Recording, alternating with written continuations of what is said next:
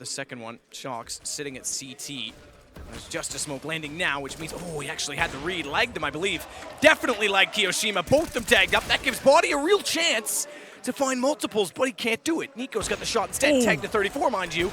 They're all very, very low, but they get the bomb down, and they're going to try and push into Shocks. Good trade, despite that he finds the first one, and it gives them a chance to reset their positions and get ready for the retake, but it's going to be a strong retake. No kits, but not much damage required to find both kills. Therefore, it's the pressure on FaZe to find the first shot. Smoke gone, Apex in the lineup, can't hit the shot. Kyo goes down, it's on to Nico, and Apex rounds in to find him quite quickly. It will go 9-6. It will indeed. A much needed round there from G2. I have to say, they're not looking as in good form as we've seen the rest of this week. This is actually looking a bit of a struggle. Maybe a bit tired there. Kenny S not looking his best, and the aggression from FaZe shutting them down. They had a good system to block that banana aggression. The double orbs wasn't as strong as what we've seen so far. So FaZe will win the half 9-6, but G2 always going to be good on Inferno. I'm sure it's still anyone's game. We'll take a quick break and find out who takes the second half.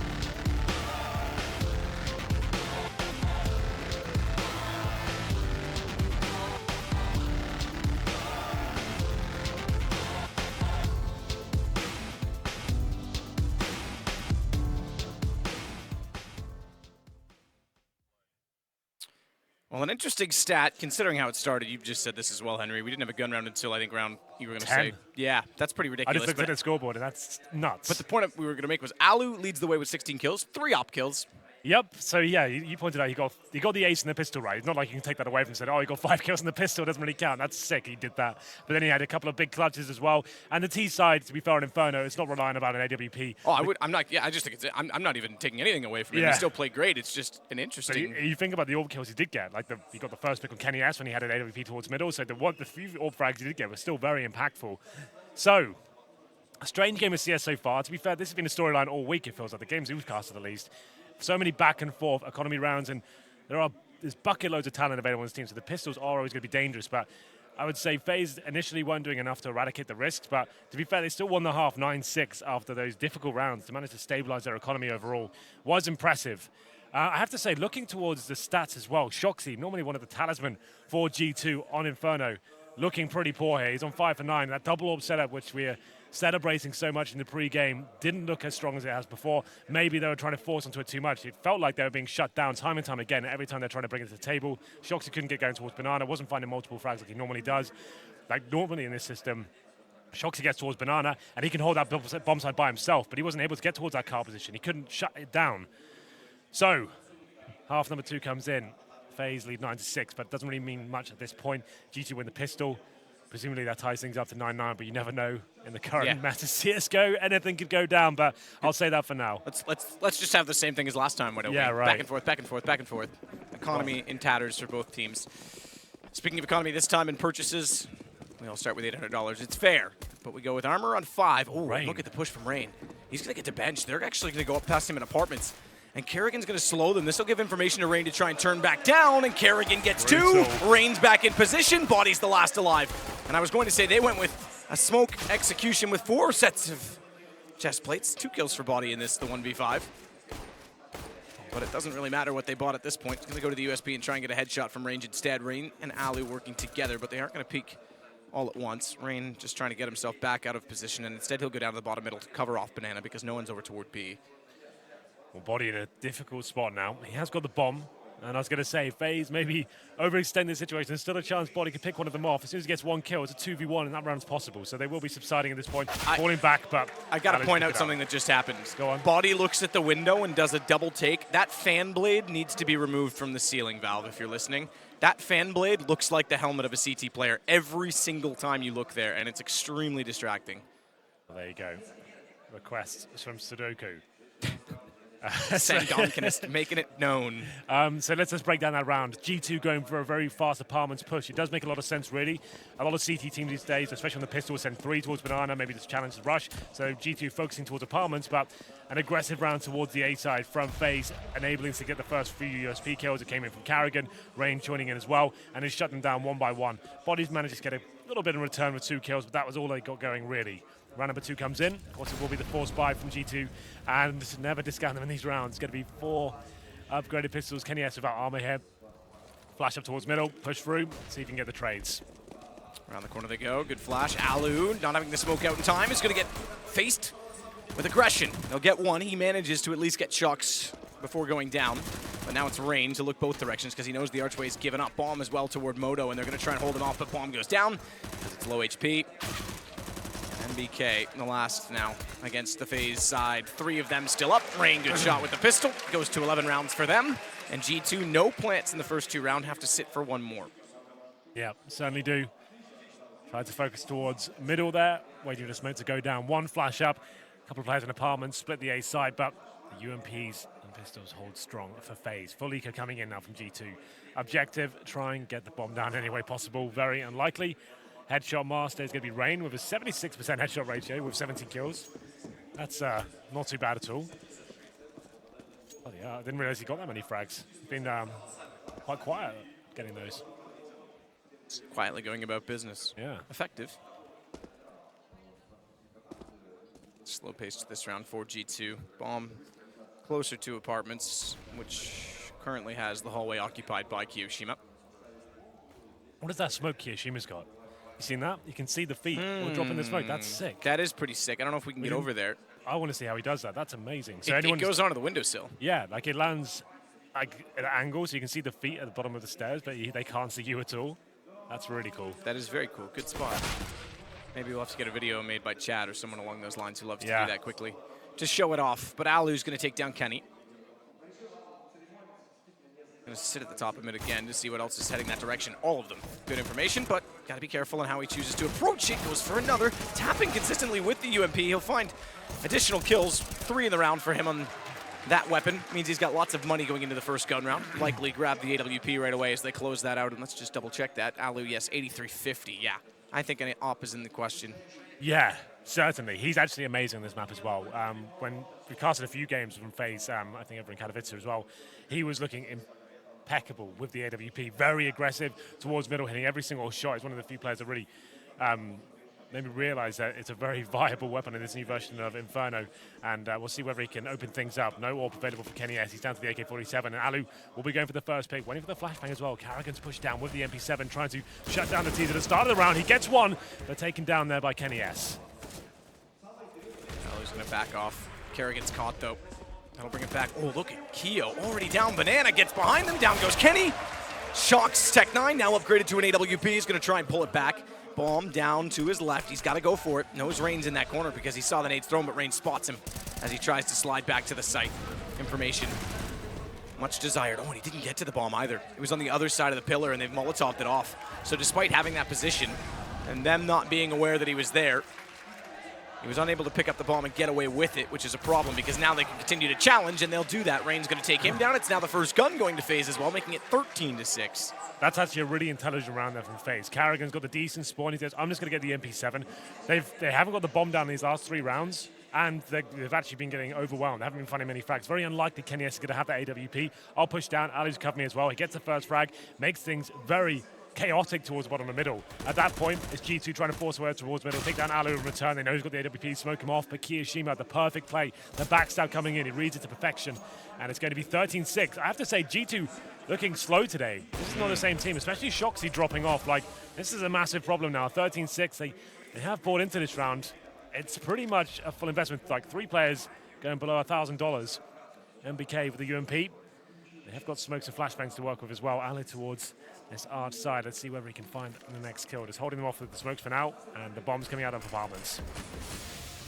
Rain backs off, but Keo steps forward. He only manages 1 with the flashes coming out, and Rain's got to be careful, blinded. As he finds his way in the site, it's body to get both on the entrance. Alu does make up slightly for it by taking shots, giving room for the rotation to come in from the arch side. Finally, a bomb goes down for G2. Gap for Alu to work with. Tries to look toward the pit. Oh, overreaction. He was there and flicked too far to the left to miss the shot onto Kenny's head. Karrigan there waiting for position inside of apartments. Boost from Nico to Alu. He knew Kenny was in the corner. Very well coordinated, and now Karrigan jumps down to take the second player in pit, or does he? Doesn't quite land the shot. It leaves Apex in position. Nico does follow it up. But time is ticking below the 10-second threshold. They've got a kit, they've got the kill, they've got Just the time. Yeah, very close, but just barely get on it. Oh, I take it back, the timer. They got it. Oh, they did, okay. Whew. Chill out. The reaction threw me off. All right, calm down. I thought it went the other way. There was a reaction, and the timer disappeared because okay, all right.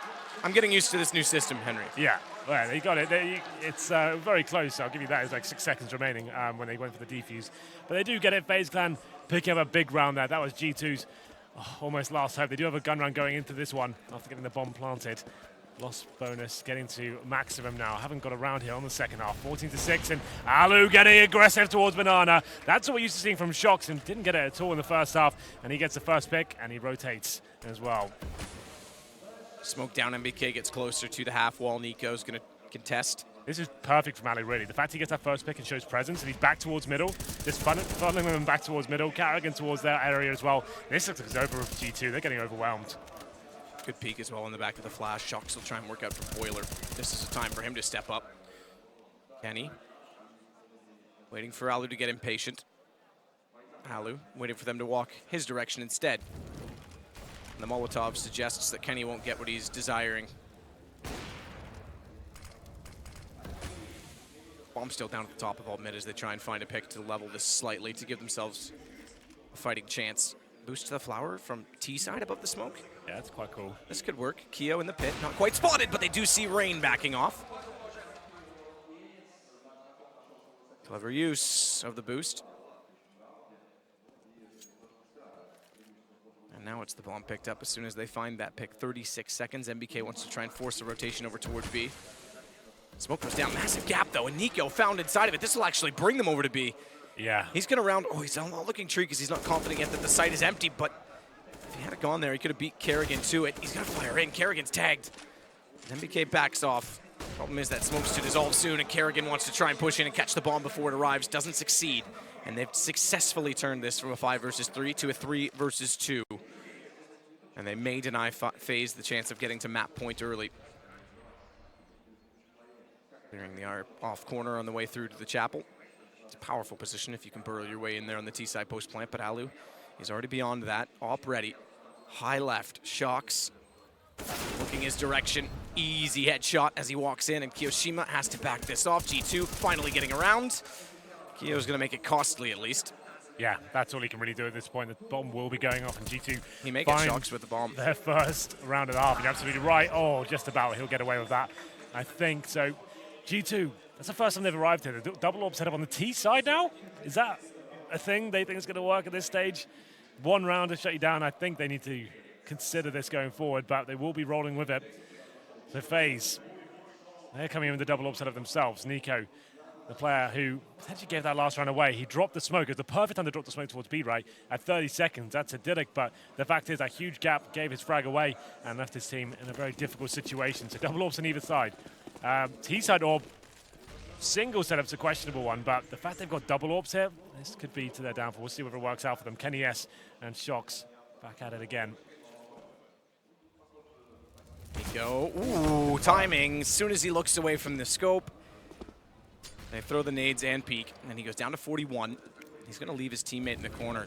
This is a risky position for Kerrigan. He backs off expecting that Molotov to go his direction, but he's going to hold this B side alone. UMP finds the first kill, tries to swing out.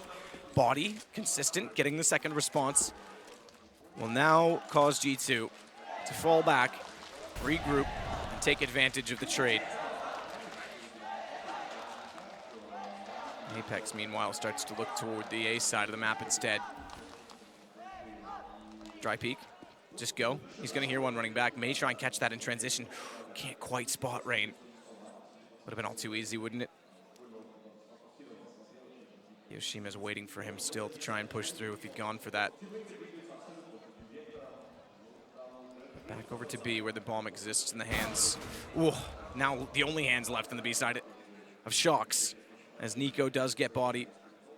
Tight angle on the AWP. They need to get rid of one of these orbs now. This is going to be a real difficult round for them.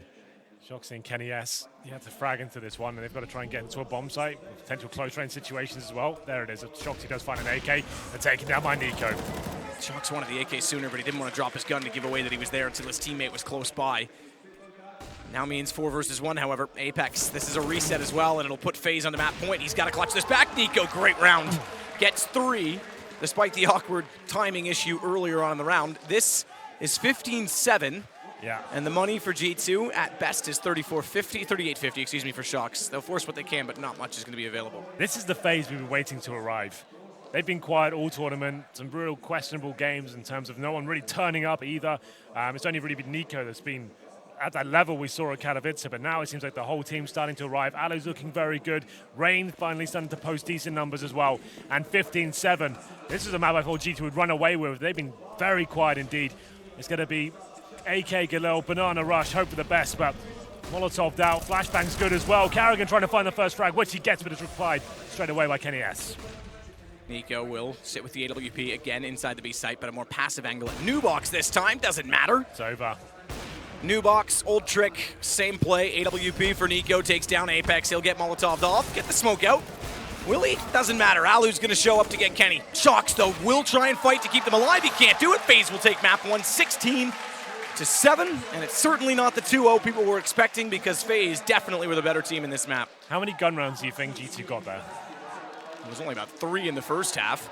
Yeah. Maybe 2 or 3 in the second at best. Yeah, it wasn't great. Do you remember that back and forth they had in the first half? I think they got 4 in total in terms of like the pistol and back and forth exchanges. I think there was like 2 gun rounds in total. Poor showing on the second half as well. To be fair, G2 never felt like they arrived. That's not the team we've been watching all week. Shoxy didn't even arrive on the server at all. He's been godlike all week, and he looked poor, but can't take anything away from FaZe. The whole team looking very good. Some questionable decisions, and both teams looking slow to get into this one, but 16-7, that's a huge scoreline for FaZe to take Inferno as well. And Nuke next. G2 need to be ready. Thorin mentioned it, they've been decent on the map online. Yeah. But this is very, very different, and Train coming up, we know FaZe at Katowice was able to win the tiebreaker on Train. They were successful enough on it that people were trying to avoid them at some points in that tournament, giving them a respect ban. So FaZe is actually in a reasonable spot right now. They've suddenly turned it around. All they had to do was show up as a team, and they definitely proved they can. G2, on the other hand, went from being a great team all tournament to not really showing up at all. The thing I'm happy about with FaZe as well, they haven't gone to 8-1 down and then they've relied on Nico to find a massive clutch. They've actually looked phenomenal across the board. Like Alu's had some really big moments as well. Rain's posting really decent numbers. Nico, he was good, but it was a kind of average game from him, to be fair. And that's good news considering the massive scoreline. Well, there's only one man on the planet that's worse than ironing than I am, because he once burned his shirt. His name's Alex Machine Richardson. There is no response to that because it's absolutely true. But yeah, I mean, seriously, just hang it up in the shower or something, Matt. But not a wrinkle in G2's gameplay there. And excuse me, it was FaZe that picked that one up very convincingly. Now I'm just going to throw it over to these guys because we haven't got an awful lot of time. and it was spectacular to see FaZe exceeding all expectations. Everyone here on the panel expected at least Inferno to go the way of G2, so I'll kind of throw it to the wolves. I'll start with you, Duncan. Are our expectations met? I mean, it was two different teams from what we saw in the Swiss system, because first of all, for FaZe, everyone showed up. This is the potential that FaZe has, and which they disappoint on when they don't deliver on that. I mean, Rain and Alu were probably the two worst players of the fraggers in the team the whole tournament long, and Alu just went off in the first half. Rain was really alive. Then you go over to the other side of the equation. G2 were the guys when Janko brought this up. They had everyone in the top of the stats. Everyone was fragging insane. And what's bizarre is it's not like that was totally not present. Like every single eco, it felt like they had a chance. And then every main gun round, they were barely getting any of them. I think Henry said they got 5 in the whole game or something crazy. So really, really bizarre, almost sort of Jekyll and Hyde performance from them, I think. I mean, the issue is, like, just right off the bat, those trades of eco rounds early on in the half, that always favors the T side of the team because the CT economy is much harder to maintain. And as well, it just kept delaying when, you know, Kenny could get the op, when Shox could get the op, when the double op setup was going to come out. It kept denying the things that G2 wants to be able to do on the CT side. And that's just part of, by the way, we know this is a strength of FaZe, is their force buys, their eco buys when they have Deagles, Tech 9s. We know they're very strong in that, and it showed here. And even though these rounds traded, I mean, it's always to the benefit of FaZe there, and they won a lot of good clutches as well. For me, the most impressive thing was that even despite losing that many rounds to pistols, FaZe still managed to every time win like the gun round and regain control of the economy. It seems like they were so well prepared on how to play against G2 when it came to the gun rounds. They didn't focus enough on like playing the anti-ecos and the anti-force buys against pistols because that was pretty abysmal early on. Henry said 4 or 5. I think G2 maybe won 2 or 3 true gun rounds. Like most of it was like half buys or maybe just having one M4 saved and an op. And you can see even in the second pistol round, FaZe was so aggressive, definitely caught G2 off guard with that close apps and window room play. Oh, and that mid push. Right? I mean, in the first gun round. Yeah, just setting the tone of that second half right off the bat. And I mean, G2 just couldn't handle it. There was no response for them. And a team that looked so good tactically in the group stages of the Swiss system, they just got massively outplayed in this. One factor, though, that I do think means you don't just abandon G2 already and just say, right, they were just like Na'Vi and they're going to get beaten 2-0 now, is where was Shox in that game? He almost never showed up, and he kept trying to AWP, and that wasn't really working for him. So it's not as though the pieces aren't there for the G2 guys. And when we switch to Nuke now, I think the key detail is that it's not as though Nuke's like the #1 map for FaZe. Yeah. So I think FaZe, if they can keep this, if they can maintain this form, I mean, obviously that they're the contenders people wanted them to be, but I think for G2, it's not as though they were in like a match where they went to their full gear and FaZe just outlasted them. I think some of the players here, I mean, Shox is obvious one here. MBK can have a bad performance like that. You can't have 11 kills from Shox if you're going to play a team where all their all-stars are on. Also, something that we forgot a little bit about is the French and the first game of the day thing. Like,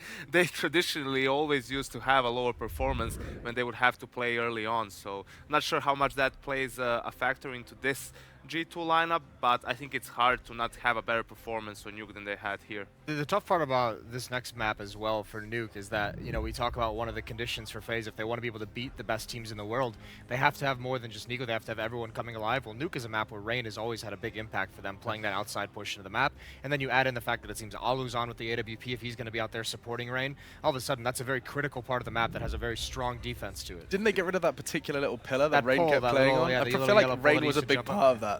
And it's also like one of those maps where even if you're like a less skilled player, you can still be a specialist for the upper bomb site, right? We always regard, like, for example, Taz, one of the best players to hold the upper bomb site, even though he's not like the best player on his team. So that's something where Kerrigan can also have a pretty good game on the CT side. FaZe have shown that they have a lot of depth on the T side as well. They know how to, you know, have a solid game plan, how to use the rounds that they want to bait reactions from their opponents and then exploit that further. Obviously, that's going to be much harder against G2 to even have a good start because they have so much skill on that team. Their CT sides are kind of naturally strong. It is a little bit depressing in a way, though, when you look at FaZe in the group stage and you say, why are you picking Cash so much? Because you look at how well they play on Inferno, you look at how well they played on Train at the end of the group stage, and it's just like you massively overestimated yourself on Cash. This is not the same team we saw. Or they're doing some mad meta where they're just hiding their good maps until they get to the playoffs. I think it's a matter of preparation because in the Swiss system, you can't really know who you're going to play initially. Here for G2, they could have like surely known like some of the maps they could have like specifically prepared for just G2 in the group stage. You focus more on your own game, and maybe coming into the tournament they felt like Cash was stronger for them than Inferno. Now, you did raise it before, Duncan, but we saw a similar situation over in Atlanta where Buzz surrounded Na'Vi after their group stage performance and then proceeded to get shut down over into the playoffs. Sure. Now, are there some parallels to be drawn there? I mean, you say Shox didn't show up, but surely they did also meet similar kind of opponents and similar kind of results. The difference is, actually, if anything, I give Na'Vi a bit more credit. They did play the #1 team in the tournament, and they kind of got the worst draw possible. I actually think this was a pretty solid draw for the G2 guys. Not the best one you could get. Obviously, you'd rather have CLG, but within the realms of what you saw in the first system, you'd be happy taking on FaZe. I think the bigger issue in this performance here is that I actually am amazed that G2 won all 3 games in the group stage, because even when you thought of the potential of the team, it is based largely around fragging. And people, like, if we're talking about chemistry and we're talking about team play, a lot of that's like unspoken stuff, it's not prepared stuff, it's not set stuff. So in that sense, they should be more mercurial. Now, this is a ridiculous low to go that far down. You wouldn't expect it to be that bad, you know. You'd think, yeah, you could lose a game where you just got out-fragged. It's the idea that Shox doesn't turn up whatsoever. Now, that's just so rare that that happens. Even in the bad G2, you know, you could always expect a certain level from him. Also, what was peculiar about that Na'Vi run at the major was that they had an amazing CT side every time, and then they would only need like 3 or 4 rounds on the T side. G2 even had against Hellraisers that amazing T side game on Cobble.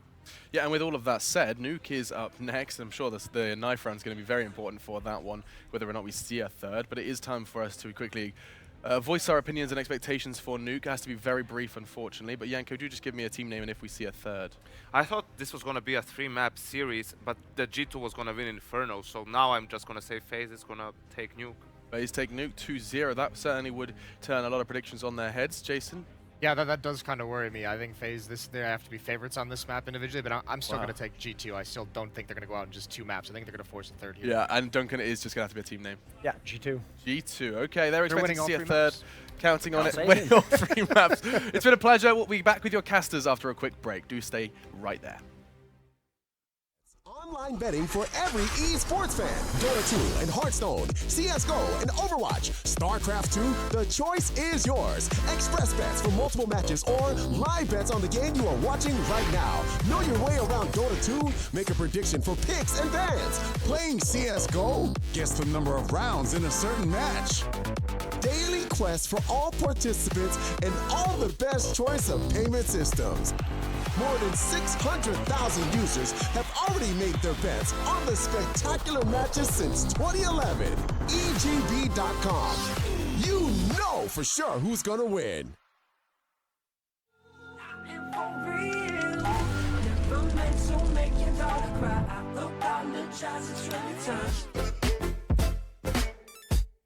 Yeah.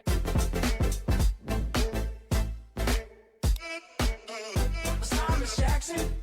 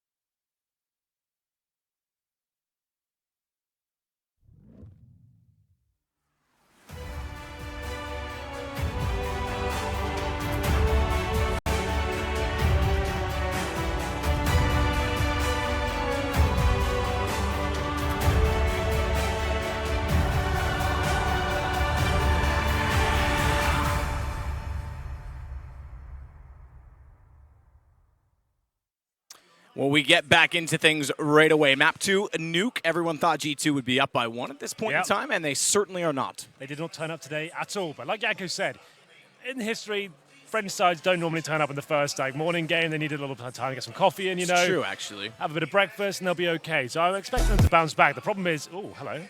The problem is they need to. I thought Inferno was them, just like all day long. I didn't think they'd be dropping that map at all. I thought it might be a bit closer, but still, that was very convincing for FaZe. Moving on to Nuke, considering the kind of form they're presenting today, all 5 players are turning up. We haven't seen that all tournament long. They're actually looking very good, and I feel like they could get this 2-0. G2 need to wake up right now. Yeah, they could actually turn this around. And the weird thing was, when I sat down and looked at it last night, and I thought, okay, look, G2's having the tournament of dreams. Yep. Great group stage, finally arriving. And I thought, there's got to be a point when they get to a challenge, which they haven't had much of so far. You weren't getting on the hype train as much as I was. No, and I'm the kind of guy that, like, you can have 1 or 2 good games. Like for example, I said Rush and who was the other one I said at the time? I think I said Stanislaw. Okay. No, I said Nafly could have breakouts in 2017. Everyone was like, well, they already broke out. For me, I need more. I need consistency. Go. It's like saying with the Astralis era. Well, the era's got to go for a period of time. So it's the same thing with G2. It's great that they're having a good event. I can get hyped about that, but I can't fully get behind the consistency factor yet. And I knew at some point they would be challenged. Whereas FaZe, they already had a decent run at Katowice. They've been improving, and they haven't been in this tournament at all. At some point, they've got to show up. It's just statistics. Sure, it's very easy to get caught up in all the romance of G2, like obviously all the legendary names finally together and showing us amazing form in those first 3 opening best of ones. But now this is where it's really crunch time, right? They've got to play best of 3s against some of the best teams in the world. FaZe, after beginning the finals at Katowice, managing to actually show up today and show us that Rain can actually perform in this tournament. He's been absent all tournament. Alu has been okay, but this was an MVP performance from him in the previous game as well. Inferno proving to be one of his absolute best maps. I've said it so many times now. He seems to be dominant on that, winning clutches with the AK, aces and pistols, and finding amazing form in the AWP on the CT half as well. So if he can continue that form towards Nuke as well, it's going to be difficult to see him being shut down. Shoxy, for me, hasn't really been in this map so far. We've only seen 1 so far, right? So he can always bounce back, but that's one of the worst performances I've seen from him in a very long time. Is this the knife, presumably? Yes, it is. Yep. Be a weird pistol round like that. Yeah, all 5 outside, walking around with nades in their hands. We got some shadow daggers for NBK. They were all the rage. There is a different draw speed on the knives. Someone posted that. Yeah, and when you pull out the shadow daggers as well, actually tilt your screen a little bit when you pull them out. Yep. It sets the crosshair slightly off still, I believe. It's weird, isn't it? Yeah. It's, but I think it's the bayonet is the slowest to draw, and the flip is the quickest. Is that right? Flip? Something like that. Yeah, it's not like that it 0.1 matters. second. Yeah, It exactly. really doesn't matter. Consistency valve. We need more of it. Anyway, who won the Pathetic. knife round and all that? Don't know. Didn't watch. Well, Couldn't tell you. I think G2. So this is one of the maps that, when it first came in, was actually very CT-sided when people were still working out the player. Obviously, the options there were more options for the teams to actually step up and actually get towards heaven quicker and have the options of secret as well. The smokes. It's starting to be a very balanced map overall, and you can see the huddle coming in there from FaZe. Well, it's FaZe indeed that's in the huddle, and them with it all to do. If they can show up in the same form they did last time. I mean, to be fair, that game could have gone such a different direction the way it started out. The back and forth affair with the economy, the 2 pistols won by G2, or the 2 eco rounds rather, to be specific and more clear. That could have gone the other way very quickly, and I think FaZe actually benefited from the way that all transpired to get the economic advantage and limit G2 from getting the double AWP set up sooner. Well, to be fair, even when they had the double AWP set up, it looked poor. It didn't look as good as it was. Like, they haven't really been challenged on that so far. But the thing is, in the Swiss system, right, you never know who you're going to be playing, really. You don't really have time to prepare for them, right? So that's why every time going into it, you don't know what map you're going to be playing. When you're playing a best of 3 and you know what your opponent is the next day, you can actually prepare for certain things. You know G2 have been playing Inferno, looking very good on it. Carrigan's had a chance to work out their system and say, okay, this is their tendencies, this is how we can actually prevent them shutting us down with the aggression of the AWPs. And it looked like Shoxy couldn't really get going there at all towards the B side. So this is when it comes down to it. Like in best of 1s in the Swiss format, it's easy for them to run away with games. And now this is the true test going forward as to whether they can be a dominant force as to what they've shown so far. Huddles look like they're expired, and it's going to be FaZe on the T side and G2 studying, I guess, on a slightly favoured CT side, depending on which way you're looking at. Nico's looking jovial. They've had an amazing first map, so we'll see whether they can continue that form going into the second one. This is one of the maps as well Rain's really, really good on. So strong on the CT side. We'll see whether he can continue that form. Obviously, Alu, amazing performance in the first game, I should say, and he'll be AWPing against Kenny S as well. Kenny S had some decent rounds, but see whether he can step it up here. just when G2 need it. So G2 CT. What's your opinion on knifing for sides in a best of 3? I think it should only happen on the 3rd map, personally. Yeah, I think whoever picks the map, you play the opposite side, right? That's the way it should be. It's your map pick, you go on your least favorite side first. I think that makes sense, and then you're absolutely right. In the 3rd map, you do a knife. I think that makes sense. Well, G2 has had the benefit of starting CT side both times on 2 maps that are still CT sided to some extent. To some extent. Not as bad as they used to be. But that said, they also lost the CT side on Inferno. Yep. Certainly can't afford to do that here. So we'll start now. Armor on everyone except Kerrigan. So 9, 5 CTs. And then the 1 smoke for the Ts to try and execute with Rain and Alu. Just started off Nico and Rain Good lord. to close it out. Not entirely. They've still got Kenny to find, but a 1 versus 4 as he drops down to the upper site. Yeah, that's pretty much over, Matt, I'm afraid. He's got 4 kills to find. And although the bombs are planted and he's got a silent USP, he needs to be hitting these shots. He's going to stand any chance. Can't land it. There's 2, though. Out of nowhere, Alu and Kerrigan go down. The bomb will be planted. He's got a chance in this. Nico does shut it down the end. They got a bit exciting there as the player was planting. If Nico goes down, that's all of a sudden a 1v1. Oh, that could have been very problematic for FaZe, but they managed to recover. Recover indeed. And therefore, it is their pistol to win. Indeed. A little bit sloppy, but like you say, they still manage it, and therefore find Stead to take this forward again with economy in their advantage. They need to avoid what happened on Inferno, and therefore being ecoed right now. Yeah, they tried to push towards lobby and the hub position, but it's shut down by those Glocks. Left, right, and center. Will be the force buy here return, and it's a very similar tale to what we saw on Inferno. The Eagles 5-7 CZs. It's a default round, but actually towards ramp that FaZe will be focusing towards, making its way towards heaven. That's Alu. They need to be careful of the refractor. That's a problem for FaZe in most of these anti-eco rounds, not being able to have refrag potential, getting a bit ahead of themselves. So look what they're packed up right now. Apex will be trying to get something in return. Done a bit of damage towards Rain, but that's about it. And he's actually going to get good information there, Apex. So they're going maybe back towards the lobby here. Oh, I thought he was going to nail that shot, but has to fall back. Gonna fall back into the dark spot, it appears. Or at least close to it, so he can peek the ramp and then fall in that direction if he needs to. Retreat in that direction. No rotation yet toward Turnpike. Shocks is still going to stay at Heaven instead to watch Outer, just in case they do head that direction. Got the Deagle as well for the long-range shot. Well, 35 seconds. Looks like the upper will be the final commitment here. MBK, the CZ could cause some damage. Gets a couple of tags in, but looks like he will be overwhelmed at this point. Only got 1 bullet left in his CZ. It's going to be the first 2 kills for FaZe. Body finds 1 in return, but he'll be quickly shut down. It's Alu doing some great work here once again with that MAC-10.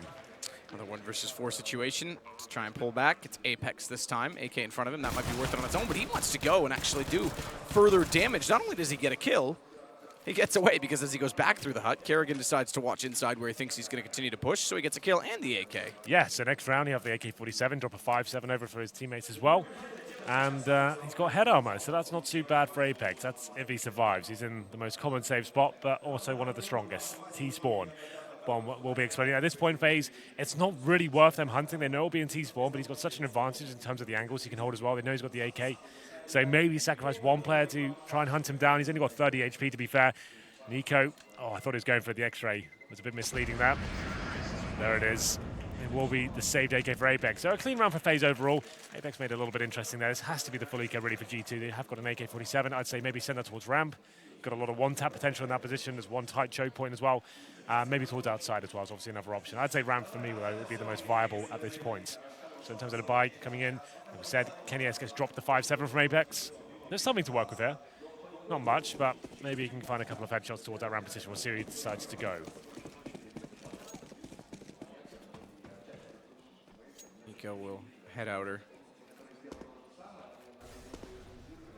He on the AK is one of the 2 bigger guns, if you will, the rifles. Rain with the other. And Apex, as we mentioned, saving his on the other side is going to be the danger man. Question is, do they play him aggressively and hope to win the round, or just try and put him somewhere passive to do economic damage and then save the gun and carry it over to the next after that? It seems passive is the answer because he's well towards CT. In fact, just rotating into Hell and over toward Turnpike now.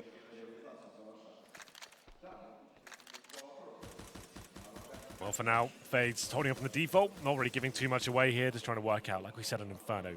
Just work out there's a stack going on, what kind of utility the CTs have, whether they've got armor. They know Apex got the AK-47. Just find out where his position is. As soon as you get that, and you hopefully don't get taken down by him, you're kind of focusing up towards the upper side potentially. We'll see whether he can do anything with the aforementioned AK. Kiyoshima committing, but gets taken down by Kenny S. It seems like that's a common trend with FaZe, but there's a reply right now from main entrance. It'll be equal exchange out for now, as Alu finds another frag. It's 1v1. He's only got 9 HP. Yeah, Apex can win this. We just talked about whether or not he was going to get aggressive with the AK or try and sit back the save. He sat back. His teammates have done such a tremendous job. He's picked up a kill. That's all he's had to do on that AK, and he's got the advantage right now. Alu on 9 is a sitting duck near the window, and G2 pick up a round much earlier than they should have. Yeah, towards the upper bomb site as well. With they throw a couple of Molotovs, but no real flashbangs or smoking off towards heaven there. They come out and allow the 5-7s to do some work. That was the drop 5-7 from Apex as well. It goes to show you a little can go a long way. Bit of clumsy round from FaZe to let it go there. That's why you want to be focusing maybe towards outside most of the time and not just going out towards upper. They did get 2 players towards main entrance, but it seemed disjointed once again. Similar story on Inferno. They're going out 1 player at a time. 1 goes down and there's no instant reply of the AK. If you're going towards the upper side, sit a tight choke point. Needs to be someone on your back that's ready to get the refrag if that goes down. Obviously you have a lot of angles to check. It is problematic that the CTs can be above you, but it felt like a little bit too easy for them. There's a replay in terms of the buy, but NES and MBK to open things up.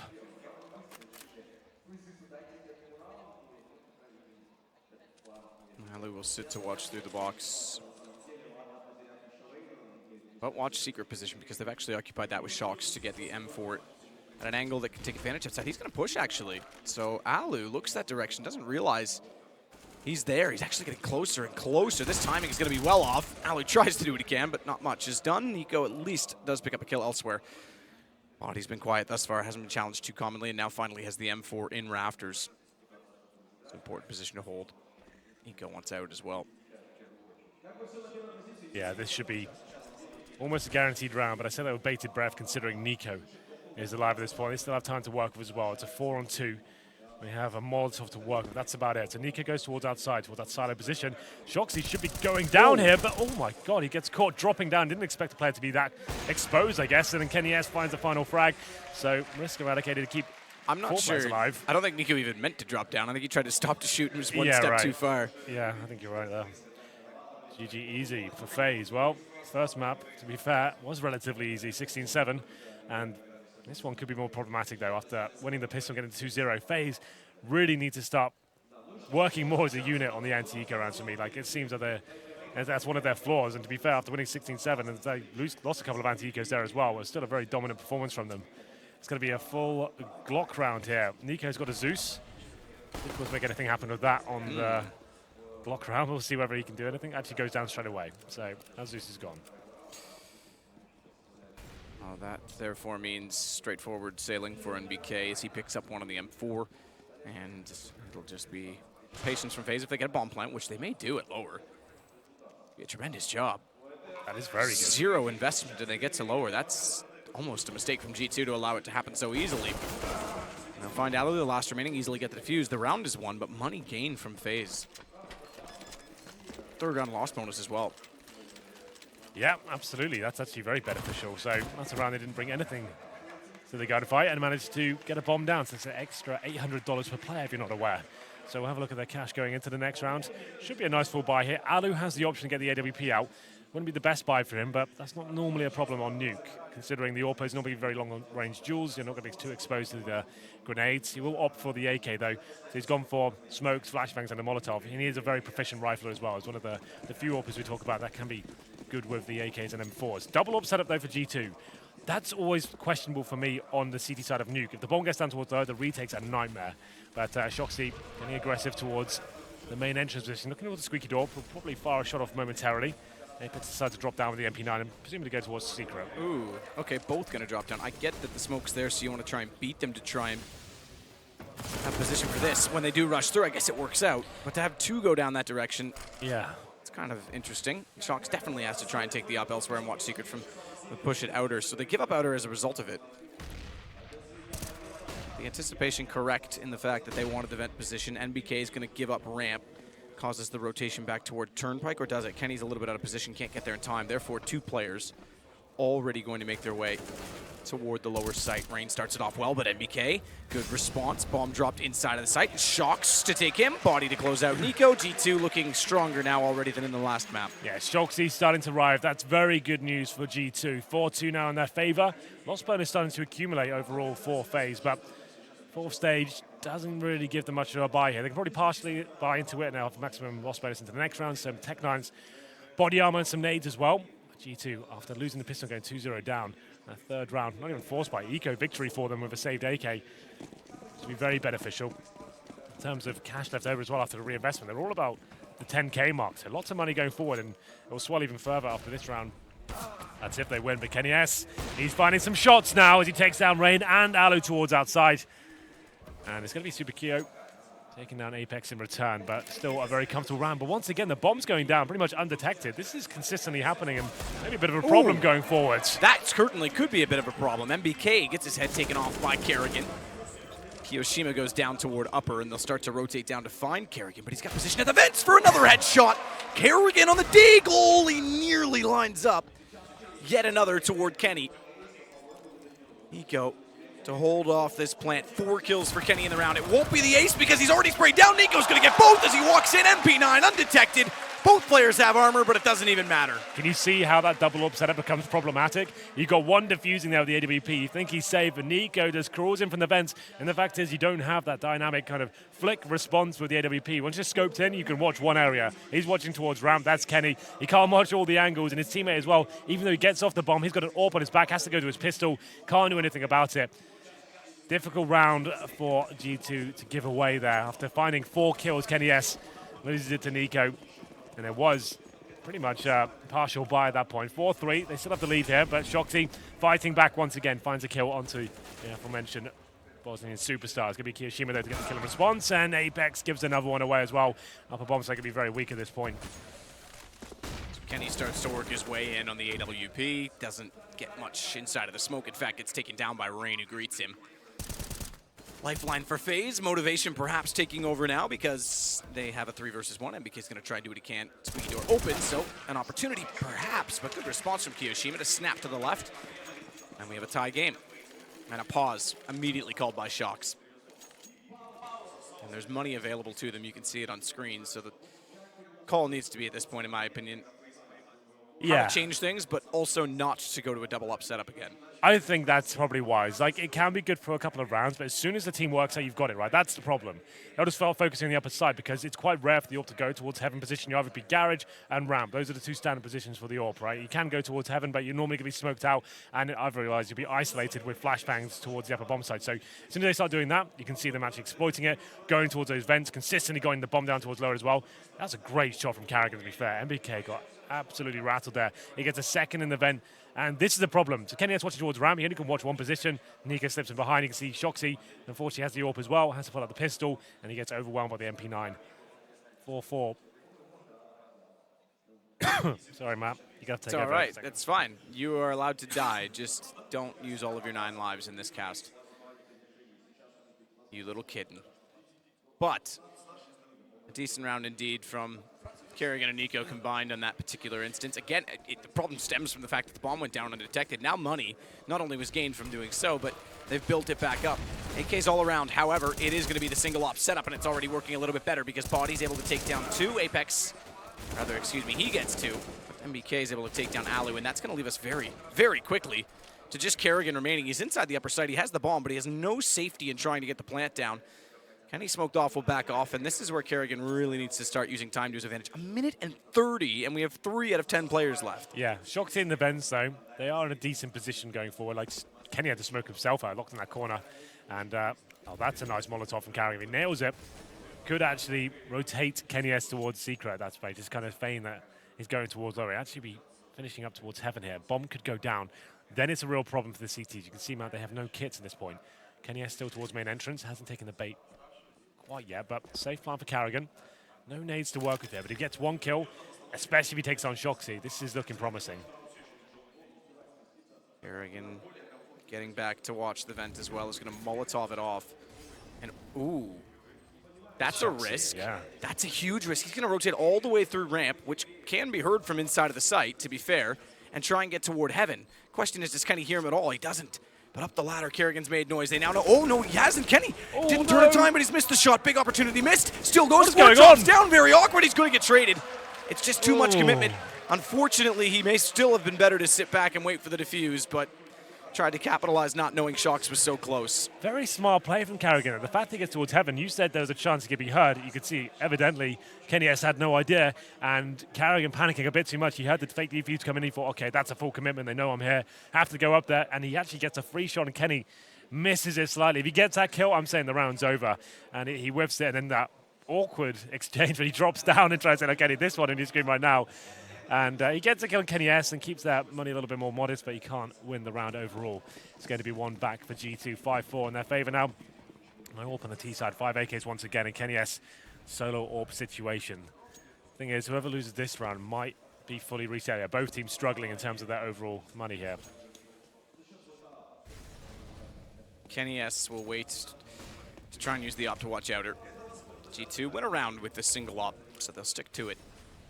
Is back drawn for FaZe, who have avoided the T-sided op thus far. Smoke to cover off Annex. Quick flash around the corner. No, Nico likes not to throw it. In fact, just goes on his own. Taken down from body.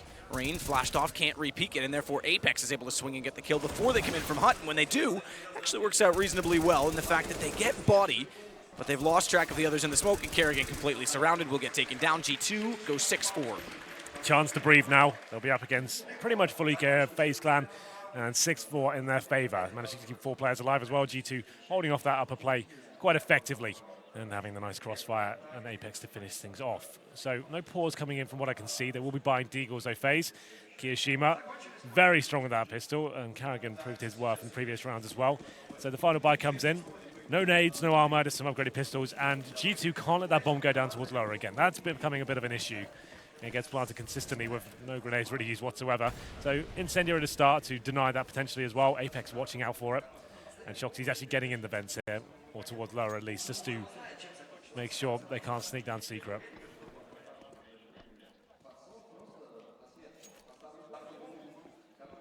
Nico will wait with a Deagle to try and watch out toward A main. Excuse me. I guess it's A main in a way. Main entrance.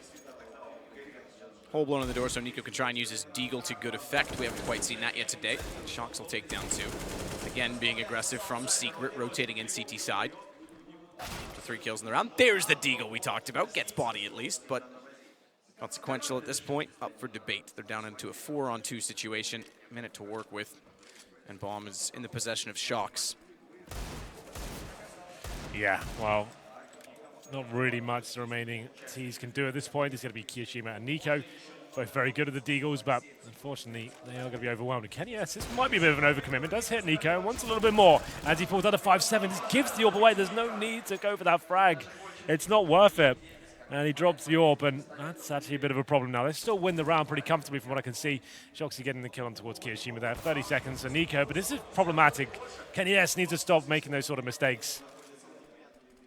No need for this situation to get to this point. Shoxy with 4 kills. I'm still confident they'll finish this one off, but this has become an expensive round for them. Yeah. Waiting for the He could just save the AWP at this point, right? Nico, 10 seconds, can't win the round. Might as well save the AWP. If he repeaks, though, on this low HP, we could have Shox getting the ace. He's getting more aggressive, but that could also mean, yep, walking directly into Be careful, Apex. 1 versus 1. Yeah, it's a 1 second, though, so it's over, but there was no still, need. Yeah, it's no still need. expensive. Yeah, well, Kenny S. Wise, you've got 3 kills already. You have the bomb, you can see it. You're the AWPer. And why are you making the round that expensive? Pushing out, he legs a player, and he gets baited into thinking, oh, I'm going to take that one. I want a nice kill here. It's almost tilting for the team to lose that much money overall. And in terms of reinvestment, it's going to cost them almost everything to get back in this round. It wasn't really required. And they pull out that double AWP setup once again. Shoxy and Kenny S. And to be fair, I haven't been a fan of it so far. It hasn't really been that successful. They've had some real stinker of rounds, but we'll see what happens going forward. 7-4, round number 12. Alu's on the AWP himself this time. Smoke in, and he's going to be rushing towards the red crate to see if he can take down Apex, and could have a chance here. May indeed. Raptors occupied by body as he's been pretty much the whole game. Kenny's going to start it, though. Good shot to find Nico. Apex watches outer. AK in hand, but Alu gets him back with an AWP.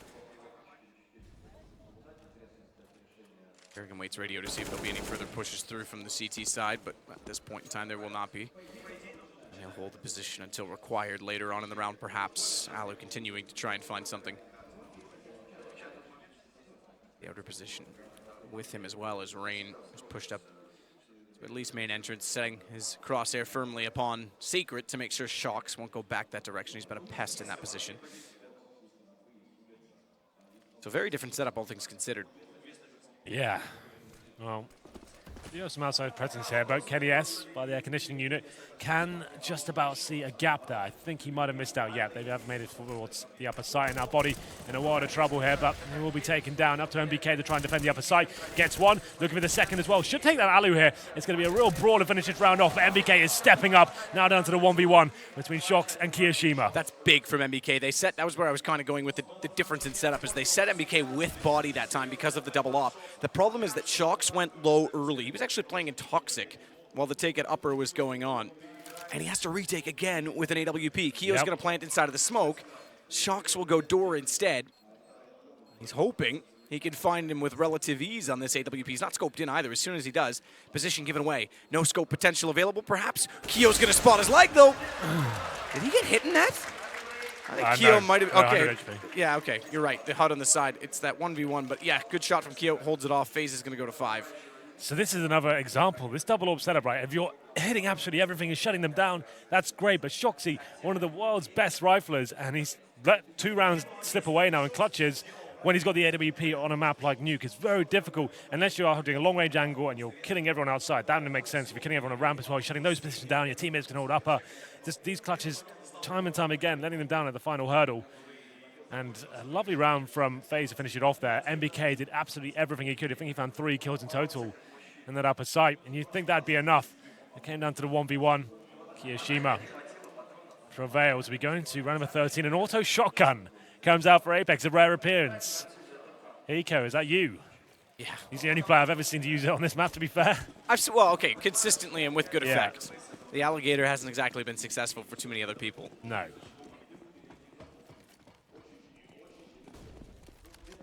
So, awkward by G2, round 13. And a fast push from Rain. No one at outer going to spot him towards Secret. And Kenny plays it big. Means Rain can get down into the site relatively quickly.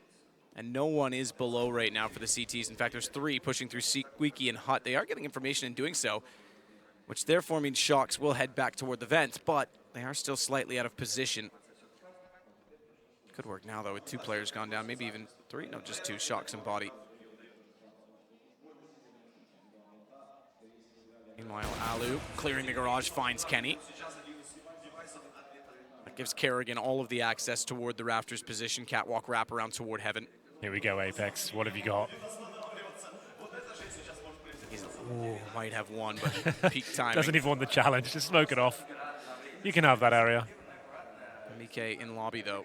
Good position if Kyo walks through here and doesn't look immediately left. Worried about that ladder above. Oh, not going to check it at all, and MBK goes aggressive. Shocks actually finds Rain. 3 versus 3. Smoke off at upper. Apex has left the position, so Kerrigan's slowed a little bit trying to find it, but MBK gets caught on the ladder. Body, meanwhile, somehow finds himself outside. Low HP on Nico. You would have thought for sure he hits that shot. Instead, though, Apex last alive. Still on the shotgun, elects to keep it, gets caught in the vents, and FaZe will find 6. They keep the half extremely level. So you had the opportunity to get the AK there, but he knew he'd be coming off a ladder, so you might as well keep the shotgun. It's not going to be affected by the aim reduction once you're on the ladder itself. Doesn't work out, and it's 7-6. FaZe pull one back. It has to be an eco for G2 here, try and save for the last round.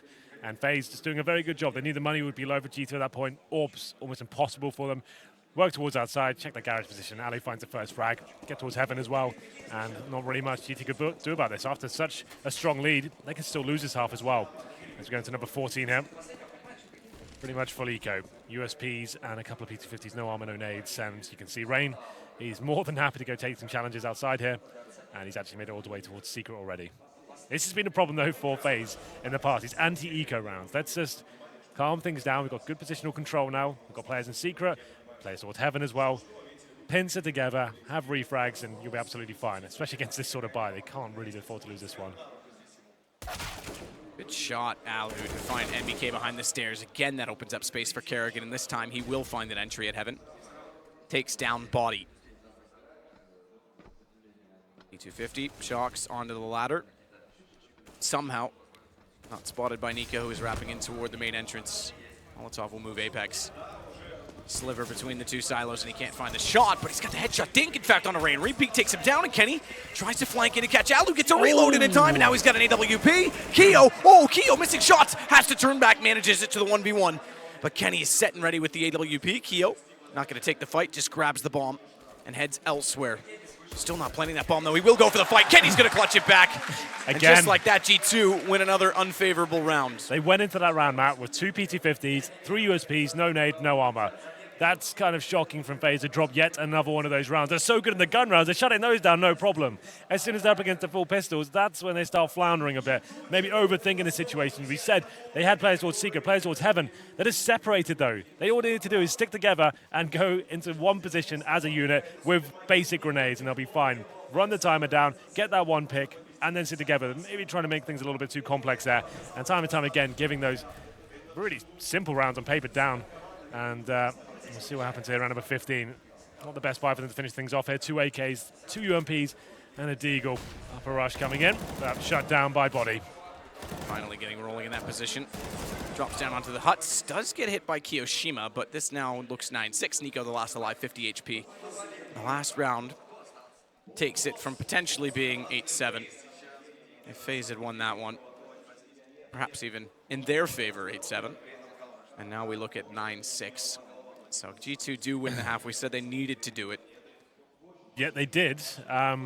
Ultimately, shouldn't be happening. Just to finish that point off, they won, I think, 2 full ecos, Matt, there, G2. Yep, which is, again, going back to FaZe's problem. That's like, they're winning the half, right? Oh, I'm sorry, no, G2 are winning the half, but I don't know. It felt like FaZe could do a lot more there. That was not good enough. Like, the fact they took so convincing the gun rounds and lose to 2 full ecos. Like, 2 PT-50s, no nades, no armor. That's shocking. Well, that said, they did win one themselves with the fact that Kerrigan got a plant below, but there's lots of little mistakes. There's lots of highlights as well, and that means we'll be right back to start off our second half of Map 2.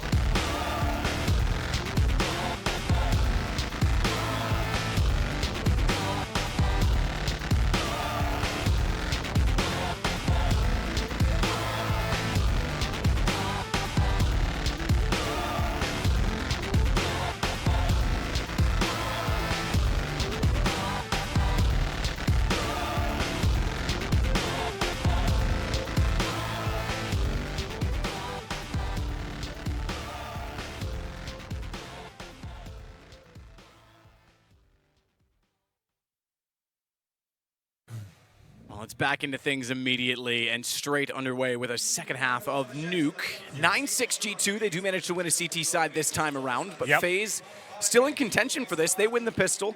They could easily tie things 9-9, take advantage, and potentially win this series, which I won't call a huge upset. Let's be fair, they're capable, but would be against the odds of prediction. From what we've seen so far, and from them in this tournament, and what we've seen from G2, you'd assume G2 are the favourites. But you weren't kind of getting on the bandwagon like I was. You were kind of saying, well, wait, it's the best of threes. And you're right. In a Swiss format, they're going to be stronger, right? They're a bit of an unknown quantity going into this one. FaZe couldn't really Did you admit that I was right for once, Henry? Well, I'm just saying, I will admit, I got caught up in the you said it.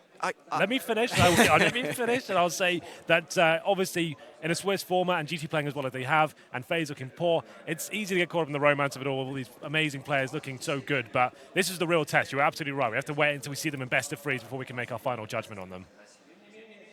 Either way, it's an improvement. I will give them that. There's no question they came into this much better than I expected. Yeah. And what maybe we expected to begin with rather than what we've learned of them. But now it's the tough test to close out this game, keep themselves alive to head on to train map 3 if we even need it, because FaZe are going to try and win this pistol, tie things up as I mentioned. Good shot from Kerrigan to start it off. Body repeaks, goes into a bullet that was already fired and therefore it goes down, but Kenny gets rain.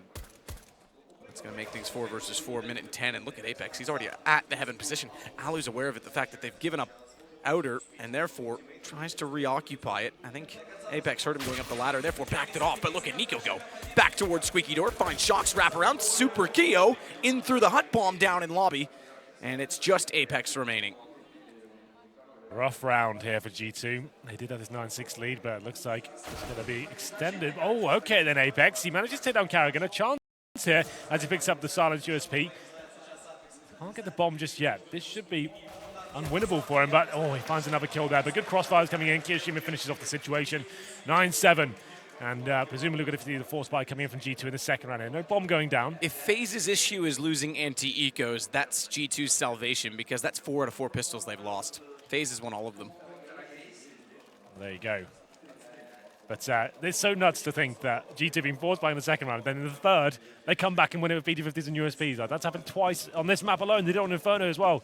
FaZe really need to work on that. That's a huge issue for them, but we'll see what happens there. It's up against Tech9s and CZs. No nades. Actually, one smoke. So they've got something to work with, I guess. That smoke can be used to ramp by the looks of things.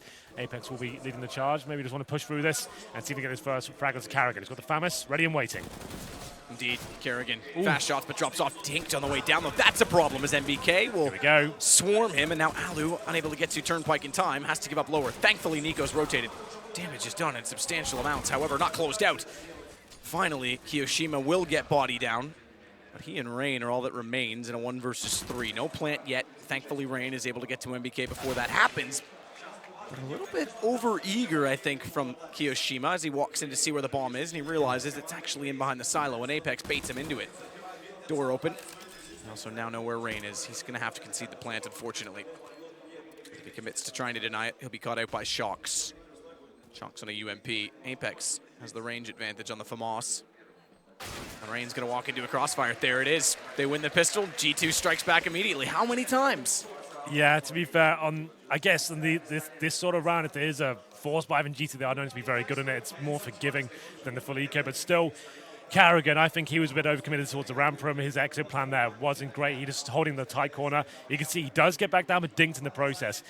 The good thing about ramp is when you're playing one CD player there, you spot the long range angle right actually on the ramp itself, and you can spot in, take a few pop shots, and then fall down and still have time to get back. He had to jump over the railing and gets headshot in the process. If he just falls back and stays alive, they probably win that round. The fact that Kerrigan goes down without anything really, that's a big problem. They go to the force by the FaZe clan in return. They do tag body up with the scout here. Rain very good with this weapon. Hits another one as well. That's MBK tagged. Damage accumulating, and therefore double scout setup. Yeah. It worked for G2 on Inferno. There we go. It's going to work for Rain to at least get Apex down. He's got to be careful, though, because he's tagged up down to 16 HP. A repeat would be costly, and Alu's going to be found. So the first of the 2 scouts down, the second one severely weakened, hindered, thwarted on his aggression. As Kenny's going to round onto his position, it should be a straight-up kill for Kenny, but he's tagged. So now the pistols start to matter. Nico arrives with his deagle, has to back off, tries to sit for maybe a little bit too long to hit the shot onto Shocks, and therefore goes down. Now it is an interesting situation. Body and Kenny S on sub 30 HP. They have got the man advantage, but Kiyoshima is looking to take that down. He finds Body, and now it's a 2-on-2 just like that. The bomb dropped as well. Bomb drop is the important aspect, because that means Kerrigan knows he can start to try and get back into the outer position. He's got to be a little bit careful, though, because he's giving up big garage. And Kenny does have an AK from that range. CZ, don't fancy it. So Kerrigan's going to back off. If Nico had even done more damage to Shocks in that exchange, then we'd have a real interesting situation on our hands. Well, Kenny S has got the bomb. He's heading towards lower at this point. We should probably check in with him. There we go. He'll get an easy plant here. No CD presence whatsoever. Just trying to bait out the player in dark spot potentially here. Wow. Shox almost does get caught trying to get information. He'll get the kill onto Kiyoshima. Goes to 50. Chance for Kerrigan, but a very tight choke point in vents to re-enter from. Makes a lot of noise. Does manage to still get Shox, though. He's on 46. He's got the high rolling HP as Kenny's only on 26. Armor, door open, AK picked up. He knows he's behind the silo. Flash comes out, he's tagged him. He sprays down, and Kerrigan responds immediately for FaZe. Kerrigan loving it. He's in the 2 versus 1 of the CZ. Rushes down Shoxy towards Deacon room as well, and Kenny S tries to slow him down with the flashbang at this point. Gives his position away by facing, and didn't really have time to fall back to a different position, and the CZ, or just said the AK, pushes him down. Just he pulls out his AK as well, and there will be a full defuse, so a rough round there for G2.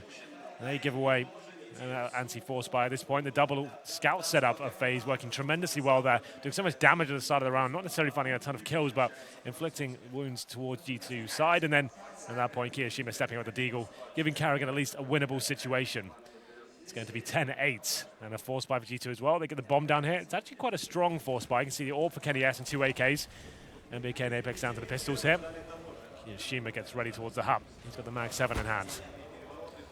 Kenny will be tagged slightly and have to change his angle so he can't quite see into a main, but he's on 52. However, Kiyoshima has already started it with the Mag 7 to take MBK. He'll play on top of Hut with a shotgun. It's not the auto, it's not the alligator. It is still effective, as too is Rain on his UMP to find Shox.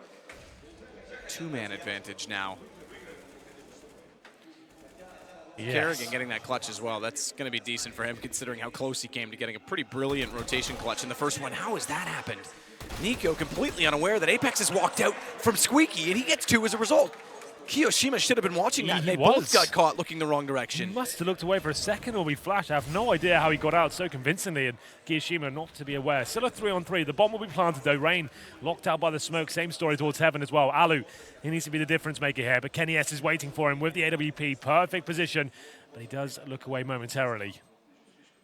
Nico's going to be rather bothered by that. Kerrigan from above. One directly below. Needs to check it as he continues to walk out. Meanwhile, he does get body. Kenny's going to try and hold off Rain. Jumping. Ooh, stops up the jump. That throws Kenny off, but not the no-scope. And it's down to another 1 versus 1. 1 HP as well. The nade. Oh, it bounces the wrong way. Bounces the wrong way, and Apex hits the shot with 1. The nade would have done it.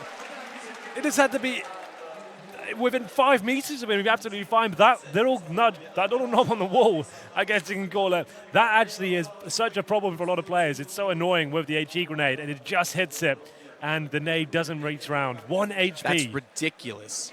And the thing is, well, the fact he threw the nade, he has that reset time before getting the M4 out. That's the play that takes him down. So he could have won in the round, and in fact loses it for him as well. Good Lord. And the nade did explode before the kill came in, so it's not like it would have been from the grave, bomb still planted, T's win. It just straight up missed. Kerrigan gets behind the smoke. Is this a full commitment from FaZe? Ridiculous game as well, in the fact that we're seeing these rounds. They've gone all in here, so they've got Deagles and the Scouts with body armor. And this could mean G2 getting back into this. FaZe, after winning the pistol, looking strong, but consistently losing to these pistols, and see what happens. Rain does find the first Deagle shot. Kerrigan, he'll be dropping down after spotting a couple of players towards ramp. Kerrigan does find one on the CZ, gets away for free as well. Gonna try and track him down. Shox will pre-fire the corner on the Mac 10. Good enough. And he gets his op toward the site. Nico avoids death the first time and refuses to shoulder peek the safe side as he tries to spray through and catch Kenny. Sees him shoulder peeking finally, but no exchange. Still, though, it's an advantage for FaZe because body has been found in the meantime. We'll force them to regroup and reconsider. Hole blown in through the door. G2 still trying to hold on to take control of this game. Kiyoshima sees the door open to get through, tries to go back with the Deagle. MBK trying to set and hit the shot with the Galil, manages to do so before a headshot is able to land from the Deagle. And Kenny's going to watch the vent with an AWP. A little gopher hole by which both players want to try and re-enter. Careful, team. Kenny's only on 18. That's true. Well, now it's just up to Alu and Nico. Bomb will be planted. They haven't got kids. They've got a smoke to work with. But I think this round after the full investment, they might want to save the AK-47 and see what they decide to do. Alu's going to have at least an exploration towards heaven and see if he can find one frag, but I think he has to submit at this point and fall back. Alu still considers his chances. Yeah, It's not going to be a full commitment. He just wants economic damage at this point. Exit kills and, yeah, back off. Decent effort, but he'll be saving that AK towards CT spawn. Same story for Nico. He's got the scout, but he'll be taken down by Kenny S. The pistols have been pretty monstrous this game, I have to say. It was range whipping things up with that Desert Eagle and make things a little bit problematic. A lot of damage inflicted towards G2 as well, but they're starting to get quite a substantial lead now as we go forward. They have got only second stage loss bonus here. So not really much you can do in terms of the buy after that full investment in the previous. They did get an AK picked up, that's for Alu. At 12-8, looking to be 13. G2 might have been let back into this series.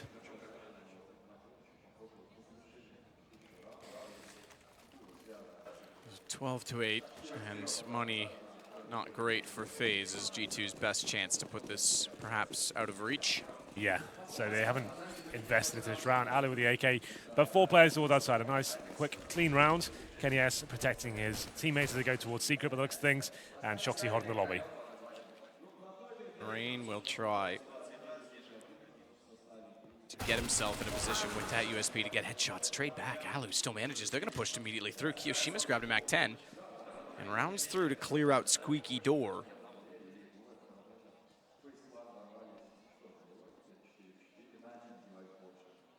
X as well has gone all the way through, though, despite that they take over lobby toward the ramp room. And it's Kerrigan that waits down below to greet him, or potentially just be caught off entirely. And he is indeed. Apex finds the shot on the AK. Alu's picked up an AK, or rather carried it still, so likely wants to save it again. Well, this round should be over. You're absolutely right. Alu looking to save. So Kiyoshima's got nothing, but he does get a headshot towards Kenny S, but that's going to be it. Body finds the final frag. 13-8 comes in, and we should be getting a decent buy overall now, full FaZe. Not sure they can get the AWP. They certainly can't. Alu has to be down to the rifle once again. Didn't slow him down in Inferno. We'll see whether he can step up here. He's going to need to do something. Lost that AK-47 so nearly they took the op out of Kenny's hands. I doubt it would have been saved anyways. We saw how quickly they swarmed onto the position outer. Rough round here for FaZe. No incendiaries to work with. One kid as well. Looks like a fast play from Kenny S towards Squeaky Door, trying to find that first pick. Doesn't get anything just yet. As he'll actually commit as well with his teammates. Smoke towards main entrance, but Kiyoshima stepping out tremendously with the M4. Much needed at this point. Time swings out a third. Takes the bomb down. Good headshot. Nico gets NBK, and it's on to Shox. And a 1 versus 5.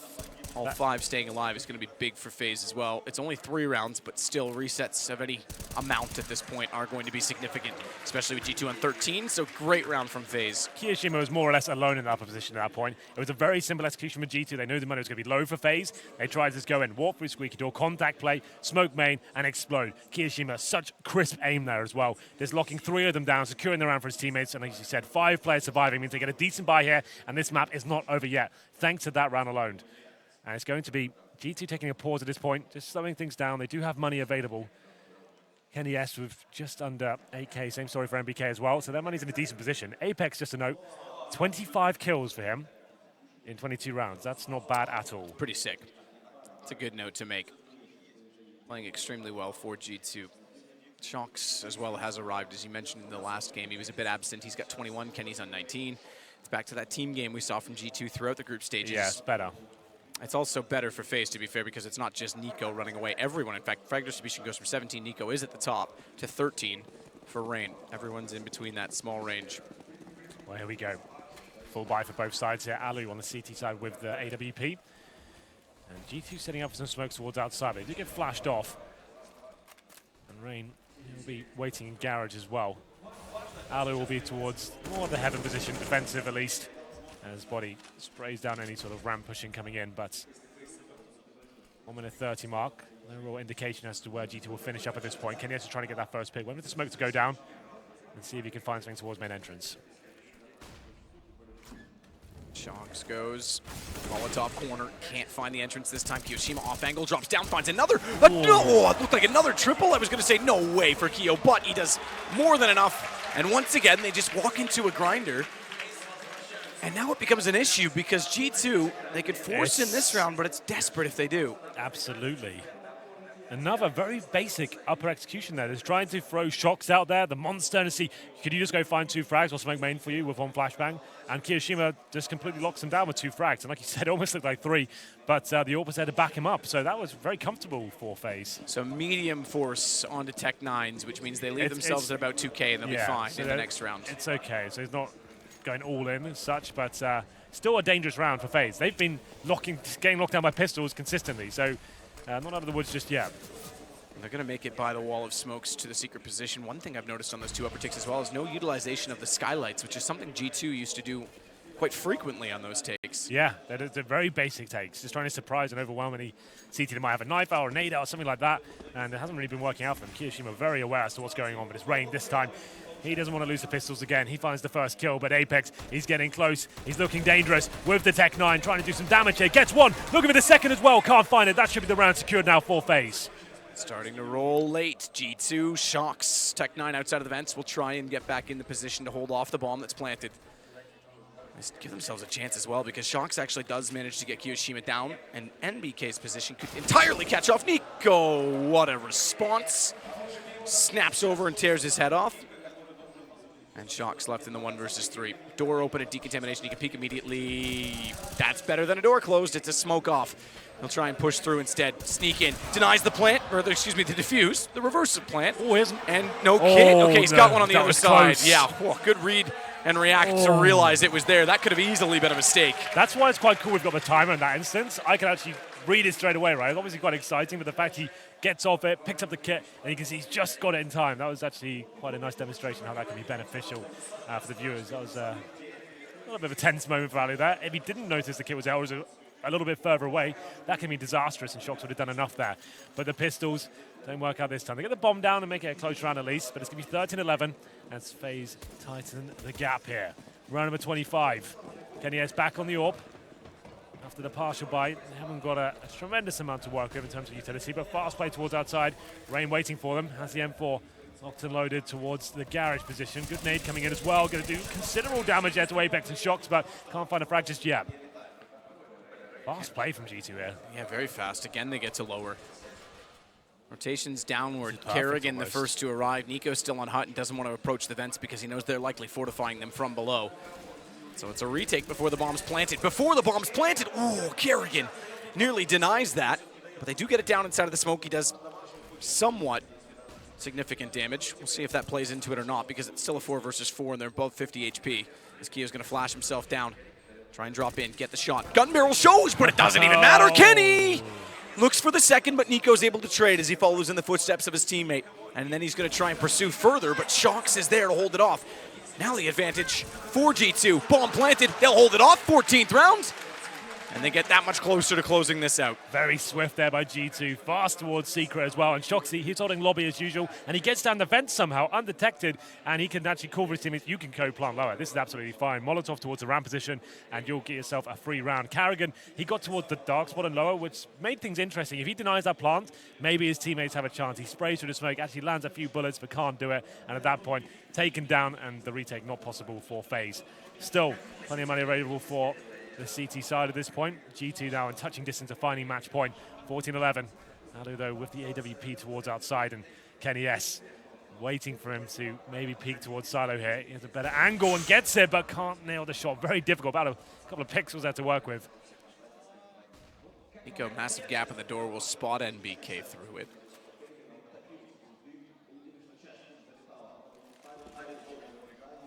Kenny, meanwhile, AWP back toward the other position, but Nico's actually started off. He gets NBK. Must have been back through the doorway. Flashes onto Alu, won't allow him to keep the scope focused upon the rapid main, and they're actually going to push through that. Kenny and Shocks are turning things around. G2 again with a lead. And Alu can't do anything about the wrap toward Turnpike, toward Hell. Kiyoshima, however, does have the bomb at lobby. They're going to try and retake it. Grab the bomb again. Body baits it out with a good shoulder peek. And this could be map point to tie the series. Indeed, 4-on-2 now. Nico and Rain, though, probably the deadliest players within the team now. Just Nico as Apex finds Rain. It's going to take an amazing round here from Nico to have any chance to do anything in this one. He's on 41 HP, got a couple of flashbangs to work with. Should get his kill on Apex, but he protects himself by adjusting his position. There it is. Nico does get taken down in the end. 15-11. Looks like map 3 could be very possible here, as we do find a match point in FaZe with almost no money for this final round. It's going to be Scouts, CZs, UMPs. Not much to work with at all. And I think if you go back to Matt, those 2 or 3 full eco rounds they lost to is going to come back and haunt them. They were looking like the better team overall. Well, and the fact that they can't convert pistols into a 3-round spread. They've won 4, and yet they find themselves in the back foot getting ecoed twice in this game. Yeah, it's not looking too good now. This should be it. G2 have ever time to close out a series. This would be the one.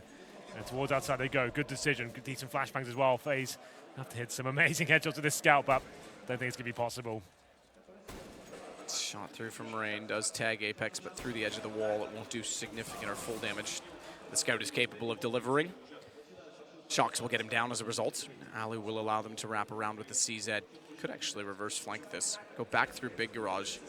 Catch them off, but Body's ready for it. NBK and Nico, this is it. This is done. Kerrigan 1 versus 5. We're going to map 3. It's going to be Train for G2 to try and make a comeback in the series, or FaZe to hold on and escape defeat.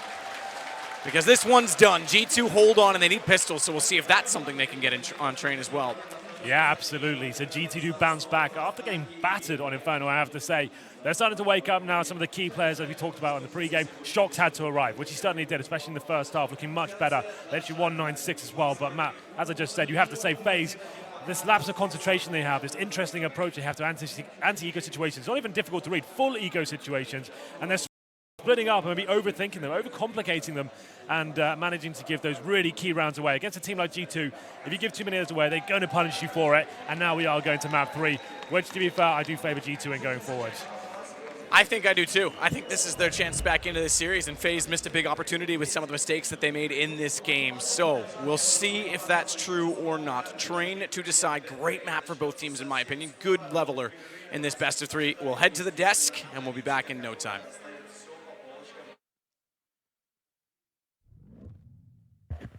Thanks, Matt. Yes, indeed. No complaints here from the analyst panel. I got myself, Thorin, Moses, and YNK. Myself, Machine here as well, guiding us along the way. And we do get a third. I don't think there's any complaints in the terms of getting to see more Counter-Strike. However, there may be some complaints from FaZe fans. An opportunity to have closed it out 2-0 into Nuke. And Jason, something's at the tip of your tongue.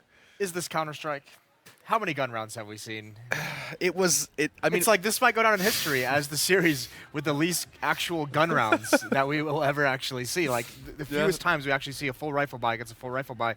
And that entire map, it's like a struggle to figure out what it is. Is it that they're who's versus anti-ecos? Yeah, is it they're bad at anti-ecos? Is it they're good as pistol? It's probably a combination of both, but like you have to imagine both these teams are looking at these anti-ecos and just being like, we need to fix this. We need to fix this immediately. Why didn't we talk about this, Yanko? Didn't we think about this? That both teams are incredibly proficient with that Desert Eagle, with those pistols. Might also go down in history where, as a map where a team lost a round to 3 USPs, 2 P250s, with no armor, having all the grenades, and all the guns that they ever wanted to in the world. That also doesn't happen very often. I've never heard you whimper the way you whimpered in the green room when that happened. It I'm actually just sounded a like broken man tears at were this coming. point. I'm a broken man. The amount of like shit anti-ecos I've seen just hurts my brain, because this is where FaZe lost the series. Like they had, I mean, you have to remember, FaZe won all the pistol rounds so far. Yeah. Like even though sometimes they would lose the anti-eco, they still win the pistol rounds. So they always have like a good foundation, a good basis for a strong start. What happens if G2 wins like a pistol, just a single one?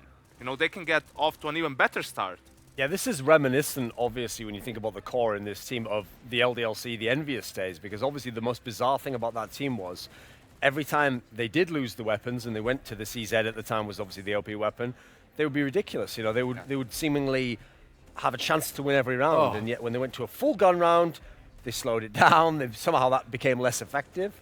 I think a key detail in this series is it was very unlikely we were going to get 2 maps without anything from Shocks, and in this game he arrived properly. He was on the scene as you'd expect him to be, and now we're up for a real third map. I think also it showed some of the deficiencies in the defense that G2 brought out here on Nuke, wanting to do that double op on a map like Nuke, because it actually felt like, you know, when they had it out, they almost like played better. It almost felt like they were beating G2 worse than or much more than they actually did. It's just or excuse me, G2 was beating FaZe much worse than they actually did, but FaZe was winning so many clutches. And it's when you get into those late round situations where you have to be mobile around the map and you're losing track of where all these players are, that's when that double op setup is really hindered. That's when it's so difficult to win those. I mean, you could see Nico coming through the vents and you have an op and they basically have one shot and they can only pick one angle to really watch. You can't be as mobile as you can with the M4s. And as you're seeing here, Kiyoshima did a really good job at the opposite here. This would have been over a lot earlier, actually, but he just one-man held it a bunch of times. Thing is, though, that this is where I always find it funny, where people have like almost like a strange attempt at logic. So, for example, after the first map, people were thinking like, come on, how could you overrate G2 after 3 maps?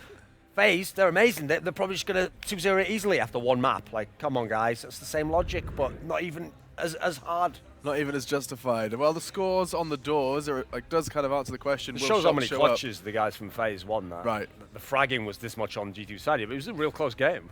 Very close indeed, but you are seeing one recurring trend, and that's the man on your screens on the far left.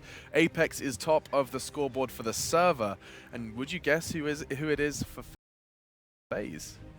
Alu, of all people, has been putting in a showing that we would not recognize. He's actually averaging about 90 ADR across 2 maps, and he is being the star of FaZe, often seen as the support AWPer that we've described him as in the past, but he's doing phenomenal here. Yeah, he's having a good series here. And Apex as well. I mean, one of the deciding rounds in that nuke match was him with the Tech 9 taking the upper bomb site 1-on-2. I mean, just for a couple seconds, FaZe loses kind of sight of Squeaky Door, and he just makes an aggressive play and makes it happen. And then following that, the 1-on-1 clutch when he has, 1 HP, I think it was, and that nade just bounces off that weird angle. Yeah. That could have been the deciding round, yeah. There's that as well. That's a discussion for another time, though, absolutely. I want to make sure we have ample time to discuss Train, but has anyone got any points they must hit for Nuke? I just think, actually, one of the reasons why I think that G2 actually is losing so many of the gun rounds as well is, I think the fact that they have all these crazy fraggers is almost making them play, like, way too aggressive. Like, anytime they get a numbers advantage, they almost throw it away trying to close the round, thinking, oh, the guy behind me will get this kill, or even as long as we have a 3v2, we'll win it. And as a result, you're giving a dangerous team like FaZe chances back in the round. And chances they seized as well. But I mean, the fact that G2 have managed to go split series so far without winning a single pistol round is worth reiterating, right, Jason? Well, this is something they need to look at going into Train, because I think they need to win a pistol round. I don't think they can rely on winning so many of these force buy rounds on a map like Train, where it can be so suffocating even when you have weapons. And not to mention, it's much, much harder to be able to swarm these sites when you have to run all the way down the train lanes with Tech 9s and P250s. And you essentially are going to have to rely on the Deagles to find some kind of a pick to open a gap in that defense, and that's where FaZe would actually win out in that battle. I think that's my favorite photo of Alu ever. He just looks so happy. It looks like he's just brewed up his first batch of moonshine, and he's like, this is good. And then they're like, Alu, what chemicals did you put in that, mate? He's like, it's whatever was around the house. Looks like he just won a pistol round and is yet to play the second round. Yeah. I mean, we did get not bad. Not bad. He's broken, isn't he? Yeah. I mean, Yanko on is Train, tilted. it's very hard to expect FaZe to win both pistols. Again, even though it's harder to lose against pistols on Train because it's a more open map, it's harder to get those close range battles with the Tech 9s, stuff like that. I can't expect G2 to lose all pistols. If G2 gets a strong start, they really can run away with the game just then and there. We saw how dominant they can be. G2 are proof that you've got to live your dreams. Most people dream of just winning all the pistol rounds. They try to win all the rounds with pistols. And let's not forget that Dream bigger. Revenge Dream bigger. has been struck. They did meet at the E-League Major on Nuke. Of course, different things that were going down at the time, but we did get to see it, and we did get to see now the French bite back. There were at least a couple of people with smiles on their faces after that win. But the next map is Train. I don't want to just get some predictions and thoughts on this one. It's going to have to be relatively brief. What do we make of FaZe's Train so far? Does the SK win kind of fill you with confidence here, Jason? 16-7? Yeah, just by the way it looked, but also I don't think they're going to be they're definitely not some unbeatable force on it, because I think SK, that match also really showed some of the issues they're having with Phelps at the moment, and some of the issues they're having within their team and how they want to play. So while it bodes well and it was good, it's obviously the opposite of what we saw from them in Cash. I'm still going to go G2. I had G2 winning the series. Okay. I can't go away from them on this one. And just a team name from the last two. Yanko, you first. G2. E2. Said reluctantly, but he has called Said it. depressingly. Yeah. Okay, was well, pain in that I'm prediction. going to have my phone locked on Yanko as the anti-ecos come in, and I'll be able to show you exactly what we're witnessing in the green room. For now, we're taking a break. When we do come back from it, you'll be having the casters to guide you through our final game of our first game of the day. Eco. Esports fan, Dota 2 and Hearthstone, CSGO and Overwatch, StarCraft 2, the choice is yours. Express bets from watching right now. Know your way around Dota 2? Make a prediction for picks and bans. Playing CSGO? Guess the number of rounds in a certain match. Daily quests for all participants and all the best choice of payment systems. More than 600,000 users have already made their bets on the spectacular matches since 2011. EGB.com. You know for sure who's gonna win.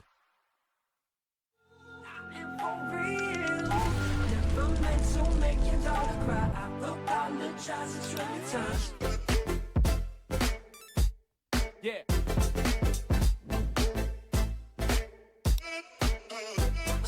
Jackson.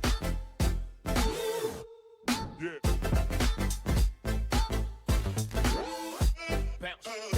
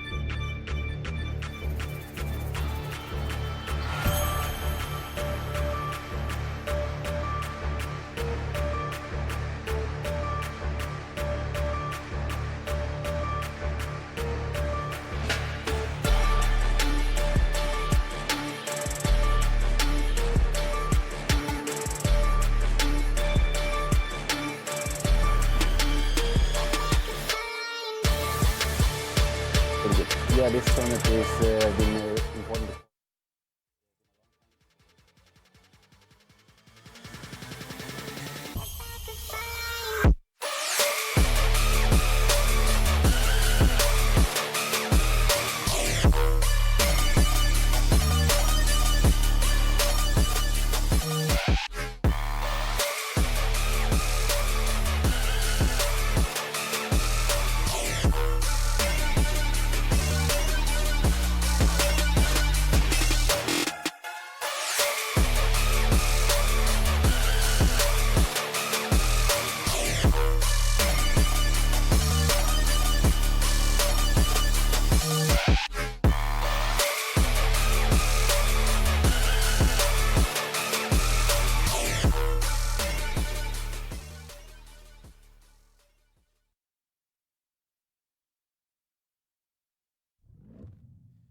Well, here we go then. Map back. 3, it's Train. And it's time for G2 to potentially win pistol rounds, not win with pistols. We know they're capable of winning with pistols. Definitely capable. I'm not so sure it's them doing anything tremendously good. It's just FaZe having a very poor approach. We do have, though, the knife round coming in. Could be quite an important map. Well, for this sort of knife round map, I'd say Train is probably the most CT-biased map we have in the pool right now. And consistencies continue in that G2 win their 3rd straight knife, so is FaZe going to win their 5th straight pistol? I would say it's quite likely, all things considered, but it'll be nice to see G2 to pick one up and see whether they can actually convincingly run away with this one. FaZe, though, they've had a decent result on this map so far. I think they took out SK, I think, 16-7. So we're all versed in it, and we'll see whether they can continue that form. To be fair, though, SK have looked pretty lackluster in this tournament overall. It's difficult to gauge that much from it. Obviously, didn't even make the playoffs there, Matt. Neither of the Brazilian teams did. That's obviously quite rare. The former double world champions are not even making it to the playoffs of this Premier tournament. Well, they'll do their standard huddle. K10 in the back with his very simplified hat. Always on brand. Got to self-promote, Henry. I'm going to do it. You going to wear my Sabicus collection? Only the thong.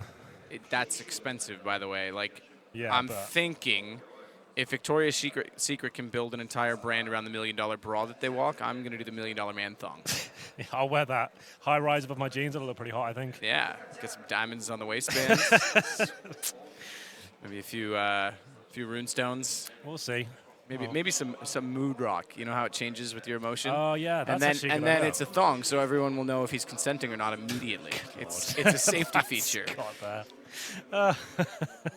Well, there's the little celebration, I guess, at the end of the huddle. We get into it. It's going to be G2 starting on the CT side. I would say it's very beneficial, all things considered. The 3rd and final map, you're just joining us. It's been an interesting game of CS, I have to say. Not conventional. Lots of anti-eco blunders, especially against full ecos as well. I've not seen anything like it in a while. But still, G2 yet to win a pistol round here. And we go into the 3rd map. We'll see what happens as we are getting the restarts coming in now. I'll kind of describe the T-buy for you and maybe some ideas and theorize as to what they're going to do with the setup they bring to the table. As we go, the buy starts to come in. Train. Always an exciting map to cast. Lots of options in terms of slow, methodical, and tactical execution-based play, or you can go completely balls to the wall and to go straight up rushes towards inside and outer. So in terms of the buy coming in, 3 sets of armor. Carrigan and Nico coming in with Molotovs and 2 smokes. A lot of teams favor towards the inside area, Molotoving towards Connect and saving their smokes to the retakes coming in from the CTs as well. Obviously can do a default towards outside, and Carrigan uses, he normally is the player faking for his teammates, but in this sense they're going to be splitting towards outer. Shocks to strike first, but KDS takes him down. The team kill comes in. Hex, team kill, yeah. As if G2 need that in a pistol round of all things. It's all going horribly wrong here. Yeah, it's going to be FaZe 5 straight, no question. Body 1 versus 5. He's going to try and do what he can. Get some frag money. Use it as a little DM warm-up. But don't expect much. They know exactly where he is. They're already trying to push onto his position and body. Does manage at least a good shot on the rain. There's no need to peek it, though. Nico's already backed off and said, nah, forget it. He doesn't have a kit, and just trying to farm any sort of cash he can. At this point, as it's over, we'll be saving his body armor into the next round. Very fast round there from FaZe. Molotov towards the bomb train and the smoke to cover off Ivy as well. And his teammates, I'm talking about Carrigan by the way, and his teammates coming down towards Pop Dog. Fast play outside, and Shoxy had a chance to pop a few heads there, but he got tagged up and then his teammate finished him off as well. Wasn't too good of a start, and at that point the round ran away from them, and FaZe win yet another pistol round. It's going to be 5 out of 5 for them in the 3rd map here. And problem is, we do have the force by coming in from G2. We know what that means. To be fair, they haven't really been consistently winning this one. It's the 3rd round that eludes FaZe. As we get into it, 1 AK, 3, make it 4 now, SMGs. And in terms of the GT buy, Apex is on the scouts, surrounded by Deagles. There's Smiths, the coach, of course. Stepping down from active play to... Tough thing to do, by the way. Yeah, absolutely, especially when you've been playing for like 10 years. But if it's true, as what he said, he played very different situations in support. He understands the dynamics of it, so potential to make a good coach, apparently, from his team. And what they've said of him, it's already going that way. Kerrigan's already down Ivy. They've pushed back the CTs. They'll wrap around to hit. Jumping headshot with the UMP. Why not? Pistols, UMPs, jumping. Call of Duty Global Offensive. NBK tries to fire back down toward the Ivy entrance. He's going to do what he can and elevate himself on the bomb train as well, but he won't find Kiyoshima, who's planted up close. safely to watch from Ivy and A-Main. E-Box specifically, can't quite see it from A-Main to be fair. Kiyoshima's going to hold them off himself with the UMP, farming out some cash. Nico will get yet another for himself, and Body again is the one that's left versus 4 this time. But it's another round for FaZe. It is. Quite safe, this one, only dropping 1 frag. That's Carrigan going down to the hands of KennyS. It's complementing each other there. And it's interesting we have the chat available on stream. It gives you a little insight. Normally we only have that information, but now everyone does. Could be dangerous. You never know. Sometimes some interesting things are said. See? Even Apex agrees. But 2-0 does come in for FaZe. Quite convincing as well. Body saves the 5-7. Now, this is the round that's always been interesting. You think this is always like the clean-cut round, the round that's always means nothing into the game. And so far, G2 have been winning them. P250s, 5-7s, and to be fair, in the previous round they saved an AK, I think. It was Apex, so not going to have that this time. Body has some armor, that's about it. FaZe, though, they know this has been a problem. Robban's probably having a heart attack every single time this happens. He's the coach behind them. Let's see whether they can hold on at this point. Just need to stay together. That's been their problem. They're so separated across the board when they finally commit to a bomb site. They lose 1 frag, give away a weapon to someone like Shoxy, and then it all falls apart. This need to be getting some basic map control like they're doing right now. They've got Pop Dog right, and they're heading toward main entrance. Split the bomb site, basic smokes, and just make sure anyone that goes down is instantly replied. That's all that has to happen here. Good Molotovs used, MBK burning alive on site. He'll be dealt with momentarily, and that should be the start they need. FaZe will be getting the 3-0 finally here. KennyS finds 1 kill, but that's all they'll be getting. Body desperately runs out of connector. Nice clean round there from FaZe. That's much better from them. Yeah, much better indeed. And now, G2 will buy in. Single op. KennyS has enough for the armor. Gets a flash as well. Body sits with 4450, yet to buy. What's it going to be, Body? It's going to be an M4 with a single smoke and head armor. He and MBK both electing to go for the head armor. Coming out for KennyS. He's actually been positioned towards outside for now, but it's Kiyoshima. Nice fast play from him to actually get out and take MBK. This could be the 4-0 straight away. Rain's in decent position as well. Flashbangs are amazing from FaZe so far. Apex locked out of the situation. Alu finds him. 5-on-3 as quick as that. Make it a 5-on-2. Rain punishes Shoxy. And that's good a read from Alu. All he has to do with Rain pushed up through Sandwich is watch that specific lane toward Hell. Gets it. Gives Rain tons of movement. Able to walk out from Hitch. He's down to 25, but he's got a kill.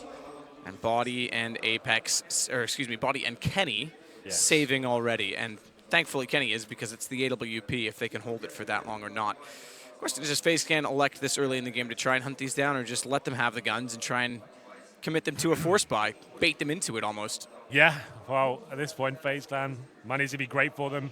And they know the CT after the force buy in the second. They won't necessarily have the, or they did in this instance, but won't have the incendiaries or necessarily all the smokes. They need to hold them off. Fast round out there with nice smokes being deployed as well. You can see how quickly players like Rain got out on the flashbangs, were just remarkable how effective they were at that point. The CTs had to fall back behind the smokes. Didn't get any better there than the T side in that first round there. 4-0. And I think we have to take a pause here. Tactical, yes, indeed, from called by Shoxy. He is the in-game leader, if you're not aware. And Kiyoshima with that SMG, finding the unarmored heads. That's the problem normally with the CT side in those second rounds. And you can see on the first gun round as well, they've got 3 players right head armor, so 1 SMG becomes very effective. Smith's just leading back there, looking relatively calm. They do have the AWP saved and Body on the M4A4 as well. The unpause has been called, and you get 30 seconds per time. Robban, he's standing up and getting his players riled up, ready to go. They've got Alu on the AWP. How perfect was that, though? They had all the smokes deployed. They had one little gap there. Alu's just watching the gap. The flash is designed to push players like Apex back. He has to fall back, and he runs into the crosshair of Alu as well. Very, very good strategy. I think Kerrigan is an underrated in-game leader on Train. If you look at Astralis, they're still very good on this map because of the foundation that Kerrigan built for them. Sure. They struggled when he and Kiabi were together on Astralis, to be fair, but now he's come over to FaZe. They've become great on Train. In fact, beating Astralis, as we mentioned, kind of it's in the tiebreaker situations. They took down SK yesterday, who, yes, have their own struggles, but were also a good trained team in their own right. So I think there's something in that. We'll see if it transfers to the CT side, because that's where you used to struggle. So that's a bit of a blunder for GT now. They had two weapons going into this one, the M4 and the AWP. Body tries to face the upper ramp with the M4A4, gets taken down. Shox recovers it, but takes a nade to the face in the process, and no armor. That takes him down to 36 HP at this point. 5 and 4. FaZe Clan, this is what they wanted to do previously. Find that initial kill, and then slow things right down. You don't need to overcommit. Wait for any grenades to come out. They know Kenny S has got the AWP as well. Their next job, find out where he is, smoke him out of position, and make sure he doesn't have the chance to get multiple frags at this point. Nice angle as the T's walk towards Ivy at this point. Ali to find the next pick. Kenny S is on the other side, though. The one-up. But as fate would have it, Alex to look A main at the exact time they start to walk down Ivy. He could repeat it now, though. No utility. They're in the lane. They're lined up, but Alu's ready for it. Yeah, Alu's been great this series so far. Hitting multiple shots with the AWP, AKs, and pistols. That's a miss from Apex. He had, I saw it on our screen, he had 7 shots fired off toward Kiyoshima before he got responded on, and that should have easily been a kill in his direction. It's 5-0 FaZe. Money is insane. They've got 10K on Kiyo already. They've got 2 rounds in hand. It means you can afford to be a lot more audacious with your strategies. You can go very fast if you want to.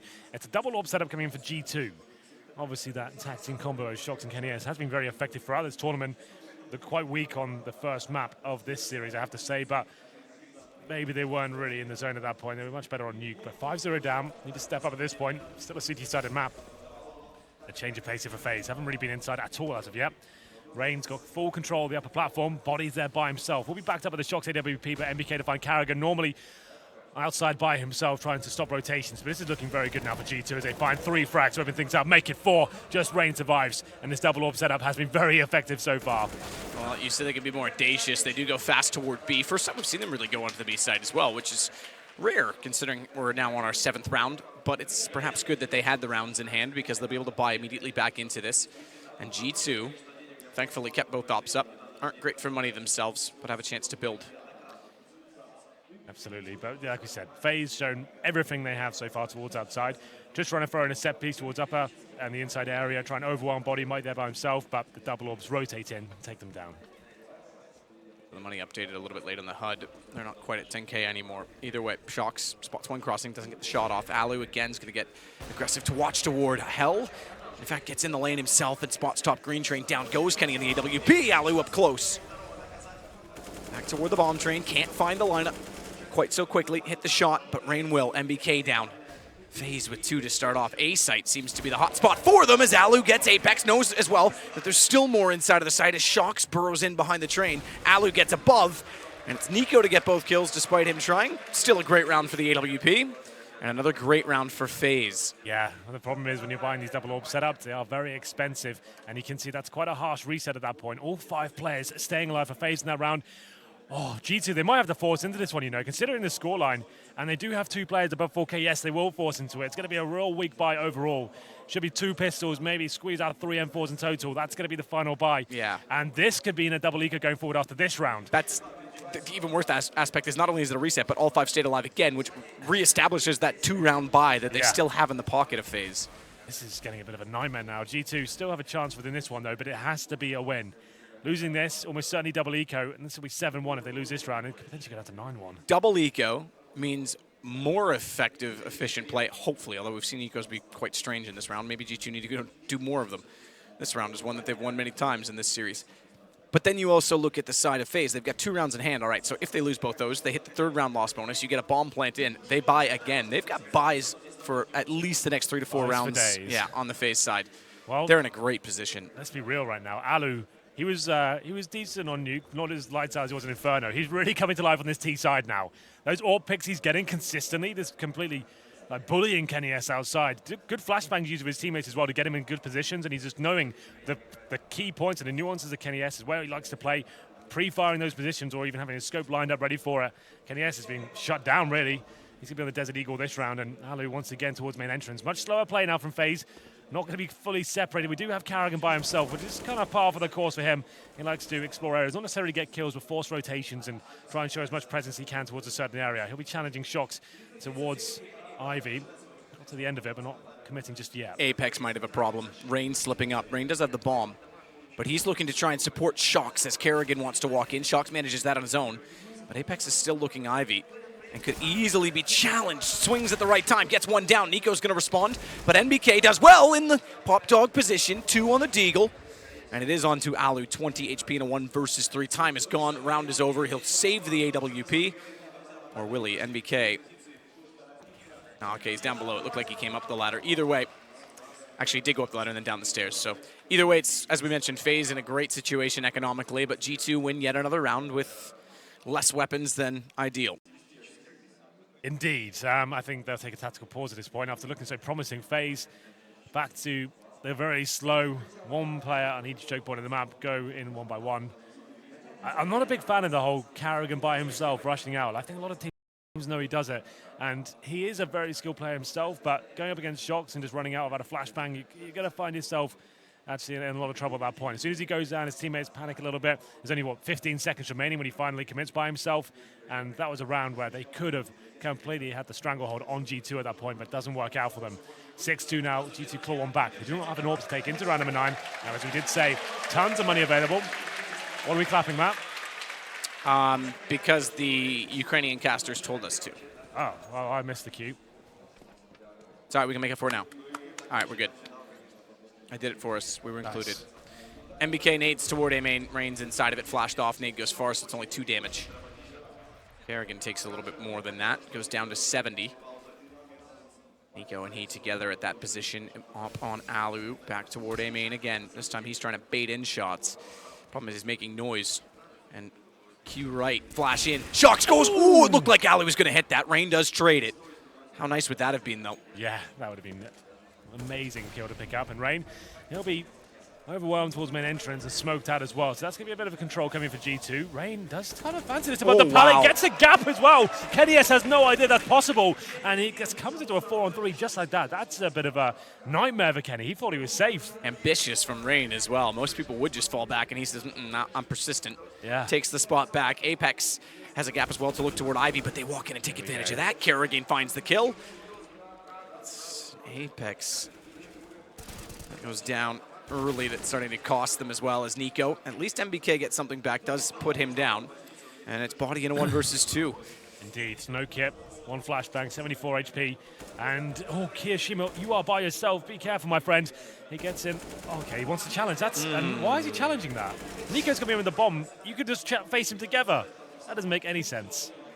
I think maybe he felt the pressure to protect Nico, but the smoke goes down. He doesn't even need to watch the ladder climb. Nico nearly gets his head taken off, goes back out, body finally clutches one for G2. It goes to 6-3, and that should not have happened.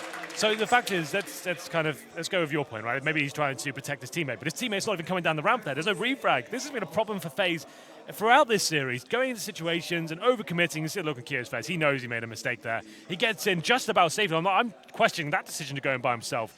And not only does he get in safely, he thinks, I'll reface him. I'll give him a chance into this. He goes down by himself and leaves Nico in a horrible situation. Body probably can't believe his luck there, given the opportunity to find a frag 1 by 1. That shouldn't be happening. Plenty of time to work with as well. It's not like they are under pressure in that respect. I'm a little bit upset at that one, Matt. But 6-3. G2 pull another round back here. That would have been another harsh reset as well. FaZe need to be more intelligent in those tight rounds. Kerrigan tries to spray in, does manage to as they push through.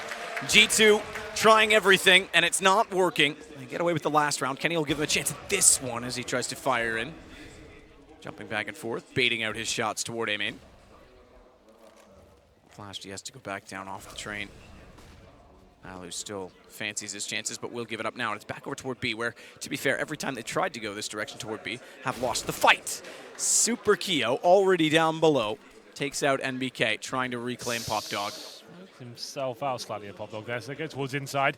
4-on-2, this should be a round in favor of FaZe. Nice shot from Alu. Pretty basic one, to be fair. Takes down Body, who's just rotating in and trying to get there before they fully committed, but that'll be round over now. Kenny S, the final player remaining, coming in from CT spawn. Does he take a challenge at all here? Alu doesn't know he's behind that small little block, but looks like that's going to be it. Kenny S with no nades, no kits. Just seeing if he can cause some damage at this point. Might just want to save the AWP spots. Alu, who comes out on top, it will be Kenny, but unfortunately for him, taken down straight away. So after losing that big clutch of 2 versus 1, G2 give another round away, and I think after the reset, Yep. And having to have the reinvestment in a 1v1, it's going to be a full eco, maybe a double one, all things considered. 7-3. And this is looking quite bleak now for the French side. Yeah, it really is. Truly is. FaZe has been whittled down ever so slightly in their economy, but if they can be efficient here against the Pistols, they build that straight back up. And we look back, Kerrigan pumped, nearly headbutted the camera. He's loving it. It's nice to get those player reactions. I do like that a lot. Well, this time he goes the same position. Might have the same company, but he's with a MAC-10. Oh, with a nade. They're going to push him with the deagle. Good shot from Shox. Nade does do damage onto Apex, marginally. I think he just had the MAC-10, so that's not a huge deal. His teammates ready towards inside, but everyone knows Kerrigan. If they find him like that, his teammates will be on the other side of the map, which they are indeed. 3 towards inner, and you can see Rain trying to hold the flanks at this point. Kiyoshima trying to open things up towards B. This was a force buy, but only with pistols. Nade won't do much because he's able to walk around body with pistols, pistols, pistols. This series is all about them. Nico, though, is all about the AK this time around. He'll take NBK and body down with headshots. Yeah, level things up as well. Much needed frags, and it's going to be Apex running them out of position, but still Nico holds on just about. It's a bit of a scary round overall, but that should be it. It's going to be Kenny S now left with no armor and a UMP. He knows it. The look on his face probably suggests he can't win this one. And after finding those 2 or 3 kills, he thought they had a chance maybe to save the AWP at this point. That's a bit of a gift. And he is just going to be taking his hand off the mouse and walking towards T-spawn. Pressure on him in the next round to deliver with it. $900, all he has left. Yeah, that's why he has to save this. It was a full investment from the G2 side. So in terms of loss bonus, right, they're going to have $1,900 into this round. Yeah, nothing. And they have an AWP. Oh, did they force into it knowing that the scoreline's kind of getting out of control? 5-7 Deagles don't go anything beyond that, in my opinion. Well, the Kenny S AWP, they're known to love the force buys. They are getting kills consistently. Could be an option. Maybe take a pause and consider it. Yeah, pause might be the right call. Third map, 8-3 down on the CT side. You've got an AWP in Kenny S's hands. One of the world's best players at that weapon. He goes down to 2 HP from the bomb block. Oh, it gets found as well. It falls apart. Yep, that's gone. We don't That's catch a save. the stream, but I can assure you that happened. Yeah, Rain found him, so that's going to be the decision made for us. Indeed, there has to be a full eco here. 8-3, presumably 9-3 if FaZe don't make any more of their characteristic errors so far we've seen in this series. So, what's the options here? P250s and 5 HE grenades. Make it 4. MBK didn't join in with the fun. So those normally go towards main entrance, and Kiyoshima will be there to receive them. He actually gets in front of them just in time and finds the first frag as well. Oh, hello. Double kill.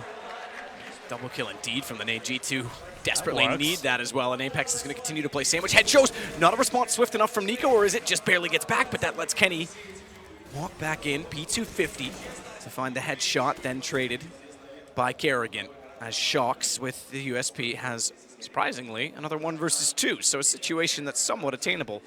Bomb is dropped slightly inside of the site, or at least inside of the A yard. Not so much the site itself. Shox realized that yet, perhaps not, but still positions himself accordingly with the USP. That smoke being thrown will reveal that the fact that they are still occupying this space. Kerrigan, wide peek, though, does find Shox, and it's 9-3 for FaZe. Bit of a dicey round there for FaZe. They did run into the 5 or 4 HE grenades and take a double kill, but recovering. Not giving these rounds away. 9-3 now. G2 are looking to find these final 3 in total. They do get a reasonable buy here.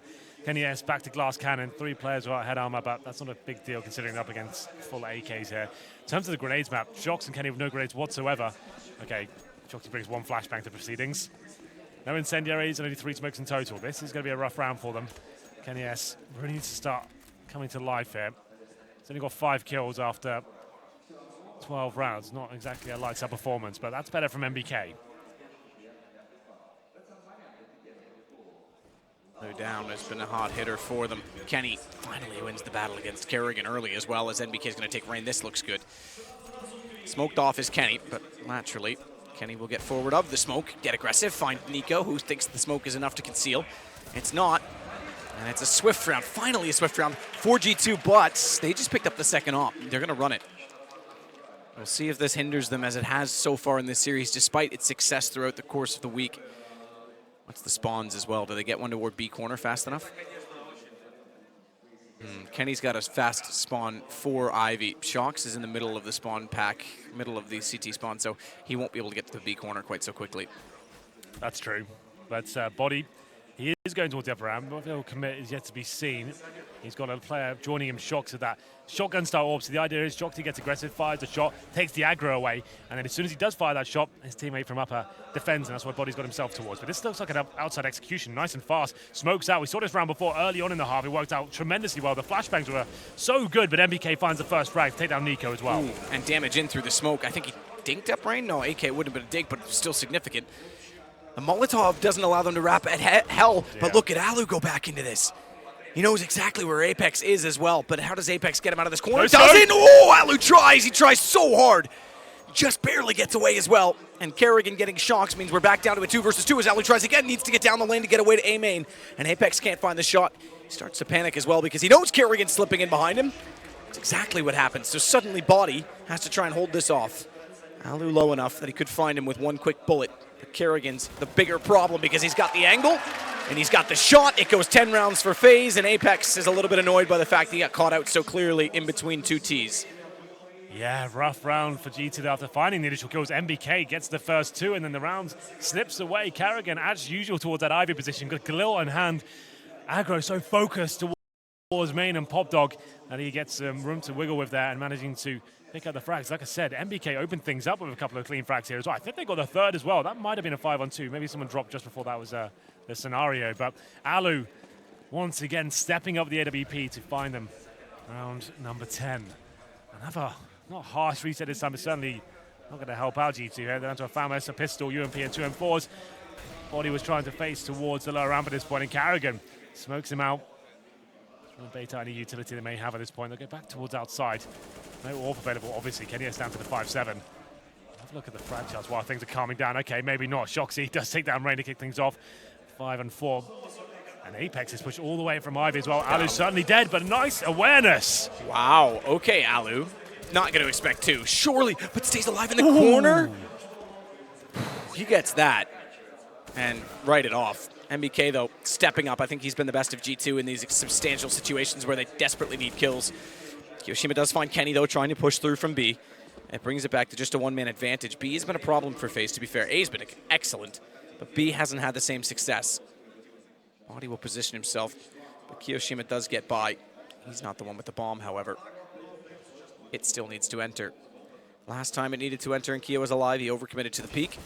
This time, gets found before the bomb arrives again. Shox is the one to do so. And MBK waiting, gets Kerrigan, 10-5. Fighting chance for G2, but another great half from FaZe. Another fantastic half, you're absolutely right. They went up 5-0, and to be fair, G2 with some rough rounds, still in a winnable situation. Sure, it's a CD-sided map, but we've seen it time and time again, this sort of scoreline being converted to a victory. Still anyone's game here, especially if they pick up the pistol for the first time maybe. They've won 5 out of 5 pistols so far, FaZe. This time converting the 3-0, and like I said, a 5-0 in fact, and looking very strong throughout. But we'll see whether G2 can bounce back in the second half as we take a quick break.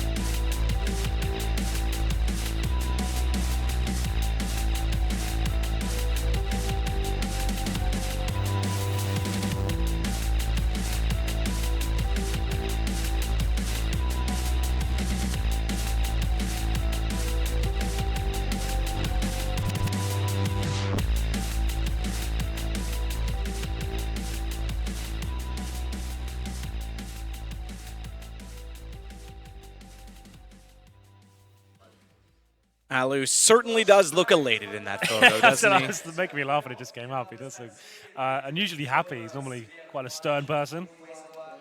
Well, that said, he does lead the way for the op totals. I think that goes without saying. He's been tremendous in this first half. Yeah, it's been fantastic throughout the series, to be fair. Inferno especially. What a performance that was. Well, now it's a different story, though, because they go on to the CT side, and 10-5 lead. Pistol problem. G2's got to win this one, surely. Surely, yeah.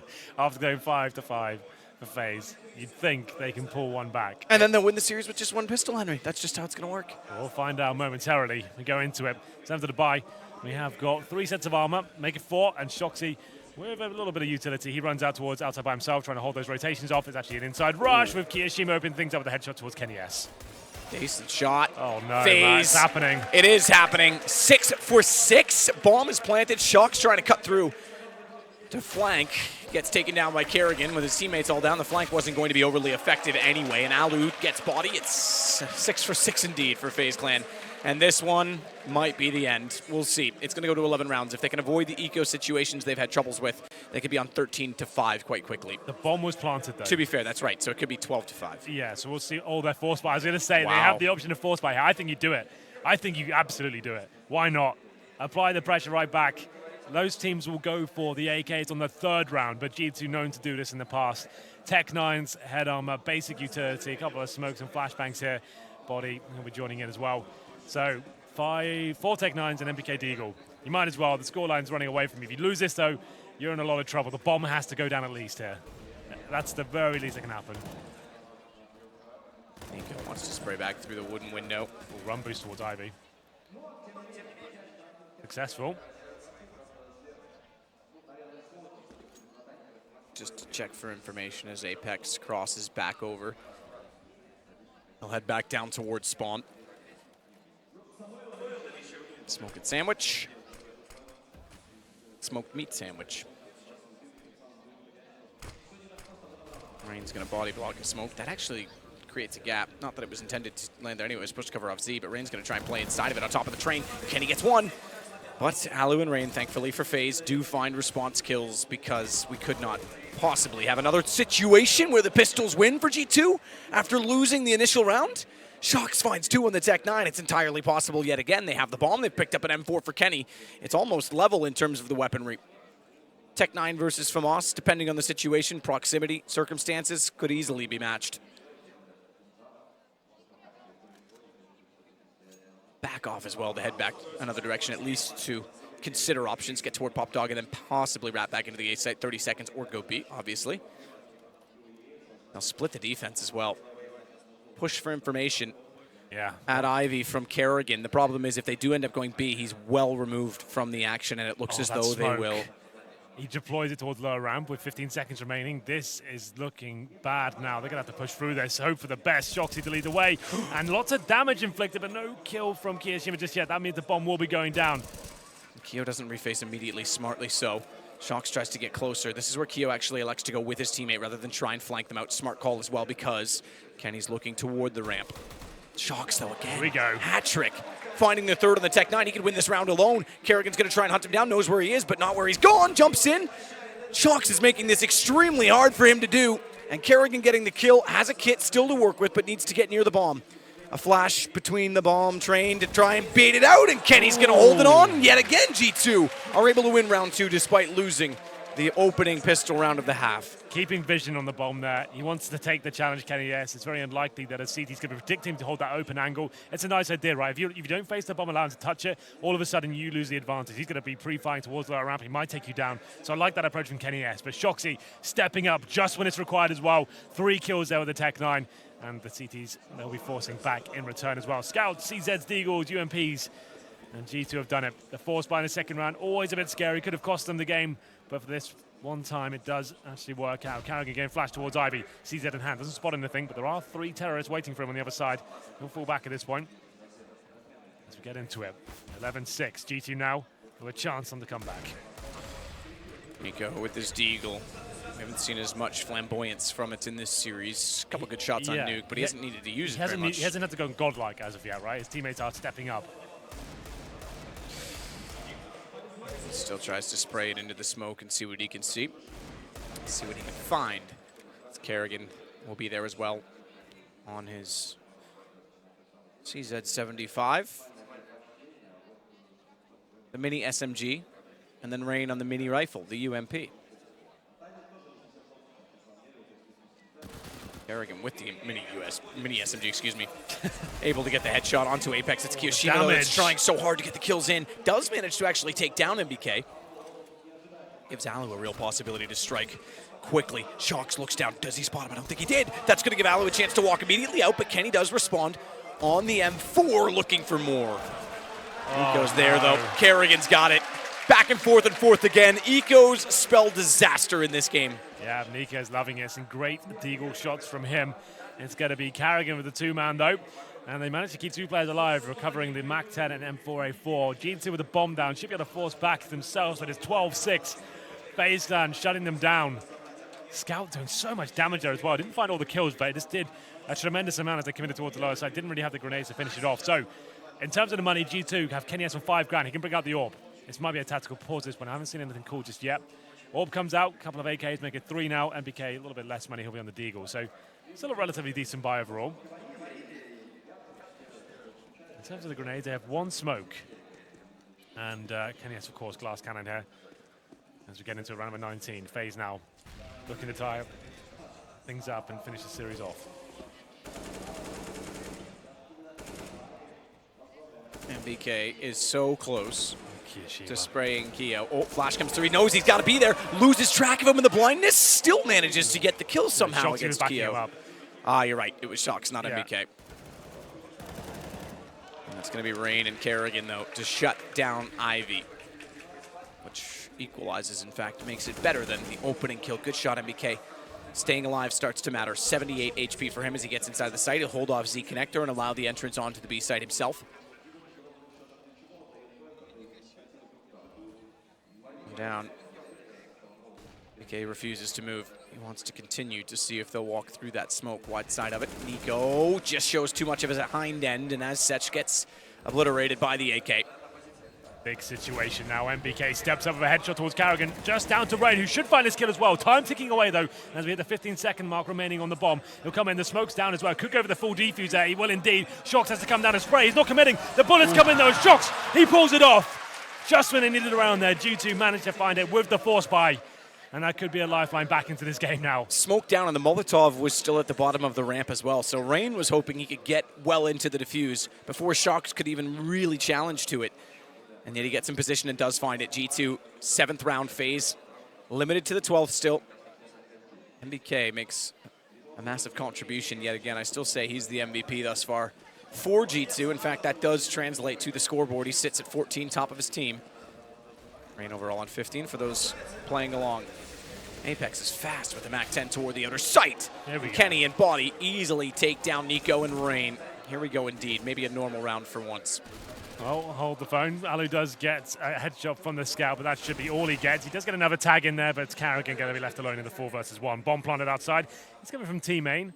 Might be able to sneak in a kill here, but it's going to be Body who's well aware of the situation and shuts down the response from FaZe now, which was a force buy with pistols and scouts there. But now G2 starting to find somewhat of a lead here in the second half. They are closing the gap 12-8, and it's going to be presumably a full eco here, but more of what we saw in the first half. FaZe will be bringing in 3 HE grenades, normally used towards main entrance. You can use them towards lower as well and try and deny a rush, but more than likely they'll throw them towards main at the very start of the round. Go, and is anyone there? It looks like Body is, but not fully committed, so he'll dodge those HEs. No double kills this time. Not quite. So FaZe playing the long game now. We'll sit toward just the USPs. Grenades invested. Kerrigan still has one. He'll go toward A main late with his and hope that the first ones did damage and his will amount to a kill. It won't.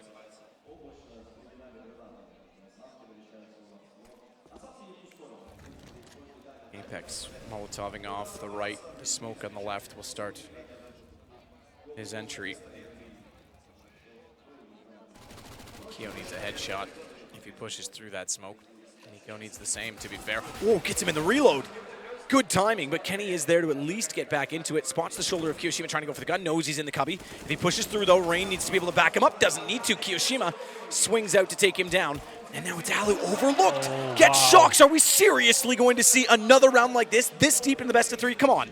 Surely by now the teams have settled down and settled into this, but apparently not the case. NBK will at least get Alu back. Yeah, he gets dinked in response, so 2 kills for him so far, and it's still possible here, but Body might have just secured the round then and there. It's just going to be Rain with 35 HP. Mac 10 on the bomb site here. You can see G2 a little bit apprehensive to commit, though.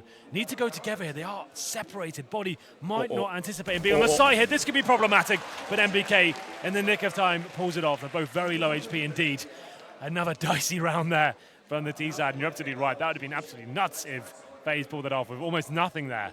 They go into round number 22 map. Orb comes out for Alu. Money not great, though, for FaZe. It gets M4, sure, but 1 player on a Famous, 1 kit, no head armor. Could be a big deal against his AKs, but 12-9 now. This is a huge round indeed.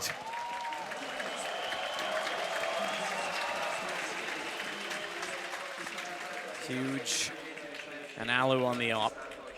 Smoke goes in toward E-Box. This is where G2 could quickly close this back. Kept it close despite not winning a single pistol in the series. That still blows my mind. It just goes to show you how careless some of the rounds have been against them. It's Marina started off, though. Shocks goes down, so too does NBK, holding at Pop Dog. Nico, tagged in the smoke, still has position to catch off Apex, who did get a kill to complement that of Body. And Kenny, fighting on, will go into 1 versus 3, manages to get toward the bomb, and he could just run to B. He can, but that's what he wants him to think. Lose track. Yeah, and I don't think he knows as well where they are because he fakes up the ladder, expecting perhaps that someone would be up there. Now he will commit to it. Well, Kiyoshima has rotated towards inside. M4 in hand, HE as well. And he's making a little bit of noise here. Kenny S, that should be it now. Kiyoshima can just run him down, and that's it. Unfortunately for Kenny, gave it a good go, but Kiyoshima, called as a cucumber, manages to pull it off. 13-9 now. That won't be a reset for G2. Still have plenty of residual cash there. But it comes down to the 2 versus 1. So FaZe, if we lose this round going forward, we still could have a very close game on our hands. Kenny S unable to deliver the goods there in the 2 versus 1. To be fair, like I said, he kind of lost track of the CTs. Maybe could have rushed towards inside, but he has no idea. Was a bit apprehensive to do it. And as soon as he did, Kiyoshima is there waiting, shuts it down. Double AWP set up on the T side. Interesting. A few teams do it. Virtus Pro have been known to run this in the past. See whether they can pull anything off here. It'll be a much slower round, presumably, at this stage. Sending one of those AWPs towards Ivy. That's Shoxy, holding that weapon, of course, Kenny S. And towards main entrance. Still a chance for G2 to break them again. Put FaZe back to pistols. 10, maybe 11 rounds as a result of it. Or lose this. 14 rounds, and they themselves very, very broken. So equally as important this round as the last. In fact, perhaps more so. See how timid G2 are being as a result, sitting back, seeing if there'll be any pushes in toward A main. Nico sandwich, Kerrigan, Ivy. Rain on the bomb train to swing between them and also keep a long distance watch of Pop Dog to make sure they don't enter in and catch off Nico.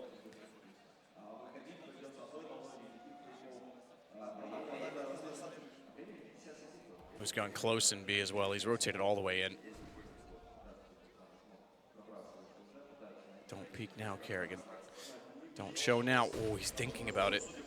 Not sure how far he committed on that one. Backs off. They may still have the shot, but Kenny instead, I say, actually does get Nico, which means Kerrigan stays alive. The AK at lane will be spotted. Better shots from Rain, though, and Kerrigan responds again. Missed shot on the AWP. Shocks tries desperately, and that is indeed, well, I won't count it done yet. We know the situations in this game, but yes, should be it. As Kenny and Apex remain, they do have decent weaponry. However, 17 seconds. Yeah, I think save the weapons based on the situation we just said with the economy. Just get out, keep them up, and do what you can in the next because FaZe are inching closer to map point. Series point at that. Kerrigan just bullies them towards Ivy at that point. They've perfectly thrown an incendiary grenade. You can see not only does it segregate Body, he goes down straight away and Shocks is forced to come in for the no-scope there. Had a chance of hitting it, but unfortunately it slipped away. It's going to be 14-9. Oh, the money's in the bin for G2. They do save an AWP and an AK, but they're going to be pistols around those. Obviously, saving the weapons and going to the next round. The players saving the weapons don't get any money, so they can't drop anything. NBK, Shocks, and Body all in about $2,000. Smiths, there was the time to come up with a mastermind plan. This would be it. Kenny S. AWP, Apex, AK. They've got no real nades between them. Chance to calm down. You've got 30 seconds to work out what the plan is. God is joining us. It's currently split in the series. FaZe ran away with Inferno comfortably, 16-7. It was a strange affair on Nuke, I have to say. Lots of back and forth action, lots of full eco wins, but G2 did find themselves picking that one up, and here we are, the third map of Train. Looking likely to be a FaZe victory at this point, considering this bye, they're 1 round away from match point. But never discount Kenny S when he's got the open hand. No, you can't. It would be an injustice to do so. As Kenny starts to try and open up as well. Didn't spot Alu on top of Brown. And therefore, Alu gets a shot off, relocates, nearly finds Kenny again.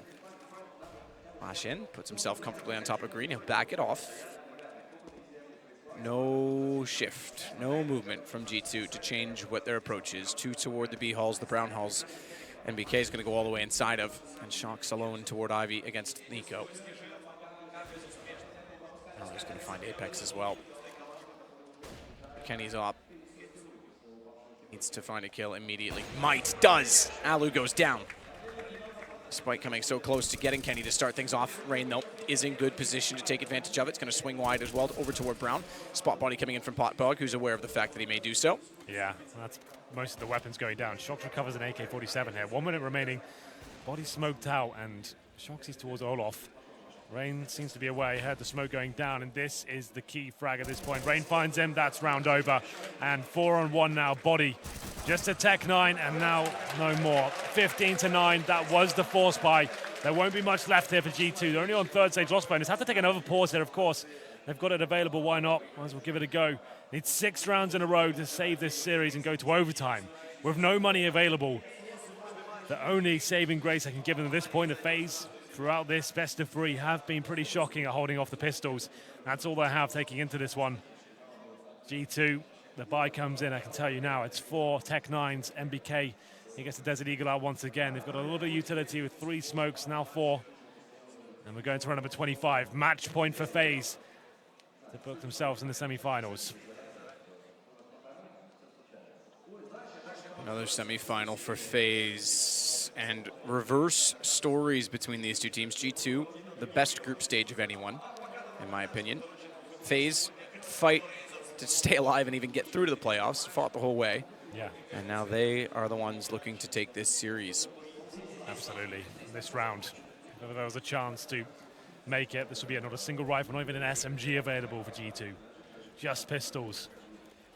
And the single AWP set up for FaZe. Alu's been amazing so far. Can he continue and just finish this one off? Smoke. That sandwich position, though, is good from Rain to see still inside of A main if they enter through. And Nico's got his face firmly planted toward the wall of the train. Dodge flashes, peek out. You can still watch Pop Dog as well, so crossfire set from Ebox. Interesting push from Kiyoshima in this round to get toward Brown Halls that deeply. It also gives them a chance to really fortify the A site with 4 players and gives them a chance for flank if they don't go his direction, which may be the case as they walk in with pistols. The last-ditch effort from G2, and of course, pistols are more than sufficient for them. Apex, double headshot, grabs an M4, can't quite spray down toward Kerrigan, but they'll push him back far enough that he's overwhelmed. Kiyoshima does strike, though, immediately on the flank, and he's still got a chance. 1 versus 2 bomb, not planted, and it's in sandwich, which means it's stuck in the A site temporarily. Yeah.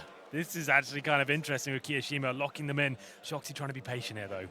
And he's actually slipped toward Hell, which means he's got Kenny to work with. They may go toward B or back toward A. A's the right call. Kiyoshima thinks they've already gone. So he's gone B. Bomb planted. And how does he commit? He shakes his head. He knows he's going to be a bit of a stretch here to actually do anything with this. He has got full utility, and the defuse kit as well, but 2 players defined is one of the hardest sites to retake by yourself, especially in this clutch. Money not amazing either. Is it worth it to just save this so they can get a better buy by him dropping? He's going to go. He's going to try and end this here and now. Has to find Kenny and Shox, who's on a Tech 9, and above the ladder. Oh, this is a headshot, surely. Boom, boom, done, gone. And it's going to be G2 at least getting double digits and keeping it alive, of course, on pistols. Of course, what else? Swarming that outside bomb site, lots of Tech 9 kills coming in. And Kiyoshima, if he stays outside, he might have a chance there. He has an inkling that they went towards in-up, and unfortunately, like we said, as soon as he realizes, he shakes his head. Such a difficult site to retake on. So many angles and positions that T's can be hiding. And you've got a bomb to defuse as well. It's just almost impossible at that stage, especially when the bomb's only about 20 seconds. We get into a double AWP set up for FaZe now. Alu and Kerrigan. Kerrigan Was playing second fiddle for Device for so long with this secondary AWP, and we'll see whether he can step up here. Fast play from Shoxy though. He's going to find an easy kill towards Alu. Good start. Oh, Kerrigan. AWP does make it work somehow against Shoxy. Looks like he had the better position. Rain's got MBK. Guns come up and G2 struggle. Maybe stick with the pistols. However, it's just the one-man advantage. Nico's inside smoke, or at least concealed by it. Bomb is dropped. This could be it now. Kenny missing the first shot, gives away his position. Pop out, misses another. Does tag through the wall on the Rain, but they're slowly accumulating onto him, and they're going to take the series with guns up, of course, for G2. 16-10 for FaZe. Great game there. An entertaining series overall. It wasn't the most beautiful Counter-Strike. Lots of mistakes made, and I can't believe the amount of rounds that went with pistols there. Even towards the end, it was a Tech-9 buy that kept G2 alive there. But FaZe, they are the victors here, and it's going to be 2-1. I mean, two of the best force buy teams in the world. Yeah. Both showing they have skill with pistols. But ironically, G2, not when it matters. They lose all 6 pistols in this series. FaZe made enough mistakes to make it close. But if G2 could win pistols, then yeah, maybe they could be the team we expect them to be. That is killing them right now. And like I say, I mean, FaZe made enough mistakes to make it close themselves. But in the end, they do just enough. They'll make it through in 3 maps to the semifinals. Not bad. Indeed, and we have to say, G2 looked amazing for the group stages series at the real test coming into the best of 3. They looked so slow to start, unfortunately. Inferno, Shoxy just didn't arrive to the server. That was a massive problem. Inferno's been an amazing map for them online and at this event as well. That double AWP setup looked so prolific going forward, but it didn't really arrive here today. It was actually maybe more detrimental to them overall. They weren't really getting stuff together. The economy was falling apart quite dramatically, and unfortunately for them, it kind of goes against them. So they do go on the quarterfinals. You have to remember, though, this is the first event for G2 overall. Good foundations to build upon, I think. You learn a lot from your losses. Like, obviously, it's the first event with Smiths as the coach and this whole lineup as a whole. Yeah, totally. And again, I'm impressed. It's what I would have expected from this team to begin with. Yeah. We're finally getting there, I think. And the first time on LAN, about 2 months in, this is when things should start to click. But obviously, big issues today with pistols and both teams really having that. Yeah, this was so a battle G2 of who made the struggling less to win mistakes. pistol rounds, FaZe struggling to hold off the pistols on the anti-ecos, right? That's ironic yeah. that G2 wins those and not the ones, again, where you think a bit more level. But no, I'm encouraged. I think moving forward, this team will learn from this and continue to develop. I think they were a little bit dependent on the double op on Inferno. They went to it too many times, considering, like you say, they thought it was so good, but I think it cost them a bit, especially with the economy the way it was. I'm sure Alex and the desk have many thoughts, and I'm sure Yanko is only suffering further from the migraine this game and series has given him. Entertaining is the right word. Yes, thanks very much, Matt and Henry. We get to see exactly what happens when 2 of the world's best teams are using the pistol in Counter-Strike clash in a best of 3. Outrageous for us and very hard to predict. I think unpredictable will be another word to summarize it. And we will start with Yanko, since they were worried about your mental health after that one. You seemed rather unstable. Only just now. You seemed unstable after Nuke, and it doesn't seem to have stopped on Train. Thank you, Alex, for those kind words. But I think this is just, regardless of how good these players are individually with pistols, this is just abysmal CS when it comes to playing anti-ecos. I mean, you see why generally it's a bad idea to split up when you play against pistols. You just allow them to have like duels close range where a P250 can take your head off even with just 1 bullet, $300 investment. So I think it was just very, very, very sloppy CS when it came to those rounds. It feels like after you lost the first rounds couple of times, then you feel like then the people were so scared, they played so passive, and then they were just forced into making like dumb decisions basically, and not having like a proper plan coming into that round, where all you need to do is basically play together, use your utility properly, and even if you run into a stack, that utility and the superior equipment that you have is going to be enough for you to win the round. Now, Jason, I want you to jump straight into this one. The question is, is there a foolproof way to play these anti-force buys? I mean, surely if you've got some of the world's best players with a Deagle or a P250, you can't necessarily anticipate what's about to happen. I mean, that's the tough part, because on one hand you have a team like G2 that's so good with pistols but can't win pistol rounds, and then you have a team that's so good against G2 with guns in FaZe, but they can't do it against G2 with pistols. But part of it as well is just, this is why pistols in some ways are so overpowered, is because of the advantages they give you in terms of your mobility, in terms of how fast you can play and still be able to fire. The 1 bullet headshot is still a very real thing at mid-range and everything like that. And they just have so many strengths that it makes it so dangerous. And what's really, really worrying about the implication is it's not just these 2 teams that are doing it. It's every team is starting to get into this situation where more than happy to buy 1 AK-47, 1 UMP, and 3 upgraded pistols and make it work. And that's what is like frightening going down the line if that turns into like a meta of Counter-Strike where you just never have to have a full rifle buy. All of a sudden, like, we're just going to start having more and more games like this because you have to continually buy to stay in the game. If you're sitting at home and you've got some time on your hands, feel free to scrub through those 3 maps and let us know how many full weapon rounds we saw. I'd like to know how many G2 won in the series, because obviously they were the most ridiculous one at always getting back in this. It's every time FaZe was about to just really push a lead out, take a map, that's when G2 came back. And that's why it reminds me so much of that LDLC era I referred to before. Because famously, LDLC actually would win more rounds with the season, more rounds when they had P250 than when they had the actual buy. And part of the reason why is exactly what we saw in this game here, which is that when they had the full buy, they'd play really slow, they'd just try and have like one guy go out, and then you'd follow up. It's like they were trying to walk into the sites. But as you saw here, anytime G2 had Tech 9s, and they were essentially on a desperation buy, like some of them, like that one after the pistol on there, obviously that could just crack the game completely out of bounds. You'll never get back in. But whenever they were in that situation, for some reason in that scenario, they don't play with any fear, and they understand the basic concept. You got to close distance, you got to be together, you got to have 2 men fighting one person. Now go back when they get money again. Now they're going for double up setups on T side, and they're just waiting the clock down, and they're going really slow. So it feels like they've got a real kind of like schizophrenic personality when they're on the T side. And also, this was kind of the G2 that I expected, that I didn't predict to make it to the playoffs. Was this kind of disjointed, G2 that looked unorganized at times. I mean, I even turned to Yanko on I think it was that last round when Apex coming out mid, and then it was Body running through the Molotov over an Ivy, and Shock's trying to follow it up, and not even having proper comms of where the player was that killed Body in the first place. And in that kind of a situation, it is kind of an awkward. I mean, they want to get out. Yanko brought up the point, they want to get out to help Apex kind of try and take yard. But at a certain point, if you're running through a Molotov in some kind of a desperation, it's almost just better to sacrifice Apex and make a better play yourself. And we should turn our attention now, Yanko, to FaZe. And also, while Nico is on the scoreboard, he has won a best of 3. He's got himself to a semi-final. Of course, after Katowice, he got himself to a semi-final as well. And now he's done it again, without being at the top of the scoreboard, without having to put a team on his back. This must be a phenomenal development in both his career and for FaZe as a team.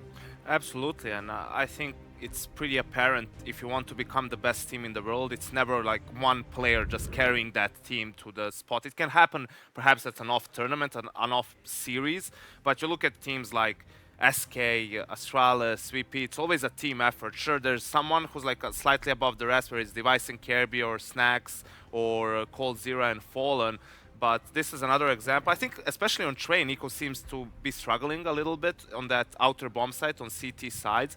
It seems like he can't really make a position for himself where he's able to get more than 1 kill. While on the other hand, you see Rain, that second map in a row that he's had a great game on Train, and he plays that outer bomb site alongside Nico. So maybe it's a matter of things where they just need to practice a bit more. It also helps massively. I mean, you got to say, if you give FaZe an MVP of this series just in isolation, it's Alu. Yes. He had a great first 2 maps, but even on Train, you can see the strengths of like the prototypical Opera. Not an Opera like Kenny S, who's going to be aggressive and peek and make the plays, but like Alu can go out mid, get 1 pick, and he's not going to go for that aggressive repeak, and he stays alive. And you can see what it does to the defense, because they're torn between that decision of whether they have to go hunt him down, or the fact that they don't know exactly where he's going to peek next, and since it's a 1-bullet kill, they have to play so passively and cover, and that denies information, that allows other terrorist players to make progression onto the bomb site, and that just allows them to swarm and eventually take it over. I think he had 12 kills in the first half, 11 of which were with the AWP, so he had a lot of impact in that great T side that we saw from FaZe. One thing, though, that I have to say for the series that was astonishing, especially because it went all 3 maps, is that every single game, pretty much all of FaZe turned up. There was no one slacking behind. No one was also dominating all the games, dropping 30. They had that real even distribution. And that's what we've almost never in the history seen from FaZe. Even with the past tournaments, they'd have like 1 or 2 players, but then like, oh, maybe Jay comes off for this game, or maybe AZ has like a 30 frag, kind of like what he does in now, 30 frags one game, but then 11 kills the next. Sure. This one, it was like even distribution. As a result, they were always dangerous no matter who was alive in a round, which is very, very different to past FaZe lineups. And listen, it's going to be tough to do that going further forwards in the tournament, but we've obviously seen, I think this is like the 5th gear. We've seen what happens if everything goes right for FaZe, and now we're going to see whoever they play in the semi-finals, if they can keep that up and make another final. It would be outstanding to do it back to back, and we will leave it for that for now. We'll get a couple of closing thoughts just to wrap things up in just a moment. But just a quick reminder about our sponsors as well. We can bring up the odds for our next matchup. We have North versus Hellraisers up next. So I presume we're going to have a bit of a favor towards the Danes. I don't know if we can do that. I don't know Not if in the power crowd. invested in me. yeah. There's definitely going to be a bit of a crowd bias on this one. You already had can- some of the other casters put the Hellraisers flag up. Have they actually? Don't worry, the Russian desk, I've literally seen more than 2 of them wearing Hellraiser's tops or hats already, and the game wasn't even being played yet. Oh, okay. So, I'm not sure they're really hiding the bias over there. Hey, I mean, I have seen Jason rip a liquid It's true, shirt we do when balance there's- it out by having Nico's best mate over here and North Dad. America. Gimli apparently. America over here. Yeah, there you go. Well, we are going to leave it there with the odds. You can see it says 2.7 to 1.3. Sorry, I'll toss you off Yeah, giving backstage. giving North the edge in this one. I As think if we'll be you're talking like about us, why that you is degenerate. after the break. Gents, I'm just going to go ahead and check it to a break. We'll talk Yeah, about Lord I of might the just pop off and open a case with the code it, Urukai. SLTV at hellcase.com. He saves me every time. That's right, yes, Hellcase, and the code SLTV enables you to go ahead and give it a go and check it out. Hellcase.com is the address. With all of that said, we are going to go ahead and address a break. When we do come back, we get to see what North are capable of and if they'll make themselves a semi-final as well. See you soon after the break.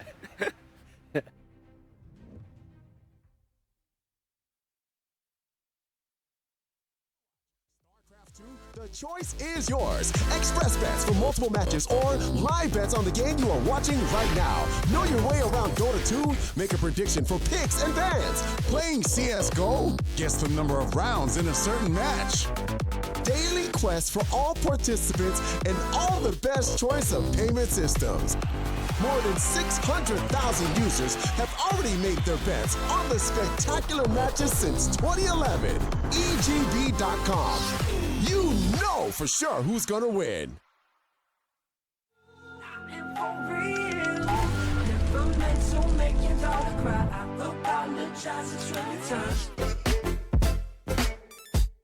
Yeah.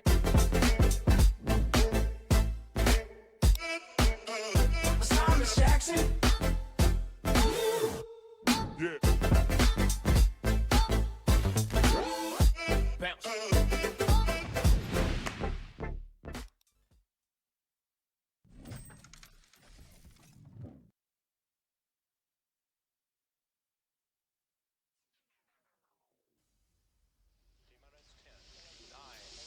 Hey, this is Thomas from Project 46.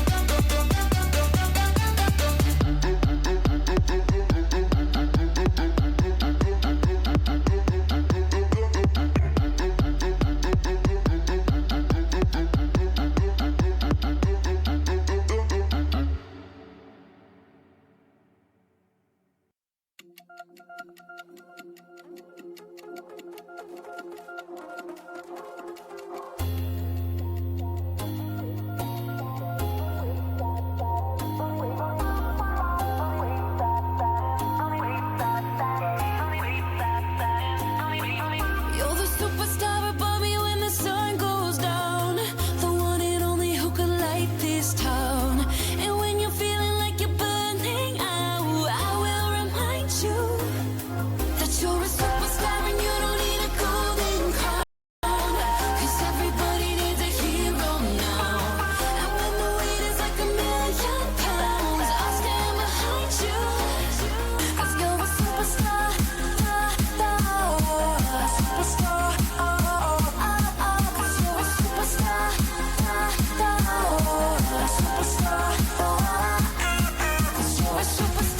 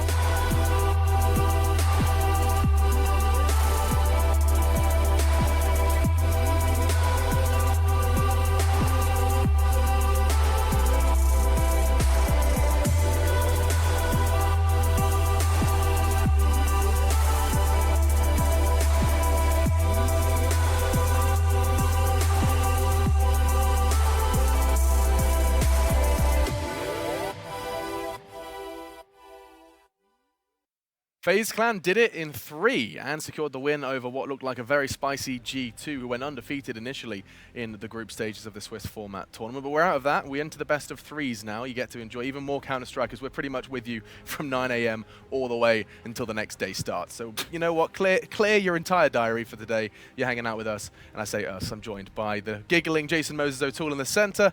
Yanko, once again, putting us to shame with his fancy suit. And we have Duncan Thor and Shields as well. Gentlemen, it's an intriguing one. It is North versus Hellraisers, but I do think, and we were just talking beforehand, Duncan, a little kind of caveat has to be added to that FaZe victory as well, that something rather absurd happened statistically in that game.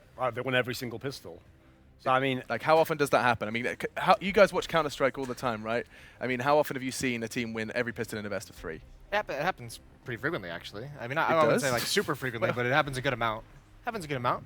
If you had to put it has happened. It's usually yes, it's usually it not has over. It's before. usually not over 3 maps, but like you see teams win all 4 pistols in 2 maps. That's what he watches NA Pro League. Well, so I did just say it's been a best of 3 maps, but we're talking about high level Counter-Strike, Jason. Screw it. We'll leave it for now then. Never mind, as the giggles will continue. All still, mate. Hellraisers versus North. We've already highlighted that there is one particular favorite both in the crowd and in the Russian broadcasting studio. But for us here, we can be as impartial as possible. And we will start with the discussion surrounding Hellraisers, I think.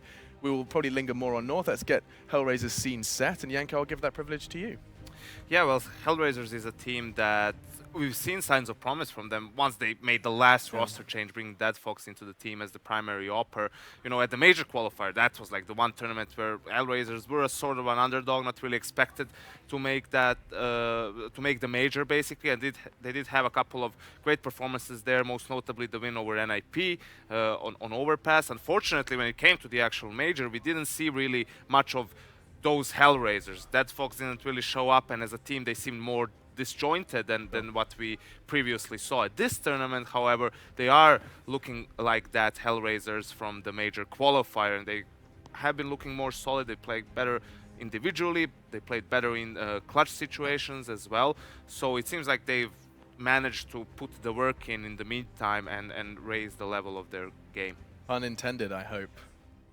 Raise their level. Of course, like as always. Well, they did actually Puns struggle to are raise all that any matter. form of result versus G2, and I just want to kind of focus on that for a moment. They got 3 wins, 1 loss. That loss came to G2, and it was rather hilarious. A tweet beforehand saying, We've got a surprise for G2 tomorrow. Lots of winky faces, and the surprise was Cobblestone. A 16-2 thrashing versus the French. Surprise is FaZe has actually paid us to increase their confidence levels, make them think they're unbeatable. No, yeah, that was actually a ridiculous outcome. Not nice because, yeah, okay, the French teams have always loved Cobblestone, but it's the idea that when you go back to that major qualifier, Cobble was absolutely a map that Hellraisers wanted to be playing. That's one of the ones that they were thinking they had upset chances on. So to have no chance against G2 was kind of disappointing. But that also showed to me the obvious win condition for the Hellraisers, which is they aren't a team who can actually even rely on one player. Like Dead Fox alone isn't going to win them a game, especially not against top level teams. And obviously we've seen even in the pistol rounds there, G2 is very dangerous skill-wise. You look at this tournament, like, Dead Fox is clearly the kind of barometer of if they have a chance, because he tends to be the star when they win. Angel's been pretty good overall the last few months, actually, but the guy at this tournament who's kind of elevated them and given them a chance versus big names is actually Zero. And he's the one that probably gets the least kind of shine out of the whole team, because usually you think of the Slovakians, you think of Sticko. Instead, he's the one who had the rumors maybe he'll move to another team. Zero's been the guy where he only kind of just got into this team. He got in largely because they were taking these players from Czech Republic, from Slovakia, etc. And he's the guy who I don't really know has necessarily earned his stripes within the team yet. So he definitely helped them get to this point in the tournament, but they're probably going to need something from him again if they want to beat a team like North, which, I mean, you can go 1-5 there. That's a deep team. We've seen them beat FaZe, we've seen them beat NIP. I mean, there should be a bit of buzz surrounding HR here. I mean, admittedly, when during the drawing show, Jason, we regarded them as the easiest team to pick. Yeah, I mean, outside of CLG, obviously, but I mean, just they haven't gotten to that level where they're consistent yet, because we've seen them have good matches. We've seen them have very, very bad matches. And that consistency is kind of the leap. That's where you can start to kind of deepen the map pool as well. And I think Dead Fox, I mean, part of the reason why he is kind of, like Duncan said, a good barometer is just because his playstyle is kind of hit or miss as an opera as well. We've seen him have the good games where he's aggressive and it's going well. Even within a map, it can change like from round to round. He can have 6 rounds where he's having no impact, and they're going to lose those rounds. And then you can have 6 rounds where he's having phenomenal impact with his aggression, and they're going to win those ones. So that kind of a performance it's just why it's so up and down, why you can't really always gauge where they're going to be at going into a match. I mean, gauging North perhaps isn't that all that easy either, Yanko. I mean, what do you make of these guys, the Danes who have had a whole lot of excitement surrounding them, building up to what was essentially the move to North, and where do you put them now? I think they were steadily improving after summer of last year, and then it all culminated with that win over in Moscow over VP at Epicenter Grand Finals. But after, you maybe even feel like that success came a bit too early, because after that tournament they kind of deflated. They couldn't even make the playoffs of the next tournament, and they would make the playoffs maybe of a couple of more tournaments, but never really past like the quarterfinal stage. And then after they moved to North, after we saw them at the E-League Major lose out to VP in that very, very close affair in a 3-map series, again at Vegas they make the semifinals, Katowice they make the playoffs again. So I think they've solidified themselves as a playoff team for sure. But now I think we're all aware that this team is capable of doing more. They're actually capable of even winning a title if they have a good run at a tournament. So now it's seeing, will they be able to make it to that stage, and how long is it going to take them? This is looking like they have a decent bracket as well. You know, Hellraiser's one of the easier opponents. Then even in the semis, FaZe is waiting for them. They've already beaten them in this tournament. So this is you know, if you want to really put North as a contender, this is where they have to kind of make the finals to prove that. Okay, have to make the finals from Yanko. Duncan, you're nodding. Does that kind of resonate with you? Yeah, I think so. I mean, not just because of the result against FaZe here, but I mean, I think everyone already thought in Katowice if they'd have gotten past Immortals and Henny hadn't had that insane series, that would have been a great semi-final there. We would have really seen 2 teams, similar maps at times, lots of great players. And the key for me, what's different about North now, is I agree with Yanko. I think the success at Epicenter came too soon, because one of the things about Epicenter was, in that span of time, Magic Spoy, every game was consistently like MVP level numbers. Config obviously had a fantastic tournament that one, and it made you think, right, you've got your stars set, now let's figure out the other pieces, whereas that's the thing. These guys are very, very young still. They're very inexperienced. People like Magic Spoy barely ever played in a final, so I feel like they were still getting to that superstar level, and the difference is, whereas some of the other names in the tournament, they've done it every single tournament of their career, or every 6 months they're getting to the top again. That was their first taste, you know, so they've had to kind of work their way back up. And the key addition is they've brought in AZ. No one really knew where he'd fit in, but in this tournament so far, he's actually the top-rated player. He's the guy with the best stats. So they've almost got that luxury in terms of they can go 4 deep on star players. Or deep on star players, which is a recurring trend actually when we start talking about the best, that we start listing names and realize we've listed the majority of the team, Jason, which is where Counter-Strike is at this point in time. We are going to get to meet the players right now, though. You can see Stepan is chatting to the crowd at this point in time. Unfortunately, I can't be a translator. Don Stepan, I like it a lot. But yeah, we're going to be getting the players out on stage, and it is a mixed bag of experience and not so. Cajun B, kind of the only real provider of that experience for North, and on the contrary to that, on Hellraisers, it's just is it Angel and Bondic you look to kind of be those godfathers, the arms around them in the huddle, giving them and guidance. Angel in particular. I mean, obviously this is a guy who goes back even into 1.6. You know, Bondic's had some good experience. He's been in majors, but he's never really gone super far yet. Whereas, I mean, someone like Angel, I mean, he's been in the quarters of majors. Played very, very long. He knows what it's like to upset teams as well. That's another thing. He knows how to play with the underdog. And looks like our first team is on the way to the stage now. Looks like they're getting a very warm welcome. The Danes coming out first. Magisk at the front. You see AZ behind him. MSL the leader. Cajun B, Renee with that AWP, and Config, Mr. White. Hey, I think this is the first time I actually hear you call him by his first name. The interesting thing in this matchup as well is, I think this is actually a very, very difficult matchup for Hellraisers, because they might be confident playing, or comfortable rather, playing against a team like NIP, because they might feel that, you know, tactically they might be a better team right now, but North is a team that has more firepower than them and is, like, team play wise also probably a better team, so it has to be them really outplaying. They have to outplay them, and here they come. The Razors of Hell and Bondic playing to the crowd. Yes, indeed, he is in front of a home crowd. Angel and Bondic, hailing from Ukraine, playing in Kiev for a spot in the semi-finals. And one thing, I mean, we pointed this out during the Swiss system, but another kind of feather to the cap of Hellraisers is, sure, I don't think they're the best in the world, even close to on any of the maps, but the actual average is pretty good. I mean, they played 4 different maps. They never repeated the same map, but obviously they got 3 wins, so they've kind of shown us there's some depth here. They've shown us that they actually have. Like, here's the thing, it's not even always about being the best on the map. You have to at least have competency. You've got to be able to play it, then you've got a shot. It's if you've got those maps where you're incredible on them, people ban them, and then the others you just can't outright play, it removes any chance whatsoever. So it's going to be, I have to say, I feel they've gotten a bit unlucky drawing North in that sense, because North has all of their maps, basically. North has a very, very deep map pool, and you've got to be able to get to some of those weirder ones. Like, you've got to actually have something like Cash and be very, very good at it. Did North have an insta-ban? Yeah, it's Train. So there's one map out of 7 that they were. The thing is, they floated Train a couple of times, and Hellraisers don't really like play it all that much. It's like their 5th map maybe in their, you know, death chart. Do you feel like if North vetoes Cash instead of Train, do they pick Train instantly? Thing is, though, just knowing MSL's mentality, I would guess he doesn't, because he is one of those guys who tends to be like, I don't care what your map is, this is what I want to play, you know. I mean, they also started playing Cash, you know, a couple of times. They even had some of the wins on the map recently, so it seems like they actually implemented that map into their pool as well. Yanko, we're now contractually obliged to let Jason talk. Oh, okay. Oh, I didn't mind. You guys are having a good combo. No, but it just felt like you had something on the tip of your tongue as we talked about kind of floating Train and what you think is going to come. What do you think is going to happen? That's fun. Jason, what do you think? Is this me? I mean, I don't know. Duncan's making jokes. What do you think is going to happen? I think the interesting thing with North, I think I'm one of the few people who's not like ever been like super high on this team, because I've always been like very disappointed and underwhelmed by them just by the names of what's on this roster. But also, I mean, after Epicenter, I mean, that was a great win and all, but after that, it was like 7 straight disappointing results. So you're not qualifying, sometimes group stage exits, sometimes just getting bodied out of tournaments, and then they've never really kind of reached that level. And I think part of it, I don't want to say like they've gotten complacent or like rested on their laurels, but I think they're one of the easier teams that we consider to be a top tier team that's like easiest to read. Much like NIP, we used to say tactically they like were under threat. They were very easy to kind of read what's coming, and that's why teams were outplaying them. With North, I feel like it's not necessarily tactically with the whole team, but individual players. I always notice they have like specific maps where they have like very specific things that they all like to do, and they haven't made any variety to like the kind of plays when they're holding their positions. And I think if you're a team that's looking into that's an easy way to counter things. So I think North is definitely favorites in this series, but I don't think it's as like clear-cut. I think there is some danger here for them.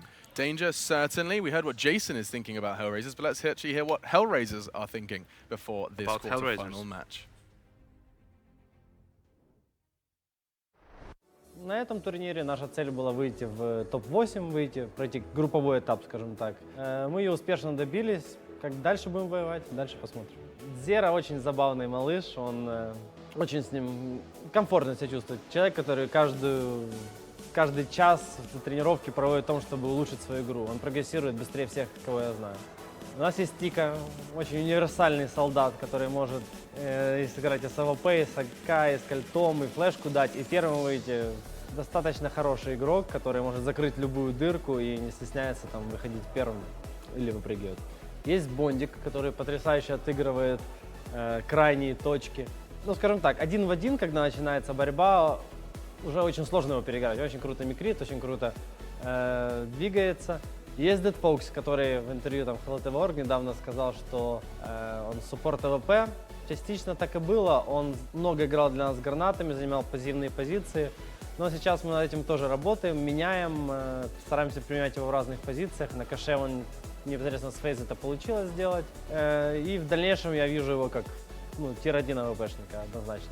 Ну что ж, мы здесь, чтобы порадовать украинских болельщиков, словацких болельщиков и показать игру, достойную нашего тега и наших игроков. Болейте за нас, ребята. Спасибо.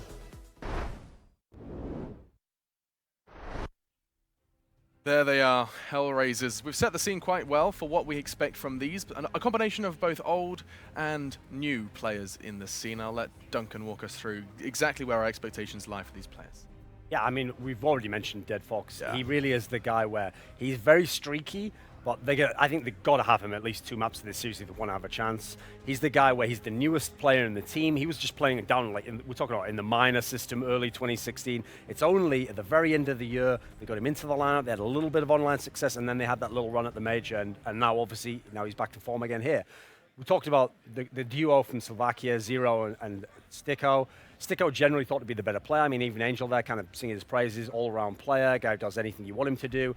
Angel himself is a very unique case because he's been in so many lineups in the past that were actually stacked with skill, and they kind of were players who were veterans and played their own game. So I always thought of him as a very, very loose in-game leader. It wasn't someone who put a lot of control over people, but with all these youngsters and with people like he's talking about Dead Fox who maybe they don't necessarily know how they should play. Maybe they want to play a bit more passive and you want them to be more aggressive. He's, along with the coach Jonty, he's had to kind of take a bit more control of them. But amazingly, Angel hasn't given up any of his fragging game. I think he's actually back to almost a career peak. And then the last guy he mentioned, Bondik, who, I mean... I love watching a cameraman try and get a shot of his face. He's just in the Matrix now, isn't he? He's looking through the code. And like he said there... Pull it a bit closer. There we go. That's what was off. It was about 1 millimeter away, wasn't it? Maybe he's got bifocal. He's like one of those cameras, you got to focus it just. The cameraman's desperately trying to get a shot. I don't know why you're talking about that, Alex. You also like to be very close to the screen, but then you had that incident at Pro League Finals. Oh yeah, I did headbutt a laptop. That's true. That's a throwback. You know, I have tried that. I was like, okay, there must be some method to this madness. Like I played a couple of games where you bring your monitor kind of in between your arms. It's torture, isn't it? It's so unbelievably uncomfortable. I felt like someone had been like sitting on my spine throughout the entire game. That's why you're never a pro player. That's it. Yeah, that's the problem, guys. Damage your bodies in the name of Counter-Strike. Yeah, well, injuries actually have been a recurring feature in CS, but we don't have to be talking about that yet because we've got more to talk about regarding what North were thinking and what North were saying about this one. I presume their confidence must be high. Rugger gave an interview with Stepan before, and he actually told us all about how they're feeling very confident despite some crazy peaks from Config. Well, we'll check it out. Let's have a little look what North said ahead of this one. The group was hard, but it was easy for us because we played good. So I think we did really good against Na'Vi, even though we didn't win. We still played our hearts out and we tried like everything we could. I think that I'm a good player because I can play with AVP, I can play with pistol and AKs as well. So I think I'm an all-round player as well, and I will do everything for the team. I don't bait, I don't do stuff like that. I just run in and try to kill everyone I can see. Maggis is a really good fragger and he's really nice outside the game and in the game. We've had a few problems with him and me and not liking each other so much, but it changed really much the last few times we've been together. So everyone on the team is like, we're like a family now. And MSL is one of the best tactics I've ever had on my team before. I played in SK before. And Matthias just knows everything in the game. KGB is one of the best offers I've seen in a long time. He's good with the pistols, with M4, he's good with AK. So Cajun is like an all-round player. He can play with every single weapon he wants to. Icy, we just got him from FaZe and now we just won against them, so it's a little bit funny. But I think it was the best thing we could do when Ruben left us, was pick up Icy because he fits in the team like, he's like a soulmate for us. He like fits in the team and everything just works out perfectly. We're the Danish team called North. Today we won and in the final we will win as well. Config sharing his insight as to how he feels his teammates have fit into the team, and I think the one that stands out the most is on that far left. Newest edition, of course, imported from FaZe, and his statement was, he's like a soulmate, Jason, regarding him as a soulmate, and everything works perfectly. It hasn't necessarily worked perfectly in results-wise. No, it hasn't since they brought him in. That's kind of been the struggle of this team for the early portion of this year. We've seen a lot of teams integrating these players with so much skill and really having a difficult time with it. Because you remember AZ, I mentioned this the other day, at the end of 2015, he was looking like one of the star Danish players who could just be dominant, who could be like the next best from the region. And now coming into this, he's taken on like a very NBK-like role almost, where he steps back. He kind of gives up a lot of space and a lot of that skill. So I think this tournament he's been playing phenomenally, obviously, and I think that's going to be the key. If they can fully work him in where he's supporting and helping other players, but also is able to use some of that skill to shine, that's going to be huge. And then obviously MSL in the middle, the guy for a long time known as a brilliant tactician, really putting the pieces together. He's had such a hard path to get to this point because of, for the longest time his teams were just like the farm teams for what Astralis is in the past. They've just been taking all of his star players, and he continually brings someone in, finds a new star player, and makes them better. So incredible work from him. Yanko, why were you smiling so much when you regarded them as farm teams? Do you think that was a derogatory term? No, it was nothing regarded. I wasn't even listening to Jason. Oh, okay. No, the thing is, it is like Paying attention at your MSL's job. been playing the in-game leader role on like hard mode, but he did it because when you get to the end of the game, you unlock those special characters, that you can actually, it's easier to play with them the next time around. So he's got the stars now. The funny thing is, when you look at this edition, now that AZ's having these big games, I think, as I alluded to before, I think one of the problems was they established Config and Magics, but they were still up and down because they're so young and inexperienced as stars. They weren't just guys like a Cold Zero and Nico or Simple, who every game were just dominating and you could go, right, I've got that part sorted, I can look at the rest now. So I feel like at the moment, what's actually giving them success is kind of like in their map pool where they're not necessarily the best on any map, but they're just strong on a bunch and they can really rotate between them. I feel like that's what they're doing with the star players. Depends on the map, depends on the day. They can use these two players over here, or it can be the other two, or it can be just one over here, and everyone has an even performance. They've got so many options in this team. Question is, which direction do you go? I mean, we've even seen MSL at the top of a scoreboard in North Victory. That's just how kind of Won't be crazy seeing things can that too get. frequently. That was like a nice little... That was the nice- Vegas treat, wasn't it? Nice little dream. It was He the was living a dream sensitivity for a while. change. Yeah. But I'm convinced that was like we all know it's a mad placebo, isn't it? When you do, It's when you just do a very change it, you're short term. wow, I'm hitting everything at the moment, and then you wake up the next Maybe day. that's the thing though, because he knows it's a placebo effect. After the event, he put it back down and he goes, no, I have to save that power till later. And he only unleashes it. It's like when Oh my God, Rock we are Lee just- takes off the training weights. Why are we zooming through this? Well, Duncan's useless on the Okay. desk now. What the fudge was that? Well, Action. hey, guys! I wonder if you can guess That what was a maps we're forced playing. by map veto. That was a force, wasn't it? You know what's hilarious is the producer in my ear is just cackling. He's just laughing immensely. So I'm Okay, guessing so the he finds thing that is funny. here, if you think about it, remember, G2 destroyed Hellraisers on Cobble. We already know North has an affinity, a predilection to like to play Cobble. That makes sense. Cash pick from Hellraisers. It is the second map that North, in theory, used to want to ban out before. Hellraisers had the nice win earlier over FaZe, but actually North looked pretty decent every time we've seen them on Cash the last few times. They've only been beaten narrowly. And then the decider of Overpass, I understand why Hellraisers go for it. Obviously, they got that amazing win over NIP. Obviously, they like to play the map. Yeah. But at the moment, even Astralis, who many people acknowledge is probably the best team in the world on Overpass, even they ban that against the guys from North. So I think North has a chance on every map here. And if you go to the third map, that might even be their best chance. Yanko, we're going to be starting on Cobblestone. What do you make of this? What are your expectations?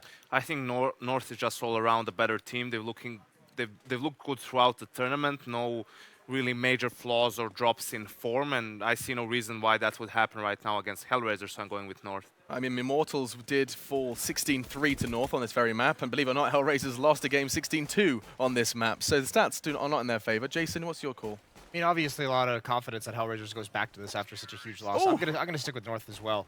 I said that they're not exactly the most impressive team to me, and Hellraisers might actually have a chance and be a dangerous team, but they're going to be favorites on pretty much every map. Dead Fox just got a 1v3 knife clutch. We'll give him a pat on the back for that one. Don't call knife rounds clutches, please. I can Clutches say are what I pretty want. Go on then, Duncan. You're Yeah, for a I'm final call. taking North for this one. I think actually this is, for me, one of the most mismatched series. I think they really have a chance on every map. Okay, well, we're going to go ahead and jump in with our casters once again as it's time to see what's going on. North versus Hellraisers starts on Cobble. What's up, fam? That's what all these streamers would say. We are not streamers, we are casters, and we are getting ready to cast an excellent game. North Cobblestone, their pick. Hellraisers go for cash, despite North playing it more in this tournament and Sure. doing better with it. Yeah, this is actually not a bad map pool for either team. So they all play these maps, but I think Cobblestone, it was North's best map for a while, and I think they overall are the better team on paper in terms of fragging and AWP ability as well. I think Dead Fox was getting better, but he has been quiet warming into this tournament. I'm not so sure Hellraisers have what it takes to actually take down North at this point. They seem to be firing all cylinders right now and looking very sharp. Indeed, AZ, some amazing stats from this tournament. He's looking incredibly sharp, and I think this will be a clean-cut 2-0, in my opinion. Yeah, I agree. Cash has got much better for North overall as well. That actually was a map they were afraid to play, but ever since that major against Virtus Pro, they actually came back after losing this map and winning on Cash. You're going to start to realize they can play it. Even though it's not their favorite, they are still very proficient on that map overall. Definitely. North, or excuse me, Hellraisers is going with the approach that North, okay, yeah, they can play Cash now. I think everyone's aware of it. But they beat FaZe. FaZe beat North. They think they're better on it. That's the approach they're taking. Cobblestone comes in. I actually think that, personally speaking, I think they're better chances on Cobblestone, despite not picking this map. I think Config's so comfortable on Cash at pushing. It's a map they've had a lot of upsets online, especially, and we were wondering whether they bring that online form to this event. And they actually have. Here they are in the playoffs, an unlikely story of the underdogs making it. When we think about the teams that didn't make it here, NIP, SK Gaming, Virtus Pro. These are all big names that were destined to make the playoffs. And here we are with CLG, Hellraisers, and some great storylines going forward as we enter the second round of quarterfinals here. It will be North standing on the T side. That's not necessarily a problem for them. They've actually got a great system here. We have to get ready for some of the best B executes you'll see in the game right now, Matt. They're so good at it. A lot of pro players have commentated and said, well, the fact is, even when you know it's coming and you can see it's a full execution towards B, you can't actually stop it. There's nothing you can really do. And the one thing that North is so good at is deploying that a few times and then getting them scared is going to happen. Then there's going back towards the next round, rushing A, straight towards middle. They're so good at it, inspiring fear towards their CT defense. But here we go. This is it. A weird pistol round. 3 P250s on the T pistol. Why not?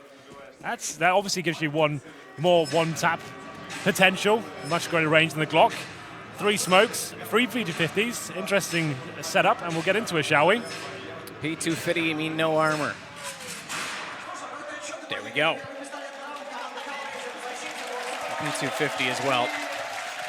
Gives the range game a slight advantage, as you mentioned, but it's also, I mean, I prefer it over the Glock, but it also comes at the expense of armor, as I mentioned. It's also something that we saw come to a good effect in eco rounds for G2. It gives armor penetration, which the CTs will have, so you can take one, 6 of one, half dozen of the other. Take it with a grain of salt. There's just going to be a wrap through connector. Smokes down, but Bondic pushes through it. It's actually MSL that helps Bondic take damages because they were very confused, and as a result, clean sweep in the pistol. Hellraisers started off. Yeah, aggressive towards middle at the beginning of the round and getting that first pick. It was a bit dicey towards top of middle there. Bondic struggling, but North actually helping him out as he finds the kill just about there. Rotations come in and Hellraisers with a pretty much clean sweep, no plant coming in. So North will be force buying here in the second round. But if today continues, Matt, this will probably be a round victory for them. CSGO is in a strange place right now, it seems. Everyone's winning with the pistols. We'll see whether North can replicate that form as we get into this one. See indeed is Bondic. Molotov's immediately up on top of the drop. Instead, though, it's going to be 4 out toward A for North. Angel, as they wrap back through Danger to clear it, is close by at bottom middle. The wrap in Danger means they could rotate back around. No, they've got the control, but they're going to actually split themselves ever so slightly. Flashbangs on 3. Ooh, Angel's getting close, though. If they want to go for the flash, he might be in position to beat them to it. It's funny how there's so many close instances that never amount to anything. Steps away from an exchange, and both teams back off. 4 players in danger for now. Cajun be flirting with the idea to face middle, and Config, he might just get past. Angel getting very unlucky with his timing. Every time he goes towards face middle, there's nothing there. Smoke towards connector. Angel will hear that coming in and trying to get his first frag. The flashbang's decent. Can he find the frag? He can indeed. Looking for 2, but can't get him. Cajun good response. Flash was a little bit deep, but Sticko from the van swings out, finds another. Cajun still in it with the UMP picked up on the way through. 1 versus 2. Bomb near the site, grabbed now. Is going to be planted. That's inevitable at this point in time. He's got the safe plant behind the hut. Hellraisers don't elect to push in immediately either, so Cajun, he could get cut off. He goes to the open. He could line them up at the same time. Does damage. Damage was so close. Yeah, that could have got scary. 4 Hellraisers there. Cajun be doing everything he can. Comes down to a bit of a brawl towards middle there, and Angel gets 1, then shut down with those Tech 9s. Config doing what he could, but Cajun be with 2 frags in the end. Does damage to Dead Fox and 0. Bomb planted as well. That's normally absolutely fine. If you force behind the second, that's got to be the absolute minimum you bring to that round. Here's Sticko doing some work at the family step. Triple kill for him overall. 3 skulls added to his collection. As we get to round number 3, should be the full eco now for the Danish squad. North. MSL -1 after that. Team kill on the pistol, still very early days though. He'll be fine to recover from that. PT50s across the board from North. No nades, no armor. Once again, try and get that bomb down. Maybe just rush towards, drop down and see if he can get some trades and maybe go for connect. We'll see what they decide to do. Push toward B this time as Magisk will flash over. Blinded, getting the kill finally. Dead Fox goes down to Config. Responded though. Rifles equalizing things. I don't think we're quite in store for what we had in the last game. Could be wrong, Henry.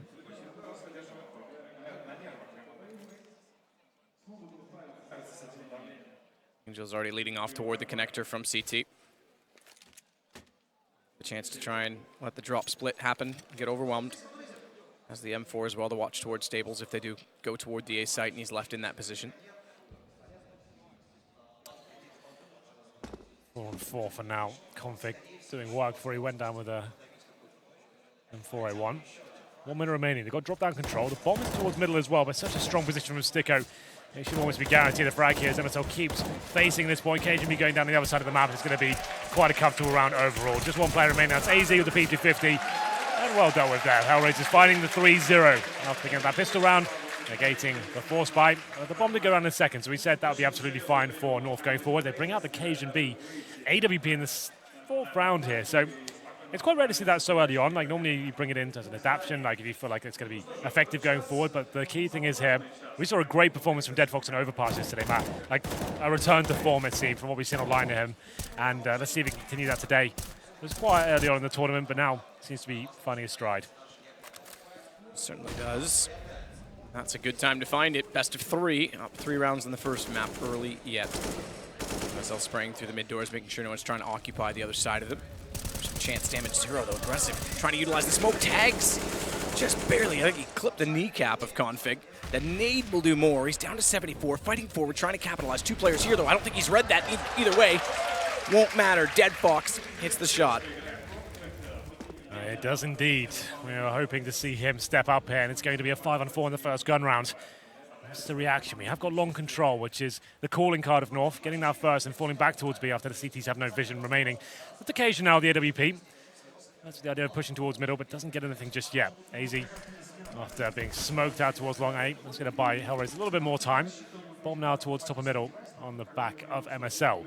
We said they've got very good executions, but that's not really a possibility anymore. They only have 1 smoke remaining and 2 flashbangs. There is a Molotov to be used towards the upper platform. It's not clear as to where they want to end up yet, but the bomb heading towards B halls suggests that AZ might try and maybe show some presence at long A, go for that first pick, see if he can force a rotation, and then his teammates get ready to go towards B. Or the other idea behind that is he waits until his teammates are fully committed and he stops the rotations, getting towards that B side of the map. Dead Fox, does hit MSL. Good catch again, but kills do equalize on A. Problem is, bomb's still in the B tunnels. There's a long rotation back, 20 seconds, can't even get there. He has to commit, which therefore means the rotation through connector has to happen. It's gonna be Magisk getting in, good kill. Dead Fox, the 1 shot he needed to close out all the good work he'd done is missed, and therefore Sticko has to go in 1 versus 3. No kid, Henry. I think there's 1 down, doesn't even matter. Cajun set, ready, and they'll get their first round. Bit quieter as the crowd that time. Yep, made his boy going wild after losing the first 2 picks before Dead Fox had done enough. That looked a bit too easy for him. 2 kills, and then made his boy finds a little bit of wiggle room there and finds 3 kills in total. AZ, like we said, striking just as they commit towards B. He stops 1 rotation there and gets Hellraisers a little bit confused at that point, and North arrive in the first gun round. Still money available for Hellraisers, not a ton of it. You see Dead Fox after purchasing the AWP in the previous round. He's going to be on the Desert Eagle here. Sticko, similar story on the SMG. He's got a bit more utility to work with here as we have 3 players committing towards A. It's going to be smokes towards the B site here. We said their executions are very good on this map. From the top and middle as well. This could be potentially a B fade. The bomb is towards the upper platform right now, and they're leaving Config, who's great at this sort of play. He gets himself tucked in towards the upper platform. His teammates will head back towards A. It's the fake of the full execution at this point. And Config hasn't committed just yet. They have got 1 player in towards the connector as well. This is looking very good now. Config in, checks Hobbit on the way by. Zero looking to try and counter them off from tree. Drops off before Cajun can get the AWP set. He'll sit and ready, but Sticko does go down. Still Cajun to find the kill. MSL spraying in. Zero falls as well. North looking very convincing now. 4 players staying alive. Second straight round. Hellraisers are going to be limited going into this, the 6th. Yeah. About $2,000, and they're going into a third round. They've got 2 rounds this time, but a third round next. We That's did about say, Matt, these executions from North are something to behold. If they can get it down, if they can get the full execution rolling, it's so difficult to hold off. You saw on the mini-map in the top left, just a full wall of smoke coming in. Not really much you can do about it. As you're locked out, you're segregating the CTs there. They're left to challenge and one-on-one duels in the aim power from North. This overwhelms Hellraisers. And as you said, it has to be a full eco at this point. P250s, a couple of those, and default pistols for the rest of them. 3-2 now. North looking to tie things up. Looking very good for them so far after losing the pistol. Bondig watching towards the window room here, but North could be aware it's an eco coming in as they spread out in a default. I don't think we'll be seeing any full eco antics going into this round, if I'm honest. Shot back through.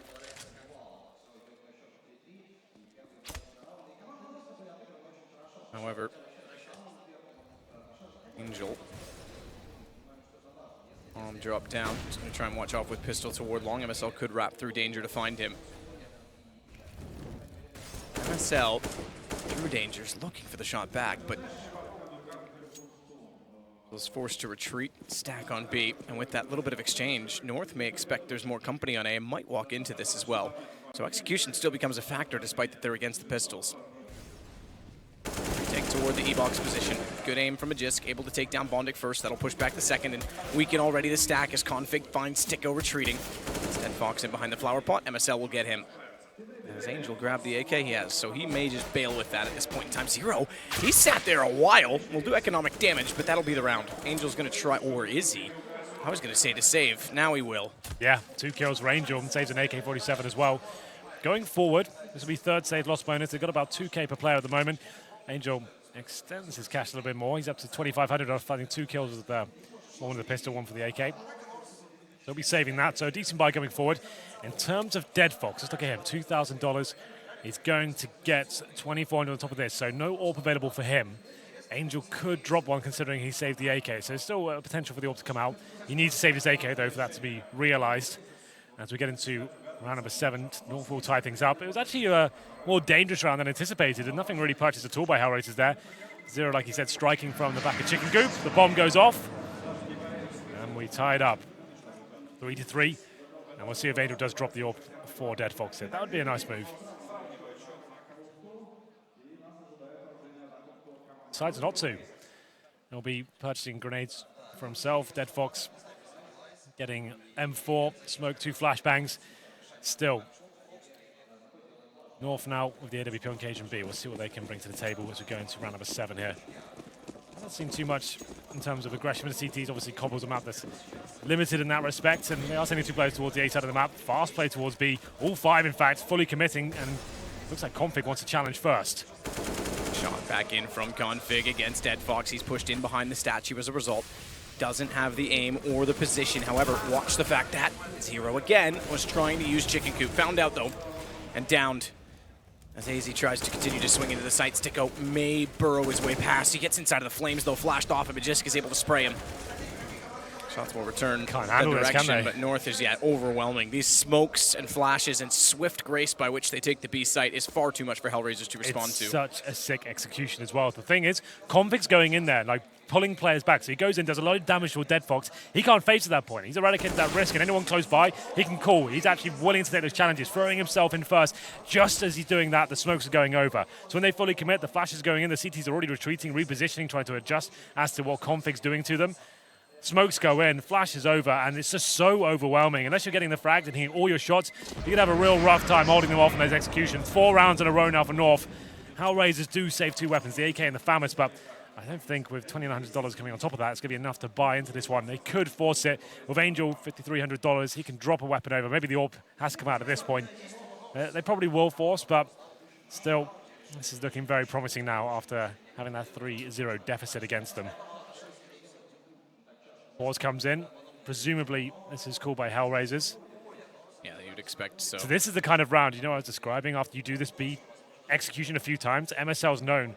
Once he does that and he kind of instills the fear within Hellraisers, that's when he just calls, let's just rush A, all 5 players, up towards middle. They'll be trying to adjust to what we're doing. They'll try to maybe send 4 towards B at the start. And that's normally the call we bring in, especially at the pause right now. You think they're trying to adjust to what we're doing every single round. I'm not saying he will do it, but I wouldn't be surprised if he goes to that full A rush right now. They don't actually force into this Hellraiser, surprising. I thought they definitely could do. They're going to go for the more conservative approach here, save the AK and FAMAS, and just have some upgraded pistols around it. 4 players towards top and middle. I guess with the uncertainty of the buy, they might not fully commit at the start to slow things down and not run into a potential stack at this point. Easy's trying to get back through the doors. Config also trying to open up at B site. Finds one inside the flames. He may get another 0 contests. And down he goes, 2 for Config. Stick out, close at A, is going to let them run by down below. Should hear them at this point in time. Or does he? He's going to capitalize when they get inside of the site or completely give it up. Unfortunately for him, he's removed himself far enough away that they should expect a flank. In fact, Cajun's already looking back to see if danger wasn't occupied when they ran by. Config lights them up, finds 3 kills towards the B side of the map. Bomb's already down in A. That's a bit of a nightmare. He finds the other weapon saved as well. Bondic still has his AK as he takes down Config. Finally, someone does. And trying to give a fallen AK to his teammate. That's actually not too bad, considering they were quite conservative going into this one. They went in with an AK and a FAMAS. They leave with 2 AKs. So they'll hide up by the toilets. Sticker on Bondic have managed to scavenge a smoke and a flashbang as well. Bondic still with a kit. So this is okay. North do extend the lead to 5-3 now. Norris is yet to have an impact since the gun rounds have started here. So the pincer comes in though. Look at Major Boy coming in all the way towards T-spawn. Looking to see if he can cause any further damage at this point. They've got lots of money to work with. Might as well give it a go. Oh, didn't quite spot him. But now we do have a nice full buy for Hellraisers. Maximum loss bonus achieved. That's $3,400. An Angel with loads of money, presumably dropping this AWP over towards Deadfox, which he does indeed. Get into it, round number 9. Cajun still on the AWP himself, and we'll see whether North continue with the defaults in these B executions or whether they throw a curveball in there. So Dead Fox back onto the AWP to try and claw back some ground that's been lost. 5 straight for North on their T side. Good thing they got the pistol, Hellraisers, because they still give themselves a chance to close the gap. MSL again will spray through the door by default. Sticko waits in with his face toward the wall. Bait and switch position with Angel, who will spot the flash. And if he's blinded, his teammate will turn. They go in, his teammate doesn't turn fast enough. Sticko does get one back, but Magisk gets both as a result of the slight reaction time delay. Yeah. Smoke off toward the door as well for Cajun B. That's going to call for the bomb to just fly in towards that A side. Yeah, sure, 0 gets Config, but he's the bait towards the B side. He's coming in for the backstabber. That's almost I don't think kill doesn't really mean too much for him. So it's going to be 3-on-2 now. 0 and bonded with the AWP. This retakes is not possible. They still have flashes to work with here, North. And KGB set up the AWP. Another one they have to just submit and fall back. 0 saving the AWP. It's getting overwhelmed every single time. They had the double setup towards middle, like you said, the bait and switch. One guy tucking himself in the corner, waiting for the flashbang to come in. Yes, he gets fully wrecked by the flashbang. His teammate gets one, but the double frag coming in from Aegis Boy. They're just outclassing them right now in terms of strategy, individual skill as well. Hellraisers just don't have an answer for this. And this, to be fair, was the... I don't know if it was predicted to be as one-sided as, potentially the Astralis CLG is on paper, but to be fair, it is North's series to lose. Yeah, They're sure. definitely the upper team in this. Hellraisers and CLG are the 2 teams that made it through the playoffs. No one expected to be here. In fact, they finished dead last at this last event. This series, last time in Kiev, it was mid to late 2016. Yeah. Q4. And Aztec North now is 6 in a row. That's not surprising. Loss round bonus is still maximized, and they're able to keep a few weapons carried over, so they'll bring the guns right back in. Dead Fox back onto the AWP. Cajun, the same. Indeed, more of a default though.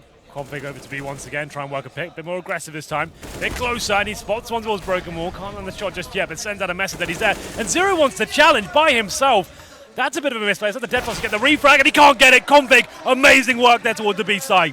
Decent indeed. Another 2, but Bondic's there. He had 3 HP to get the second kill, so Bondic's able to equalize.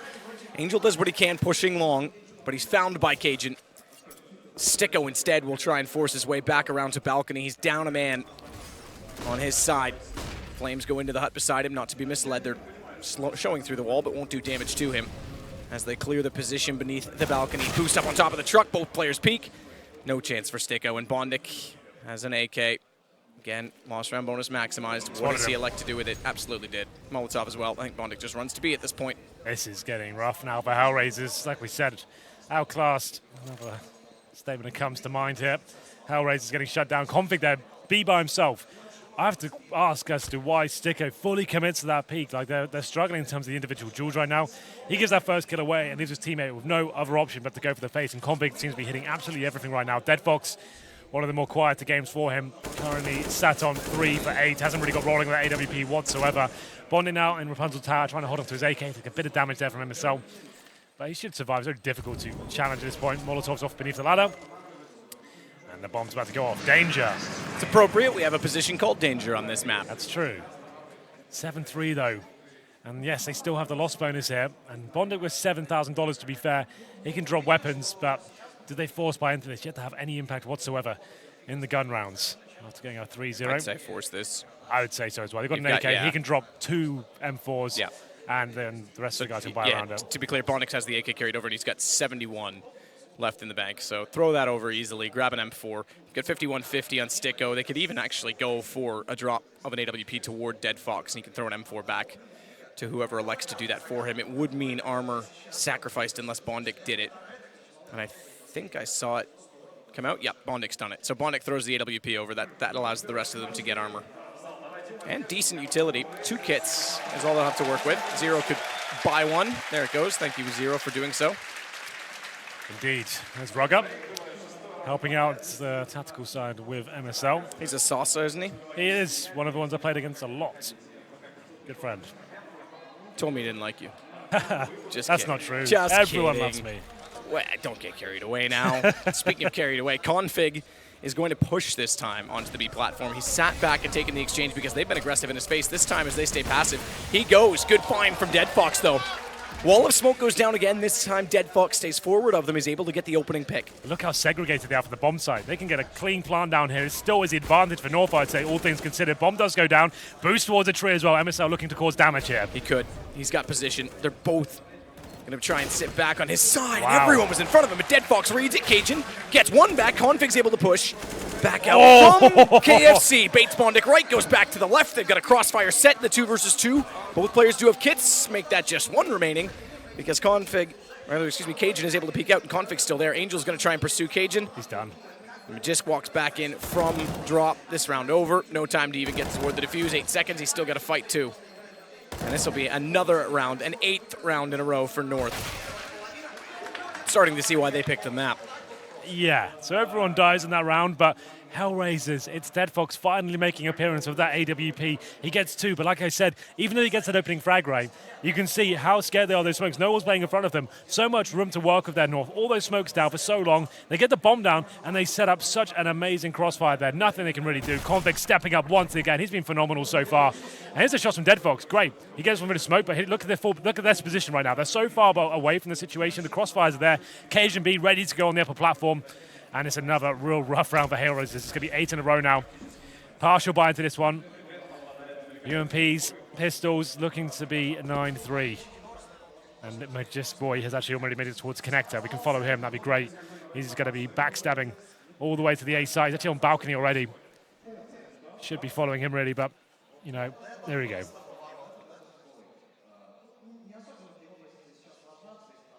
He alone could swing in and catch off the 3 players in drop. He can get so much information from this Magisk. They've given him such a margin to work with. Bondik has been boosted up in drop, which could cut off Config and will. He has no idea, which now means Magisk needs to make a call. But guess what? As he goes back out toward long, they're rotating back over to A. His best chance was to flank them back in.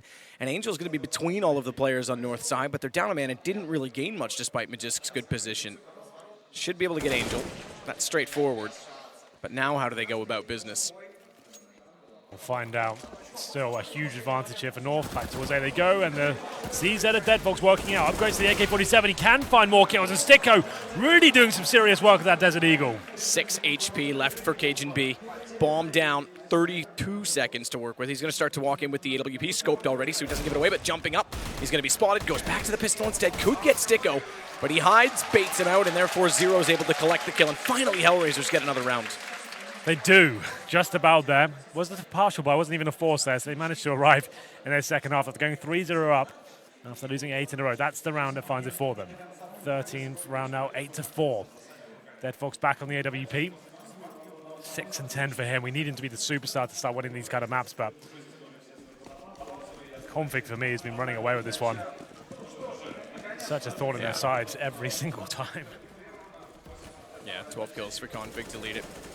It's going to be 4 men down toward the bottom middle yet again. This is the tactic I'm talking about, Matt. Throw this in every now and then, that fast mid play. Well, they're going for it. Angel's ready, though. Stands back behind the half wall. Lots of coverage to work with. Can control his peak, but runs out of ammo. He had MSL dead to rights. Lucky to get away with that as a result because he goes down to 12. It brings Bondic back through the door. As Dead Fox sits at wait with the op at stables. No one pushing him from long. Cajun limited, taken down. Another round for Hellraisers, and this time, ooh, yeah, economy's going to be limited. It's not broken per se. Config's got 6250, but only $600 for Cajun. 35, 34. They'll be able to buy in the next round, but only just. Might be worth it if Config decides to sit back, but it's Config after all, so he'll get aggressive. He's got position to work with. So after losing that first round, the gun round I should say, they do throw in the mid push, but it hasn't really worked out for them. 5-on-2 now. Config making his way towards Connector. Gets one, but taken down. Now this leaves Magisk Boy towards Long A, isolated. Look at all the CT surrounding him. If he just finds kills here, though, that's fine. He probably can't win the round. Almost certainly can't at this stage, but if he finds 2 kills, that's going to limit Hellraisers going forward. Yeah, the problem is that he's about to get flanked. Bondic, side of the head. Oh, don't. He's going to do it. He's going to do it. Extra money. I love it. Why not? The showman, Bondic. Always an entertainer.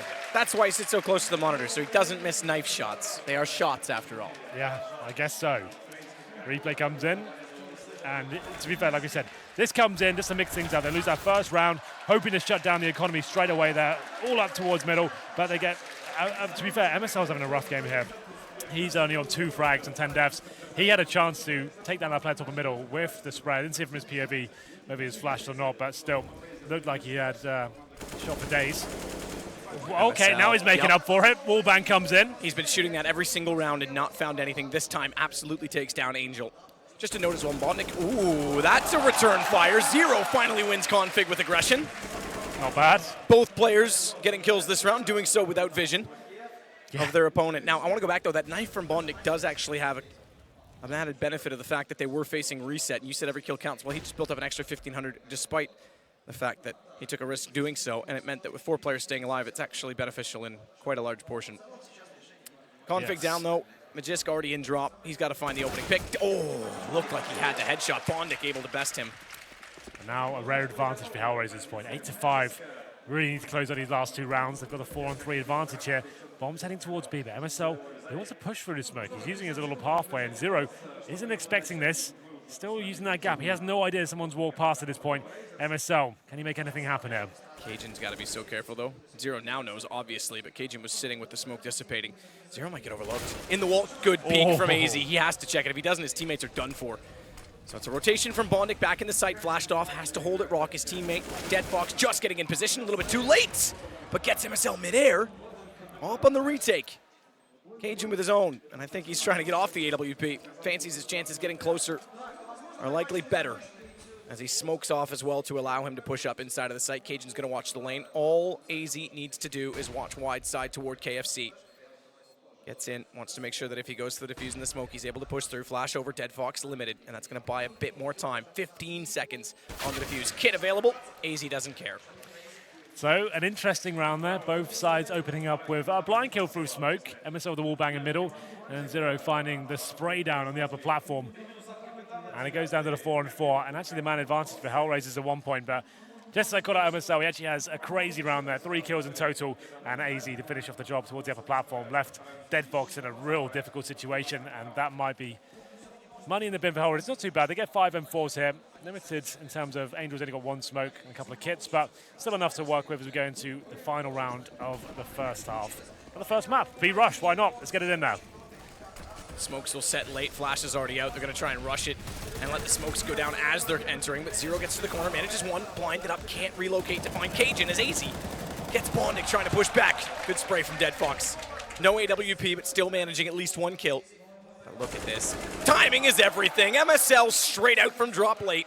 Gets to an Angel. Will have to work his way back to the site. Flash over. Does dodge it well. Find MSL. But he's on 12 HP, and that's enough for Magist to quickly close it out. 10-5 North, not winning the pistol. Go on an absolute rampage to win 8 rounds in a row and then 2 further at the end of the half. Yeah, pretty dominant performance there, especially from Config. That's very par for the course. That's what we're expecting from North and Cobble. As we explained in the pre-game, their B execution is so hard to hold off, so isolating for the defending CTs there. Hellraisers didn't really have a reply. Going up 3-0 and finishing the half 10-5, they'll be disappointed with that, but maybe it's enough to work with. We're going to take a quick break and see whether Hellraisers have anything left in the tank for half number 2.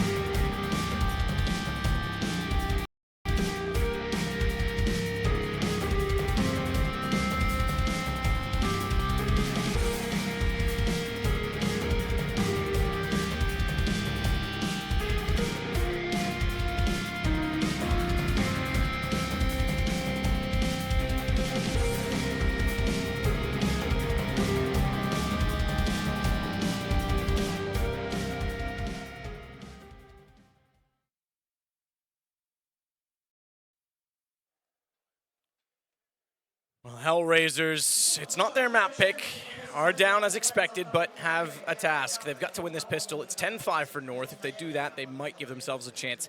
CT side, not the greatest, but swapping over to the attack, maybe there's something in it. Maybe they can use the same sort of speed that North used against them. Yeah, we'll find out as we get into the second half here. I'm not sure 5's going to be enough for Hellraisers there, but we'll see what they can do. They won the first pistol and got the 3-0. Maybe they can deliver a similar performance here in the second half. We'll have a look at the buy for Hellraisers here and see what they bring to the table. We'll see if we can work out where they'll be heading towards. All the teams favouring towards B these days, or an A split.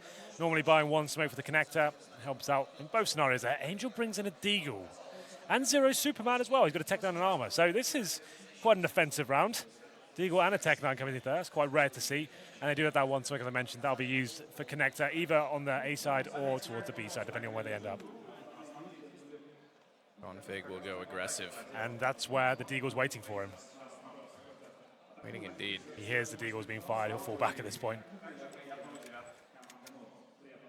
Angel the one with it. They're going to take that bomb back down toward lower mid, though. Config rotates in through danger, and Bondic ready for it. Great start. This time, they did win the pistol. This time, they need to at least do that. Win both in this game just to give themselves a chance. MSL has to find them inside of the smoke, but is locked out. Has to pass on it.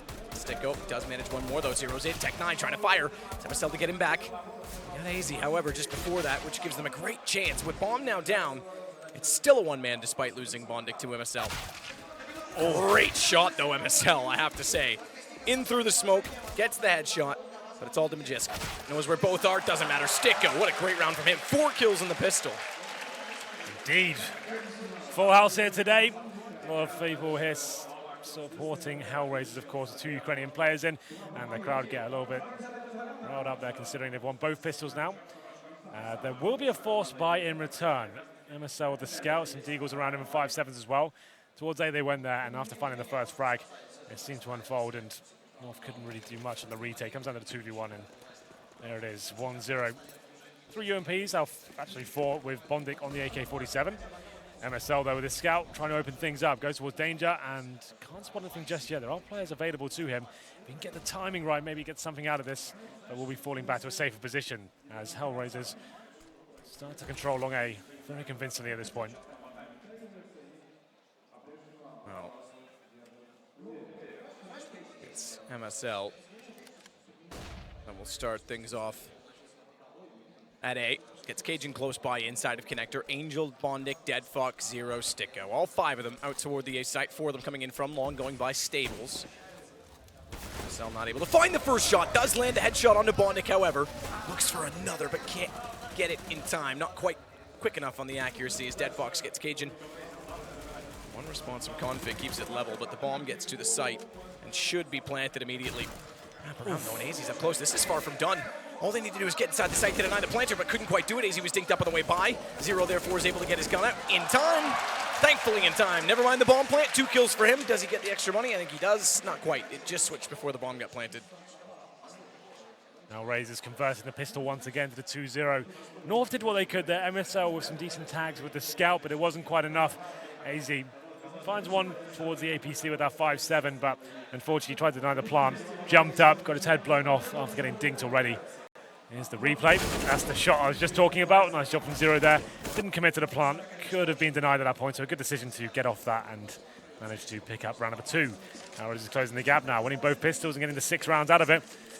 Stats suggest that means you should be winning the map, but at this point, well, North have been playing on the gun rounds. I'm not so sure it's going to be a full eco here for North. 5 USPs, not a single dollar invested into this round at all.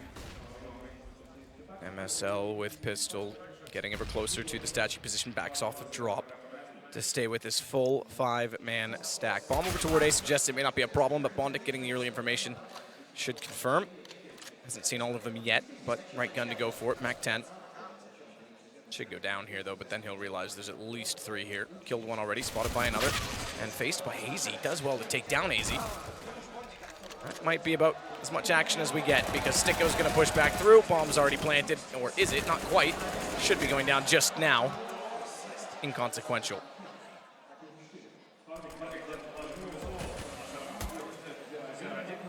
Try and get some frag money. Would have been nice if they could have kept Mac 10 maybe to build up some in the late stages of the round. Just to get some kills with it, not so much to save it into the next round, obviously. Gun's going to be ready, but would have been good for the extra bonus. Significant damage inflicted there towards Hellraisers, but only 1 kill picked up. It's going to be 4 players surviving, and a bit of a bonus round going forward as well. 2 UMPs, a Galil, and we'll see whether they can find the first gun round here. After the force bind in second, North, you can see momentarily that they're actually a little bit weaker. Only 1 kit. They do have 4 rifles, made his way down to just a UMP, and he's very good on the CT side of this map. He'll be limited slightly. We get into it. Hellraisers know they've got a huge advantage here, keeping their lesser weapons, can go a bit faster, close range, and we'll see what happens as we go into round number 19 here. That Fox is going to boost his teammate above. Sticko to see and spot down for long. Config and AZ, though, finally doubling up toward the A-long position. We haven't seen too much pressure there in multiple players, per se. It's been mostly just one player pushing it alone with a rotation off of the A site. For both sides, that is, not just North. Config flirting with the idea, pushing the smoke, does. Gets Angel, but now he's got to turn around. Watch from danger. Good awareness, good read. Down goes Bondic as well. Grabs the AK and a chance to try and swing back by Zero. Oh, but he does! What? Zero expected for sure that he was running by as he jumped, and he sneaks in and takes him down. That's actually about what you'd expect from Config. Yeah. He is a loose cannon at times, but it works. Balls of steel there, I have to say. After getting 2 frags and pretty much securing the round, he's not satisfied with that. 12 HP, faces again, nails the headshot. Now it's just Dead Fox left in a 4 versus 1. Has a minute to work with here, and the bomb, and a full array of utility. But okay, Config, he just finds another ridiculous one. Brutal rounds. Yeah, pushes the smoke to catch them off. Rotates back, realizes he's going to get flanked. That good heads up, and then just goes nuts at the end. Not too bad to give North their 11th, the first gun as well. So similar story to how the first half started. Hellraisers, 6 of their 8 rounds come from getting the pistol and the ensuing Economical So advantage. sick. Economic, I should say. You should say. Should, but I didn't. So we'll just have to let that one go. Well, there it is. After winning the 3-0 once again, it's North to answer back straight away. Config destroys Hellraisers, and a misthrown smoke there towards the upper platform. Actually not going to be any use to them whatsoever. Sticker now can't use that to push forward. Ladies Boy's aware of it, trying to get something going there, just spotting that wider angle, not fully committing there, and Sticker has to fall back. That's a wasted smoke, I have to say. Sticko is going to try and get back in though, but it's too late. Wasted smoke and then goes down to Magisk. MSL, pop flash, back out, but they jump through. He does manage a very good kill considering he was outnumbered and gun not quite at the ready. The bomb will go down for Hellraisers, the man advantage on B. AZ, that is going to do enough. No, it bounces outside the door. If it went backwards, it might have done more, 2-0, but he still manages it. However, look for Dead Fox, finds AZ. It's all into Config. He's going to go. It is Config. He's got everything he needs, every nade available to him. 2 flashes, smoke, Molotov, kit, armor, AK. Starts his way through by smoking off the bomb early because he wants to try and just challenge through it. Flash on the inside of it. That might catch Angel to look the wrong way, but he doesn't. And he finds the headshot to make it a 9th for Hellraisers and silence the momentum early this time. Certainly do. And that's actually thrown the economy into disarray for North here. Big round from Hellraisers after losing that first pick as well. And the misthrown smoke, it looked like they were going to throw that one away, but Angel, we didn't see it from his POV, gets 2 phenomenal kills from the upper platform there and manages to save the round just about. You can see what North are trying to do. They're throwing the incendiary behind the player that's going to be sat in that corner. May just going to overwhelm with the M4 at that point. He gets taken down by Angel, and he managed to pick up the round. And Hellraiser is actually closing the gap now. It'll be 11-10 after this one, and the 2 pistol rounds they won certainly have been beneficial to the overall scoreline, as North have looked like a much better team. As we get into it, round number 21, full eco once again for North. Nothing purchased into the round, absolutely $0. So USPs across the board. And it's a 5-man B stack as AZ just decided to go back towards A. Not really much he can do here. Maybe take a few couple kills in the end of the round. That's about it. Decent shot from Dead Fox. Quick. We'll just go try and echo the sentiment by trying to peek back.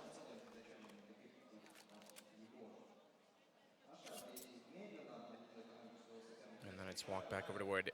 Not a stack this time for North, trying to play a more standard spread out round with the pistols and do damage where they can. It's not really like they're amounting to much with 0 investment. Decent little gimmick, as I like to refer to them, positions to try and catch them off. Yeah. Especially the bait and switch between MSL. Cajun's going to be under balcony to call that they're pushing through. Tries to go for the headshot, not quite there. That's going to spot barrels immediately, but there you go. Cajun waiting below the balcony, and AZ with good accuracy. Start things off, dink from range as well. Cajun goes back into it with the AK-47 picked up.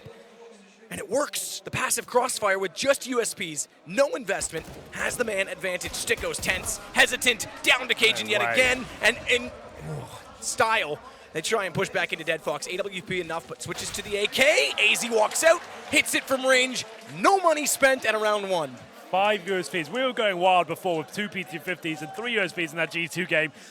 North go one step further. Nothing purges into the round, and Hellraisers walking to the Lion's Den. What amazing work that was. After getting the first pick as well, that's a 5-on-4 with nothing invested. How are you losing that round? Cajun B going berserk there with the default pistol, picks up the AK and punishes him after that. That's a huge misplay by Hellraisers, I have to say. What is going on today, Matt? Yeah, it's interesting nonetheless. Config leads the way, 18. Cajun not far behind. Good frag distribution for both teams, to be fair, but as we mentioned, there's not been many gun rounds won for Hellraisers. They sit with 9 rounds to 12. Close game, if you want to look at it that way, but they've won 3 gun rounds. Yeah, right. So they got the 6-0 off the pistols, which still, to be fair, like I don't ever discount it too much, right? Obviously, it's like, oh, they just won both pistols. They still had to beat North with the pistols. It's still something. It's not an easy task. So sometimes that gets lost a little bit, you know? Yeah, I'm not trying to discredit it. More to the point is when the economy levels, it becomes more challenging for them. You can see they are, I would say, like I used outclass a few times in the first half. They certainly were. They couldn't handle the gun rounds at all. But here we go. 12-9 North find a rare round there. And it's going to be double AWP setup this time. Config, who's shown himself to be a great all-rounder, especially with the AWP, joining Cajun B with the AWP responsibilities. Another EK for Hellraisers. That's a bitter pill to swallow. 5 USPs, man. That's so rare. I mean, this was a chance to make this 11-10, Yep. maybe even 11-11. Not the way you want to lose this, especially where it's actually North's map choice. Could have stolen it away and then go into cash where you think you've got something prepared for North, who are an improved cash team, but not, I wouldn't say yet established. Getting there with the results they've shown. Yeah, for sure. Well, Hellraiser with a chance themselves to get towards drop down here. They've only invested in a few upgraded pistols, two I should say. Deagle and a PT-50, that's it. And Angel opens things up, takes down AZ. So something to work with. Hasn't managed to pick up the weapon just yet, but at least it's something to go with. It just was pushed up aggressively in the B hallway. He's since backed off because of that pick. Doesn't want to get caught and give away 2. And a gun as well, because it would have been untradeable. So it's more safe for North as a result of that first pick. They do spot MSL. Great shot, though, from range, I have to say, on an M4. Just will wait beneath the window. They'll go passive toward drop. Tag from Cajun. Back to the pistol. Knows he's hit him. Oh. And just like that, Magisk actually sprays down the other 2. So everyone gets erased all at once. Yeah, in 1 second, everyone's gone. 13-9 now. Money not really stabilized here for Hellraiser. I think they have to take another partial buy here. It should be 14-9. They're not. Oh, They're they're going going all for it. Okay. Bondic and Sticko are able to afford it, no problem. They actually get decent utility to go along with head armor and the AKs. Angel, not quite so much utility, but then it's limited for Dead Fox and even worse, 4-0. Okay, there was a Galil down. It's not too yeah, bad. I didn't see the Galil dropped. I thought it was just the pistol. 13-9. They get UMP on Dead Fox. Galil's out. Not ideal, but it's enough. Angel with no nades. You can see how limited they were in this buy, but enough for execution. 4 players actually make it 5 now. Sadiq on the other side of the map. They could go for a full-up wall of smokes here, but only with 2 smokes remaining. It's not going to be perfect, but flashbang from Cajun B, maybe looking to bait in Magisk here. Perfect flash, to be fair.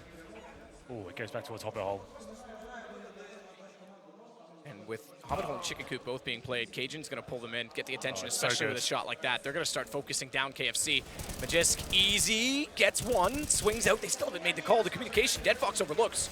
And Bondic's not able to do anything with the flames in his face, so Cajun walks back out for his second. Decent setup between the 2 of them, and it's 2 rounds to go on this, the first map for North. Indeed, and that was a rough buy for Hellraisers. Now they probably want to take a pause. It's 14-9 map. They've got $2,500 average for the team. So what do you do with this one? Let's pick your poison time. Do you full eco and allow North to get to 15-9 and then have to try and get 6 rounds in a row? Or do you force into this and deny it? I think you have to do the latter. I don't think the Hellraisers have it in them to get 6 clean rounds in a row. I think you need to deny match point right now. It's a double orb setup you're up against, and maybe full execution with the Tech 9s here, wall of smoke, try and force your way through those smokes and find some run and gun picks of the Tech 9s. I think you have to here. I think the eco just not going to work out for them in the bigger picture. Flirting with the idea. Deagle purchase. Looks like they're going for the more conservative approach.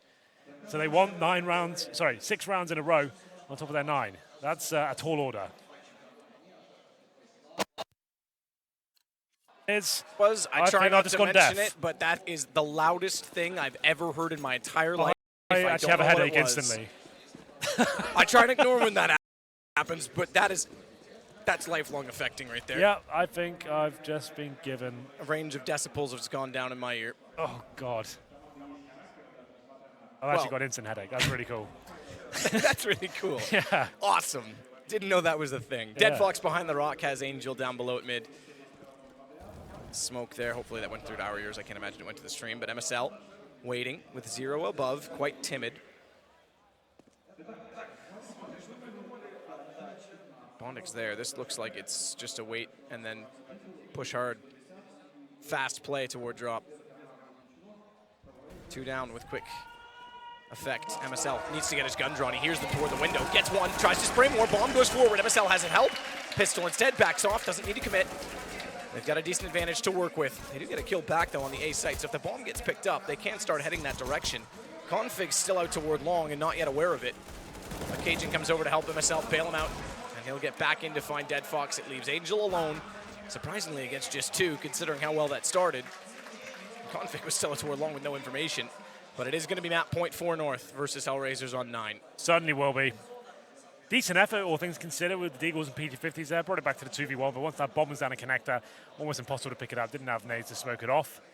And we go into a very difficult situation now. As I stated before, 6 rounds in a row from Hellraisers required just to meet overtime. 5 AKs, full array of utility though. Let's see if they can step up here. Let's remember this is North's map pick. We've gone to cash next, like you said. And presumably that's where Hellraisers can really sink their teeth, and I think the scoreline doesn't really do the game justice. North have looked like a much better team overall. We'll see whether Hellraisers keep their heads above water here. Flames down, config up, AWP around the corner, aggressive at long. Not often we see that peak anymore. Crowd trying to become the sixth man in the equation. But the North is cold, and they won't be bothered. Angel goes back down toward mid. Set smoke bounced off, cover top toward the ramp. And will allow him to walk in and start to probe danger. AZ might be ready for it. Molotov's off. Angel can't push through. Knows he's there as a result. Who's going to win the gunfight? AZ does. No question. 60 HP remaining. Despite that, he goes against the AK. And it's the man advantage to North. Double that up. Cajun finds Sticko boosted. And it may start to fade for Hellraisers. Get down drop if they may. Flash out, Cajun can't beat Dead Fox right away. Has to be a little more careful as Dead Fox gets closer. Misses it, knows that's likely the best chance to get away because he's going to approach on an AK. Has to keep the range at bay. Bondic, good position, does get to the window though. That'll open up a chance to try and split the site. And as such, MSL has to be careful inside of the smoke at the E-box. Bondic can actually go back through the door and try and catch out Cajun, but it's he that remains alone. MSL's closed it off, and Bondic, smoke in front of him. Both to use at his disposal and dissipating as he walks around the corner. MSL closes it. Great final round for the in-game leader. 2 kills, but good positional control, and it's 16-9 for North on Cobblestone. Yeah, North, although the scoreline suggests it was closer than expected, Hellraisers getting both pistols there, managing to get the 6-0 as well. Didn't really have that much impact in the gun rounds whatsoever. North stepping up, especially Config. What a performance that was. Sending a message out for the rest of this series of how good he is right now. Single-handedly wins a few rounds by himself. Throwing himself in towards the B side, finding multiple frags again and again and again. So strong from him. Cajun B looked solid as ever, and MSL called a perfect game on the T side, I think. After losing the pistol, the execution just on point, couldn't be shut down, and just a great display of how good they are on this map. Interesting as well, you go back to the major when we saw Magisk doing so well at that long A position that they have really switched it up and let Config going there as well, right? I think it suits Config's playstyle a little bit more. I mean, don't get me wrong, Magisk was incredible there, but he's also, I think, stronger toward B where he can be more passive and let Config have that freedom. Config plays by himself on the T side at the lone range, right? And now he's doing on the CT side as well. It does make a lot of sense. And we do move on to Cash after this one. Exciting first map, but North, I would say, a dominating performance for them given the scoreline. It's a little bit misleading, in my opinion. I think so, yeah. I'm gonna just go back to that point on Config as well. I think that his personality is kind of the dark sheep in the team. Yeah. And I remember the knife at the major, the whole team was ready to kill him. That's just the way he does. Sometimes you have to embrace that and let it happen, so to give him those freedom spots is actually pretty good. But that said, send it over to the desk. Alex, talk us over map 1 and get ready to see if this is a 2-0 or is there a fight back for Hellraisers? That is the question, Matt. We'll get to that very, very quickly. Yes, indeed, because I want to just get some more Counter-Strike rolling. Hellraisers are unable to make it happen on Cobble. I've got myself a plethora of analysts to hopefully shed some light on what on earth went wrong for, well, I was going to call it the home side, and I think I can get away with that. Hellraisers versus North, they certainly are considered the home side. Joining me then is Thorin, Moses, and YNK. And actually, I'm going to start right at the end there, Yenko. A convincing win for North. The result does give Hellraisers a little bit of something, though. Not really.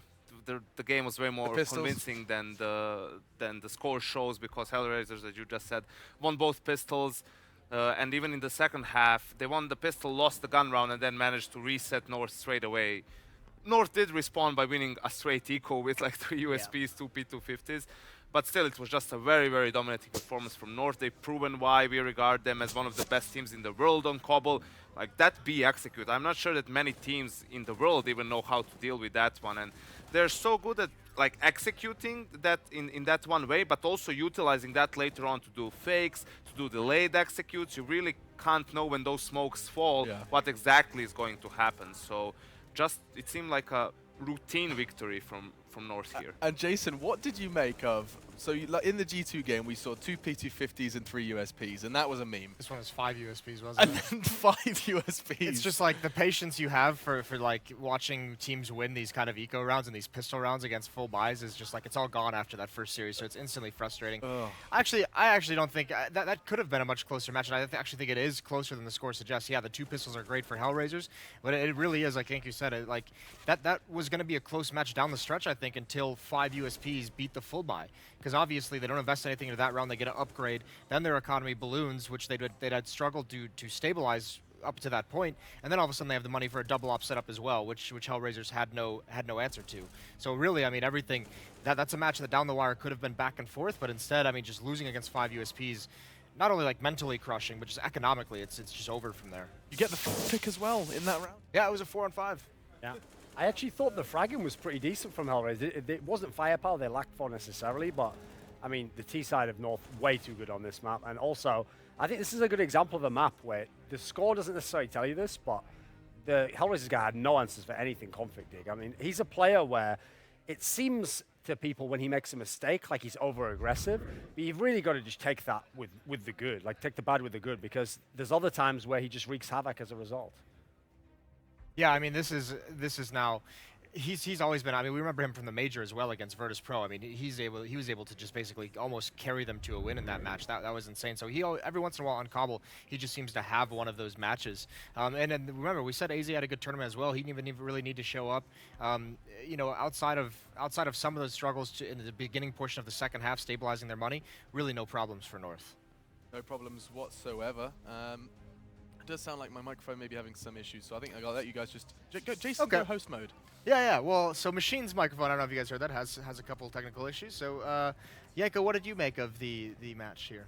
What have you got going on? I think that North has shown to be like a very, very dominant team at this tournament. You know, they are, even though the score was close, they have been pretty dominant in this game, and I actually think that this is just going to repeat itself more or less on Cash. Might be not as an easy road for them because they're not as practiced on that map as they are on Cobble. They don't even probably like it as much, but it just seems that their team play is super crisp at the moment. Well, I mean, let's stick with Cash. I mean, do we make anything from the fact that Hellraisers was able to beat FaZe on Cash earlier in this event in the group stage, and now they have to play North on it? The problem is, if it was the FaZe that played against G2, if it was that kind of level, I'd say like, yeah, wow, amazing win. Like, the problem is, like, I feel like Hellraisers just got lucky. They were opportunistic, you know. They got into a game. Remember, that wasn't even like a blowout either. It was a reasonably close game for most of it.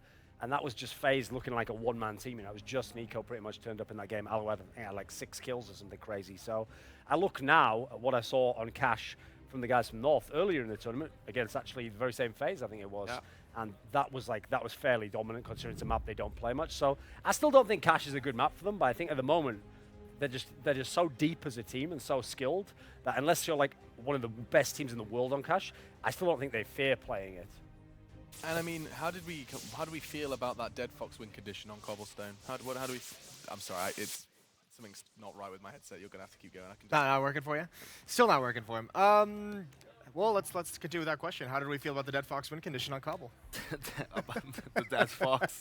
Again, you're setting it up for Duncan yet again. Right? There we go. It's like playing T-ball, really. Okay. I mean, on Cobble, they just got outplayed. On Cash, one of the main reasons why Hellraisers were able to beat FaZe, you know, in addition to FaZe not really playing up to their standards, is that Dead Fox had a great game. Whenever they were trying to go towards that A bomb side, for example, he would get a couple of kills, he would delay that push by time for the rotation to come in. So he was very solid throughout that map. I think that North as a team are even more methodical than FaZe is probably. So if they want to go, for example, for a set A execute, you can count on Molotovs being around MBK, Quad, smokes all over the place. So even if he is in a more aggressive position, I don't think he's going to have as much of a fun time as he did against FaZe. And also in that game, I remember, even though Hellraisers won it, they had some issues themselves on the T side. Like they didn't look so convincing to me. It seemed like a decent enough team when the other team couldn't match up to it, and no one could deal with Dead Fox in that game. But I actually talked to some of the FaZe players after that one, and they said it wasn't even like they called the wrong strats and like they didn't know what to do. There were sometimes they would just say, it would be like an unfortunate call, you know. Someone would say, oh, you don't need to come, though, Dead Fox isn't here now. And then he would just step out at that moment when your support had gone back and just kill you. And so that sort of thing, you're going to need a couple of those rounds to turn a game completely. So I think it's going to take a lot more than just Dead Fox turning up. We've seen with the crazy fragging of the North guys. I think it's a real uphill challenge if these Hellraisers want to take a map.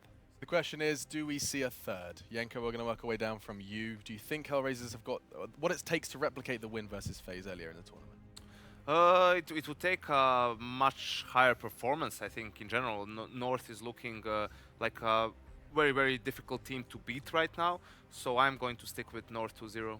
And Jason. Yeah, I'm sticking with North as well. I mean, the only real success that Hellraisers had on Cash on their CT side was when Dead Fox was aggressive, and even that, they got punished for it early on when they were doing it. And North is not going to just run a default every single round and allow them to be aggressive. They'll change things up if they run into troubles. Exciting stuff. And finally, Duncan. Yeah, I'm going to take North to win this one. I mean, Hellraisers already did their work. They beat Nip, they beat FaZe, they got to this point in the tournament, so congratulations for that, but I think it's going to be tough to kind of stay in this one and get to a third. Well, both teams did get 16-10, 16-13 wins versus the opponent's FaZe, and they have already got themselves a spot in the brackets. In fact, the winner of this is going to be meeting FaZe in that semi-final. To get there, though, we have to go through Cash and to get closer to that $300,000 prize pool as well. We'll be taking a break. Your casters are waiting to come back in just a moment's time. Online betting for every esports fan.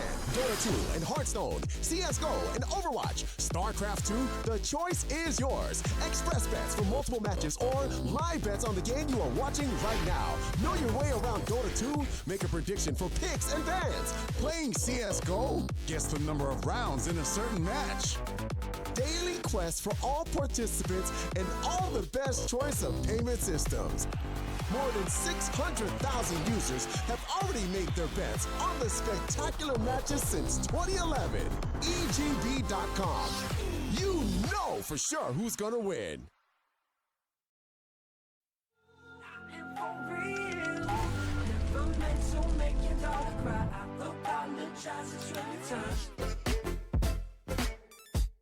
Yeah.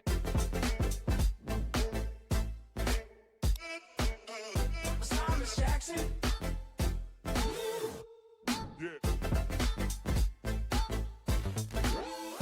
Bounce.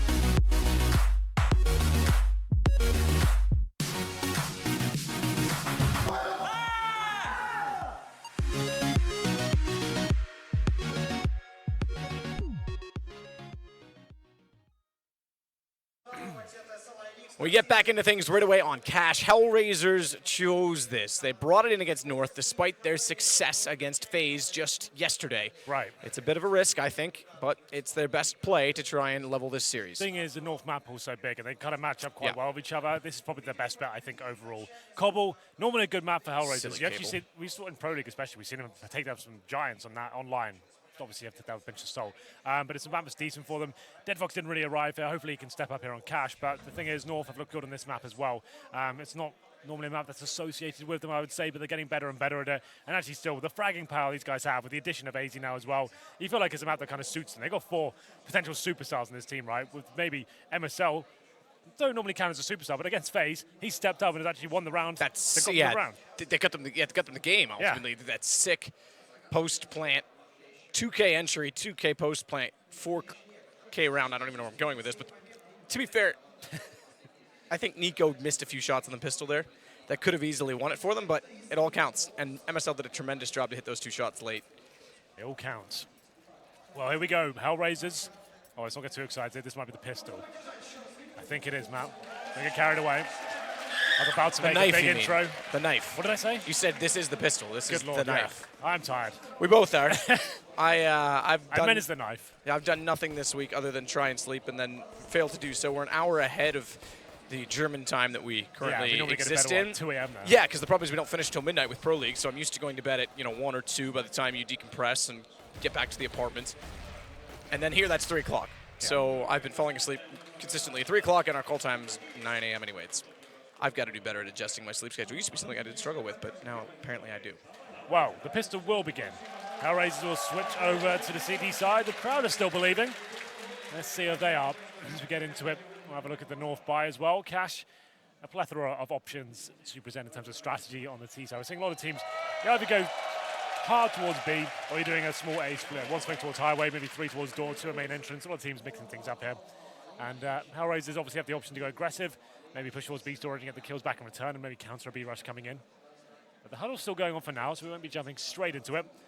Rugger giving the guys a bit of inspiration here. They're going to finish this off 2-0. That's my prediction going into this series. I said 2-0 for North seems quite likely at this point.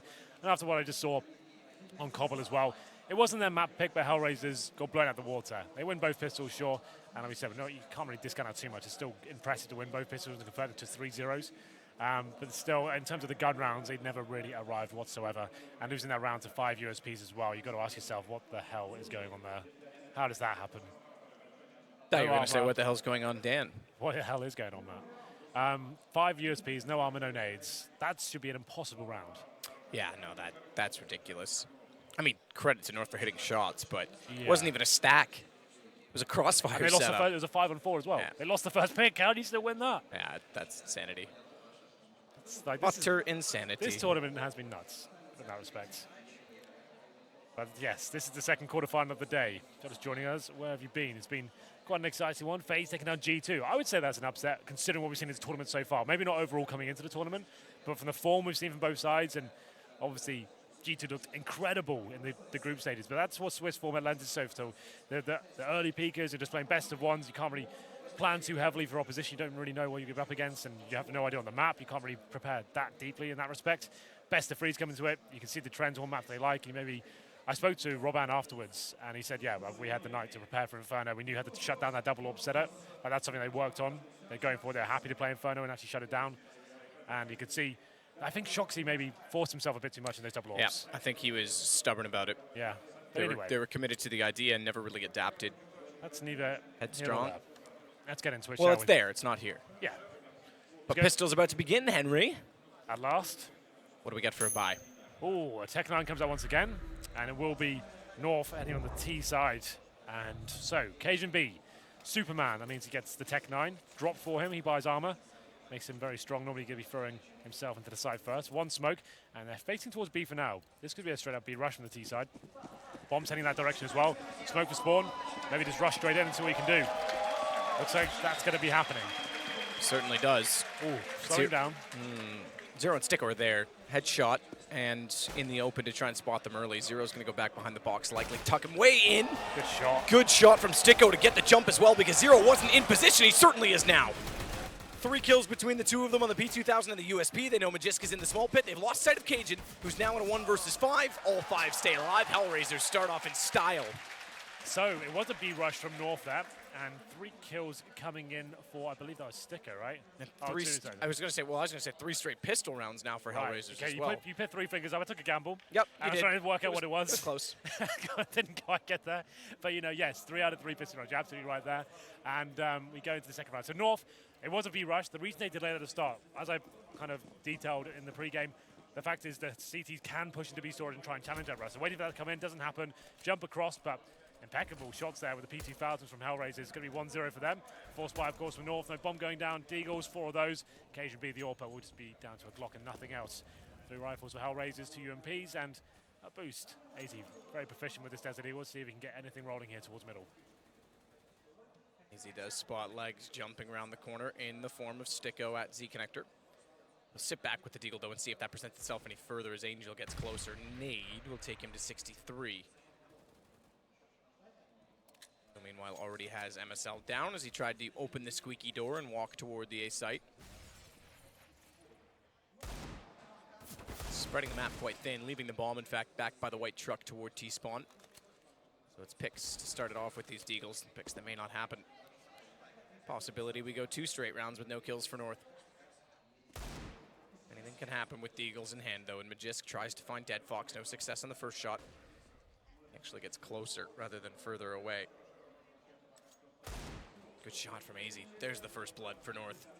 There we go. But really much else AZ can do here. It's going to be the 4 versus 1 now. Majors boy has got bomb, but only 1 frag picked up by AZ towards middle. And it's going to be quite a clean round once again from Hellraisers, looking to find that 3-0 once again. 3 kills for Angel. No less. And now we have 20 seconds remaining. Majors trying to find 1 more before he goes down. Wants to take some money into the next one. There it is. Angel finds his 4th. Nice work from him. And he's dropping a single kill. That's going to be very beneficial from Hellraisers going forward.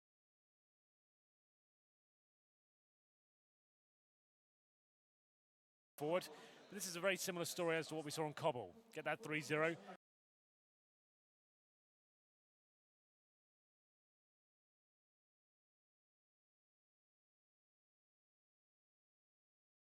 And they completely shut down in that first gun round and then lost, what, 8 or 9 more.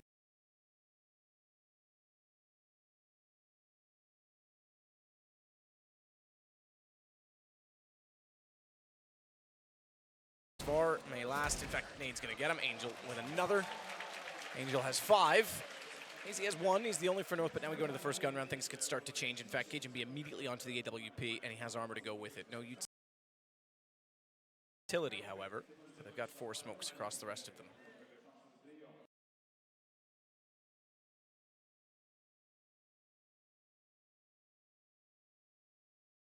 Indeed. Bit of a bonus round here for Hellraisers.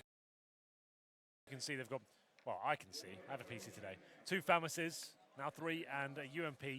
Dead Fox was the only standard weapon there, the M4A4. So this definitely counts as a bonus round in my opinion, especially with those Famases. We'll see.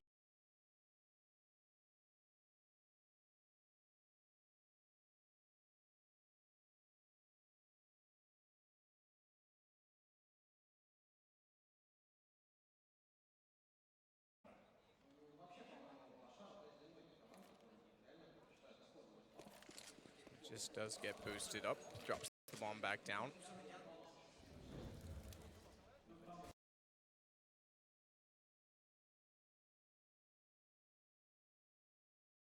Molotov off defense to clear and push it back.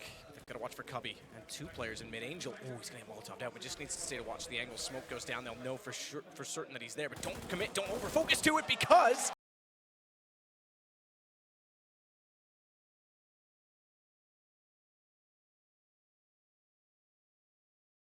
you walk into Sticko's crosshair and down goes 2. There it is. This is looking very promising now for Hellraisers, not in terms of keeping 5 players alive, but this was the bonus round as we described. Nice crossfires towards middle, delivers Sticko with 2 frags.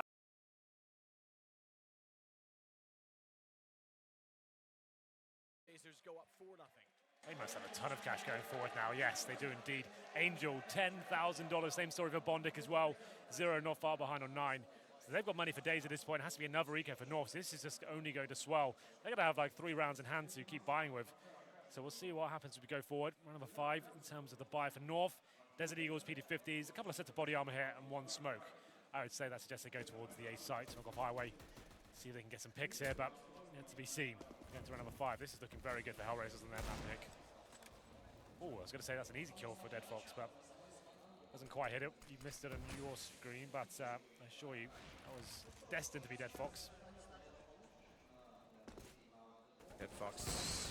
Ooh, might be a dead Fox. Magisk evades death on the first shot, snaps back with the pistol to open that up, grabs the AWP as well. Got armor to work with, and the Deagle, for the rest of them, still potent. Ooh, careful though, scoped in, he's overlooked. This, what? No, wow.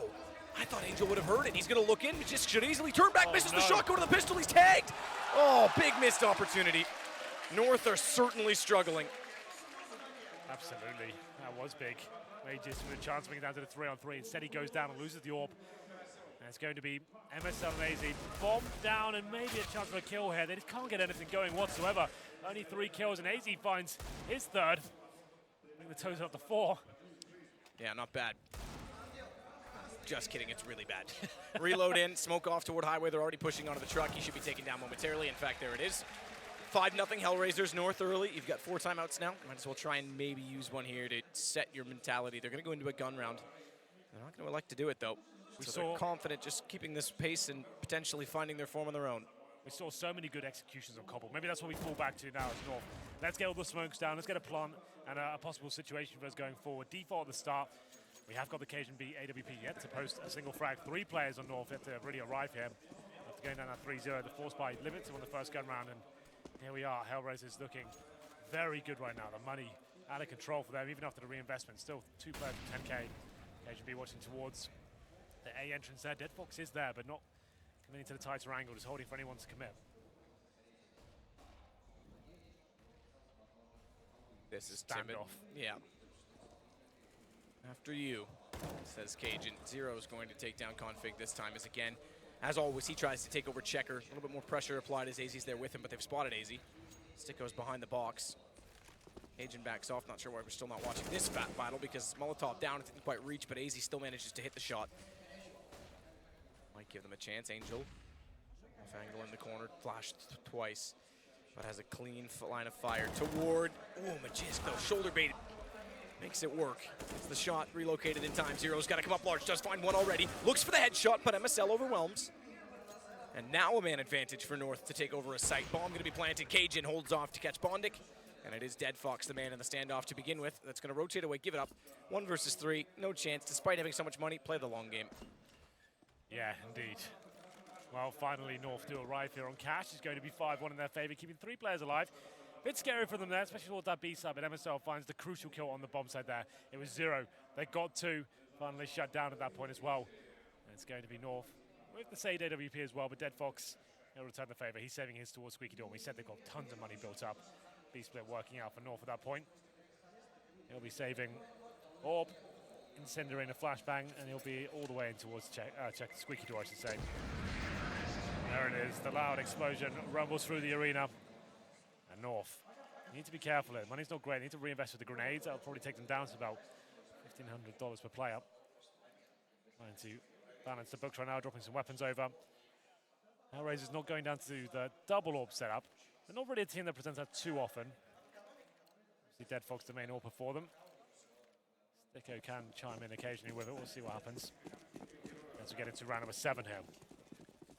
They should be looking to maybe be boosted up or back towards A main. We'll find out momentarily.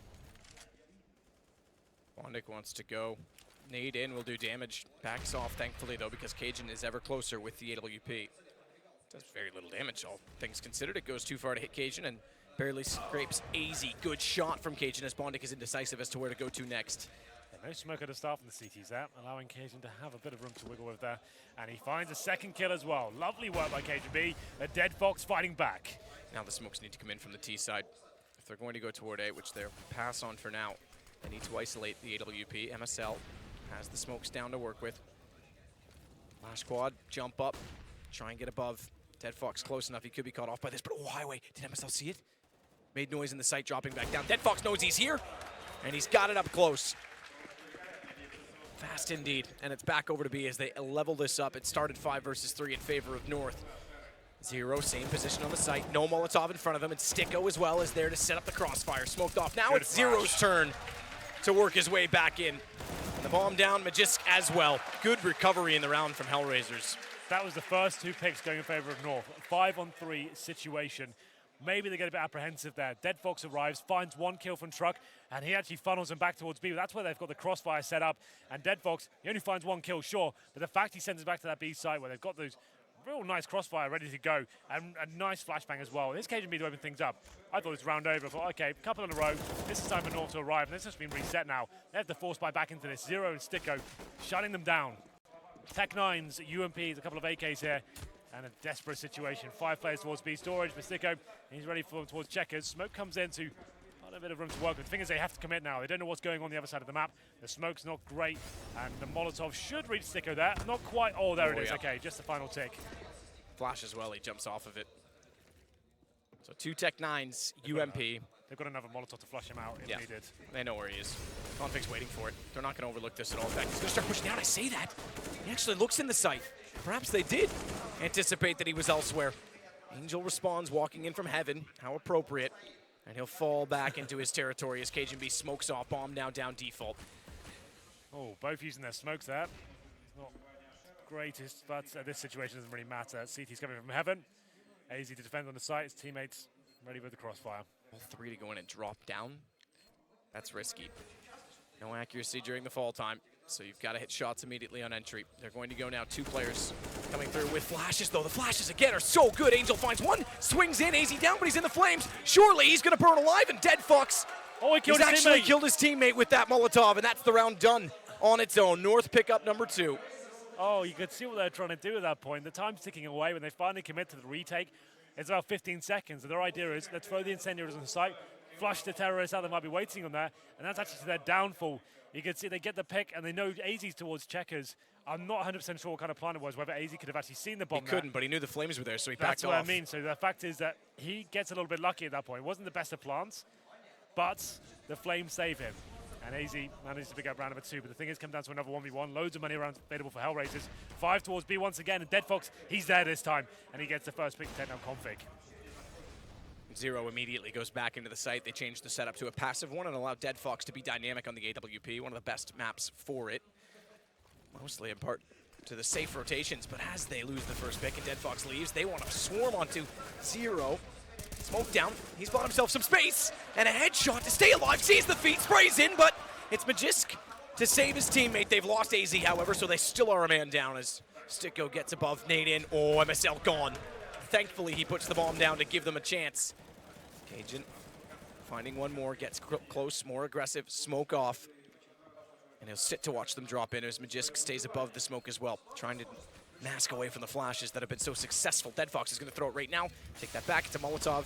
Extinguished immediately. And Magisk is able to stay on the site this time. But they're still going to go. Magisk starts it. Cajun sees it. Still Dead Fox finds the kill, though. But can he drop down? Pull a simple? Not quite. Cajun B hits it. Came very close. And now it's 3 rounds for North, 2 in a row. That was scary, wasn't it? The orb dropping down. Just needed to touch the ground and go for that no-scope. Cajun B holds his nerve, though. Big round for them to pick up. That would have been a harsh reset. Config just a no map. He's on 0 for 9. After having such a phenomenal performance on Cobble, like lights out performance, And like a carried them at some point. Sick game on this map yesterday as well. 0 for 9. So that's rough. They did have a really bad start, and they're still getting into it, but they found success towards the B side, and they have broken the economy of Hellraisers. A chance to balance things out here. They're going to round number 10. It's a bit of a force buy. Have a look at the remaining money. Yeah, they have gone all in, the CTs. Desert Eagles, 5-7s, and Bondic, he's on the UMP. That's rare from Config. They're normally so good at sneaking into the B site and kind of finding CT kills in that respect. Here we go. He finds it through the smoke. And this is more the passive style we're used to seeing from him. Get to sunroom, usually breaks out the window before he gets there through the wall and then sits for picks. He's been more aggressive because AZ's been with him on a couple of occasions. Perhaps that's to his detriment. Good shot. Magisk recognizes that Zero's trying to play quite a full one-way smoke, but cheekily on the side of it. That's still my favorite word that I've invented. And North are answering to that of the anti-eco force buy situation with good success. Sticko will try and use his deagle in mid. Config gets found by it. So even though he got his goose egg hatched into a single one, yeah, he won't go much beyond that in this particular round. Certainly not, but the round should be over at this point. Let's Sticko goes absolutely wild here. Cajun B holding the flanks and Magis Boy managing to secure the round there. That was the only threat really. Sticko and his Deagle, the remaining CT players. Body armor and a UMP. There's a Bondic there. They're just trying to save these weapons. They know they're out of this scenario. There is an AK down towards middle, so that's where Dead Fox would be trying to edge towards. Bit of a risk, but it looks like they might be able to pick this one up as he gets towards mid, just making sure there's no danger there. Spots it, and it's only UMP to be fair. So that's something. It's certainly a usable weapon into the next round. What we've seen from UMPs right now, and apparently pistols in CSGO as well. That's a new thing. Boost up and it's useless here. Anyone going up? Nope, don't fancy it. Just hang out. And we're going to get a timeout called from Hellraisers after 4 rounds now. 4 of the last 5. Yeah. So that hasn't been quite in a row. Last 3 have been, but there'll be a timeout call immediately by Hellraisers to try and get control of this because they had an excellent start. About the best start you could have had. No kills from North. Huge economy built up as a result. Yeah, that 3-on-2 clutch was instrumental to getting North back into this one. Cajun B in the 1v1. Managing to hold off Dead Fox. Got them back into this game, I'd say. 6-4 as we get into round number 11. Money's still not great. You can see they have got 2 UMPs, and in terms of the remaining money, it's only about 2,500 per player, so I don't think they can justify the force here. That'd be throwing the money away at this point. They've got a couple of UMPs, some upgraded pistols. Let's see what we can do with them. Maybe a push in towards the B storage with a flashbang. That could be an interesting idea. Or smoke middle, boost up, try and pincer that side of the map. We'll see what they decide to do as we get into this one here. Cajun B still on the AWP. AZ goes up against a weak buy here, stays on the UMP. That's absolutely fine. So get into it. Big one for North as they can close the gap quite considerably here. Cajun B tries to use that spawn towards middle, gets smoked out. So that suggests it's not a full eco of the CTs of port smokes. And here we go, a boost towards mid. It's there are a few options. This is one of the more common ones. He probably won't fully commit. He'll just sit on the ledge. Once he gets up, here we go. I doubt he'll walk over straight away. No, this will be a sit-wait. Got to be present to seize opportunity. He's present, but will the opportunity be presented? He's going to go now, start to look a little bit more aggressively. Off angle, Magisk not quite ready for it, but somehow manages to stay alive as the shots don't quite connect. Magisk double checks his aim, fires back up. Get rid of the AK inside of middle as well as Config wants to go into the AWP. To be fair, AZ only has a UMP, so it might have been better to get rid of the UMP and give AZ the AK instead. Well, for now, a 1 kill obtained. That's from Sticko's Deagle once again. He's very proficient in that weapon. As I say that, though, he gets taken down. 4-on-2 now. 6-5 looking very likely as North have given Config the AWP this time. Maybe just to boost his confidence a bit more, have some one-shot potential towards the B side, but Zero could actually cause some damage here. He could, and he does. AZ down bomb as well, but MSL sneaks in behind. Looks for both, but Bondic will add to his totals as well on the SMG. And it will not matter that the AK was given up at the expense of keeping a UMP because that's gone anyway. There's 2 players left alive, but the round difference is now just 1, Henry. It is. 5-0 up, and similar scenes to what we saw in Cobb already after getting the lead initially, winning another pistol. Hellraisers struggling slightly here. But now they get a nice full buy. They still have the lead, let's not forget that. And in terms of the North buy, they're getting with a Mach 10 here, and actually is perfect now, you look at it. Hellraisers only have 1 set of head armor, so that's going to be 4 heads unprotected. MSL pushing through middle here potentially with the flashbang. Is he a commit? He certainly is. Flash is no good though, and easy kill for Dead Fox. Yep. Very straightforward. Or do they claw back as a result? Sticko's going to be the one in checkers this time. Very passive angle that he commonly holds. It's frustrating for Config because he can't find the opening as he normally does. Hero, as always, inside of the site. No Molotovs down on the platform. Smoke's in front of him, that's one thing, but nothing to move him. That might change. I see a smoke set from Magisk. He's got a Molotov, so too does Cajun, and he's thrown it. So that should be on the platform, back toward Generator, if I'm not mistaken. I didn't think it was the bounce throw. Yeah, there it is. Oh, but it doesn't quite go far enough to the box. Doesn't mean he can't peek, but he can still watch toward the Generator. Sticko's already got it off. Zero hits the first kill. Flames extinguished, able to get aggressive. Staying alive, so important as he gets 1 more, but Cajun back to the op, has to watch for Dead Fox. Jumping up, nails Good it. shot. Good awareness as well, and he can go back toward the vents, which is smart because Bondic is going to make his entrance. However, the vents are blown out, so Cajun's not going to have any awareness, and by putting himself in the corner, he is vulnerable to Heaven still. As he pushes through, though, Angel's not looking the correct direction. That lets Cajun walk in to take him down, and Angel's dropped in 4 HP. Cajun, though, with 45. Elects to stick, at this point, it seems, to the AWP. 4 kills, gets the ace as well for Cajun, and it's 6-6 for North. Huge round by Cajun B there.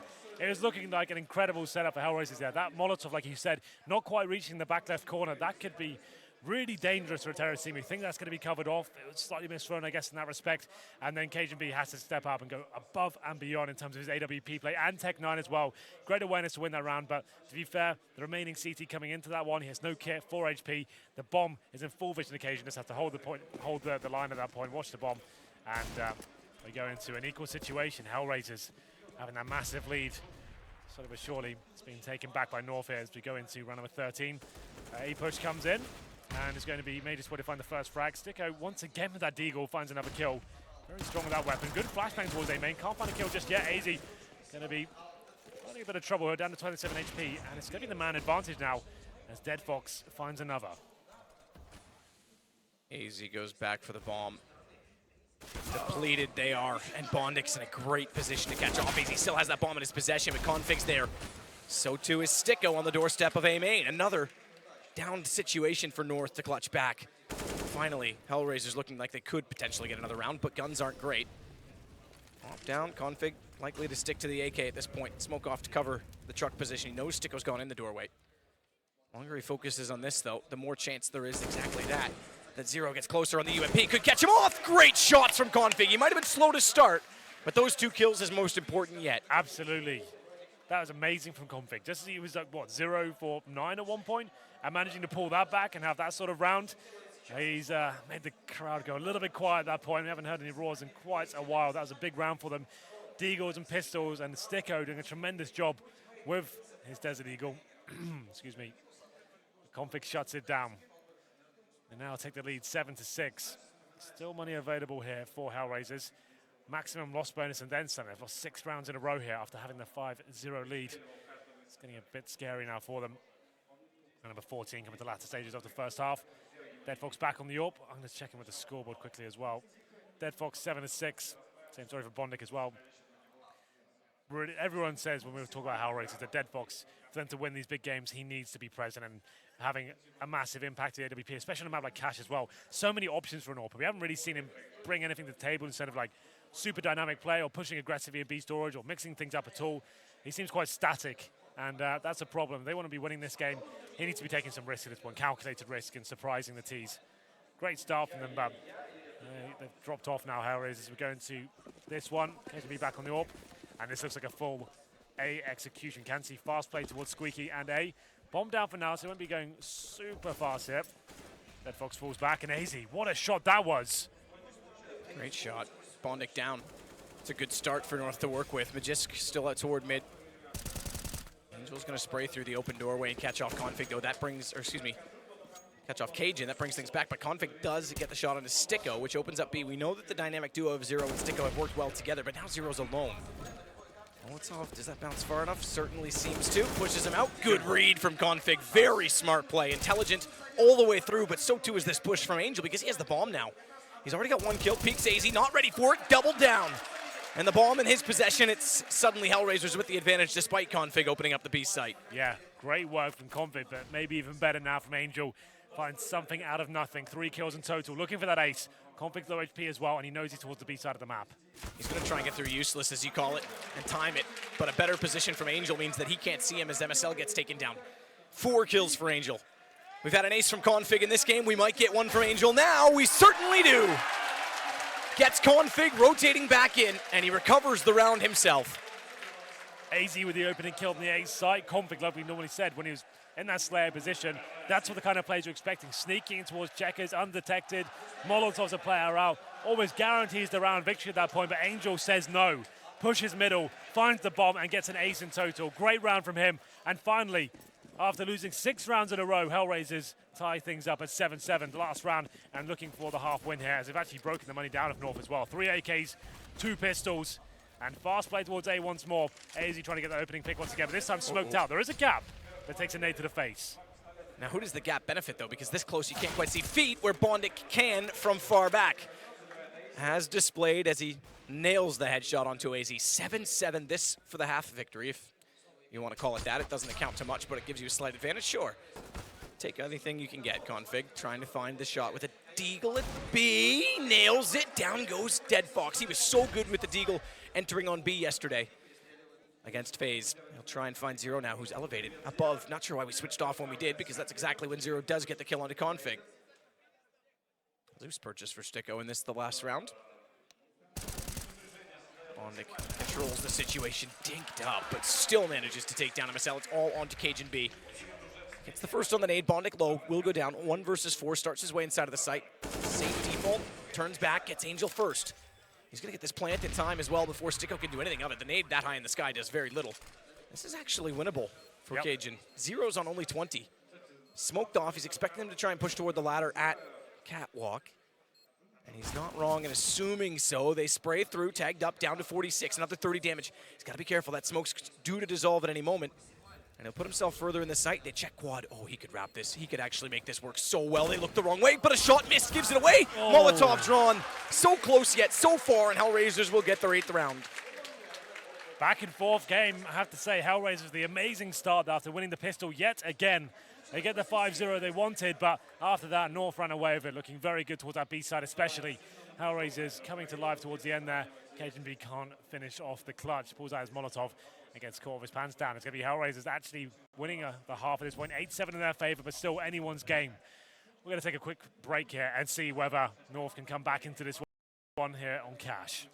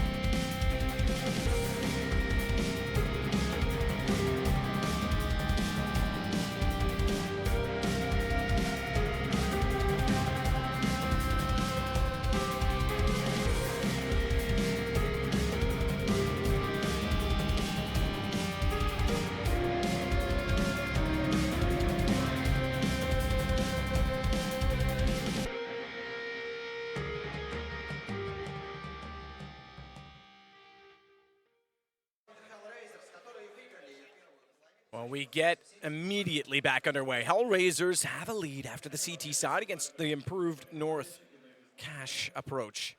Config was slow to get going, had a decent clutch. Cajun nearly gave them the advantage towards the end of the half. However, nice light, no cigar. They didn't quite get there. 5-0 start as well for Hellraisers. If they win this pistol and do the same thing, it's going to be a tall order for North, but it is their CT side where they do like to be aggressive now. They certainly do. We didn't see much of that from Hellraisers. Quite default setups from them. Weren't really hunting for the frags like we see all the top teams doing these days. We'll see what Hellraisers bring to the proceedings in terms of their pistol round. They've got a lot of decoys here. They'll be prevalent, yet to be seen. Sticko, the only real utility player though. He gets the smoke and flashbang. And they'll throw their decoys towards middle. They'll be seeing them coming in there, so it's not really to do too much.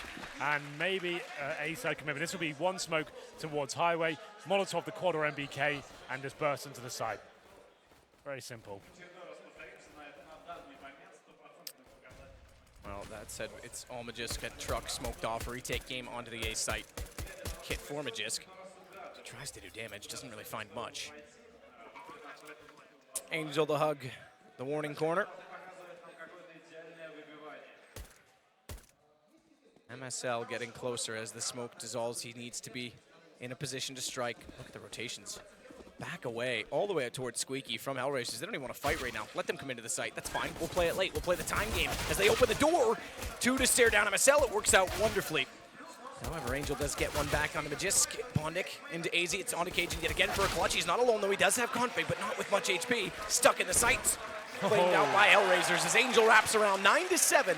2 pistols for them in this game. Yes, all the pistols now for Hellraisers, 4 out of 4. It's true.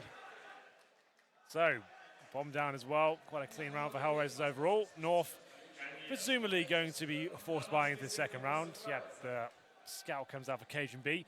Forced to survive with the other guys in Desert Eagles. We'll see whether they can actually manage to get back in this one. They've got a couple of flashbangs to work with here. The Danish guys always seem to be very good with Deagles in particular, so I'm sure they'll find a few frags here in terms of the Hellraisers buy. 2 AKs, a couple of UMPs, and there's a scout tag coming in. Sticker goes down to 30 HP. Sticko will adjust his approach and then go back to main, but Zero's got 2. Smoke out from Angel toward the top of Highway. Easy a chance to flash into it, but that would be rather bold. Goes for it anyway. Deagle in hand. Doesn't blind up his intended target of Angel. And as such, he goes down. Good shot from Cajun. Follows through on the tag that was initially applied with the scout towards Sticko. Desperate at this point, though. And that's going to be it. Magisk, Armor, and Deagle might just sit back toward the A side. It goes 10-7 for Hellraisers. It does. Not really much found there for North. 1 kill in total. That was for Cajun B. Bomb down now, and it's going to be Magus Boy, or Magician, as he wants to be called now. It's too late. He's played a major. It's Magisk. What do you think Ash means? It's a girlfriend, I would assume. Ashley. What's your girlfriend called? Jaden. Too easy. Yep. Well, it's going to be just Magus Boy as the last player here. Not really much you can do to save the armor and the Deagle to the next round. They tried to do what they could, but no real damage inflicted there. The scout, stay down Sticko. That's all that really happened. As we get into number 3 at this point, is going to be a full eco for North, and Hellraisers a chance for them to swell their bank accounts once again.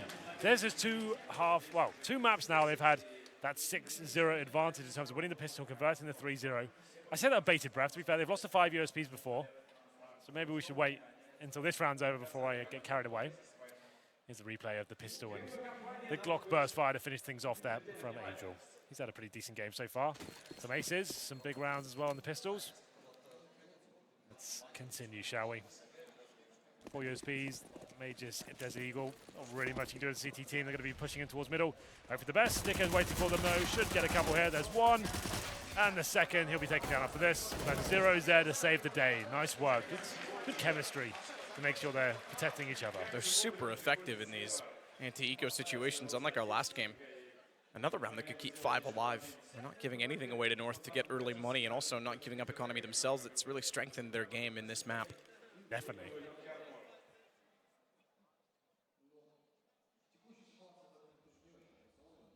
Magisk will do what he can with the Deagle to try and get at least something on the board for North in this particular. Bomb planted, however, and Armor and Deagle. Yet again, he may just sit back. Yeah, well, he has 100 armor. That's actually quite a big deal. It means if you get head armor next round for only $350, and with the saved UMPs and Galils, that's actually kind of a big deal. Him finding a kill, not really worth it. He probably wants to avoid all bullets here going near him, just to guarantee saving that 100 armor. We'll see whether that happens. Looking for the exit frag. You can get a 1 Deeg and fall back. That's something at least. Gotta be hunting a bit more towards middle. Don't think I'll find anything at this point. Everyone's fallen back and already escaped the situation. Always going to find 1, and unfortunately goes down. I don't think that was worth it even for the 1 frag. I'd have said the armor and Deagle, but regardless, he'll be able to buy into this round. Won't be the best of buys. That's why I'm saying that armor would have been really beneficial here. He's only got $4,400. That means he can get the M4 and armor once again, sure, but in terms of utility, he will have just a smoke. He could have had everything. Saving that. Razors in control. I'll stick with the weapons they have, so bonus round for them. A Galil, 2 UMPs. Little gif of Angel for Wasn't the that sake funny, of the not gonna lie. lulz. Yeah, it wasn't. Yeah, it's all right. It was all right. Just put it now, though. Cajun inside vents already coming in from the mid side.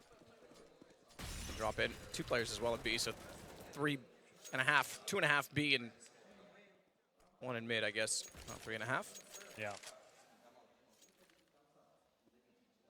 This is a rough round for North. No kits, no orbs, and 2 smokes at the 1 minute 20 mark. This could be another 5-0 situation. Yeah. Yeah, lose this and they sit back for 2, and then you go 5-0. You're looking at 13-7. Dead Fox looking to throw the smoke back toward red. It'll go deeper, cover highway. Rotate back up from highway toward the A side at the right time, though, because North, with Magisk, gets 3 kills on the way through from the headshot position before his team was even ready for it, and AZ's quick rotation back through the smoke benefits them as he's able to trade on the one that did finally put Magisk down. Dead Fox gone. 0 to try and get bomb back inside of the site. So it's the way North had to do it. They had to kill the entry. The retake game wasn't going to be strong.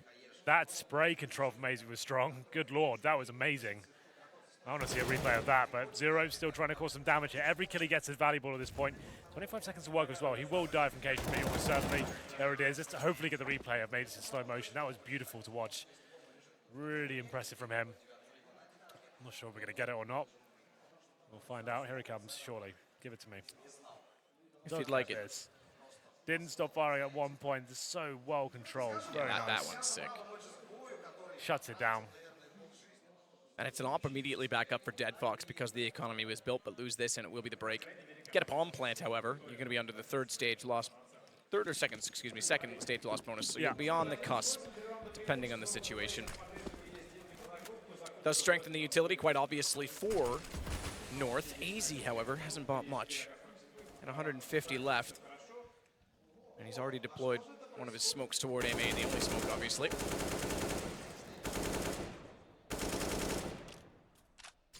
Angel tries to do what he can. All that does is invite a nade toward his position. But just got tagged out of all this. He's down to 42. Well then, still 5-on-5 for now. May just been tagged up. We're going for a mid-play here. No smokes deployed as of yet. You can see the 4 of them still in the hands of Hellraisers. Trying to work the first pick with the Dead Fox AWP towards our boost position. Cajun, you have to buy the sniper rifle. We'll be there alone for now. When he sees the smokes come in, he might just want to fall back here. Yeah, absolutely. Don't challenge it. It's not worth it. You're not going to find more than 1 kill, and actually an equal situation right now would actually favor the terrorists. Dead Fox waiting. Angel around the corner, already down toward mid at highway. They have to consider this, hence Magisk looking backwards within the A site to confirm that he's not going to be flanked out. AZ's not fully peeking it. Tough call from Cajun. Doesn't want to give up mid control entirely, so he's watching to make sure they won't push through. But he also can't over-rotate to try and retake mid because he's got to be a truck when they walk around the corner, hence right now. As Magisk gets taken from the door, Cajun does get the first pick. That's going to allow AZ a bit of time and confirmation that he can only watch one direction. That direction takes down Bondic. And Cajun takes the entry back towards Sticko. It's a very good job for North considering how much they lost on highway, but it's still a 2 versus 2 as the bomb gets planted. No denied. No way. And 8 seconds. Dead Fox has to commit to it. 6 seconds. MSL knows it, goes into it. This will be denied in the round 1 by North. Massive round for them to pick up as well, but a scramble towards the end there, and it looked promising for Hellraisers until the HE grenade has a complete touchdown, denies a plant. 8 seconds remaining, and then North, they're able to sacrifice 1 player at least. They know that can't be a fake plant, and if it is, they've won the round regardless. MSL guaranteeing it and denying the plant coming in as well. That's going to be limited money now for Hellraisers going into round number 21. 2 rounds in a row against them. They do have enough to buy, not the greatest though. 2 players in just around 5k. 2 though on 3, so they could probably buy 3 rifles in total and then 2 pistols, maybe Galils. This will be breaking point for them. That's why they're taking the pause right now, just to work out what the next step is going forward. Here's the frag charts for you. Angel, no surprise for him, 21 kills leading the way for Hellraisers and Cajun B. Great series for him, great tournament to be fair for Cajun. Looks very strong. If you remember back at the major, he was having a real rough tournament back then. He was having some poor performances, but seems to be stabilizing now and being a lot more consistent than what we're used to seeing from him. Up kills 7 and 6. It favors Cajun. To be fair, he's had great contribution, but I would say some of the op kills from Dead Fox have been more impact. Speaking of, he'll start off toward B, this time with only a P250, unfortunate for him. As Config stays forward of it. We know the aggression exists for Config, but he hasn't gone all the way through yet. Sprays, gets one, backs off, spray comes in, and that just serves perfectly for MSL. Gets back in the corner, smokes himself off, he'll go down, but does Config find a chance to get back at them? Not quite, he's smoked. He can't strike in reverse. Gets himself in the corner though, they may still overlook this. In fact, gone right back in behind the box. Bondic, who's gonna find out first? It should be Config, but as this smoke dissolves, oh, Bondic just looked back. Let's go back there, please. Why have we left that perspective? Yet again, we snap away. But Bondic gets 2 as a result. He'll take down Cajun B. Easy smoked off towards CT. Has the site to worry about. Hellraiser's occupied. Oh, he's going to go. He's getting ever closer. Waiting for a flash potentially to come through. Not even. Finds Angel. Can't turn fast enough to get Sticko. It leaves Magisk remaining. And Bondic's in good position as well if Magisk goes toward heaven to just peek out wide. Yeah, if ever there was a man to clutch it though, this would be it. No kid, no nades. Mage's boy up against it. Got to find Sticko and Bondic. Both on the site. Gets an opportunity. Can't land that first shot. That might be it for him. Time ticking away now as we hit the 25-second mark. Taken down to low HP as well. 1 HP to be exact. Great round from Bondic. Finds Config. Detects him first in the corner. That's big as well. Look at and the then money. follows it. Yep, walks in, and the pause immediate from North. That's huge. So that was a force buy with 2 AKs, a Galil, a couple of Tech 9s as well. North, that nice little bait and switch towards the B side of the map. Config got the first pick, fell back, got through the smoke. MSL, he got 1 frag as well, but that was quickly replied. And then Hellraiser's overwhelmed that B bomb site, managing to clutch it out as well. Mage's boy left in the 2 versus 1. Couldn't make it happen. We'll have a look at the replay right now. It's Bondic making his way, and that's the kill that secures it. And Mage's boy with 1 HP couldn't finish it off, and they extend their lead now, 13-9 and 12-9, I should say. And we'll see whether they can actually convert this one to another round victory. They've struggled with the anti-ego. To be fair, they're always fine after winning the pistol. It's the actual deeper stages they have a bit of trouble with. North Warby Eco, CZ purchased for Cajun B. Nothing else really coming to the table. That's a harsh reset as well. Only $1,400 per player to go into this round. Surely not again. Flash down as 0 goes. Config found. The aggression doesn't pay off, and AZ next in line. Yeah, I don't think again is going to happen, Henry. Not with the pistols to win this round. Cajun B has the CZ, but nothing heading his direction. Angel goes back over toward A. They spread the defense thinly. Doesn't much matter. MSL's found as well. The anti-eco's continuing to be very successful, with the exception of that one incredible round on Cobblestone. Well, not really much Cajun and Magisk can do here. Magician's catching me off most of the time. They are separated. Cajun's got the only real weapon in, a CZ in hand towards Forklift. That's not going to help him out. Molotov sends him back towards the site, but he's still alive for now. Bondi, though, ready and waiting, takes him down. Continues his form. Magisk now in the 1 versus 5. So 13 rounds for Hellraisers. This is why they picked the map. North will have money in the next, which will start any second now, because Angel confirms the last one is certainly over. Convincing fashion. I've always said Bondic sits the closest to the monitor of any pro. Yeah, he does. That's ridiculous. He's going to be blind very shortly. Hopefully not into this round, though. They need him for this. Round number 23, 39. Money's still a real issue here for North. Not have it just yet. They lose this, it could be it. 2 UMPs and a FAMAS. I think this is the sort of round they need to maybe work for a pick here. Like we said before in the first half, maybe boost up towards middle.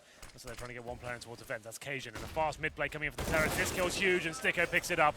Goes down to 12 HP, but he survives and falls back. Oh, big. Hello. Runs back. This is the push we talked about. He finally gets his way into B main. He's going to be relentless about this, and he finds a drive-by to equal this out. Kill onto Sticko, who has been doing the most amount of battle with him in that spot, both T and CT side, as Angel once again will get mid-control and work toward Highway. Toward the site, Magisk and AZ together towards smoke. No one watching back toward the door, so if that opens, they'll have no retreat into safety. Bondic will be hot and ready to strike. Just knows that mid's given up. So I think their plan is to try and hold A main if they have to go for the retake.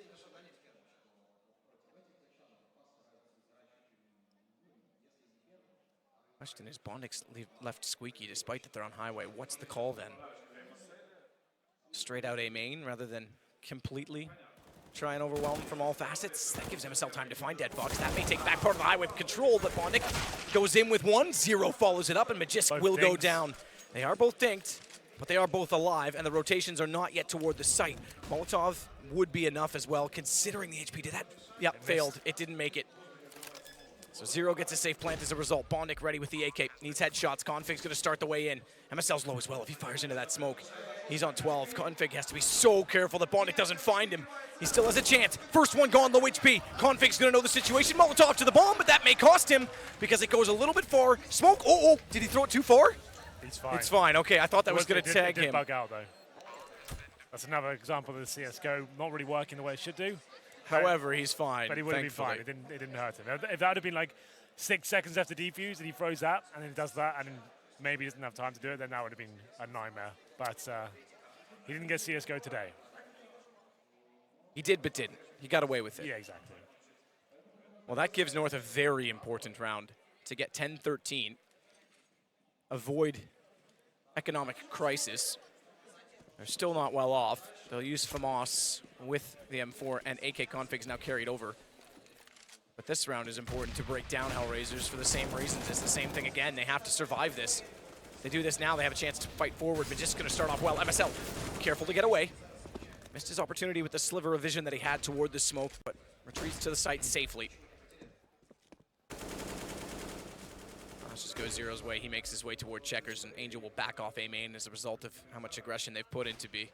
A boost up towards the A side as well. Mage is so good in that position. Zero, though, he's towards Checkers. Full flashbang comes in and somehow steps up there. MSO drops. Pre-fired it, fully blind, and just said, nope, I'm spraying this. I know you're going to peek me, and he actually had the lineup perfect against the wall, so straightforward, but Config slipped in behind them, and he's going to get away inside of the smoke. This time, Sticko won't be able to respond. Small pit position. Sticko reads that he's gone that direction, finds the kill. It didn't take much damage either, so decent situation for Hellraisers as they smoke off toward tree. And Angel will push through mid to catch rotation. Bomb not going to commit, though. If Angel can work up highway, could still be something in this. He might watch towards connector as well. Cajun's not. Oh, he is anticipating it. Nails the shot. That could be it. The bomb is heading towards A, but Mages still boosted up. He'll hear the footsteps coming in momentarily, and now, presumably, as long as he gets one, he's absolutely fine here. We're not going to check this. Wait it, shoots it. Doesn't want to take the chance of being found out after. Dead Fox there as well. Ooh. Great shot to Cajun, but tagged up. AZ doesn't need to repeat this. Op up close. Magisk has the door shut. 19 seconds. Molotov down to deny. He wants to try and bait out AZ, but commits instead. It's the advancement. Magisk didn't go back through the door during that time. He did open it. Dead Fox, some space to work. Garrett, great shot from AZ. Scary thought, considering we just saw Dead Fox hit that angle, but yeah, it's going to be the defuse and economy now in favor of North. They've closed it up, and they've got a real chance to capitalize. That was actually a very scary round for North overall. It looked like Dead Fox had a real chance in that one. A decent plant coming in. If he hits that shot on CD spawn, might have had a Hang on, to run away though. with it. I said economy gone. 2 straight plants plus a double round loss bonus. It actually gave them enough. They were about 2K. I get the extra $800 on that bonus, so they're going to be able to buy, and they're going to call a pause on how aggressive they want to go. Yeah, we'll see. 13-11. This round, so important. And the final result here on Cat. 13-11. If Hellraisers can do this, they'll keep their heads above water, run a 40 run. Of course, they lose it. That's the money gone. And they're going up an adjustment here from North this time. A double orb setup. Cajun being config. Actually, very successful double team or partnership. It's actually great to watch sometimes. Config's that versatile. We've seen how good he is with the rifle and Cobble. Where do you see him on the AWP here as well? I'll get towards the B site. Nothing too flashy, but great at hitting the shots that really count. Tactical pause for Hellraisers. They work out as they do buy into this round. How they find round number 14 here. After having a real good start. Going up 5-0, say. They went up 6-1 overall.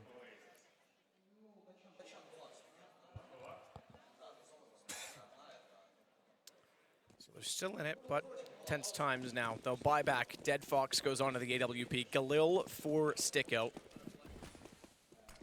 Double op, though. And Cajun, he'll go toward A again, but Config's going to fight off at B. Again with the aggression. He gets 0. He beats him there. Yeah, flashed as well. Pulls the trigger perfectly. Straight on the line. It's that 5-on-4. will still be there for now, and it looks like the bomb's heading towards A here for Hellraisers. In terms of utility, only 2 smokes remaining here, 2 towards Squeaky Door, and AZ and Magis ready to receive. Smoke toward mid is actually beneficial in some ways because it puts Cajun back toward the truck closer to A where he's going to need to be. Dead Fox planning wide for Highway. They're going to hold for mid. 3 versus 3. Cajun changes that though.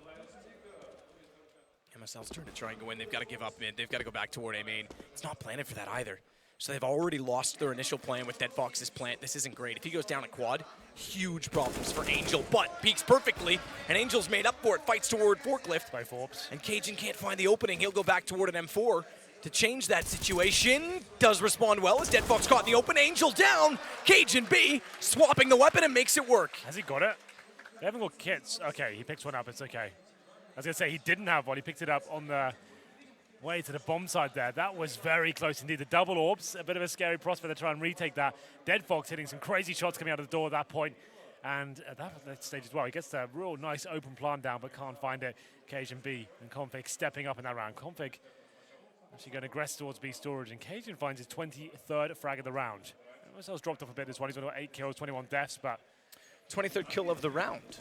Did I say that? It's a long That's way. better than an ace in one round, That Henry. is better than an ace in one round. That's true. Only 8 kills for MSL in this On the game. map, I meant obviously. I know what you meant. I think everyone did, but I just like to pick on you where I can. Cajun not able to hit the second attempt on the mini box below the boost. Does get it that time as Angel goes back for the peak. And that allows Magisk to be comfortable at lockers. If Cajun goes down there, it could be a bigger issue.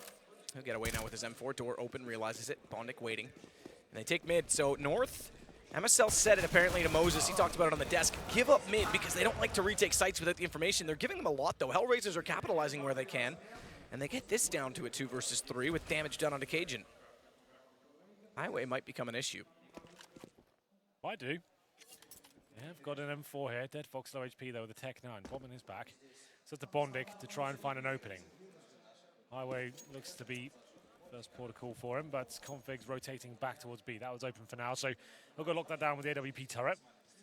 And we do have Cajun B maybe aware the connect is a possibility, and then MSL on the side itself. MSL's important in this situation as well as the only M4 still up. The other 2 are on the AWPs. And shoulder spotted, pre-fire, Bondic gets it. MSL though has the bomb down, knows Bondic's there, good response. Just finished saying he'd been a little bit light on his frag totals, but another big round for him late in a game on cash. Yeah, 13-13. Just as Cajun goes down, you can see MSL stays calm there, works out where he needs to be. Takes that bomb down, still has the awareness to look towards the left-hand side, finds that second frag as well, and that ties things up, Matt. 13-13. It's been a bit of a desperate climb back into this game of 4 rounds in a row now. Here's the replay. What's her bomb spot as well? Nice shot to finish things off. And MSL will go over toward B this time. Cajun, and I was wondering if this was going to be the case. Rather than play passive at Z and at truck, it's going to get closer to white box to try and control the highway position. So they still don't have to put a ton of pressure on mid. They can try and slow down Angel, for example, although this time he's at A main, who's been going there quite consistently. AZ, meanwhile, rotates back in from highway to get toward the side. He's lost Magisk at quad, smoked off. Has to be careful because they're at forklift as well. Great entrance from Hellraisers, and that continues because down goes Cajun. AZ as well. It's a 5 versus 2. They're going to back off and go for the save immediately. Money's not established. This actually is the biggest round Hellraisers could get, especially if all 5 stay alive. Yeah, the last 4 rounds, yes, they've got in North's favor, but they've all come down to clutches with 1 or 2 players surviving for the CTs. The reinvestment on top of that has left them with absolutely nothing here with this fast round from Hells. It's the first time we've actually seen them do a real fast strategy like that. Small set piece of it as well. Smokes come in, and North, they get run over by that one, and they have to save the weapons at this point. Config saving the AWP and MSL with the M4. It gives them something to work with. That's if they do get their full save in, and it's a clean sweep for Hellraisers. Only taking minimal damage there as well. That's a great adjustment from them. And they take the lead once again after losing 4 rounds in a row. They get 14-13 here and closer to closing out the second map of this best of 3. This is their pick. It is indeed. And as a result, pressure on to North. Look at the money as it was when we brought up that scoreboard as well. $500, $600, 3 digits for everyone on Hellraisers. That could have been the end of it. Force buy in for North. Same point in reverse. This could be the end for them. Scout to go along with an AWP, 2 UMPs, and an M4. Let's go. Desperate times call for desperate measures. Scouts, AWP, and some SMGs to go with it. Aggressive play towards B storage again. That set smoke. MSL uses it for a gap. Gets caught out with a jump as well. Does get a dink in, but that's all he gets. Has to be a 5-on-4 with 0 on 2 HP. Angel above. Oh, gets blasted by Cajun, thankfully, Weird to save spray. AZ. I thought he had that. Lost control of it. It's a bit wild. It's a bit wild. Cajun actually, as well, is going to rotate around and catch off Zero. There we AZ, go. good shot on Dead Fox. They might have something in this. Cajun back to mid. Gets shut down by Bondic this time. He was dinked as well, remember, so a 19, that could have easily been a kill. Config backs off. He's got the op on A. AZ's got the shot on Bondic, though. The scout's been more effective in this round. Yeah, certainly has. That's AZ's second kill after his teammates have weakened the opposition. It's up to Sticko now. 1 minute remaining, still has a shout in this round, but AZ holding the tight angle, hits him again. AZ's been phenomenal with this scout, looking for the third and final frag of the round. Wallbang's coming in, just trying to buy as much time as he can at this point. His teammates will come in to isolate Sticko, and it works out. The force buy from North, and I'll have a look at the economy for Howard. They're okay. They had a big loss bonus stacked up there. It is a reset, but they have enough for another buy here, so not out of the woods just yet. It's North, 14-14. Still anyone's game. Cajun B sits with 27, leading the way. Great game from him. Very close frag distribution on Hellraisers.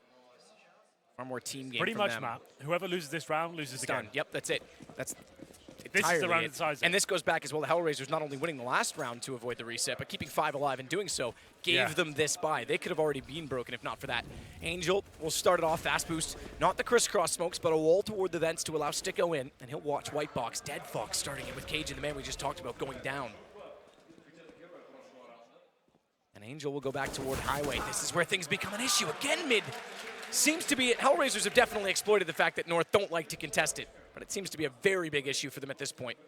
Magisk is locked behind the forklift. Nowhere to move. There's no one inside of A main, but they do have Squeaky. He's going to realize it and head that direction. MSL gets one.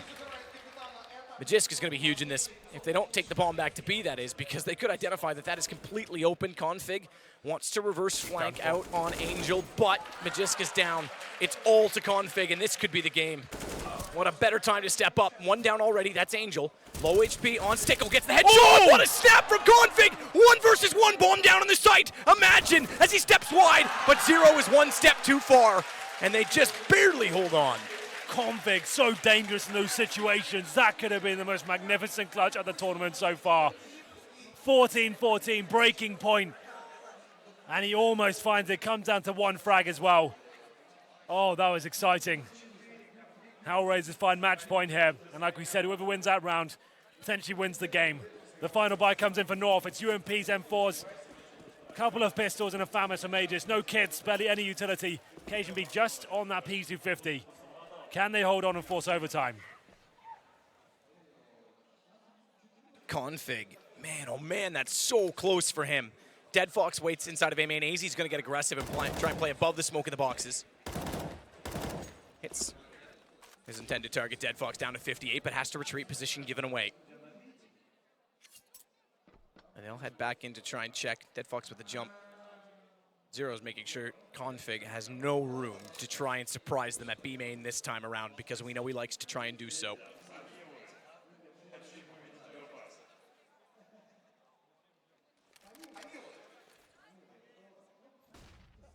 Just got NBK to play off of AZ. AZ with the M4, Magisk with the FAMAS. They know A has been the target, usually by way of middle, but they aren't going that way this time, which could be to the benefit of AZ's position, although Magisk has to move. Lucky to get back inside of the site without being spotted and sprayed down. And they'll go for a boost instead. AZ blinded, can't go yet. They might wrap around. Where's those timing? Because as the boost comes in, they're there. Bondic, spray transfer, nails 2. AZ still in this though, sprays back. He finds 2 of his own bomb down, but overcommits to the push onto forklift, and MSL with the UMP to try and force overtime. So far removed from this situation. Here's the A main. They're not checking that right away. The bomb not down. That's a saving grace for him as he comes in. The crowd coming to life. And this is the round that could do it. MSL to strike from A main. Could find one. Spots him, and now his position given away. Oh, good read. Baits it out. Very good read, but MSL not quite able to do it. And with 2 HP, 1 bullet light, Zero is able to clutch back and hold on. Hellraisers go 16-14 in a nail-biter. Absolutely. What a game that was. So back and forth. Hellraisers, the amazing start, the 5-0 lead. It felt like it was slipping away. And North, to be fair, this was Hellraiser's map pick, and still they gave it a real good going there. It was that last round, though, the one before that, config, 4 versus 1. Imagine if he pulled that off. That would have been one of the most tremendous rounds of the entire tournament, but Hellraisers just about hold on there. And we're going to a third map. Yeah, and it should be intense. Hellraisers, what a race to the finish that was. Amazing game. So close in so many situations were North, but they delight the home crowd, and we'll get at least another map. Overpass as well. Hellraisers is decent on Overpass. They are decent. They could actually be a bit of an upset here. That's going to be a very good final map to finish things off here. Well, with that said, we've got to go to the desk, join in with Alex. Fans will be ready for another. They're all heading outside to catch their breath. I don't blame them. We'll do the same. We'll be right back.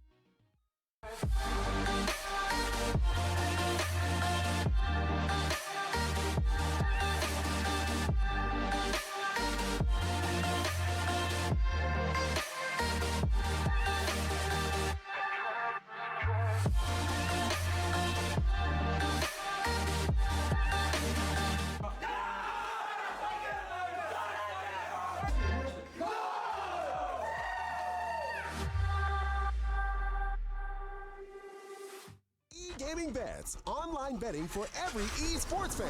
Dota 2 and Hearthstone, CSGO and Overwatch, StarCraft 2, the choice is yours. Express bets for multiple matches or live bets on the game you are watching right now. Know your way around Dota 2? Make a prediction for picks and bans. Playing CSGO? Guess the number of rounds in a certain match.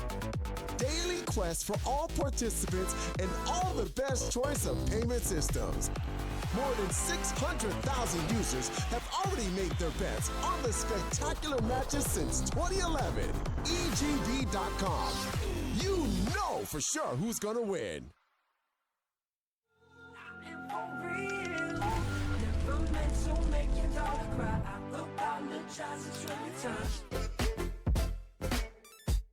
Yeah.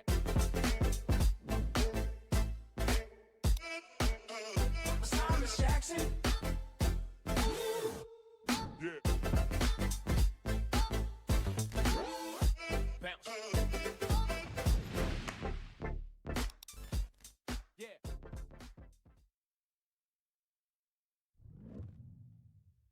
We are back in business, and a third map is about to be going down. I'm your host, Machine, and we have just seen Hellraisers take us into a third. They've continued to surpass expectations, that's the word I'm looking for, and suppress their opponents North, especially on cash, all the way. And to explain all of it, I have myself, Duncan Thorin Shields, Jason Moses O'Toole, and Yenko YNK Paunovic.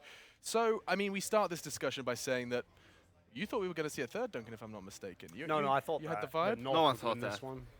Everyone was going for North in this one. So again, this is what we're talking about, by surpassing all of our expectations, not only in the group stage, it now happens in playoffs as well. I mean, we have seen this before, though, actually. All of North's losses on cash recently, they're always 16-14, or one was an overtime. Like, they're just so close. Like MSL's clutch. Absolutely. One more bullet at that UMP, man.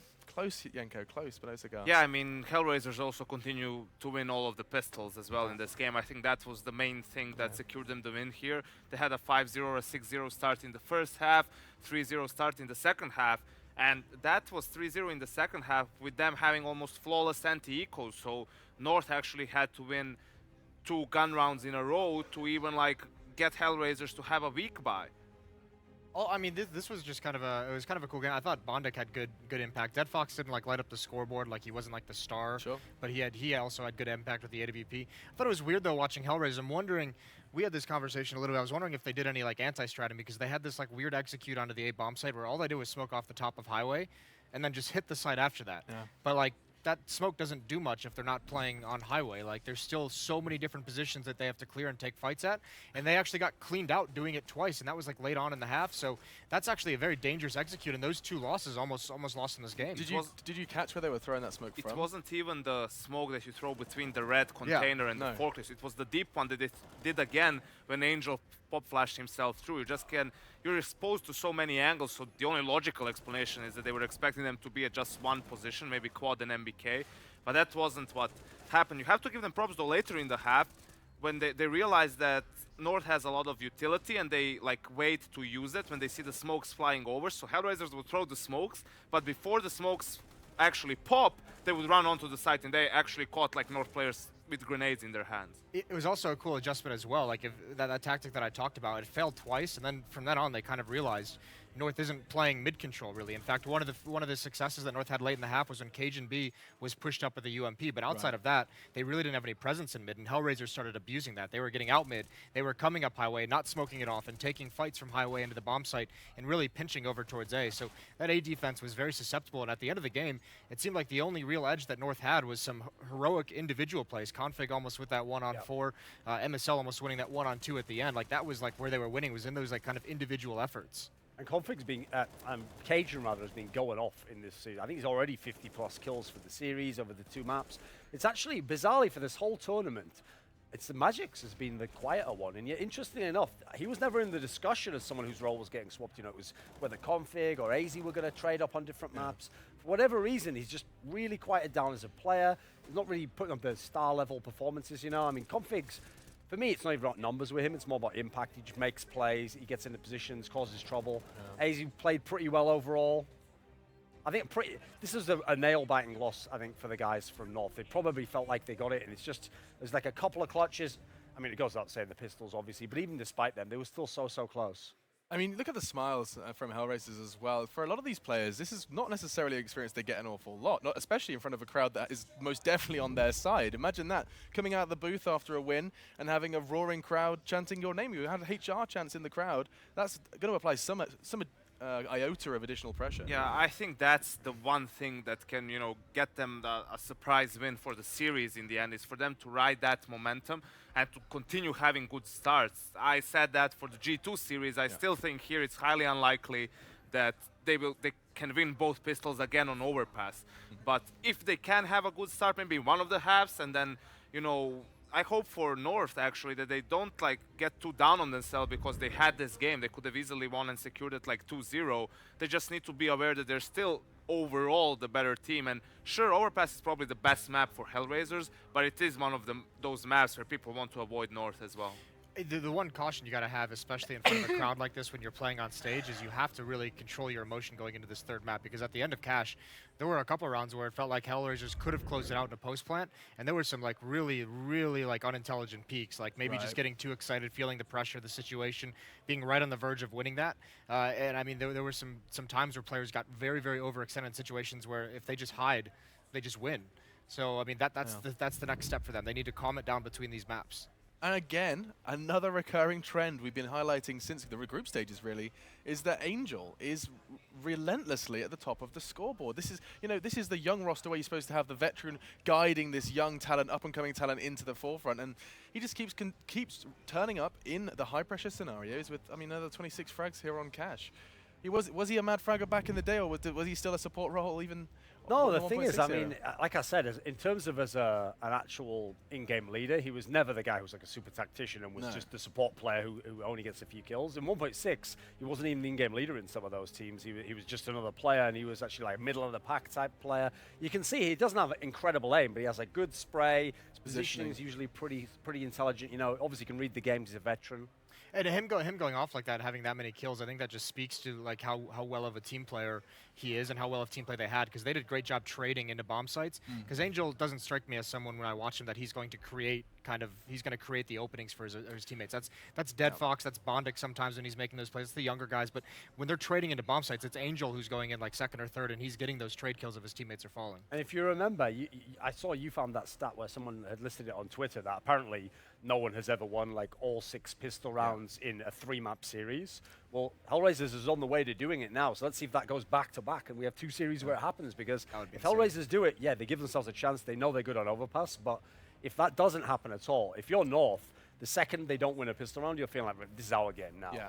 I find that. I saw Raga before, like when the first quarterfinal was going on. He was actually at one of the PCs, just like writing things down, studying Hellraisers demos as well. And one of the things that he can pick up on overpass is that Hellraisers like to gamble a little bit towards the A bomb site, like send 3, even 4 players there to just like overwhelm that area towards toilets and have multiple people there to trade kills, and play more passive towards the B bomb site than just play for the retake. They combine that with perhaps sending Dead Fox towards B with someone else and being more aggressive and trying to find the pick. So if North can do a good job of figuring out which one of the setups Hellraisers are going for, it will help them a lot to not get caught off guard by that, stack to an extent. People get 3 kills and then they're just running knives in towards the bomb site to plant the bomb, and there's one more player just hidden somewhere and he gets like 2 or 3 kills and wins the round.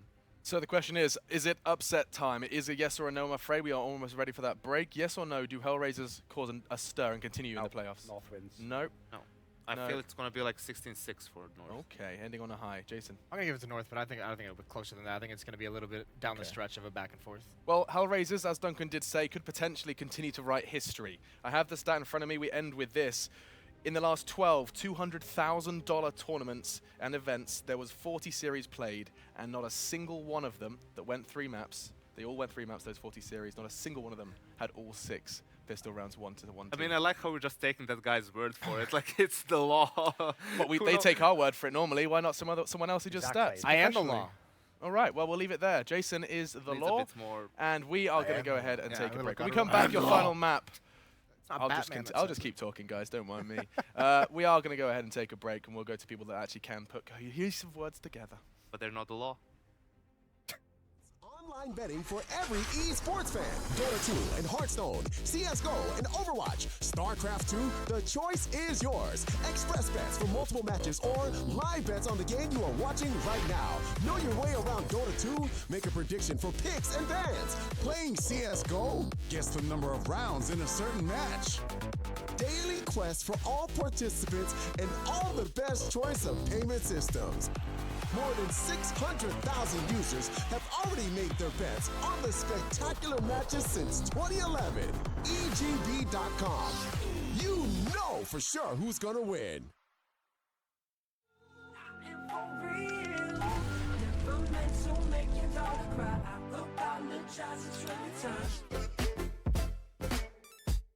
Yeah.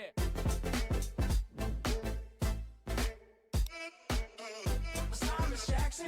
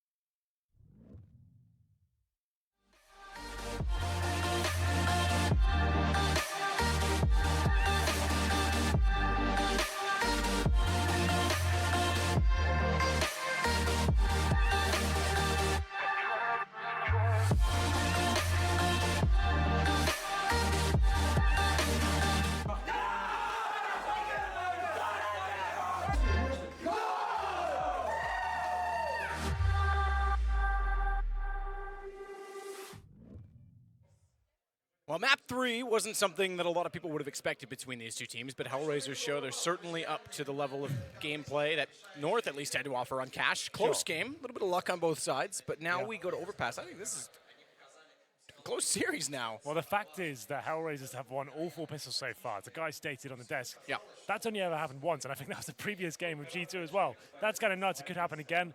Going to Overpass, both teams actually well versed in this one. North, much more slower, methodical style, similar to how they play Cobble as well. Hellraisers, I'm sure they know they have to go a bit more aggressive this time. I want to see that dynamic play coming from Dead Fox. It seems to be getting better and better as the series goes on.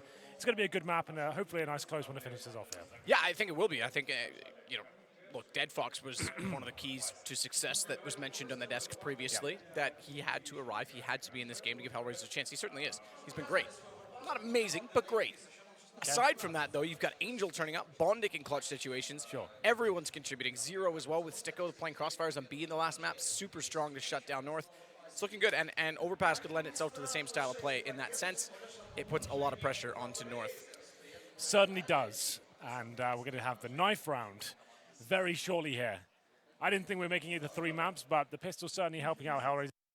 And that was their map pick, and we finish here on Overpass. So the knife's actually pretty crucial, believe it or not, on Overpass. It's actually, if you can get the CT start first, it is a CT-sided map. We'll see whether they can get it. We're going to go straight into this one right now. So Matthew, what are your predictions like right now from what you've seen? I'm up in the air. It's so difficult to tell, isn't it? Yep. Quite evenly matched. I would say overall North are the better team. If they win a pistol in the previous map, they probably win that game. Well, they're pumped that they won the knife. Yeah. Config is excited that they get to start CT. You're dying. Yeah, it's been a long week. I haven't been home for a while. Tell me about it. You at least go to London every couple of weeks. Yeah, but that doesn't actually do good for my health. It's actually more detrimental than anything. That's true, yeah. It's not like R&R at that point. It's just actually more abuse. So, yeah, we are struggling. Definitely in need of a holiday, but it's fine. We're getting May is around the corner. Is that going to be a good month?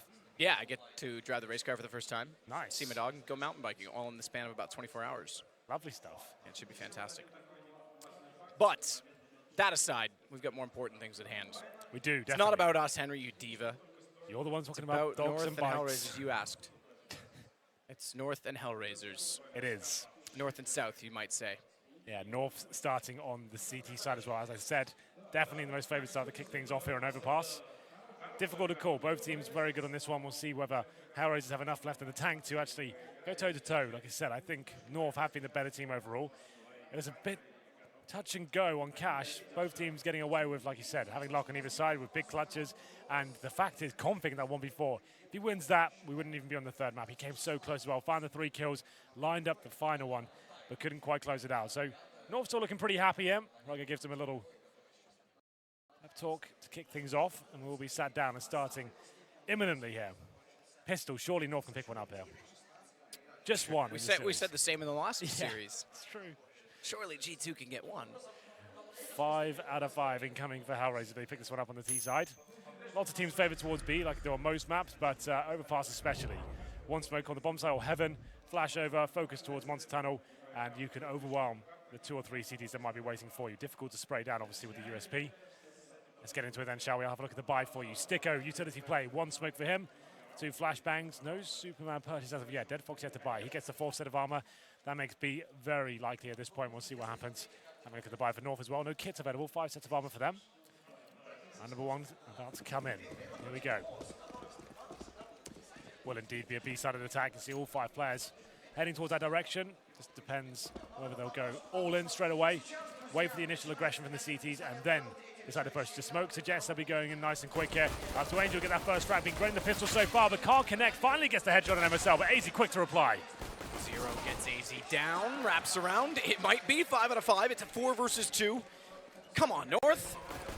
You gotta learn to click. Cajun does. Well done from Hellraisers. You can't discredit the amount of grace and speed they've used on these pistol rounds to absolutely obliterate their opponents. Again there, Dead Fox just lines up the crosshair. Config excuse me, Cajun B. I've tripped on that one a few times. Walks into it. Magisk will do the same for Bondic, and Hellraisers get that 5th. Impressive. 5 out of 5. Who would have thought? It was the quite simple pistol round as we suggested in the pregame. The fact is, 1 smoke for the bomb site, and then Angel, he's towards short. If he gets 1 kill, that takes so much aggro away from that monster tunnel area. The CDs have to rotate. They can't just ignore that area. And at that point, he gets the equal trade, which is absolutely fine. They're coming from monster, and Zero goes wild there with the Glock and manages to bring the victory for Hellraisers. 1-0 in their favor. Double scout setup though. AZ and KCB both finding kills in the previous round. Maybe another B-sided attack here. It's going to be Sticker watching the flanks. Angel back towards short this UMP. And going to be finding that first frag almost instantly. Bondic actually steals it away. Smoke towards heaven. We're going in. Molotov towards barrels as well. This should be quite a clean-cut round as they do commit through the monster tunnel. Cajun sees the head but can't land it with the scout. Had to go for the shot. Marcel does well with the deagle, but now it's all Bondic. Cajun tries as he might. Can't do anything. Nade in. AZ's tagged. Last alive. Just trying to get kills at this point.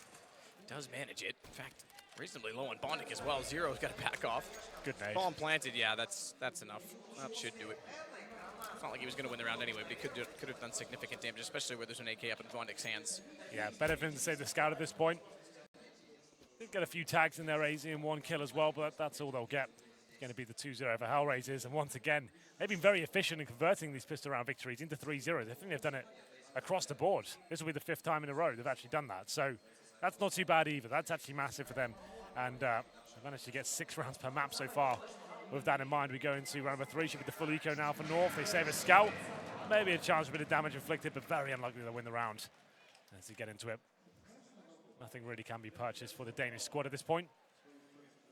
Round number 3, we'll have a look at the buys. So CZ coming for Cajun, got a couple of frags before. Actually drops that over to Major's Boy. Harry Potter, some call him. Good with the wand. So I've heard. So I've heard. I wonder if you share that trade, Henry. Bondic toward Monster. Actually turns off, goes toward Water instead. He's got bags covered up. Look at Boost. Magisk needs to hit the shots, can't do it. Angel will. MP as well. Hellraisers looking to go up on that 3-0 start yet again.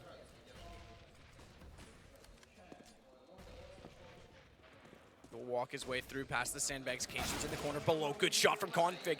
Cajun doesn't have to reveal that he's there, so they have 2 men still close to the site. The stack is in full effect as they rotate the 3rd in position.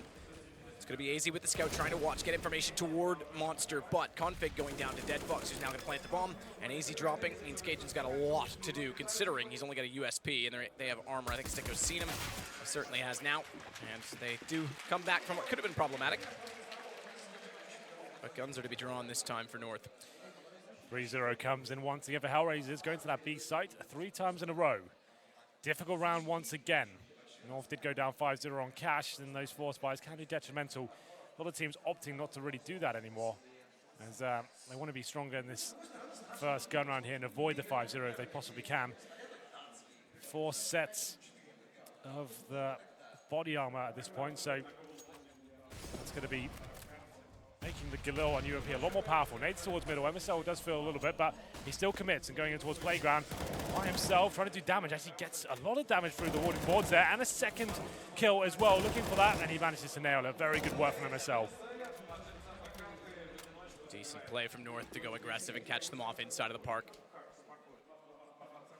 Tagged as he is, it's still a huge win for North early in the round. Now they need to convert it to a win the whole way through. Park sign relocation. Magisk going to play in the corner. Bit of a risk considering he's on 32, and they do have Molotovs to try and move him as they walk this direction. Angel's going to lead the way. They aren't committed in full just yet, though, because Zero is still over toward the B site, just waiting to probe out exactly what he can. Monster, perhaps a better approach for him. Well, still with that man advantage. Magisk and MSL have been taking down low HP. Still a chance to win this round, believe it or not. They have got long air control on the AWP up as well. No AWP available for North. Hopefully Dead Fox can get something rolling here as... I'm wondering, I think it's going to go bank stairs. I think Magisk's going to be okay. In fact, it goes park sign. So he's definitely going to be okay. And this the nade goes in. Will, flash, smoke, rather. There's the flash. Goes a little bit farther. Angel walks in, may get the kill. Q Magisk any second now. Right. Okay, I like it. Trigger discipline. Might as well take the headshot. Don't let him get too deep and find a shot toward the dumpster where MSL plays with 4 HP. They're not out of the woods just yet. Getting ever closer, though, as Dead Fox is tagged to 7-0. Goes through the flames, tries to catch them off, manages to make it work. MSL, though, does collect Dead Fox pushing in the smoke, and they'll get their first round. They do. Amazing work there by MSL. Those rounds are always tricky. You're going to be limited with terms of no AWP, not so much utility to work with, and maybe no kit as well. That's why these CT sides have to work a bit harder, get that initial frag. The early man advantage is so beneficial going forward in the round. MSL steps up there by himself towards the playground position. Headshots one for the wooden board, and then finds his first kill, finishes off the second as well. Round secure at that point. North have arrived. Going to round number 5 here. They've avoided the 5-0 deficit. Occasion B. He's got the orb this time. Can't find that first shot. I've spotted a couple of players crossing over towards the A side of the map. Suggests they don't have to keep 3 at B. They can rotate one over. They'll be falling back to a more passive hold here. And MSL could be found out in duel indeed. Great form on Cash, managing to arrive here in the second gun round. Magisk is going to continue to try and sit aggressively at long. One and done, but Cajun has a big part in this play. Gets one, tries to spray for more. The Cajun smoked off, can't do anything of it. That was his chance to strike, but they were smartly already isolating him with utility. Yeah, great pickup from Hellraiser. He's got the man advantage at this point. Still a minute remaining as well. And they have got 2 smokes. Bonding setting one up for the bank area, and I think that's going to be a bit of a ruse. They're going to be falling back towards B. It's taking the vision away from CTs, keep them guessing as to whether anything's going on that A side, and KZ through the corner of the smoke there just gets enough to work with and equalizes things down to a 3-on-3. That's a rotation back all the way through T-spawn with the bomb. Bondic will work in from connector. Smoke down in front at the sandbags. That's going to dissolve. Config, what all to do? Alone on this side, has to peek correctly, manages it, and smartly actually doesn't look for the attack immediately after it Monster. He relocates into water. Good shot from the window on AZ, and Config is there to collect. It's 2 straight rounds now for North. There it is, and that should be enough to whittle down the economy of Hellraisers as well. North stepping up after losing a couple of frags at that point. Had the man disadvantage. It was AZ. Knew he had to work a bit harder at that point to find a kill towards middle, finds that gap in the smoke, equalizes it, funnels them towards Config to finish things off. And this should be the first full eco here for Hellraiser. Not really investing much apart from one Desert Eagle. That's in the hands of Angel. Very good with that weapon, to be fair. Bomb was AFK and Swarm for a little bit, but he will be joining up with his teammates now.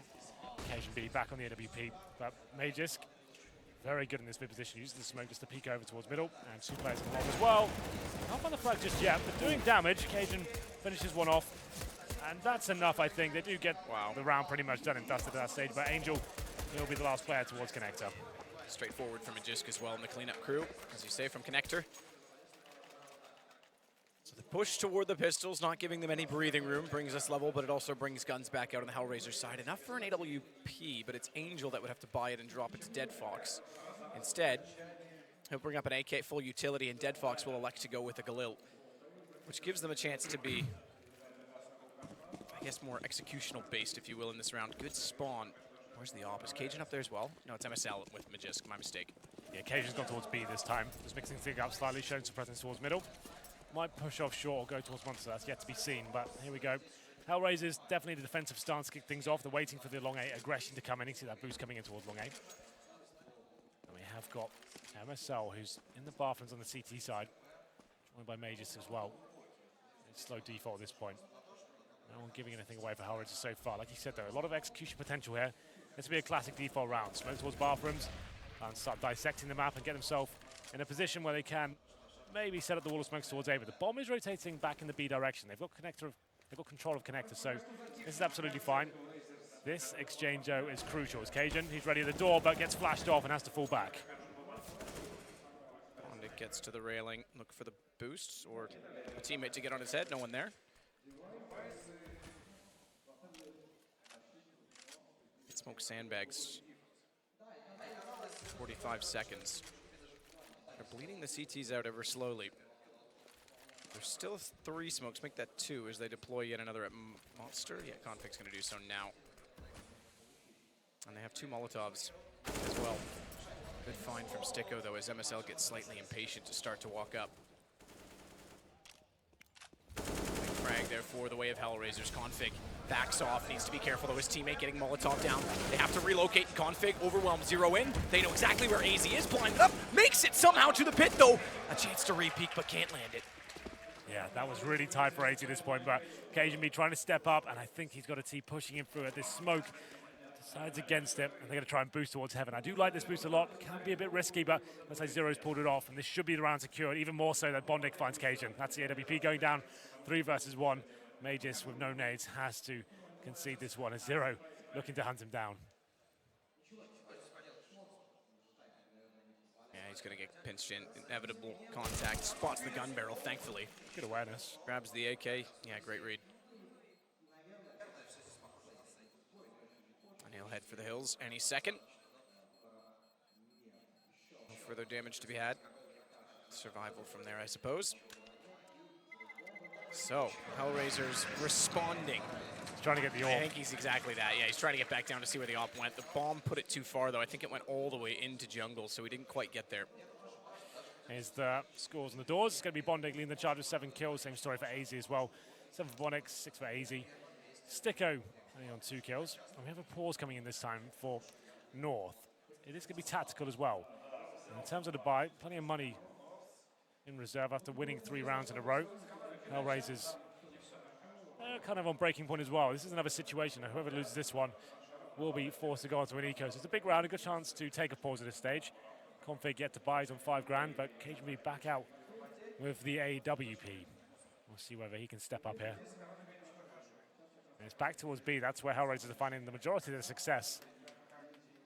As they get the full execution at that point, finding the opening picks they require as well. Showed some presence at A at the start. Pushed the CDs back, went back towards connector, and KGB flashed off, couldn't get the pick. He was ready and waiting on short. And here we go, round number 8. Hellraisers with a slight lead for now, 4-3.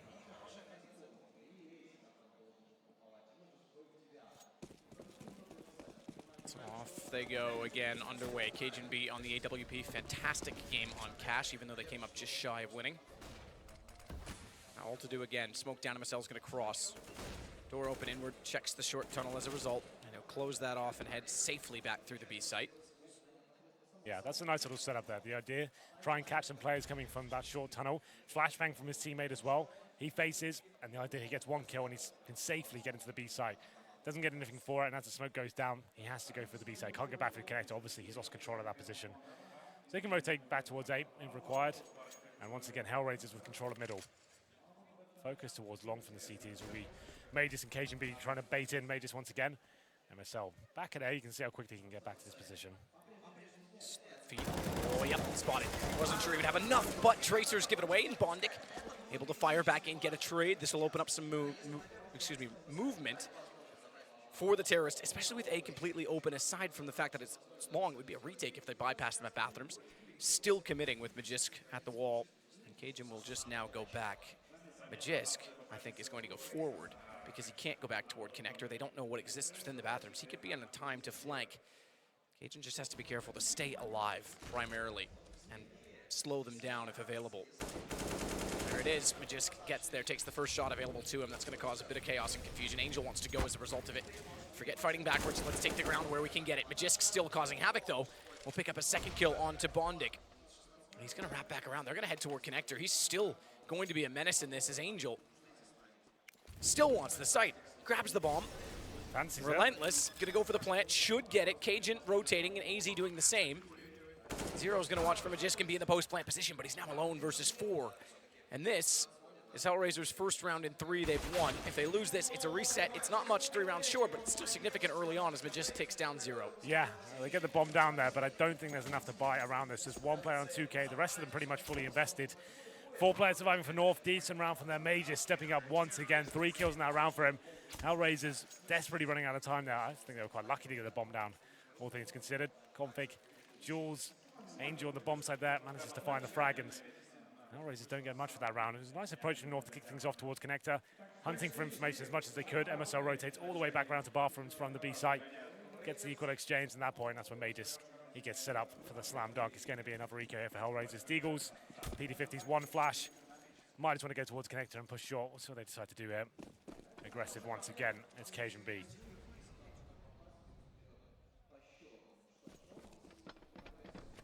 waiting with that off, but thankfully things are going back at the right time because they push from connector. Magiska's there. Burns one, kills the other. Gives Cajun room to move, and not only that, as he goes back, finds a 3rd and 0. Yep. Sticko and Angel remaining alone. 6 kills in 2 rounds. That's not too bad. Stepped it up. Ooh, that was almighty. Very close. Just on to 4. No ace, but good enough. Got a few aces in this tournament. We have. More than Katowice. Katowice didn't offer too many of them, to be frank. There was only 4 or 5 altogether. Angel got a nice one on the first map, I believe. Cajun B's had one as well. Yeah. On the last. We had Alu this morning in the first pistol round of the first map. Still true. Wow, 5-4. North do still the lead back just about. That was a full eco for Hellraisers. They do have money to rebalance themselves at this point. Not the most amount of grenades. And aggressive once again, it's going to be Cajun B towards middle. Flashed off though. Doesn't fire the bullet. Doesn't want to give away his position. It wasn't fully flashed. So here we go. Config trying it once again. Gets a lineup. Commits to 2. Only finds 1. Dead Fox to get the kill in return. It's still going to favor the T's at this point, technically, considering it's a 4-on-4. Sticko in control of the connector as well. Dead Fox still on the AWP as they rotate back towards middle.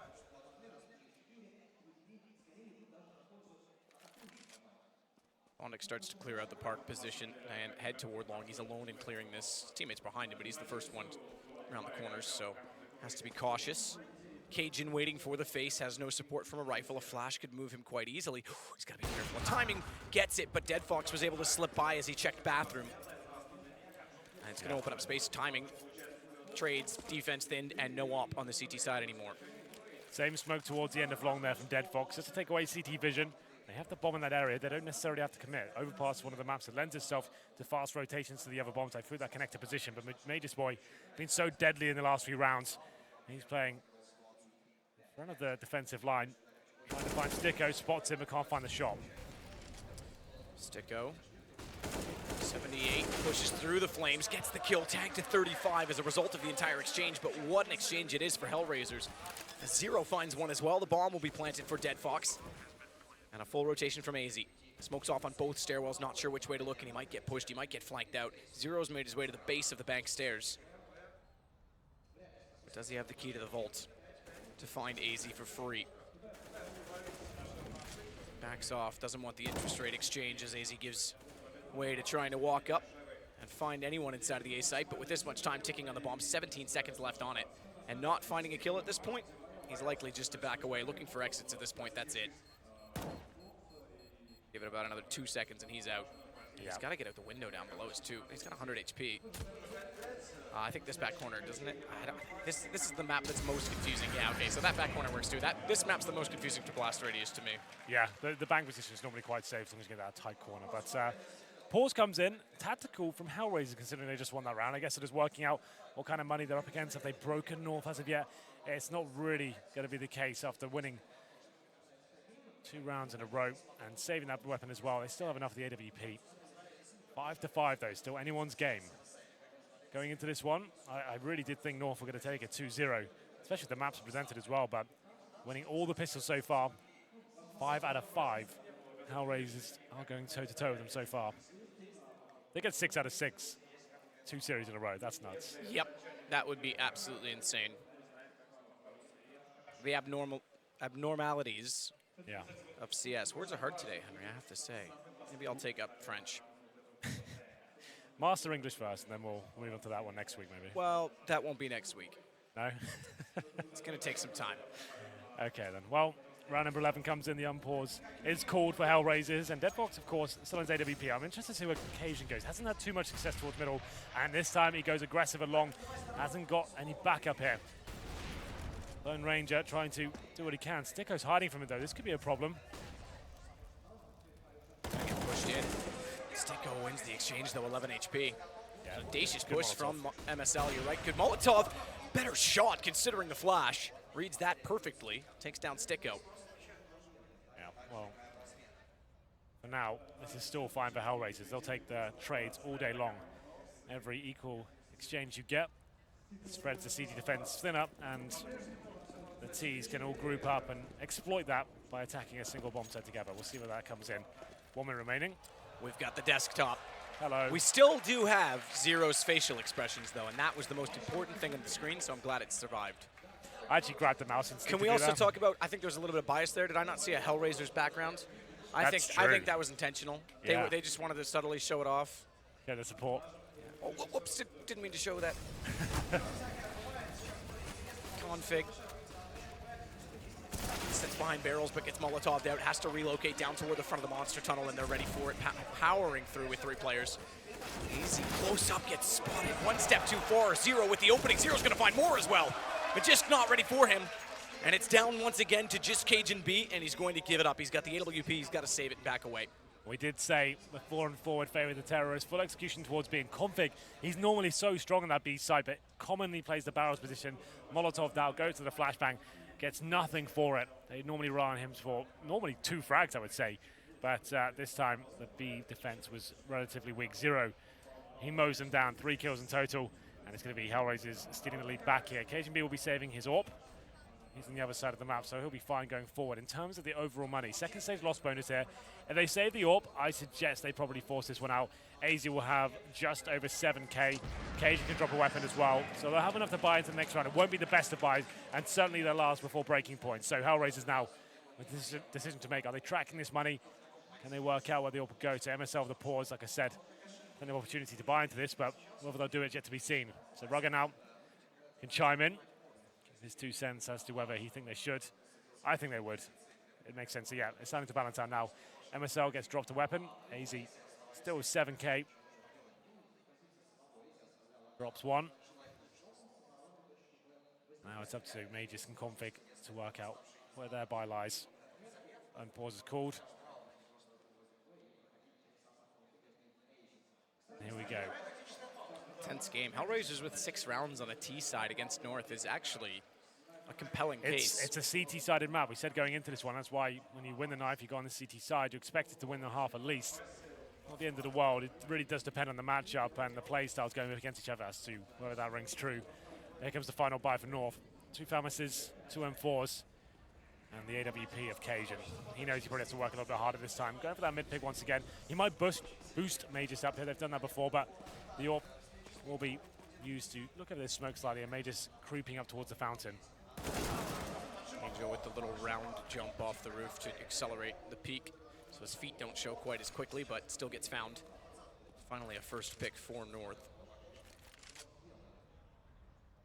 Bonnick heads back toward the ladder to head down below as Magisk has gone very aggressive, considering they have the first pick. He's well into enemy territory, however, getting it as he has without any exchange also means he's got tons of information. One gap in the information does exist, and that is back through the squeaky door and up to mid. The execution coming in now. This will be the full commitment. There's a barrel smoke. I said Config always plays there, and after he gets smoked out, he normally has to face towards Monson. They seem to be very aware that's the case. Yeah, he's got to come up with another plan. He's only on 5 for 7 inside of that site. He's definitely got to come up with an alternative to approaching this situation. Spray down, damage done. Both Bondic and Dead Fox go low, but it doesn't matter because Bondic still manages the kill. This is so big. So big indeed as he walks through. AZ's already got one of the kills that he easily would have had. But there he is, arrive on the scene. Magisk with 2, Hellraisers stuck in the middle, and Magisk gets all 3 with a great push. He's stepping up tremendously. The rounds they're winning, it's Mages Boy with 3 kills, it feels like, every single time. Massive round from him, and you're absolutely right. Config, it's so well known. We've casted a lot of their games on overpass, and he's always in the barrel position. If you Molotov him out, he goes to the flash and tries to face Monster, and Dead Fox is waiting for it. Just holding the angle, waiting for Config to run into his crosshair there. But Mages, he steps up. Huge flank coming in. His teammates taking away all the attention towards that area. He times it to perfection as well. Low HP players in front of him, and he capitalizes. It ties things up at 6-6. Here's the replay right now. You can see Dead Fox without a chance as he comes in. And Mages with all 3. Yeah, shades of Forest when he's late on the lurk. Yeah. Exact same play almost. Well, bomb goes down, so it means Hellraisers can buy into round number 13 here, but you can see Dead Fox, obviously he's buying the AWP, so he'll be down to just a Deagle here. Gets round number 13. Config presumably going to change his position. Now we get boosted up towards short this time. So a little bit of a change. And Angel, he'll come in from, oh god, that's a bit rough, and he did get spotted as well. Wallbang comes in, doesn't do too much damage, takes Config down to 83 HP. MSL waiting on the other side of this smoke though. That was their attempt at changing it up as well at B, so they have to go back towards the footings at Monster, but over at A, Hellraisers opening things up tremendously well. MSL from lower, though, does find one on Angel. It'll be a full rotation back through the B site toward A if they go that way, because they're not committing. With those 2 picks, they expect a rotation, so they'll slow it down and get further information.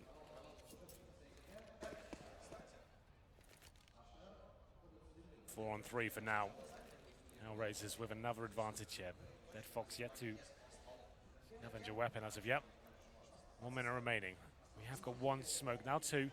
And Dead Fox, he finds the AWP. So this is looking very beneficial for Hellraisers as we get into presumably the final commitment. It's Bondig by himself towards long 3. Playing contact right now. They don't want to give away that actually coming towards this area. And AZ with a huge task ahead of him. Taking a picture for Config. What a shot, Dead Fox. Good accuracy as well for AZ, but he's got to go against the AWP. Tries to go for the slow pick, and then they all face him down. Just MSL remaining. This is going to be a 7th round, potentially. Looks very likely. For Hellraisers, I have to say, I give them the edge right now.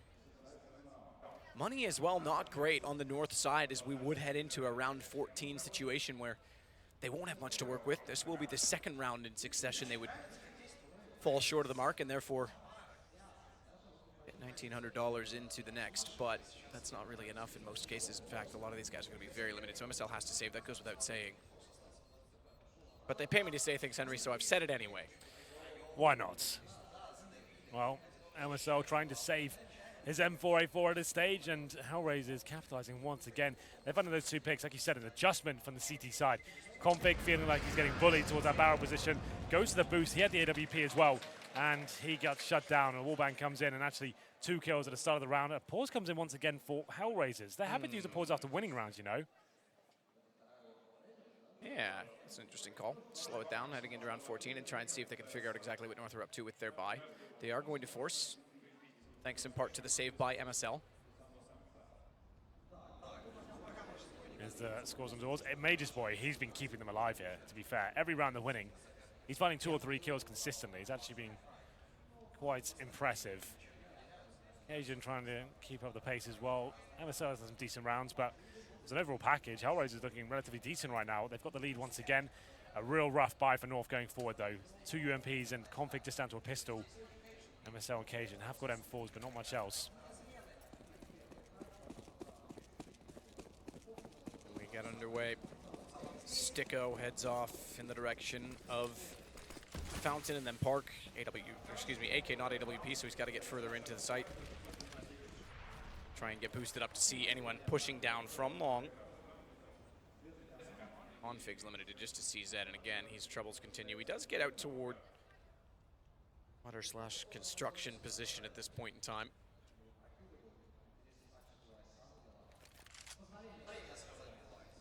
Very defensive ball from Hellraisers. They have no idea what they're up against in terms of the buy. They know there'll be something there for North with the weapon saved. This is a nice boost. I do enjoy this one. Cajun able to look towards middle on the connector side as well. Whether he'll get a kill and fall back is yet to be seen, but here he goes. Cajun will sit with the boost, try and catch them when they go in toward the bathrooms. The smoke will definitely hinder that ability. As Angel goes and clears connector first and then heads back that direction. He's making a lot of noise, but Cajun can't locate him. Closer he gets, the more problems it'll be. Tries to hit the headshot. AK, he was dead. M4, he certainly is not. He stays alive with 8 HP. The rest of them, Dead Fox included, who's tagged up, head toward long. MSL's ready for it. They spot one retreating, smoke down. They want to swarm back in and cut off the gist. They managed that, but MSL sprays 2. Responded by Sticko, who goes back through the smoke to hit Cajun B. Fast plant potential, but they know Config's likely lurking in toward the bathrooms because it was already called, and therefore they work and triangulate onto him. As you say, the trifecta of doom, Henry. Indeed. It's all on AZ. Low HP on 2. UMP could find him, but Sticko's the high HP player, and he goes immediately. Take that back, excuse me. He's the one on 28, gets 4 kills in the round. 4 kills in total. 1 through the smoke as well. Great awareness, goes to the plant, gets the call. The Config could be toward the bathroom area, takes him down, and finds the final frag as well. That's huge for Hellraisers. Round number 15 coming in. North have nothing left. They have to force up with the CZs and 5.7s this time. After losing the pistol once again and losing that 3-0, North have 6 rounds. But is this going to be enough going forward on the CD side of the map? Hellraisers now should be quite comfortable with the 9-6. Look at the AWP, 4 AKs, and you assume aggression has to come in from the CDs here. One towards connector, one top middle as well. It's Cajun in that connector position. They're trying to push off towards short as well. Angel goes into the corner. Bondic waiting to see if anyone will push through on the wide side of the smoke. No guns for North in this round. 15 Flash does let AZ take that position. Try and take that fight, but Sticko again pushes in and finds another in the smoke. To Monster they go. Config unable to do much yet again. Good play from Cajun. He gets two. Flanking back out from Squeaky Door, and MSL getting one on top of the B site gives them somewhat of a hope. Cajun picks up an AK-47, but he's only got 19 HP. He's going to go for a long rotation as well, back toward the window as the bomb goes down on B. Look at him run in the distance. Yeah, it was promising for a second, but now Magus, if he gets this kill, unfortunately he can't, gives his position away. That was their final lifeline into this round. It will be 9-6. Cajun B got the AK, but only 19 points of health, and unfortunately no kit either. Has a smoke. If he has any chance to win this, you can see 20 seconds. He has to find both kills in the next 7 seconds now. And that's not going to happen. 9-6 Hellraisers T side. Incredible half for them. They've won 5 pistols in this series. Yeah, if they win the 6th, that could be it. That certainly would be, I think. I think it would be too far out of reach for North. They're looking pressured and they're looking like they're crumbling under it, especially Config. He's gone dead quiet. We'll take a break, see if he can find form, and first and foremost, find a pistol round.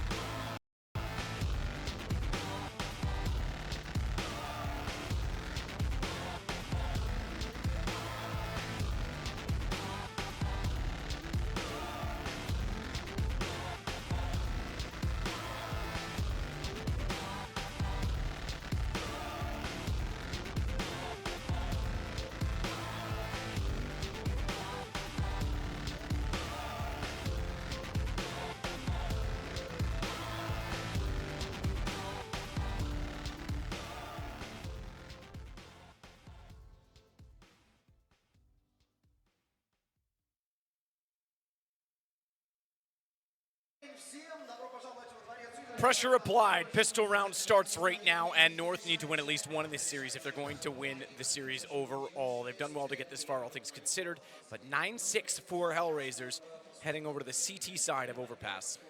Yeah, pressure certainly applied. Losing out on the CT half victory here. It's going to be Hellraisers switching halves, getting with the 9-6. And the pistol round to begin imminently. We'll have a look at the buys and see whether North present a similar idea going towards the B side of the simple smoke and flashbangs, where they bring something a little bit more technical. I would suggest the latter. It's almost self-calling after all. The crowd behind Hellraisers for sure. They seem to be firing up all these pistol rounds so far. 6 out of 6 is possible. All 3 maps have been played here. We'll have a look at the final buy. So 1 P250, that's in hands of MSL. And a Deagle for Config. That's audacious. We'll see whether he can get anything rolling with that. 1 smoke purchase as usual. Bondic and Angel going to go aggressive, as they often do, and Pistols, they were very aggressive on their T sides.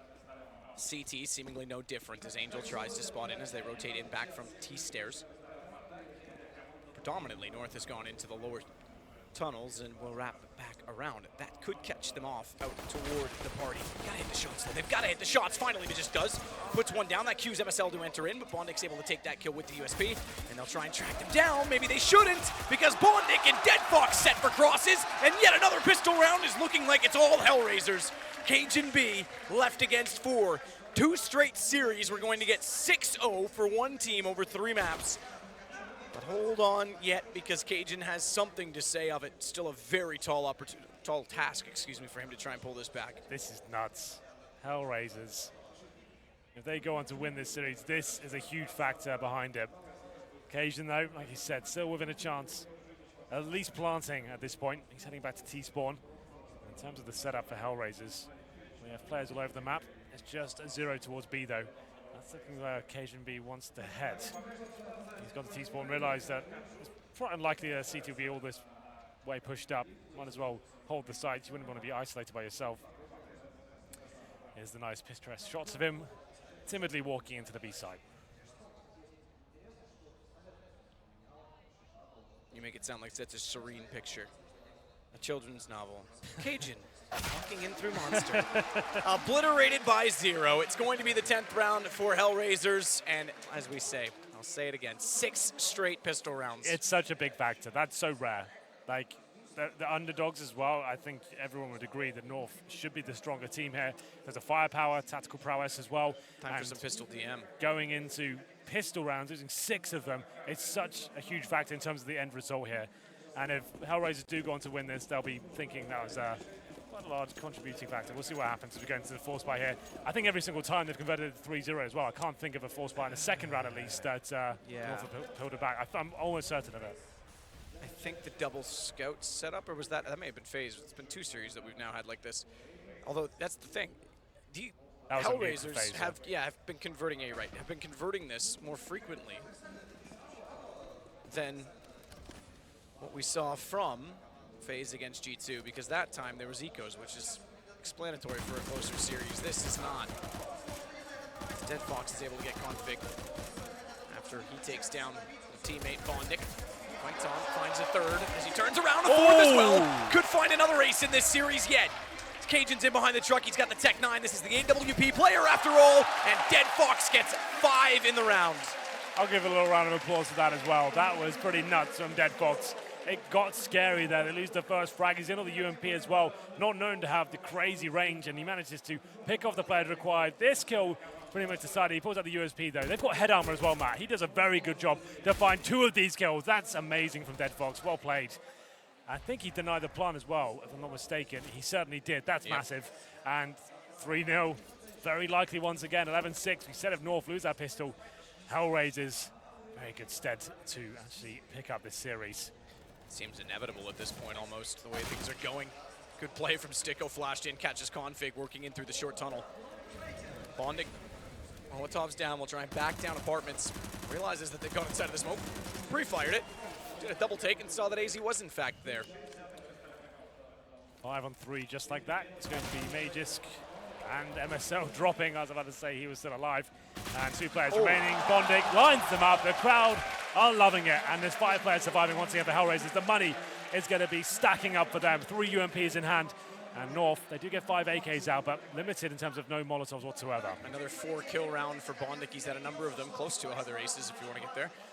But even when, you're right, 5 players staying alive, even when they have pistols and anti-ecos, they're not finding anything against Hellraisers. North's not getting any kills with pistols. It's been strange for CSGO in that respect. Yep. Normally, when you win 6 pistol rounds, you'd assume you'd get ecoed in the second or third at some point. Hasn't happened once. Well, but even the kills. I mean, they went on clean cash. sweep. It was 4 rounds with only 2 kills. AZ got both of them. This one's a clean sweep again. They're struggling to even get damage dealt. Yeah, that's a problem just in terms of the economy game, because Hellraisers, their money's stacking up now. They still have a chance within this round. We do have 5 sets of head armor though for North, so the UMPs become less effective, but still a 3-man setup towards long this time. A bit different, but that's what the situation calls for when you've got lesser weaponry here. Hoping they can find a wandering terrorist coming towards long and getting his head completely destroyed by the close range SMGs.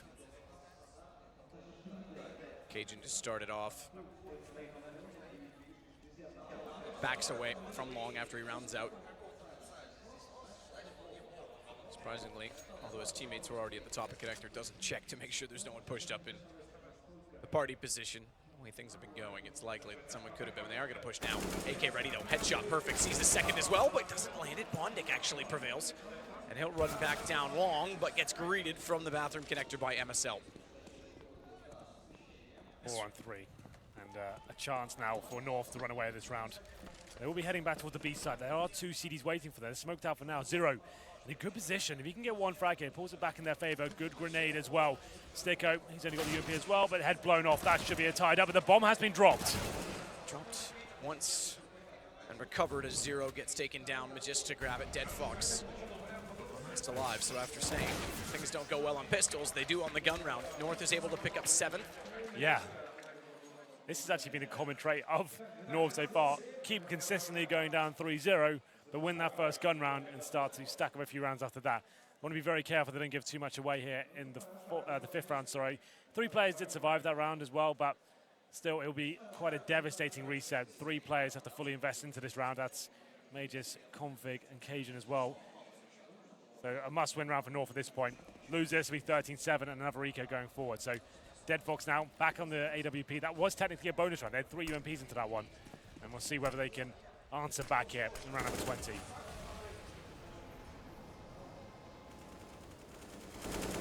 Toward the bathrooms, AZ spraying through. Bullet goes in the main door through the wall and hits the side of the other. Not to be misled as to where they were coming from.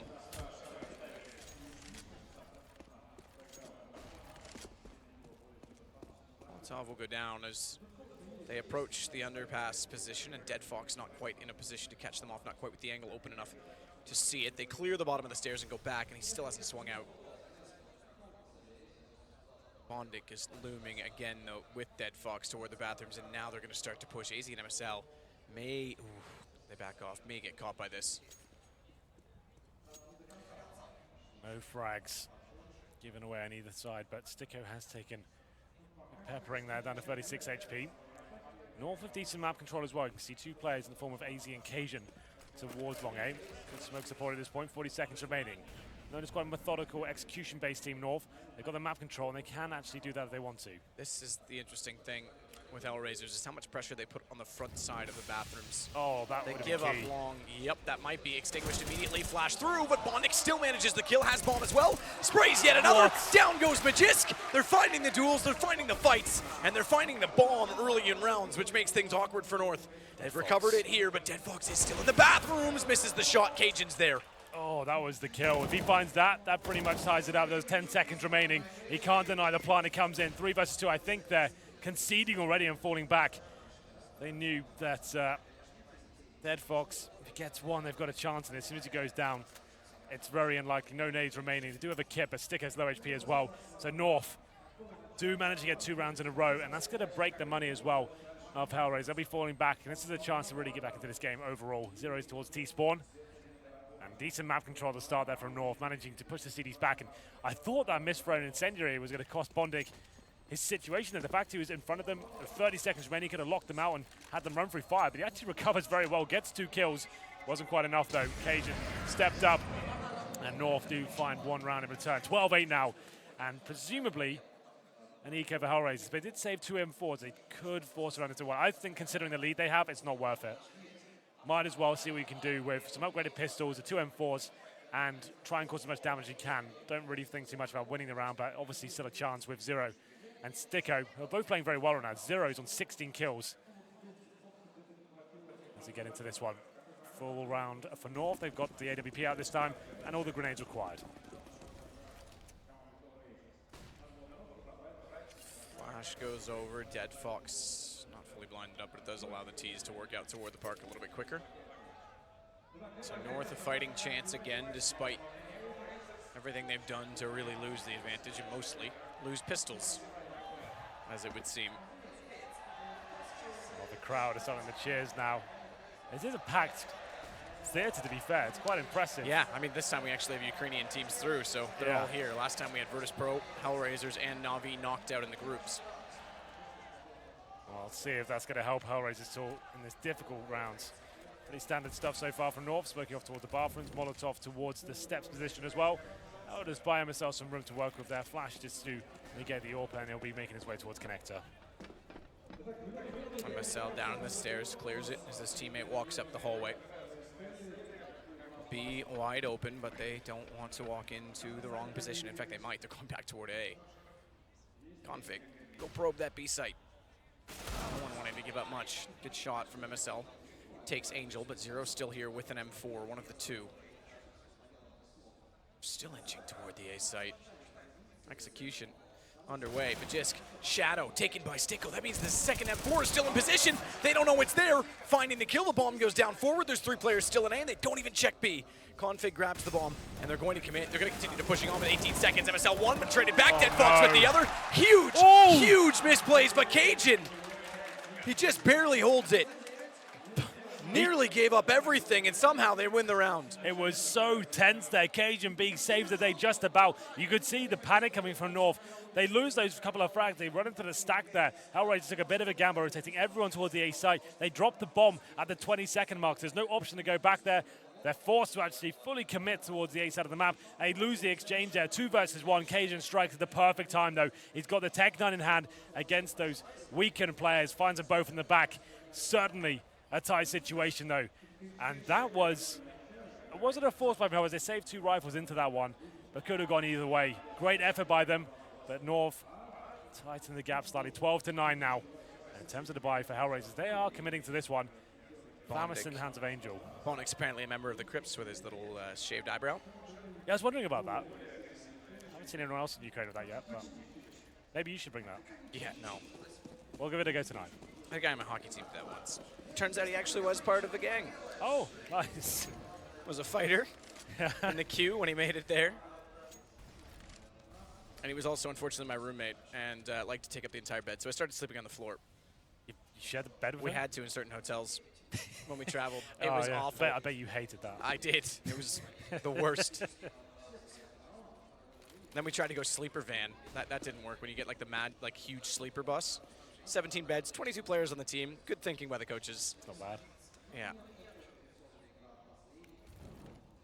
AZ and MSL go back from Fountain.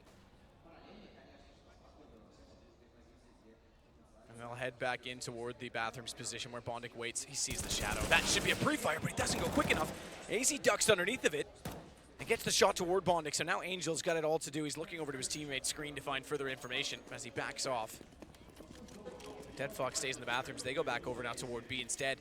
Forward position from Zero. Sticko playing the swing at the boards between both Sandbags and Monster.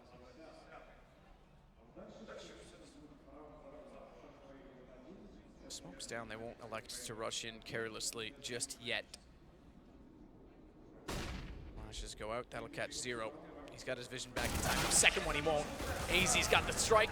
So too does Config, and this should be round over. Yeah, this is looking promising now for North, doing a great job here. Another default there, going towards the bathrooms. Like you said, I thought Bondik had the chance. Those shadows are advantageous to the CTs, to potential Ts walking through. He can't get it done. Refrag comes in, and AZ been great with this team in the last few weeks. Is managing to find 2 very influential kills. Config chimes in as well, and 2 weapons to be sell for Hellraisers now. 3 rounds in a row for North, what was looking like a very bleak situation. They've managed to pull it back to something that's promising. 4th stage loss bonus for Hellraisers after this one. They will be saving 2 weapons, but it's not a survive. We have got 1 player challenging towards long. That's going to be AZ. Hungry for a few more frags, even with low HP. Tries to get the shot toward Dead Fox, does AZ. Can't quite do it. Sitting with 3 HP, can't really take the fight either. Dead Fox jumps up, tries to go for a chance. But either way, they keep 2 up, Hellraisers. And speaking of 2, that's now the differential in the score as North make it into double digits. Once They do. more without pistols. And I think the money's tight as well. We'll see whether the Hellraisers boys decide to force into this one with 2 saved M4s. They still have the lead.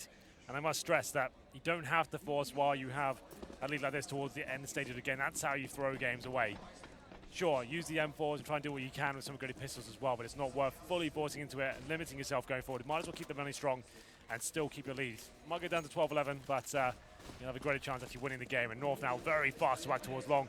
3 players heading towards this position, backed up by Cajun B, just holding towards Flowerbeds there. They'll flash towards the bathrooms, see if there's anyone close by. Cleared it out. This is great map control so early on in the round. Dick, though, trying to get aggressive, has Dead Fox over his shoulder with one of the M4s. He's done well, better than well. He snapped back. Sticko's got one bomb, goes down near the bathrooms, but kill required by Magisk to open up the bomb back into their possession once more with limited weaponry. They walk the wrong direction. Hellraisers has done this. Cajun's left on an AWP. He'll fight forward to get Sticko, but the bomb's still out by Bathrooms. It's going to be swarmed off. He's got to go to an AK. He doesn't realize both are in the same direction. They're going to play the corner together, which makes it all too easy. Well done, Hellraisers, to find 13, and that is seriously going to hurt the economy for North. Classic MSL call at this point. The fact that he has been so slow and methodical and execution-based so far, he tries to chuck in one of these curveballs. And there's a couple of guns are saved, commits towards long, tries to commit all the way up as well, and he finds himself in a crossfire of those M4s. They get mowed down. Fast flanks coming in from Hellraisers as well. Find them round number 13. In terms of the money, North did win 4 rounds in a row, so they're okay. Money has been whittled down. This will be the final buy for them. Exactly, so they can easily be broken right now. And final buy, pending the 14th round for Hellraisers as well. Angel's got a statue. Both sides occupied, but Dead Fox has one. He snaps, gets to AZ, bomb down again in a forward position where Hellraisers can see it. Good spot. Good shot. From Cajun. Barely sees him and still manages to nail it. There's a wall bang as well, so he barely could see him. Just the top of a pixel, I think. That was when he shuffled in his movement. Foot spotted. Dead Fox can't land it. Both of them Both like each other. Yep. Damage either way. Neither get a kill. Cajun waits. Patience pays off. He wins the exchange, and the nade doesn't go far enough. I don't think that was worth it from Dead Fox. They've got this huge advantage. It's so tense right now. You've been legged. Just fall back. Accept it. And now it's a 3-on-3. And look at Config. He snuck in. Zero has no idea. This exchange is so key right now. Who spots it first? Zero, slow to react. Config punishes him for it. Well done. But now he's going to hold off B site. No, they're going to go back. They still want the bomb from A. They haven't gone around the corner. Cajun's too low, and he's quite hesitant to try and take back this position. I think when you get that two-man advantage to start around, you've got to fall the back there. You can't just stick around and hopefully find some more. Good effort from Dead Fox to hit the leg, but should have been falling back. And now the round's slipping away. Convict so good at being sneaky and getting into B bomb sides, it seems, almost every single time undetected as his teammates cause a kerfuffle in the middle. Bomb's going to go to connector because it's not got a lot of time. 24 seconds. If Bondic had gone, he could have just absolutely obliterated them, not being ready for him to come from Bathrooms. He still has a chance to be perfectly timed on the flank. He may get Cajun as soon as he hits the sandbags. Bomb's just baited around the corner. Config will find one more, and now it's, unfortunately, information given up. Bondic had a perfect opportunity to spray down, but he may get limited. Cajun's going to watch toward Monster. Low HP, misses the first shot. Cajun did all the work to get them back into this, remember. Gifted, as you say, by Dead Fox getting over aggressive, but Bondic will back off. North will get number 11, keep themselves in it with the money. And again, it's back and forth because Hellraisers are in a tight position. It's just picking your battles, right? Two-man advantage. You think this 10, we get fully reset if we lose this round. We need to be very careful. We've got this. And Dead Fox trying to be the hero, in my opinion, gets taken down, and all of a sudden Config, he becomes the hero. The fact he's got in towards B and snuck into that tight corner as well, just waiting to hear a footstep. Zero had no idea. I said slow to react, to be fair. He had no idea that was even a possibility. Taken down, and that's a huge round. Angel has to call for a pause at this time, only saving one M4. This is now looking very promising for North to tie things up at 13-13. Still with the lead, Hellraisers. Still with a shout of winning it. Awkward camera there. Just a camera, mate. Don't read into it. So Hellraisers trying to calm themselves. 3 rounds is all they need to make it through on what many would consider to be their home soil, despite that they are a European team at this point in time with their roster. Sure. Hungarians, Slovakians, and 2 Ukrainians, yeah, and the organization is based from here, so it's that reason. 13-11. Looks like Zero has invested quite a lot of cash into this round. He's gone out of $600 buying an M4A1S and some body armor. Bondic saved his. Then he spent $700 into this round, gets a kit out. Drops a pistol over as well, I believe. CZ for Dead Fox. We'll see what he can bring to the round here. Still a chance. They have been good on these real weak buys. North struggling at times. Progression towards the connector position here. 13-11. This is the 3rd map of the series. You're just joining us. Quarterfinals. Loser goes home. Winner goes into the semi-final.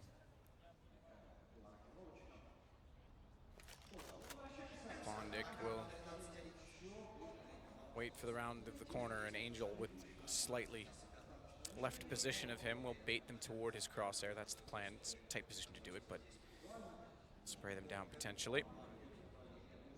Hellraisers has done very well in these situations with 2 rifles in the past.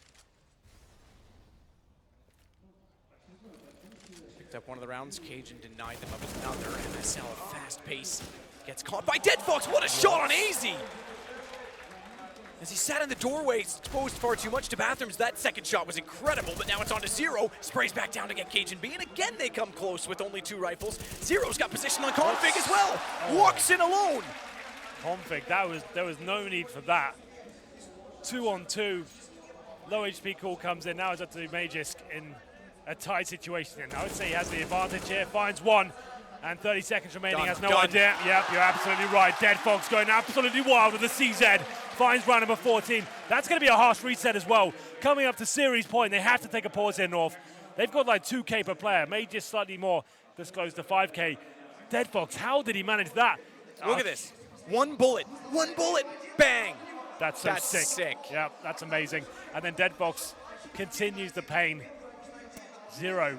I'm surprised Config did that. Not thinking necessarily there. It's such a big round. He's tried to end it as quickly as possible, get the jump on the players towards shore. He took a gamble, didn't work out. The awareness comes in from Zero, and then comes into the 1v1. Dead Fox steps up, and that's going to be crushing now for North. So close to the comeback, and 6 pistols against them, all of them converted to 3 zeros. And Hellraisers now in a very good position going forward. The buy comes in for North, they have to buy into this. 2 AK-47s. 2 pistols, and Cajun, he's got the UMP. They've got armor to work with here. In terms of grenade, 3 smokes and a Molotov. That's about it. AWP not available for Hellraisers either. Not out of it just yet, though. If North can win this round, it's a reset and return. That's what they're aiming for here. Certainly going to be a difficult task, but let's see what they can get towards long here. Dead Fox waiting once again. Can't hit that first shot. Decides to fall back. Decides to. Almost because he has to. Toward the bathrooms, Cajun, MSL, Magisk, and AZ out toward the little dinner party. Are you invited? I heard that's where the after party is, actually. On a map? Yep. You have to join into the server to be there. It's free alcohol, though. I don't drink. In the game. No, I don't drink. Neither do I. Only one of us is telling the truth. You can vote now on Twitter. Dead Fox tagged up. Goes in behind the bank delivery vehicle. Bondic, though, is going to fight forward. He's been very good. He's been aggressive. And he's certainly showing why it works as down goes Config. Map point looms. MSL has to work in from long. All 3 North players going the same direction. Bomb makes its way into default, but they still can't solve where Bondic is gone. And Dead Fox continues with good accuracy.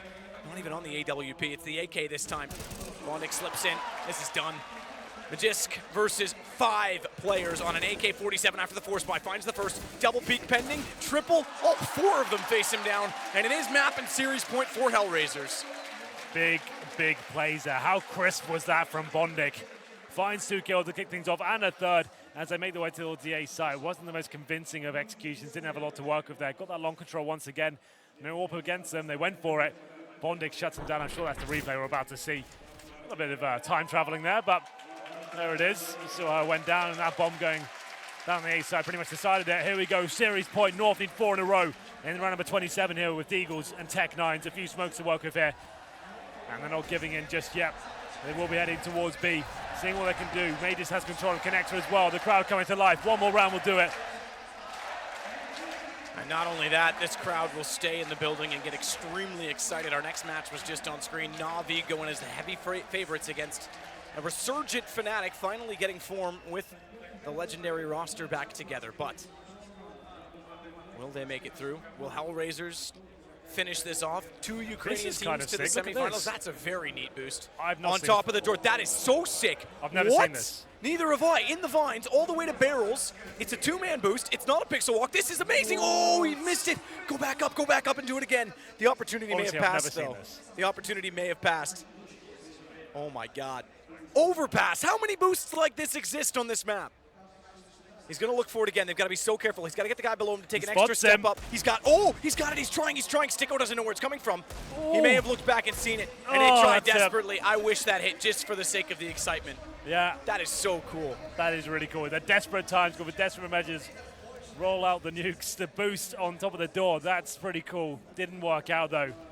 It's going to be 15-11. Final execution towards B. Angel with the first frag from heaven. That might be it. The bomb will be planted. Can they do anything with this, North? Angel, window, bomb is planted. Fast as well, which can cause confusion for the defense, but the defense are up to it. Zero might just be a hero, and Angel, he'll take down Config. It's AZ remaining, and North are gone. Hellraisers upset 2-1, 6 pistols to make the semifinal in a home event. Against all odds, incredible performance from them, and North are left stunned. What a game. 2 amazing series we've been given here today. Not a lot of them made sense. 6 pistol rounds, and all of them converted to 3 zeros as well. You have to say that's a huge contributing factor, but you can't take anything away from Hellraisers. At one point, all of the players stepped up there. Dead Fox really coming to life there, winning some crucial rounds on some difficult force buys as well. That CZ round comes to mind. And you have to feel a big gutted there for North. They'll be thinking about this pistol round for a long time, but on paper they were the favourites coming into this one. And I'd say, especially on Cobble to kick things off, they look like the much better team. Couldn't close things out on Cash and overpass eludes them as well. And the hometown favourites, they do go on to the semi-finals. Do indeed. Salute to the crowd. They'll play tomorrow. The sister team, if you want to call it that, the other Ukrainian team coming up next in Na'Vi versus Fnatic. But 2 straight rounds, or series rather, you got me hooked on the rounds, that have gone the distance with one team winning all the pistols. I think it shows to show you the underdogs are winning because of mistakes perhaps by the team that you would have expected to win it. Yeah, I have to agree. That was very entertaining. Few casts for us, Matt, but I don't know, the fact that so many pistol rounds won today, and in terms of that was a differentiating factor going forward, it definitely begs the question as to whether this is traditional CS we're seeing or a bit of an anomaly. I'm impressed by Hellraisers overall. The fact they managed to close out the series against North is great, but North will be kicking themselves, not picking up a single pistol there. Absolutely. No, I mean, this is another opportunity for them to survive an event and do well. They look like they were on the rise. They've been struggling. They set it on the desk since Epicenter. They're getting into playoffs, but that's it. That's all they're doing. They're not getting the runs that they are capable of. So with that said, North gone, Hellraisers through. We go back over to the desk, and I think all of us are 0 for 2 at this point in our predictions, if I'm not mistaken, guys. Pretty sure. You're absolutely right, Matt. Of course, Duncan was a Hellraisers fan all along. Switching sides. He didn't tell you guys, but he actually knew Hellraisers were going to win all Yeah, he knew from the start. We predicted him on like Twitter. a symphony. Predicted North here on the desk. No, it was actually on MySpace that he predicted Hellraisers to win. Yes, his MySpace profile, or his Bebo, for anyone that even remembers that. That's for like 3 UK viewers that are watching. It's happened. 0-2 in all of our predictions. We thought G2 looked hot coming into this, and we thought that Hellraiser was an open and shut case for North. Where do we start this conversation? It looked spectacular to see those rounds in the crowd. Most definitely enjoyed it. I usually get triggered when people use that excuse of like, oh, they just won the pistol, as though like, first of all, it's easy to win pistols, and then 2, that you just win the game off it. But we have now twice in a row seen the winning team in a 3-game series win every single pistol round. There's a big difference though between this quarterfinal and the first quarterfinal. That is that not a single time did North win the second round. Yeah. Like they only won 1 eco. That was the Cobble round with the USPs. And actually, that's something that if you want to try and talk about weaknesses of North, that's their big weakness. They're not good at like force buying in general, especially on the CT side. I think for majority of those rounds, they didn't even come close to winning the round. So they really hurt themselves coming into the first gun round as well. That's something that also helps Hellraisers gain momentum. Momentum, no doubt, was in abundance for Hellraisers during that game, Jason. Yeah, I mean, eventually they just started making all the individual plays. They made all the impact. Dead Fox with that CZ, Bondic with the M4 down the stretch as well. And this is why it's so hard to be like a fan of North, is because they just are disappointing. Like this, that they have so much potential in this roster. They have so much talent. There's a lot of similarities you can draw between them and Astralis before Astralis finally got over that choking issue. These are teams that just like have all the talent in the world, and there's not any great explanation for why they necessarily lose some of these. Sometimes, like in this game, it just all of a sudden was like the players stopped making those crazy plays. For a big stretch of that second half, Config was being incredible. Like when it was like tied up and it was still very close, he was making that solo power play towards the B bomb site, crouching along the whole thing and opening it up and winning that 3-on-3. And then at the end, it was just all Hellraisers. It just shifted. It's not just that, like even Config in the first half, as CT, he gets like 1 kill towards B in a 3v3 and then falls all the way back, buys time for his teammates. That's something we don't see. Like the old Config would have gotten 1 kill and then re-picked again to try like go for the hero play and kill everyone by himself. But then towards the end, when the Dead Fox CZ round happened, they were in a 2v2, his teammate died on short, and he just rushed through Monster, and it's not like, he didn't have the timing. That was fairly obvious. And he was just running, the Hellraisers player had the sound cue as well, I think it was Zero, just had his crosshair placements and got a free kill and put Magics in a very, very difficult 1v2. So that's something that, you know, shifts during the course of a game, and I think that's where it's very clear that the pressure got to them, losing a couple of those, like, half buys where Hellraisers saved a gun or two and had pistols. This is the thing about the guys from North. If you think of the last tournament runs they've had, they had the semi-final in Vegas. They had a close couple of maps against SK, but they lost. They go, oh, we were close, could have made the final. Katowice, obviously they were favored to beat Immortals there. They didn't. They narrowly lost. Again, they were like, oh, could have won 2-0. They lose all these close games. And unfortunately, I think they do kind of just like use that excuse of like, oh, we were so, you know, we almost won 2-0. We almost did this. This is a pattern that repeats now. If it gets to a close game, you go ahead and bet on the other team because the plays somehow don't come from North down the stretch. Yeah, and if you want one thing to look at is, hey, try and win a pistol round or two. Certainly would have made their life a whole lot easier. We'll come back to your point, Jason, just because we don't want to keep Zero waiting. He is standing by, victorious Slovakian, feeling very good for being in those semi-finals. So guys, I have a lot of words to say, but it was incredible. Very tough game, congratulations.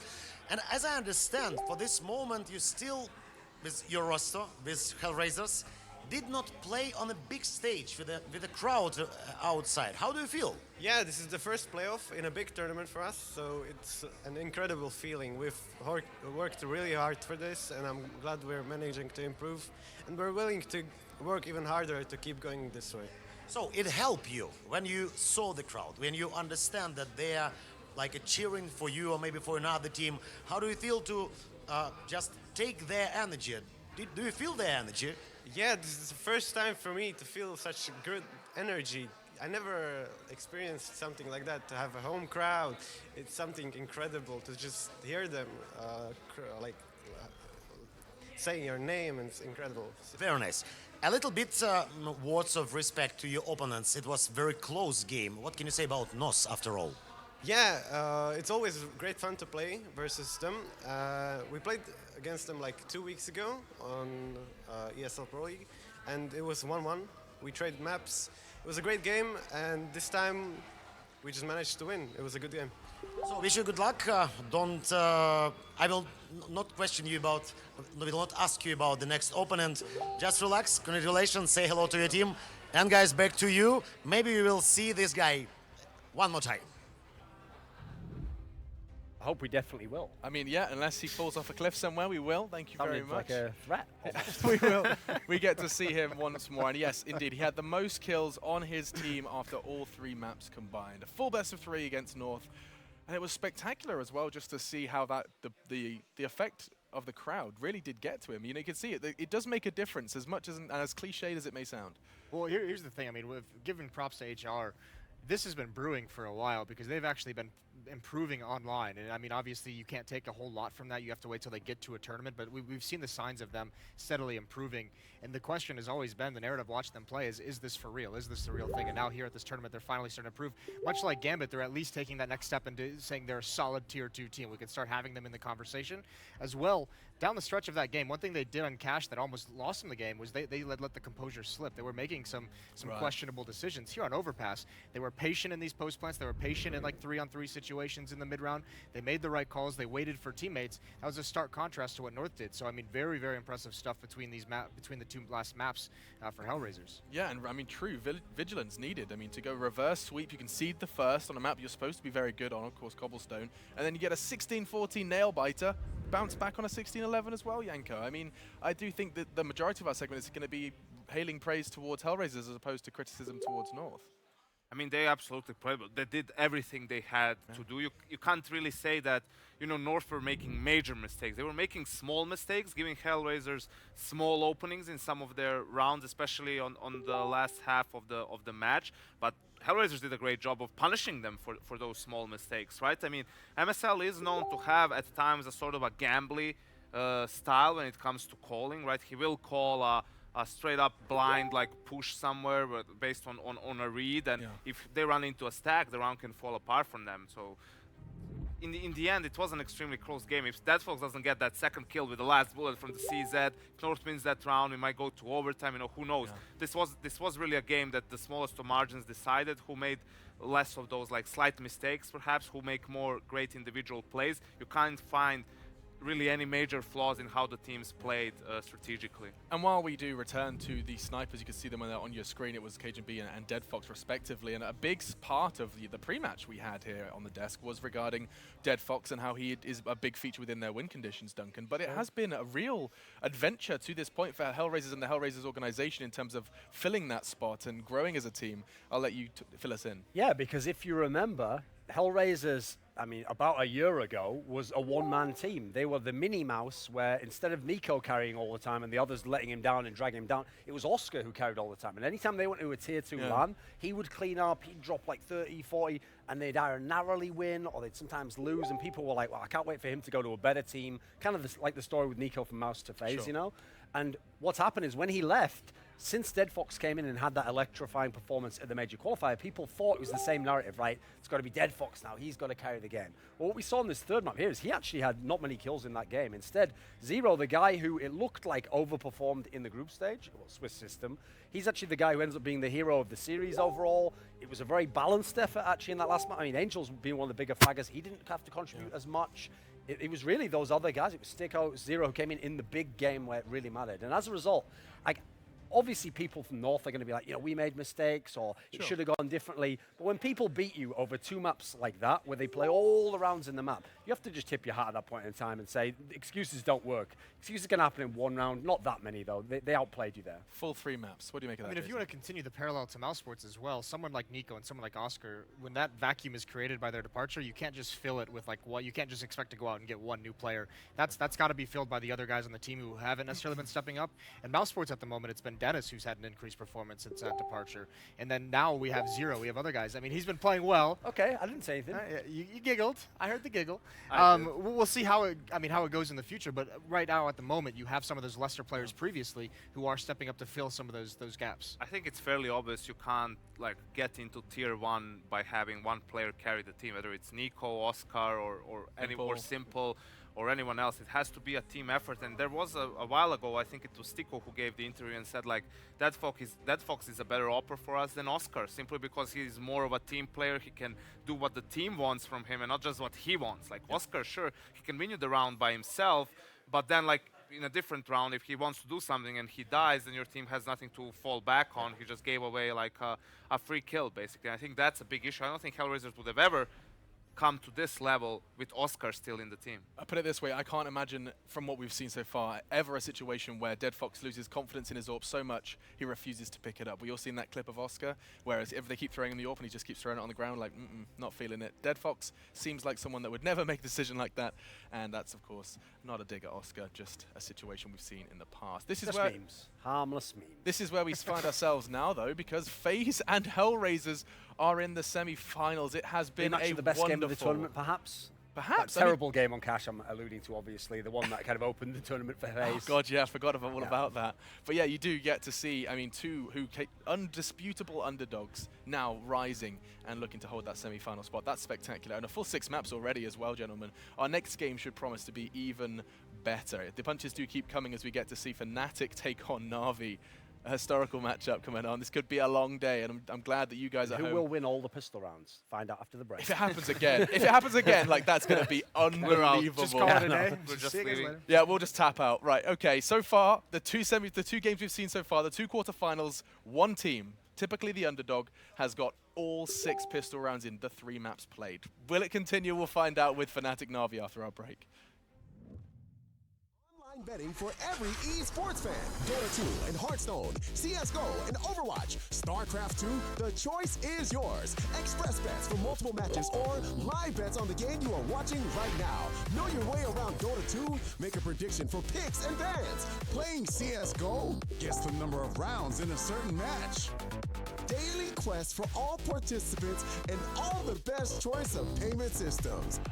More than 600,000 users have already made their bets on the spectacular matches since 2011. EGB.com. You know for sure who's gonna win.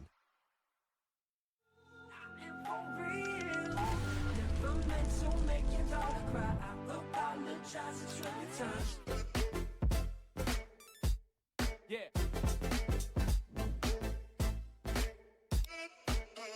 Stylish Jackson.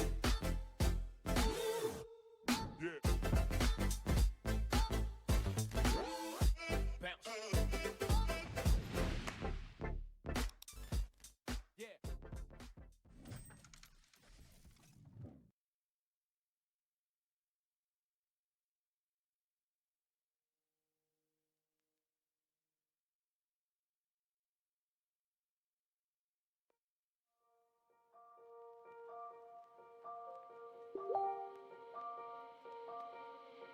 It's been too long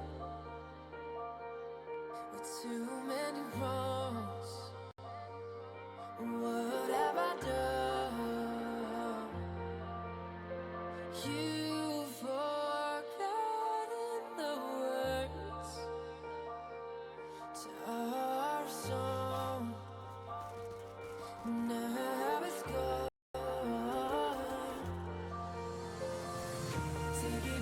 Take it back just for one night. Take all the wrongs and pretend that we're alright. Feel the rhythm in our souls, let them entwine. 'Cause you know what you do to me. It's not fair, I don't care. Take you there, make you mine before we're out of time. Let's synchronize.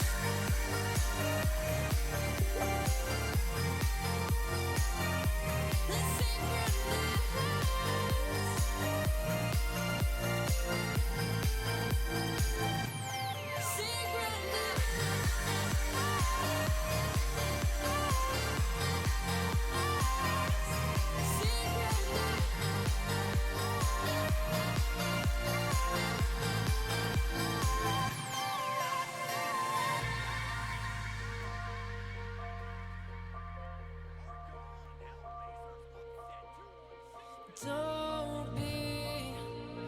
Don't be so distant. Don't be so distant. So distant, distant from me, from me. You're so close and yet so far. So I fight it, and here we are in each other's arms. Take it back, just for one night. Take all the wrongs and pretend that we're alright. Feel the rhythm in our souls, let them entwine. 'Cause you know what you do to me. It's not fair, I don't care. Take you there, make you mine before we're out of time.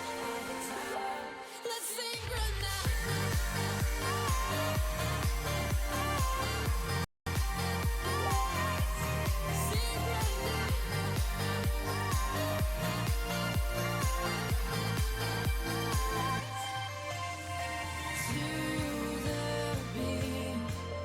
Come on, step with me. Let our bodies sing in harmony till the morning light.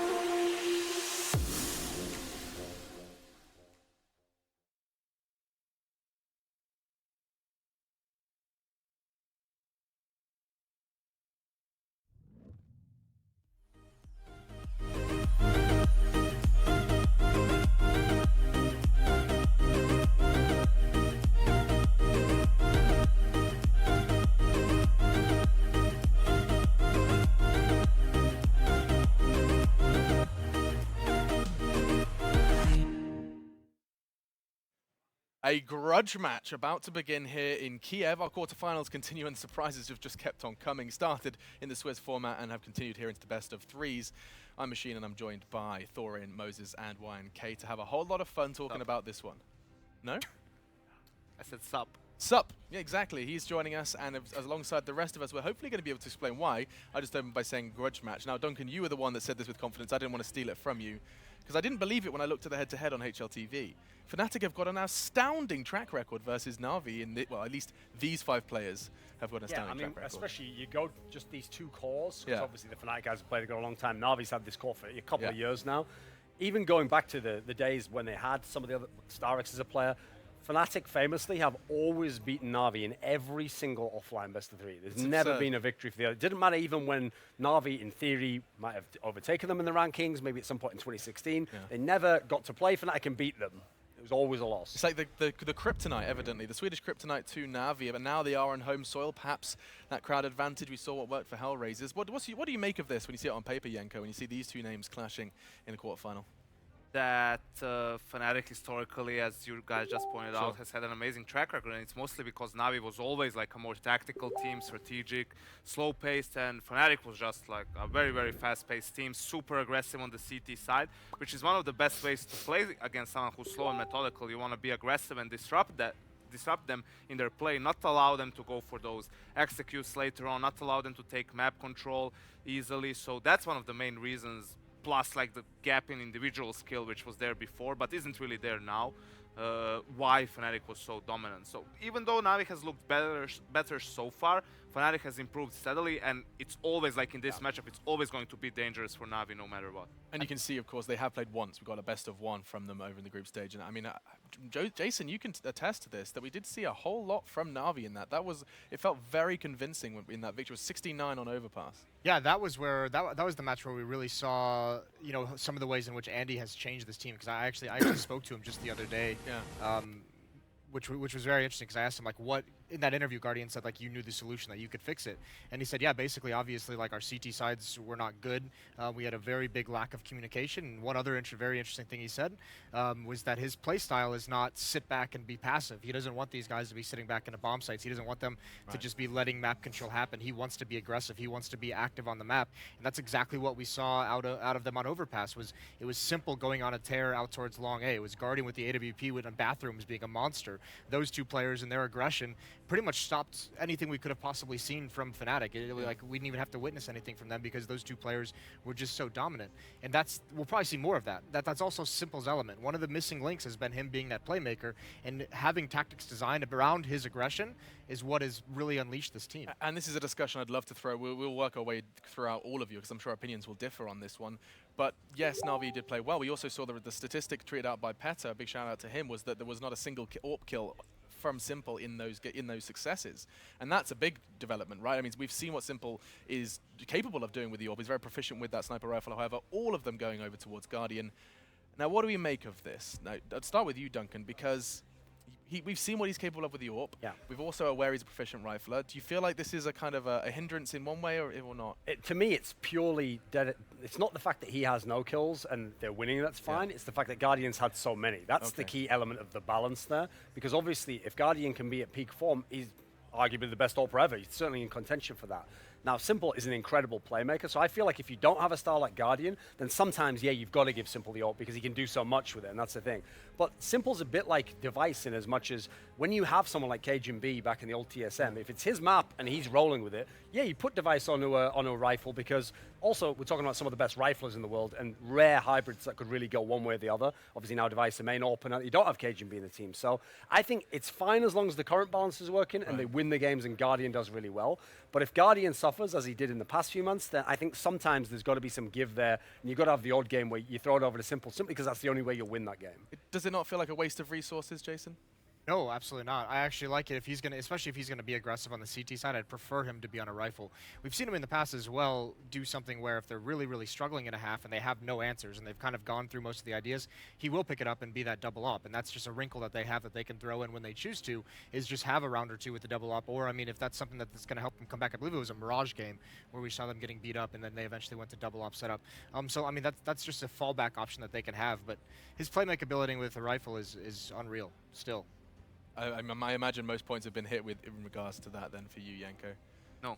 No, jump in. No, I'm kidding. For me, the one of the you big, are just a troll No, today. for me, one of the big deals about this is what happens when Navi starts losing in a game, right? What happens when they lose a silly round here and there? Because the big issue for Navi, if you go all the way back to Vegas, was in that interview, you could see they were having internal issues. Now, is that completely like removed when they removed Starix as well? Maybe yes, maybe not.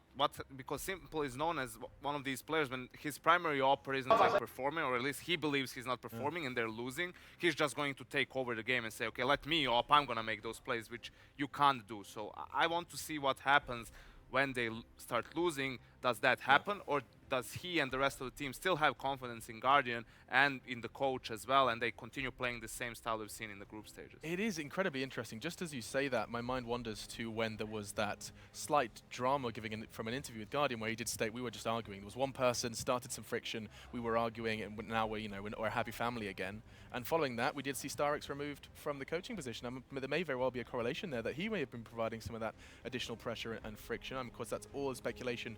Shoot me down, of course. But, I mean, with all of that said, they do seem to be a tighter unit given this Andy presence behind them. Yeah, I mean, this is one of the things, because the lineup is so talented, this might sound like a strange thing to say, because you can obviously make it what on paper looks like a good team that doesn't turn out to be one. Yeah. But when you have this much talent, I think there's always a way to make it work to some degree. The problem with Na'Vi is it was terrible. I mean, they had one period in time where they didn't even make it out of like groups at IM Oakland, and they were having performances that were frankly quite shameful actually for that level of talent. Now, it's one thing as to whether you can make an exact 5 of stars be a champion. That's a different matter. But to only be as good as they were, like get into the quarterfinals, always lose every best of 3, something was clearly wrong with the approach to the team. They weren't using the players in the correct way. So in terms of that interview that they said there, I actually could believe that Starix was clashing with players, because I know he's someone who, he reminds me of the coaches that want to play like the fundamentally perfect way. Sure. And they don't want people to do too many crazy things or too many like new style of play with. And they think like, if someone thinks otherwise, then they have to kind of like berate them or like argue with them until they agree with them. He's someone who's very set in his ways. And so if you have the right team for him, it's going to be fantastic, because he knows exactly what he wants to do and he knows exactly how he should play. But if you bring in players, and Simple's obviously one of the big outliers in this sense, someone who's never really been a guy who bought into the structure, then yeah, you can already see how you're going to have some clashes there and some conflicts, especially if you lose. These are the odds as well. You can see that Fnatic are going to be underdogs in this one from our bookmakers EGB, sponsor here at Star Series, giving Na'Vi quite the clear edge in that one. I'm sure that's up for discussion on this. I think that's a good bet. Yeah. After seeing Fnatic play in this tournament, I think that's not a bad shot to take. They haven't looked I bad. think this feels to me more like a 50-50 match, and part of that is because we have like the history of the matchups on Fnatic, but both of these teams spent time like with a massive dip in performance and underperformance and not being successful. And then they've had the resurgence in this specific tournament is where we're starting to see it. We've seen them get to that next level. And you can hear the crowd are going mental. That means just one thing. Some of their favorite players are making their way onto stage. They are already cheering for Hellraisers and raising the roof. I imagine it's only going to get louder here. Not forgetting this is especially magical for Simple and Edward in front of a Kiev crowd. And this would obviously be a very significant moment for everyone, basically everyone except Simple, because as we said, it's the others that have lost to Fnatic again and again and again. So if they could beat Fnatic, and remember, this is like, it's not the original Fnatic core, but it's still one of the very, very good ones. Yeah. That's back together and they're on home soil. So this will kind of be the culmination, I think, of all those years of struggling. And then they'd hope if they can win this match, why not the tournament? It's an open road. Look how the matches are going so far. Absolutely. There's been no absence of excitement. Let's see who they are up against. We haven't talked too much about them. We plan to do a whole lot more of that, but it is the Swedes, who have been a bit of a kryptonite to Na'Vi in the past. This is Stepan welcoming on Fnatic. I mean, Jason, these guys have truly started that climb back to the greatness we knew.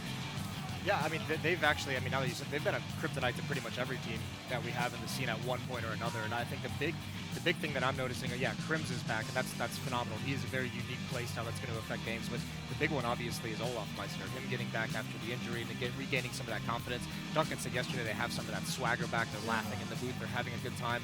That's incredible to see. But the important thing with Olaf Meister is just what he's able to do in terms of an individual level, winning like 1-on-2 battles frequently, pulling them out of holes, getting them started in round or finishing them. He's just he's just a player that just wins duels for no logical reason.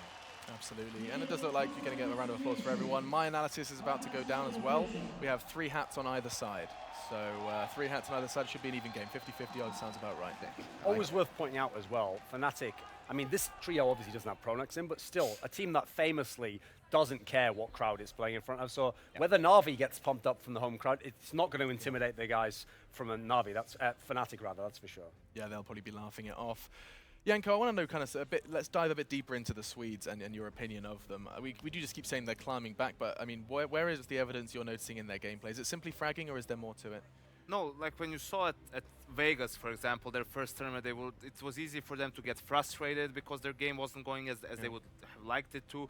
And then it was a question mark whether they will be able to, improve or whether this team will just simply disband and we see another Swedish shuffle. But already at Katowice, we saw them performing better.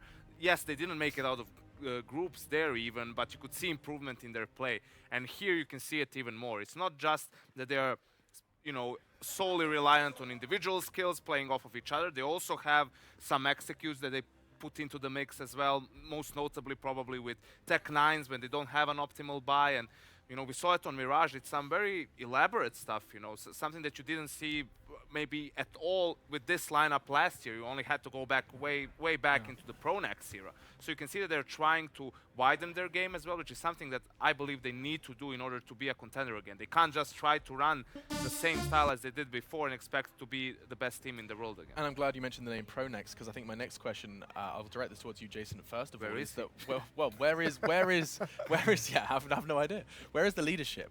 So we knew that Pronex was a big voice. I mean, if they have Jumpy behind them, or is there a voice within the 5 that you think is going to be taking the helm? We've seen Flusher took a little bit. I mean, it's an interesting discussion to have. Is it Dennis now that's calling? I think they've gone through. I mean, they've been trading going back through and forth. everyone, I think exactly. Flusher eventually just said, "Screw this, I'm done with it."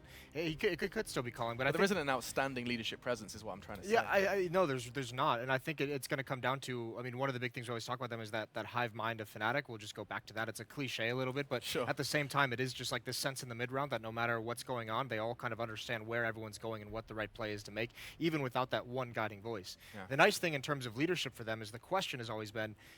We've always talked about them probably needing to go away from that more individual style, and would they ever actually put faith and actually respect a coach who's going to try and introduce those kind of elements to their play style? And it seems like now they finally have that. They have that in Jumpy. So I mean, this is starting to see that shift in their play, but still not going away from that loose individual play style too much. You feel like with Fnatic, it's always been like, I mean, with this lineup, more of a committee than anything else. It hasn't been like one player just, deciding for everyone and everyone like following him blindly. It's more of a committee and just one guy who's going to be the in-game leader is going to just like throw ideas around and the rest are going to follow, but you have a lot of the other players chipping in as well. Plus, we have to remember, back when they won those 6 tournaments in a row with this lineup, when they made it, it actually wasn't Jumpy who was the coach back then, it was Vugo. Yeah. And famously, Vugo, even though he was listed as the coach, he came from the era when he was the analyst. And I always thought that was really the role he even played as the coach. They just probably put him there so that the organization couldn't ask, why don't you guys have a coach? So, we've got this guy Vugo here. And it always felt like he was the guy who stayed up all night watching all the demos. And he came in like, please, Mr. Olaf, I've done your homework. And he's like, all right, nerd, give me that here. And he just quickly skims over it like, yeah, I'll see all that later, right? Just go in here, do what we're going to do. Nailed it. I mean, to the point that Yanko made about kind of like leadership by committee.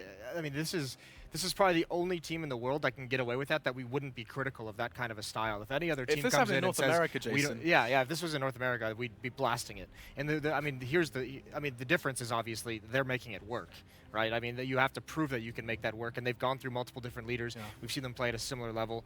Now we just see how good they are, and it's just like, all right, I mean, whatever works for you guys, I guess. Yeah, I mean, we'll continue to talk about them, but first I do want to actually hear what they had to say. I'm sure there was an ooze of that swagger that we've been talking about and highlighting that is returning to the Swedes. Let's have a look at a swaggy interview with Fnatic.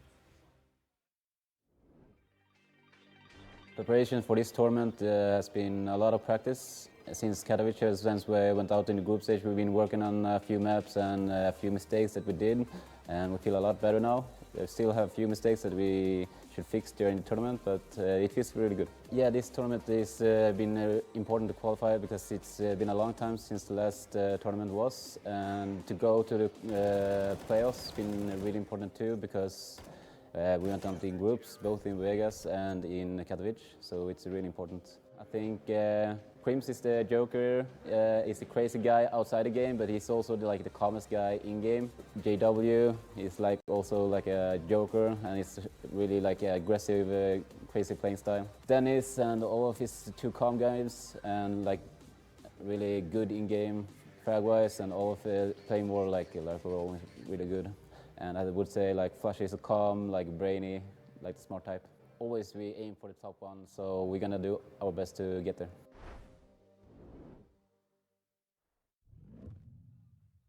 Getting to hear a little bit from Jumpy, as they would say in Sweden. And I mean, he is that new coaching presence that's always been it has divided opinions from analysts and players alike. Spoke to him a little bit in Atlanta. I had a little interview with him, and I actually asked whether or not there was a degree of respect there for him. I think because it's always been a big discussion, isn't it? With personalities like Fnatic, can you gain respect? And he said that the fact that they chose me really helped. I imagine that makes a lot of sense, right? If Olaf Meister is saying, yeah, we would like you, it makes it a whole lot easier for them to respect your words and your choice. Yeah, I mean, the problem with these players especially is people like Olaf Meister, if he doesn't want to really listen to what Pronax has to say, you've got to have a very special relationship with a player like that if he's going to actually take on board what you say. You've probably got to know the way he thinks, probably even to some degree. I would guess it's like a Na'Vi situation. They probably have to be someone who wants to play your style of play as well. I always felt like they got to loggerheads at the end of the Fnatic era, so once they stopped winning, that's when it was like, right, now it's time to go our separate ways. I do think it's different now. I'm not sure which one of you guys mentioned it, but Fnatic did get humbled now, like in this lineup. They don't have like the exact same mentality because they just started losing. They couldn't even make like the qualifiers of some tournaments. So now they kind of understand that, okay, we actually need to listen to someone from the outside. We need to find a way to reinvent our game to an extent, to find another edge that we can have. Okay. So that probably had its effect as well. Well, I mean, they maybe listen to someone on the outside. We, however, are going to hear from someone on the inside of those booths. We had a little interview with Na'Vi ahead of this game.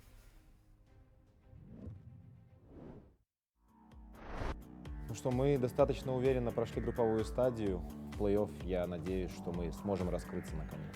Саня, я его называю самый быстрый, я его сравниваю с самым быстрым мотоциклом. Самым быстрым мотоциклом, в котором очень много дури, но зато этот мотоцикл может выдавать определенные чудеса.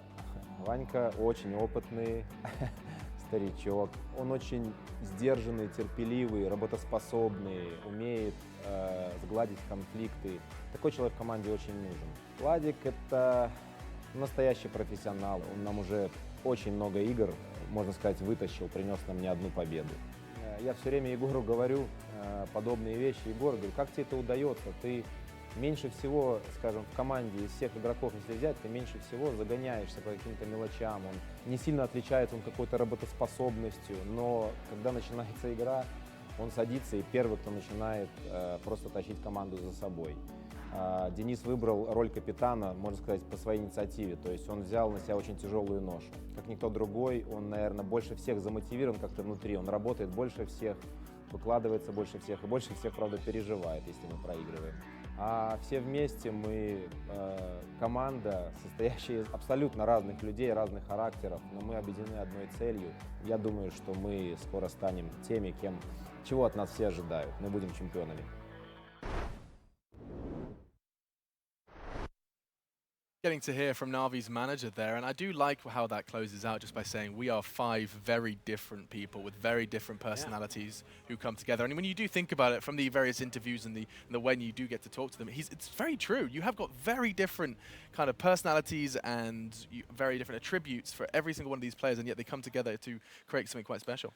I mean, people always wonder when a manager gives an interview, but I actually like Na'Vi's manager. There was a while back when Dignitas' manager gave an interview and said that their players are as good as Shocks, so those guys can have interesting opinions. Plus, actually, an interesting deal not a lot of people know is I've been investigating, because I wondered how did Na'Vi get together those personalities. I think they've been working with a sports psychologist. She's a woman called Sue, like Sue Kerr or something, I think her surname is. They keep talking about her all the time during the game.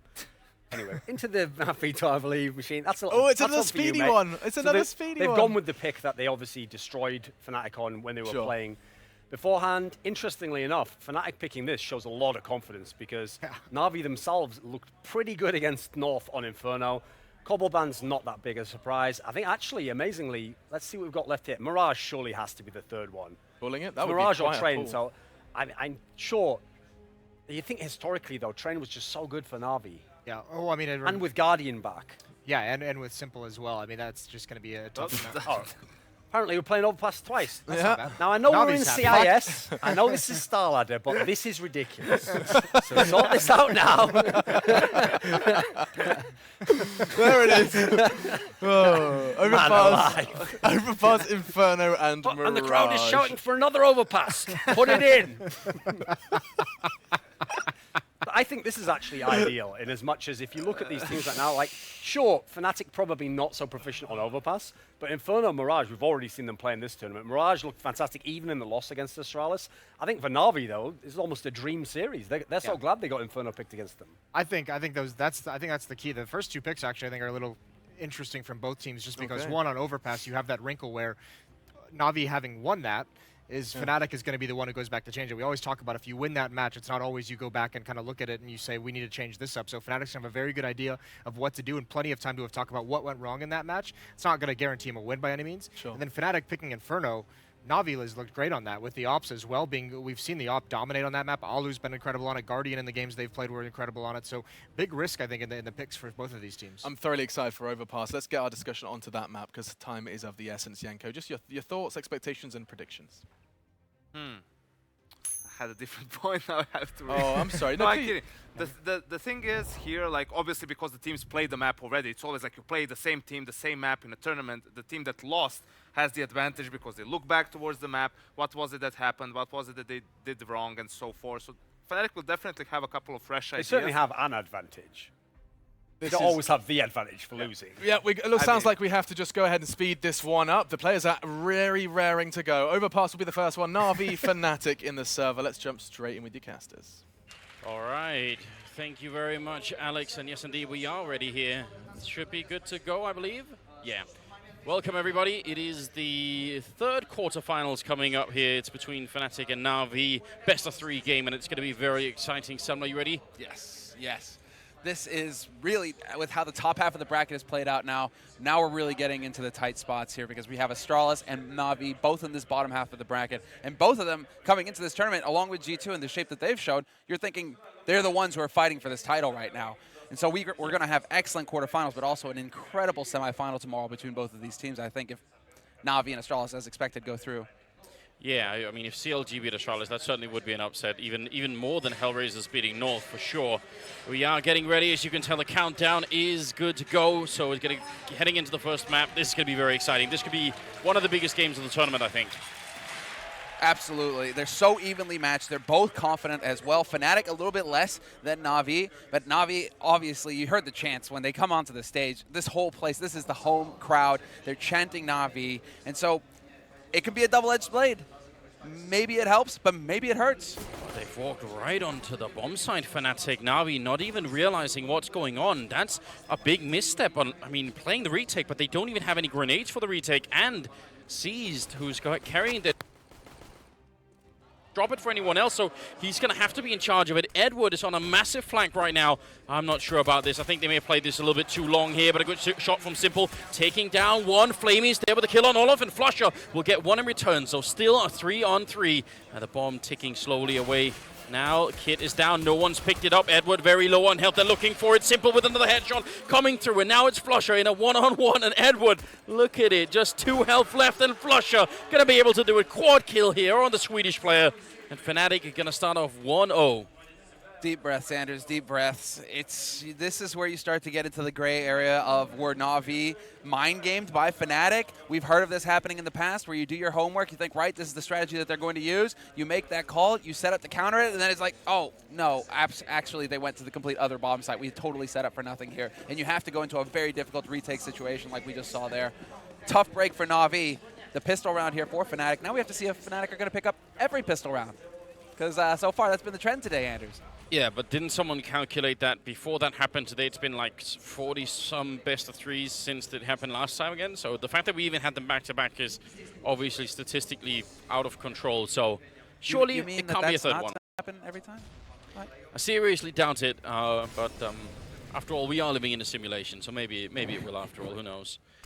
A couple of grenades, some armor, and some upgraded pistols being picked up here on the Na'Vi side. I don't blame them for that.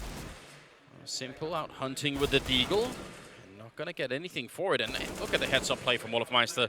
He read that very well. Yeah. He's got Crims backing him up as well, rather. JW does get picked off in connector, which basically tells Fnatic that there's an extra man in there and that they'll have to be keeping an eye on it. I believe they just threw a smoke down there to block it off. And they're going to focus on that A site now. Two players still alive on the site. Seized is quickly rotated up here to bolster the defense, and while Flamey's miles away. So this should be the lockdown here for Fnatic. Yeah, no issue at all. Flamey going to come walking in. Just close range here with the UMP, but gets taken out by Crims. So not much left else to talk about. 2-0 for the Fnatic team. Still very early days, so everyone just take a deep breath and trying to get too panicked here. I mean, I think Na'Vi are going to be just fine. Yeah. But obviously, when part of their strength is, and we've seen this earlier in the tournament, is that if things really get bad, they can have both Guardian and potentially Simple AWPing as well, or at least just have Guardian do it. He's been pretty strong with it, so the money really matters, especially on the CT side. They're going to need that economy. I like their setup, though. And again, I just wish that one person would have bought a flashbang when they're rushing 4 people long. Why doesn't Guardian have a flashbang to flash them in? This is disappointing, but regardless, they get the kill on Olofmeister. Not sure how that works. Tapping away long time there. Dennis down to 12 health. Fnatic taking much more damage than they currently should. Yeah, and Guardian, man, he's not getting any kills. That's the real frustrating thing here, because he's trying to save as much as he can. Wow. They're hitting some really good shots with the USB. You can find one more here, Simple. That would be godlike, but not going to be able to find Dennis. That's a shaky round, and it really shouldn't have been. 3-0, favoring the Fnatic team going into the 4th round. Here it is, Guardian. Like I said, he was saving his money for this. He wasn't getting any kills, so he's not able to get Kevlar. Opts for a couple of grenades instead. So we have the 5 smokes up here for Na'Vi. Helmets on 2 players, which means there is a lack of a kit. And that's a little bit frustrating here for Na'Vi, because you want that margin for error. If you don't have it, it does make it so that you really do have to shut Fnatic out of the bomb site. And so that's going to be the task here. Don't let them get the bomb planted. Don't get that pressure going. Again, the forward grenade coming in from Na'Vi, trying to see if they can put some pressure on Fnatic. The 2 Fnatic players on that side are still just pushing up towards the playground area, so they're not that affected by it. Looks like an interesting boost. Actually, this is very clever to look in towards the L-bend. That's some real creativity coming out, something that we haven't seen too often. If they'd held it for another half a second, they would have probably got rewarded. That's such a shame. What a disappointing turn of events here for Fnatic. Now they're going to re-peek it. And are they going to get the chance? Flamey is right at the edge. Oh, but he sprays it through. That is some next level sense coming out of Flamey. That's unbelievable. Doesn't take a single point of damage. How does he actually get that angle pre-aim? And then the wall-bang shot as well. There we go. All right, Flamey. That's how, I mean, it's funny because in the interview before going into this with Ergen, the manager for Na'Vi, he's just like, you know, Flamey will be the one to step up and lead the way. You know, you can rely on him for that. Boom, there you go. In the round that counts to start things off here in the half for Na'Vi, Flamey with 2 sick kills. Whatever he had for breakfast, I want some of that. It's out of control. How does he get both those kills? And he's still alive on the bomb site, looking for a 3rd. Dennis, though, going to strafe peek him. Straight headshot with the AK-47 now. It's Edward moving slightly closer, still at 2-on-3 with about 20 seconds left, trying to put the bomb down. And actually, Edward not even trying to spray through. This is ice cold out of Edward. He could have tried for it. Instead, he's waiting. Dennis hitting another headshot. Edward sprays him down. And now Flusher, 22 health and a 1-on-2. They have him isolated. Edward, so patient in picking up both those kills. That might not seem like a lot. If you're new to the game and you're thinking, okay, so what? He didn't fire his rifle, Anders. Why are you getting excited? But that's a big temptation. When there's only 20 seconds left, most players would have tried to spray the smoke and attempt to do something. The fact that he waits for his teammates to get there, that's some deep play by Edward. Very well done. Yeah, that's discipline right there. Yeah. And that's really what you look for here from Na'Vi. They've changed up how they approach their preparation for tournaments as well. I was outside talking with Simple just before the match. He's like, they're meditating in the morning now. They're doing calisthenics as a team together. You know, it's like this whole process that they're trying to get into where it's like body and mind, you know, Zen approach to CS. But so far, this is the best we've seen Guardian play in what feels like months. And the rest of Na'Vi as well. It seems like they're finally starting to mesh. Okay, well, that should be interesting to see if it's going to have an impact. Certainly, they've been looking much stronger in this tournament than they have the last many, so maybe there is something to it. 5th round is coming up here. Na'Vi that does end in a 2 versus 1, so they still didn't have that many rifles going out of the last round. They need to continue the pressure here. A very slow approach here from Fnatic in this next round. A little bit of the wall bang coming through there. Just into connector, but nobody is holding it. This is as passive as you can get for Fnatic right now, holding all the way back in T-spawn, top mid. They do have JW working in connector, but that's usual for him. Yeah, nearest I remember, that isn't the most impressive wall bang. I think it's like 15, 16 damage per shot, but it's annoying if you're down there, and a headshot will certainly do it, but it's not that incredible, but still worth doing, I reckon. Simple playing quite close, and just like previously, he's a bit alone. He does have backup from the A-bomb side, but if he gets smoked or flashed out here, they won't be able to help him quick enough, so still a bit of a risk, I would say. Question is whether it would be a teammate flashing in, or is it going to be the underhanded throw? Will Simple hear it coming? Simple's about to get a fight on his hands. Dennis goes stomping past. Simple looking for the flank on him, perhaps. He's actually going to be pushing through. He might catch him setting up. What is this? This is about to get chaotic, Anders. He's hiding inside the smoke. They're all around him. Simple surrounded. He comes out with a huge spray and goes for a third. He can't quite get it. Olaf with 2 in return as well. And Dennis taking out Simple. What a massive turn of events. Now it's Guardian and Flamey. It looked like Simple had that round on lockdown. It's almost unbelievable. And now Dennis taking just a bit of damage here. This retake, they need to be really quick because they currently don't have a defuse kit picked up. There's Guardian taking down Dennis, and looking for another shot is Flamey, but not managing to connect just yet. They don't have any smokes or anything. There's the kit picked up. Finally, they managed that. Mod Guardian sneaking in and takes down Flusher. And Olaf Meister's the last one left. 1 versus 2. That smoke blocking him out. The bomb's already being defused. Olaf, he's being way too slow. Comes in with the shot. And Flamey picking it up with the kid. And he's going to have the time for the defuse. What a retake. 2 versus 3 for Na'Vi, and they win it. Stunning work. And just, again, the patience and the discipline. The quick rotation coming through, obviously, but then Guardian just holding the angle and finding the first pick, bringing it to a 2-on-2. That allows Na'Vi to start moving forward together as a pair. And that smoke that got thrown up by Fnatic actually ended up hurting more than helping. They were trying to create some kind of space for themselves to work with, but actually it just funneled them right into Guardian's waiting arms. The second kill that Guardian gets against Flusher, I'm not sure why Flusher doesn't hear the scope of the AWP, because actually I thought that was the big mistake maybe Guardian made there.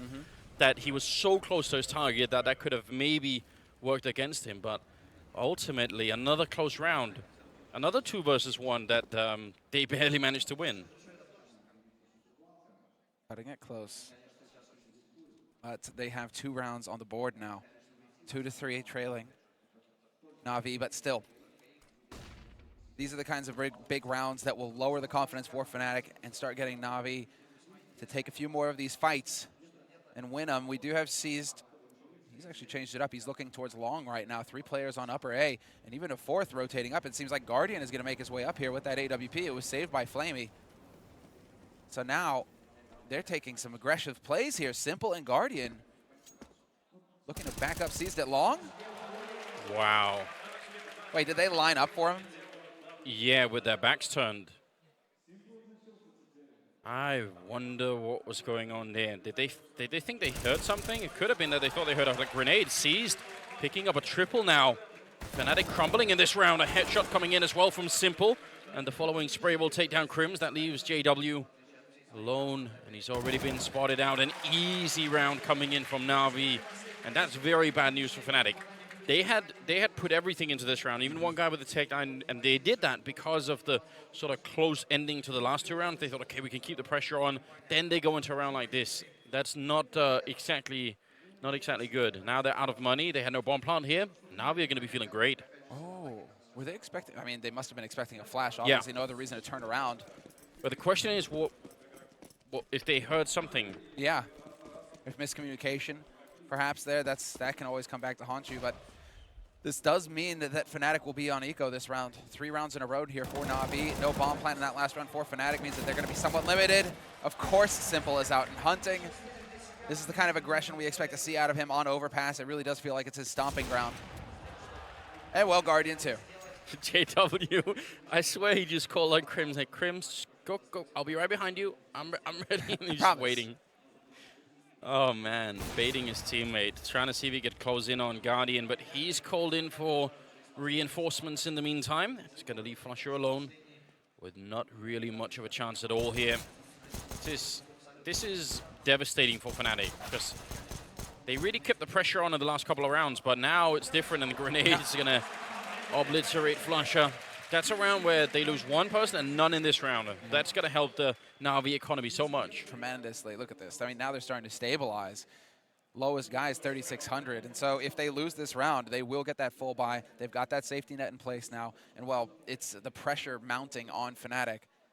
Not seeing a lot of talking coming from Flusher. It seems like they've got their game plan already set.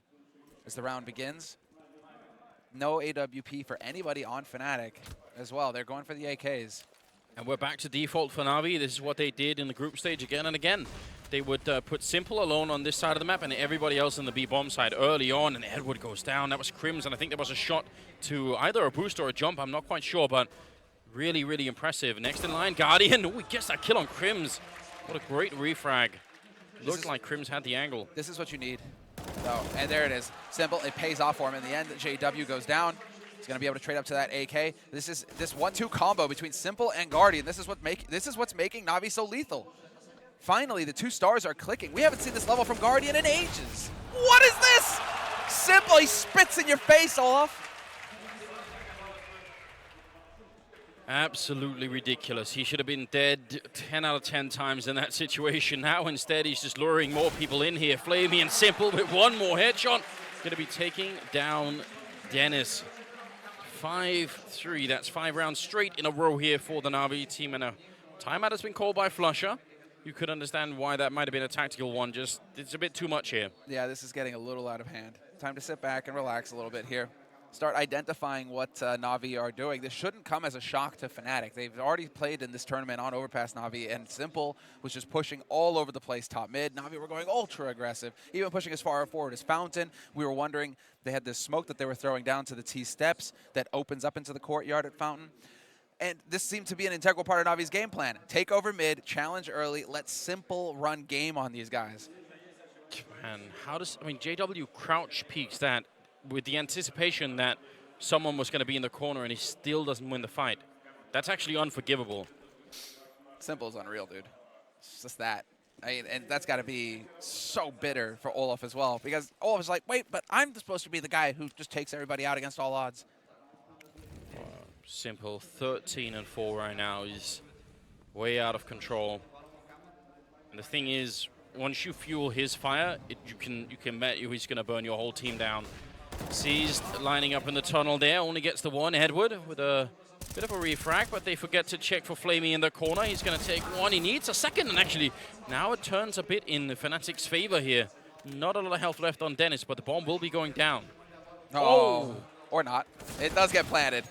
And Simple gets shut down at connector. Now's the big time here for Fnatic to shine. Last time we were in this sort of situation, Guardian was able to make it happen for his team.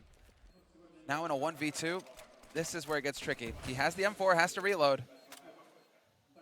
Smart swap, but they're both playing the L bend, and he might realize that right about now, but how do you win this one? He's going to tap it once and instantly gets shot down. JW, who's been largely absent from this game. Actually, that was his third kill of the game so far, so still a good job from Fnatic and a big round to win off of not that much equipment. Yeah, no, that was a half buy coming in from Fnatic, and well, it feels like a little bit of a theme here between Fnatic and G2, the G2 core, I guess we could say, right? You know, just insane pistol players.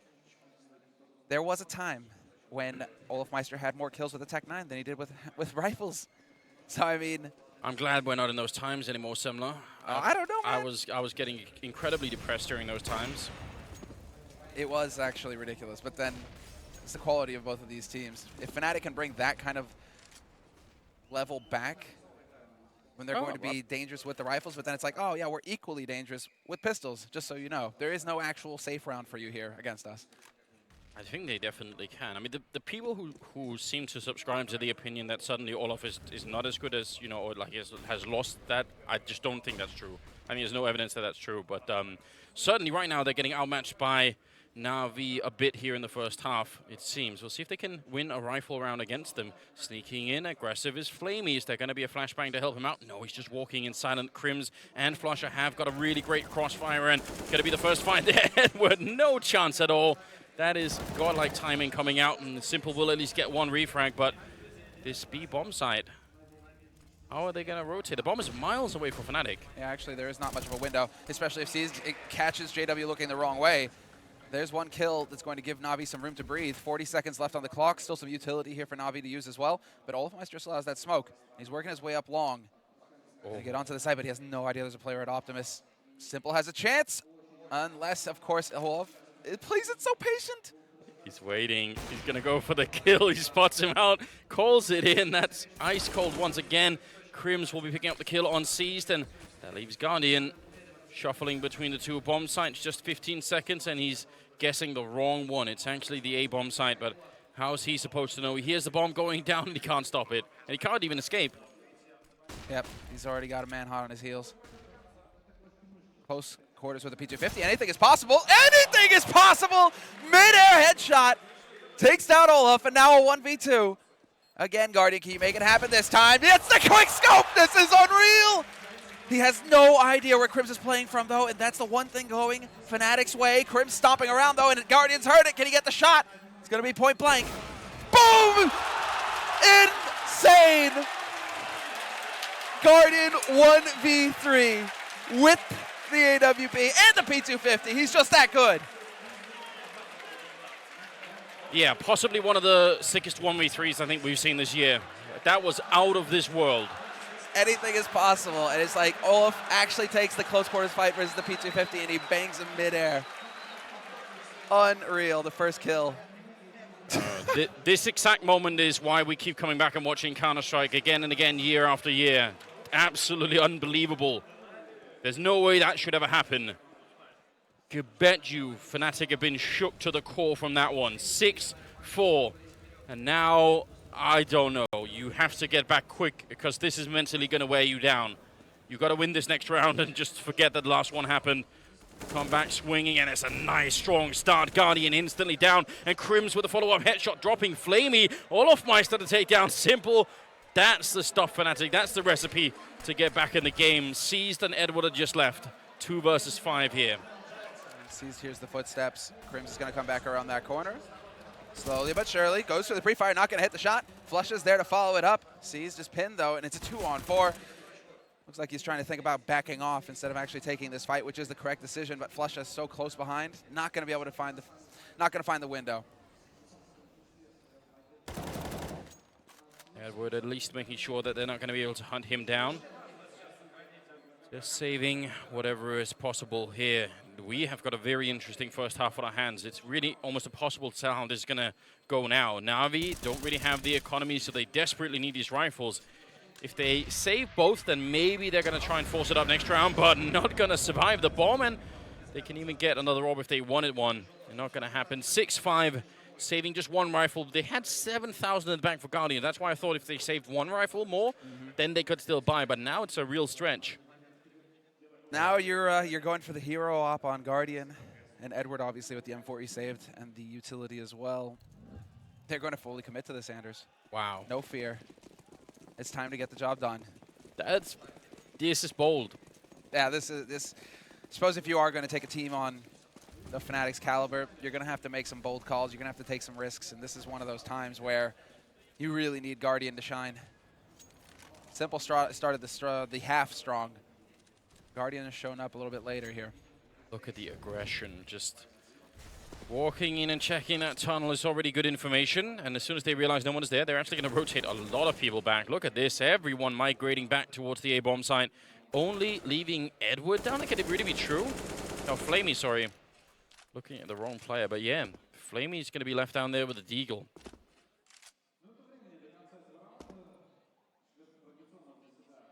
The call, and it's a gamble. They're treating it. I like this a lot, actually, just stacking up your forces. If it's a B hit, you lose Flamey. Okay, he had a Deagle. If they come A, however, this is the best situation for the defense and for the weapons, the gear that you actually have. Simple holding close to the CZ. He's just praying that Crims walks around this corner into his crosshairs. Now we're down to 45 seconds. A lot of indecision on Fnatic this time. And there's even a Molotov and a smoke there on Flamey. And the one on Edward is the one that I'm really curious about, because if Fnatic end up waiting too long, this can be very bad. They've still got a lot of ground to cover. Olaf setting up with the smoke. Simple is right in front of him, and he's going to go and peek, but a nice flick from Olof. JW to follow it up, taking down Seized, and now Guardian steps it up and gets one. He gets a second as well, dropping Flusher, and now it's all on Dennis. 1 versus 3 here. Creeping in with the AK, just 10 seconds left, and he's going to get shot in the side of the face. Edward with the kill, the investment, the risk, it pays off for Na'Vi. And Guardian.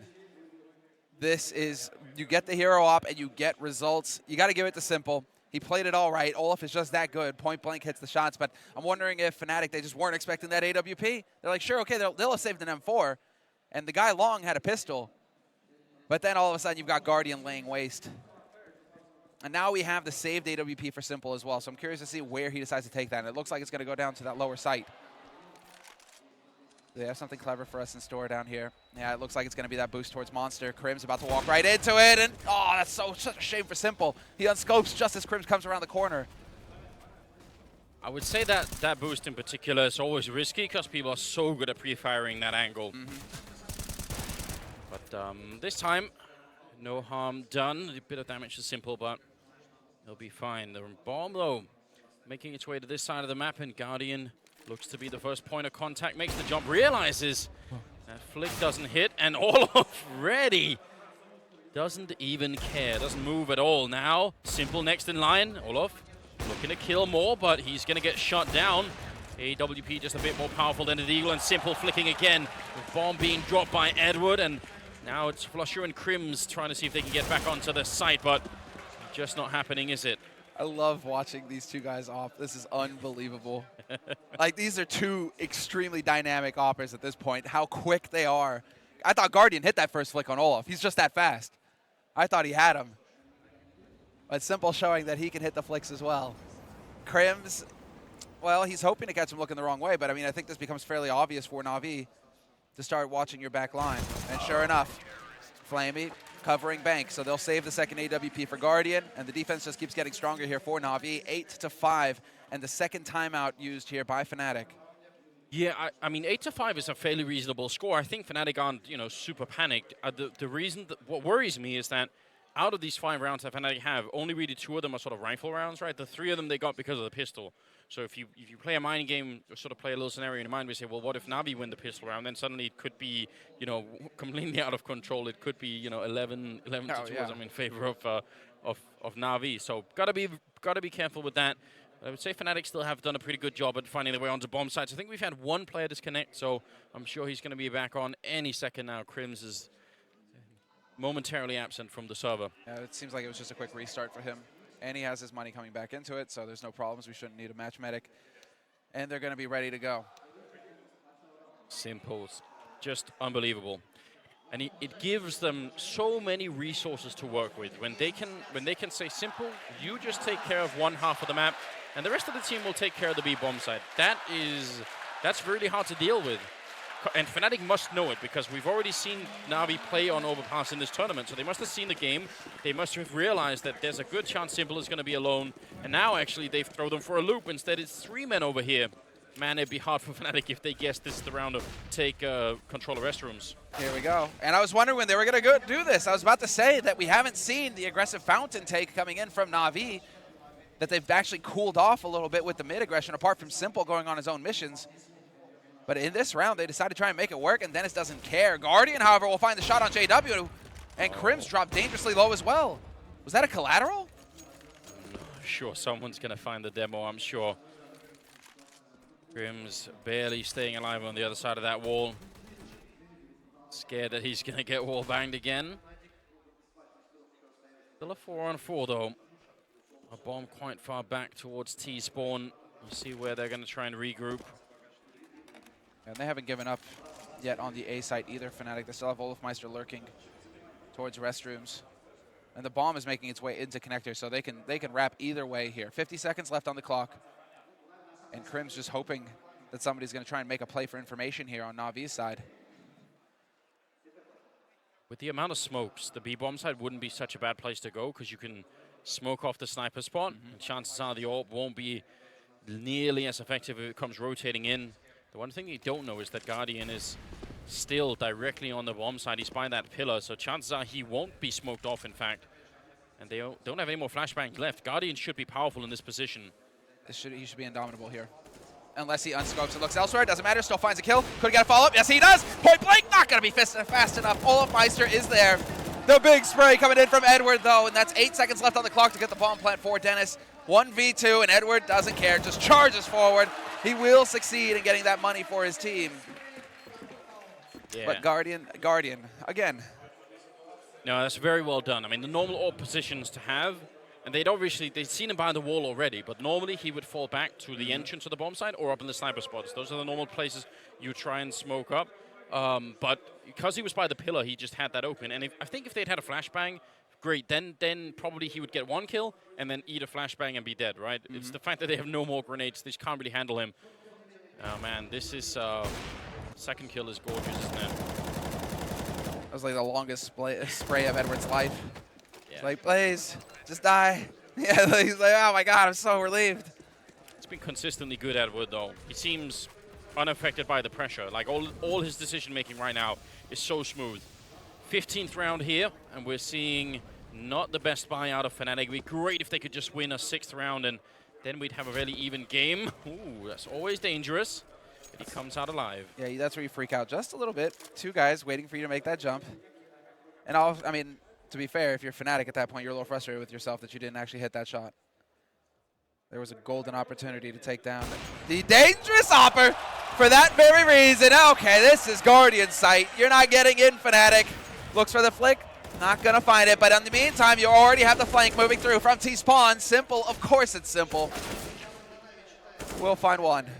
God, Guardian can't be stopped. They managed to line up for him, and he's going to take that every single day, sneaking in. And we'll be going down to JW, but still a 10-5 first half favoring Na'Vi with Simple at 17 and Guardian at 17. I swear there's been so many games where those two have been tied for the top frags, and honestly, any team in the world right now should be afraid to face that. Absolutely. It's incredible to see this return to form here from Guardian. It's been so long. 3 kills, and then obviously Simple pushed up to top mid in this round. Able to get into T-Spawn very quickly. And so we will have a short break, guys, before we get into the second half. Don't go anywhere. You're here at Star Series.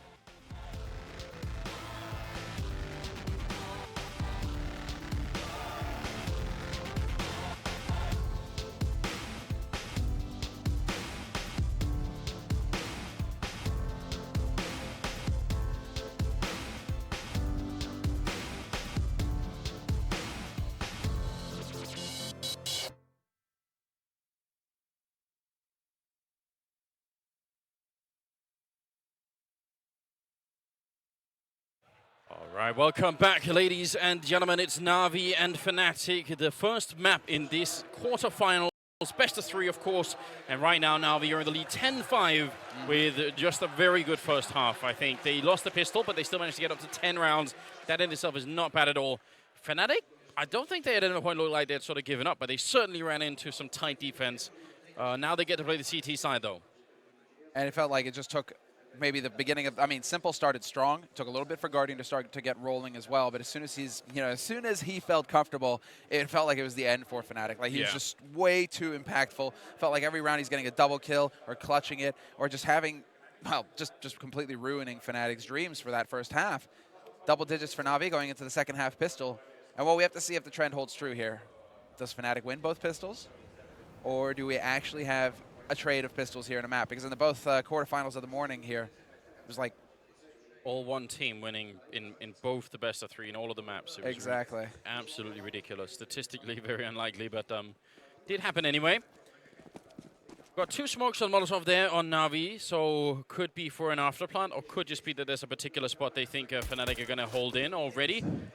Dennis, who's actually been hitting a lot of headshots with the AK on the T side, not really doing so well with the USP. He's got Flusher there in restrooms. Dennis is out, and now Flusher in so much trouble, and he's going to get run over. Guardian and Simple, that duo continues, and JW and Olaf and Crims 3 versus 5 at the moment, but they've got so much time, Na'Vi. They haven't even used their utility yet. They get to really just walk forward and go for a full execute if they want. 2 players on the A side, rotated up, and so they still could try and rotate out, and that's exactly the call that's being made. Leading with a bomb, Flamey finds a headshot on Olaf. And now that means that Crims has to get a quick rotation towards that B side if they want to stop Na'Vi. Or not. I mean, there's still 30 seconds left in this round, Anders. They can go either way. Yeah, they can. Fnatic sort of have to gamble with it, and look at the grenades being put in. C is just selling this 100%, saying, yes, we got the smokes in B, stay down there, and then any second now Fnatic are going to realize. Yeah, they hear the footsteps coming up mid. Yeah, but it's too late. You have to be there before. Even walking up the stairwell is not in time. JW trying for some actual magic instead. Gonna fall back to just dueling against Guardian here. But with that bomb down in a 2-on-4, this has suddenly turned into a very unlikely retake. And JW leading the charge here, coming up out of the stairwell, looking for the first entry. Not really happening just now. Guardian and then seized, ending up with a kill as well. It will be an 11th round for Na'Vi. That's one of those insanely frustrating rounds if you're a Fnatic where you're just like, where are all of my bullets going?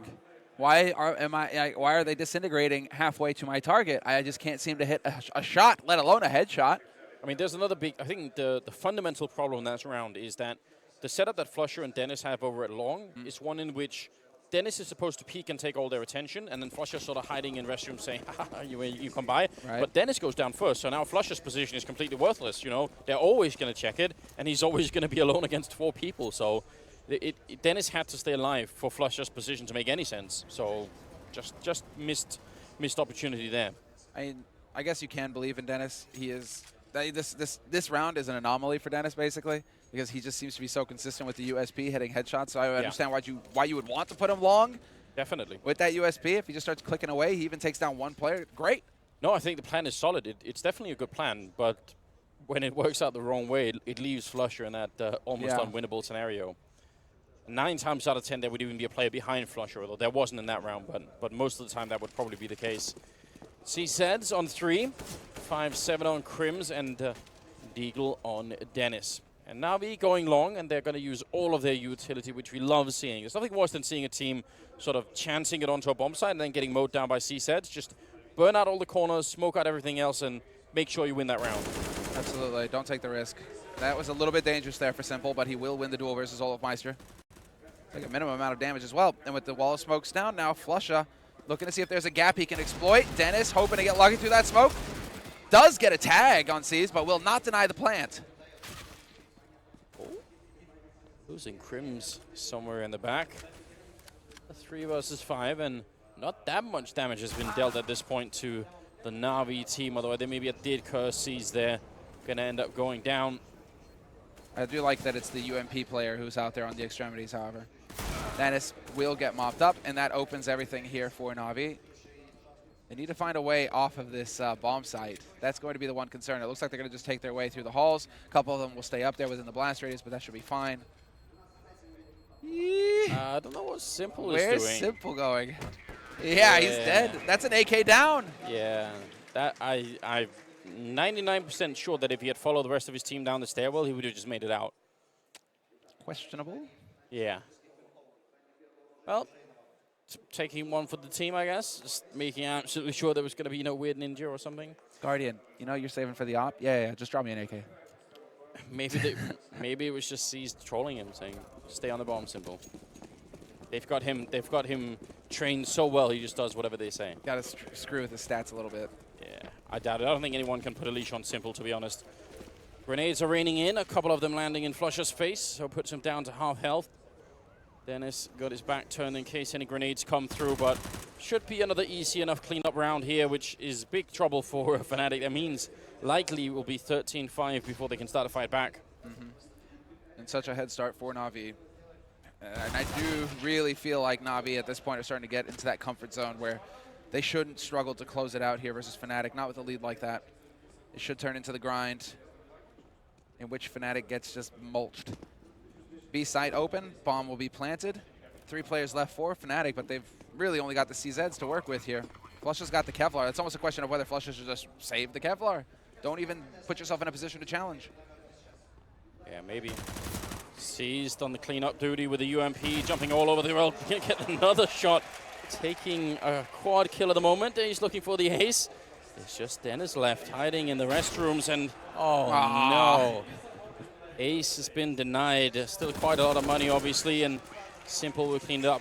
I mean, the real problem when you have a round discrepancy that's this big, it's 13-5, is that this first buy round for Fnatic, if that doesn't work, then the map is almost done. You know, they just don't have much of a chance to do anything. So that's why you want to build up a slightly bigger buffer on the T side, you know, just a few more rounds so that you have at least one chance to fail. Now they have their backs against the wall, and no defuse kit, no Molotov, it's not even AWP, nothing here for the Swedish side. Instead, it's Guardian. Got dropped in AWP, no problem at all. C's making all that money with that UMP. Just means that they have more options here on Navi's side. And considering Guardian's performance in the first half, definitely get the sniper rifle back in this guy's hands. Let him find the opening pick. Bit of the vintage Na'Vi. Although Simple is playing aggressive in connector right now, looking for a fight. Yeah, he's pushed up way further than the rest of his team. I'm not even sure why, but he certainly managed to clear out this part of the map. And they haven't seen anyone aggressive over on this side for a while, so they are going to start to slowly move up. Like jump. I dare you. I double dog dare you. Well, JW just did, and Simple had moved out of the way, so missed opportunity. It really does seem like they want to make use of Guardian with that AWP over at long. Will somebody go for a peek for info? There's a minute left on the clock. Fnatic shouldn't be trying to make anything too crazy happen here. Dennis and Flusha overlapping on the restroom defense. It's a very passive hold on long. In fact, look at Olafmeister playing up from all the way in the back of the site. But if they can stop the first part of the push here by the restrooms, then it's going to be absolutely fine if they can win that fight. Already coming through the smoke, Flusha trying to turn around, and actually Cease gets a kill, but Olaf gets one as well. Now Simple with the refrag, a 2-for-2 trade, and Olaf not able to connect the spray. So now all on Crims and JW, and this could very well be for the map. This is it. It's all or nothing. That bomb has been planted, and they rotated so quickly. It means that they have quite a bit of time to work with here. Unfortunately for them, what a shot from JW. Edward lets the ball drop. JW survives with 12 HP. And so now it's Simple crouching, just hoping for Flamey to draw the attention to himself, and that's exactly what's happening. Will Crims look right? No, he's not. The model is just so much smaller when looking into the ground. That's brilliant play. JW going to find a kill. He's got no kit either. It's going to be a 10-second defuse. No way Flamey's going to wait that long till he peaks. And easy peasy, 14 rounds coming in here for Na'Vi. What a way to get started here in the second half. And that's such smart play. Just for anyone, I mean, I think most people who play Counter-Strike probably realize how this works, but if you're brand new to the game, mechanically speaking, if you're looking into the ground like this, your model sort of from outside is going to also crouch down a bit, and the top of your head won't quite show. There are lots of places where that's applicable, and this is one of them. It's a big risk because obviously you can't see anything other than grass. Exactly. It has to be just a little bit of a lucky break as well, you know?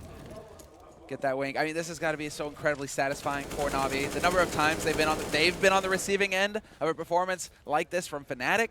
Yes.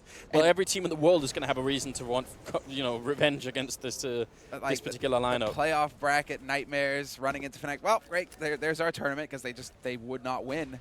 Now it's Na'Vi running the show. Fnatic struggling. They've got the shotgun up close in connector. Olaf Meister not going to get rewarded with a kill. No, just a couple of pellets hitting Simple. He's just going to shrug that off. Not interested at all. 2 more rounds for Na'Vi in this map, and it'll be a very quick map indeed. Obviously, it's a best of 3, so can't get too panicked if you're on the Fnatic team, but still, this is a high-powered Na'Vi we're seeing. Man, I thought they were going to risk it all. I thought they were going to stack B. They have Flusha at long A. I thought they were going to keep JW and Dennis down on B, have 4 players ready and waiting for the push. Instead, it's Crims and Olaf who are about to be in for a real rough time. Yeah, and what's really such a shame is they have no oh my god, Crims! 2 big headshots. I was going to say they got no flashbang, and Olaf charges him with a Mag 7, taking down the kill on Simple. Flashbangs or not, they certainly made that work. Now seized out in the open. Got to be careful. They're coming in from the sniper spot as well. Grenades are raining in. And Guardian is low on health, and he's the one carrying the bomb. 20 seconds. You can't really walk back. You've got to commit to this B bomb side or let go and save the rifles. One or the other. It seems like they're going to go for the latter here. 10 seconds left. Guardian holding with the AWP all the way back in T-spawn. And yeah, there's just not enough time to make the push happen. Although Guardian will find the pick on JW. That's nice. It's cool. It's a warm and fuzzy feeling. But I think you're just not going to get that bomb planted. So the AWP gets saved. The AK as well unseized. And Fnatic, at least, are not going to get swept in the second half. No, this is big. This is really big. Who knows what can happen? Fnatic, I don't think they can be underestimated in this tournament. Normally, when you want to peek that monster tunnel, you need someone to throw a flashbang so you can take that peek, and Crims just ran in there, shot them in the face with a 5.7, which is such a powerful pistol. Actually, in the green room, I've been talking quite a bit to Duncan. He sort of reckons that this pistol actually might be slightly underused considering how powerful it is, just because people default to the C7 and the Tech 9. So, it's 5.7, for life. Right? Yeah, 5.7 is definitely unbelievable. There's pistol. an argument, there has to be a discussion between the Tech 9 and the 5.7 as to which is more OP. Oh, Guardian, he can't find the kill, and Olaf there to follow it up. A really aggressive move coming out. They even have a 3rd player over here. Olaf gonna grenade his way back. Edward almost gets the first kill. In fact, he will take down Olaf, and Flusha needs this refrag, but he only has to scout. And unfortunately for him, he's boxed. No way out now. Trying to buy a little bit of time with the use of grenades, but they know that they've got him pincered in, and Simple is looking for more. He's looking to find the kill on A side. Can he infiltrate it? JW is over here to try and help Flusha out of this situation. That gives them some space to work with here. Simple might be just shooting JW in the back. Unbelievable. JW actually thinks about it. There's the timing, and now Simple. This is sick. If this works, JW is going to tilt off the face of the planet. No, Simple, don't toy with your food. You don't play with it. Just get the job done. Oh, man, they turn it around. Seized coming up with a kill at the end as well. 15-6. Out of all the people he could have knifed, JW would have been the perfect target as well. But it's not happening this time. 15-6, and you can hear the crowd very excited indeed. Simple on top with 23 kills and 21 on Guardian and 19 on Edward. He said he's had a really good performance as well. Man, this is looking like a world-class team all of a sudden. Simple has changed, though, Anders. He's grown mature. I think Config would have gone for that knife and then probably got throttled by MSL and the rest of the team afterwards. What did Simple do now? No, just kept his cool, got the job done, guaranteed the W for his team. Imagine if JW had turned around and just looked there for one more second. He would have seen, I mean, the timing there was just incredible. Crims running right overseas, and Flusha close with the C-set. 75, he used to be a god with this pistol, but he gets taken out, and Flamey will get one on Dennis. He still does like a sick amount of damage to Edward. Edward down to 28 HP. And so there's the smoking connector. Olaf Meister going to have to give ground. They're already rotating off that B side up towards A. And JW walks right into Guardian. This is where it falls apart. Map point for Na'Vi and a massive advantage for them. A 4v2 situation. Bomb about to get planted on A. And you already have them in after plant positions as well. Na'Vi absolutely out of control in this first map here. Looking like a team that could well make the semifinals, of course. Can't say that just yet. Good headshot from Crims. They're fighting to stay on the map at the moment, and Olaf has gone down. Edward with the kill, finding his 21st. And Crims shooting all over the place. He gets Flamey. Still another 2 to go. 7 bullets left, and grenade out. And fittingly, it will be Simple. 24 kills at the end, and a 16-6 scoreline, favoring Na'Vi here at the first map of the quarterfinals. Very well done. What a power performance. And what's truly remarkable is we've seen everybody seems so comfortable on Na'Vi. Now this time it's Edward who gets up there with Simple and Guardian. Right, Simple and Guardian, you seem to be able to just count on them to sit at the top 2 of the scoreboard here for Na'Vi so far this tournament. But everybody else has had their moments. Seized and Edward and Flamey. They all seem to be able to vie for that 3rd spot. And so when you've got 3 guys who are consistently dropping 20 frags and then everybody else following up behind them, that's a powerhouse. That's so difficult to deal with. It's not just one guy who's wrecking you. You have the whole unit that's working as a machine. Yeah, Fnatic are really going to have to dig deep to come up with a way to counter this on the next map. Obviously, that's going to be Inferno, which, I mean, if you're talking about sort of the Fnatic classic lineup, this is a map that they were so incredibly good on, Inferno. Beat many top teams on it, so I don't know. It looks like Na'Vi are heading for a semifinals, but it's too soon to call. I mean, there's always going to be fight in Fnatic. You never count them out. Their map is coming up next. Interesting decision from them after talking with many of the players. Just like, why didn't Fnatic pick Cobble? They're good on Cobble. But whatever the reason, Fnatic chose Inferno. They are a threat on Inferno, so it's not done yet here for Na'Vi. Oh, definitely not. Well, we are ready with the desk, so love to get some analysis, and yeah, we'll see where we go with it. Alex, please let us know what we just saw. You just saw me running so excitedly to start talking about this match, I forgot to put my jacket on. So we're having a shirtless, jacketless, not shirtless. That's the next map. Okay, hopefully yeah. now. Yeah, that's right. Every win that Na'Vi get, another item of clothing comes off. Stretch goal. Yeah, strip Counter-Strike. You Welcome. you could also take Semler's scarf. Yeah. Does anyone know if someone's got a new scarf or anything? Fantastic. Well, Goose and Anders will be back for your second map, but for now we will be talking about this one where Na'Vi, well, I was going to say replicate the success they had last time they met on this map, of course, did crop up in the Swiss format as well, but they actually do better on it this time, Janko, looking sharp. I mean, it was a clinic, more or less. They got 10 rounds in the first half after losing Pistol. You do feel that like the deciding moment of the game, perhaps even, was that Guardian 1v3, because it happened just after Fnatic won their 4th round. So they were 3-0 up, then it was like 4-3 or 5-3 for Na'Vi. Fnatic wins the round, and then they have that 3v1 situation. And they do mess it up a little bit, overextend slightly, but Guardian still had an amazing round. So can we please dedicate a good 30 seconds of discussion to that clutch? Yeah, I mean, it was just like Olafmeister pushed a bit too far in bang. That was a 1v1, sick P250 headshot. Then I think the second player was he wanted to push up to join Olaf, but Olaf died too fast, so he was kind of caught in the middle of nowhere. Guardian with that jump just slightly saw him, so he knew when to like wide peek, and then Crims was in a terrible situation. He was very far away. If anything, he could have gambled that Guardian wasn't gonna defuse the first time, but still, even if he's not, he's like has to go all the way around the bomb site to be able to kill him. So very, very terrible situation. Fnatic did win the following round. That was the worst. That was the best thing. They did bounce back, but they couldn't string rounds together. That was the issue. Jason, you tweeted out that might be one of the best clutches of this year. What do you make of it? Yeah, I mean, that was just flat out incredible. I mean, that's the thing. You can always harp on what the other team did wrong in those kind of situations, but I don't think you can find a 1 versus 3 ever in Counter-Strike where there's not a mistake made by the team with 3 players. It always requires a mistake to get back into that round. What made it so impressive to me is that usually when we see players winning those 1-on-3s, they at least know where like one player is, where like they get to a bomb site and they at least spot one person out, so you kind of like have at least an indication of where one battle is going to come from.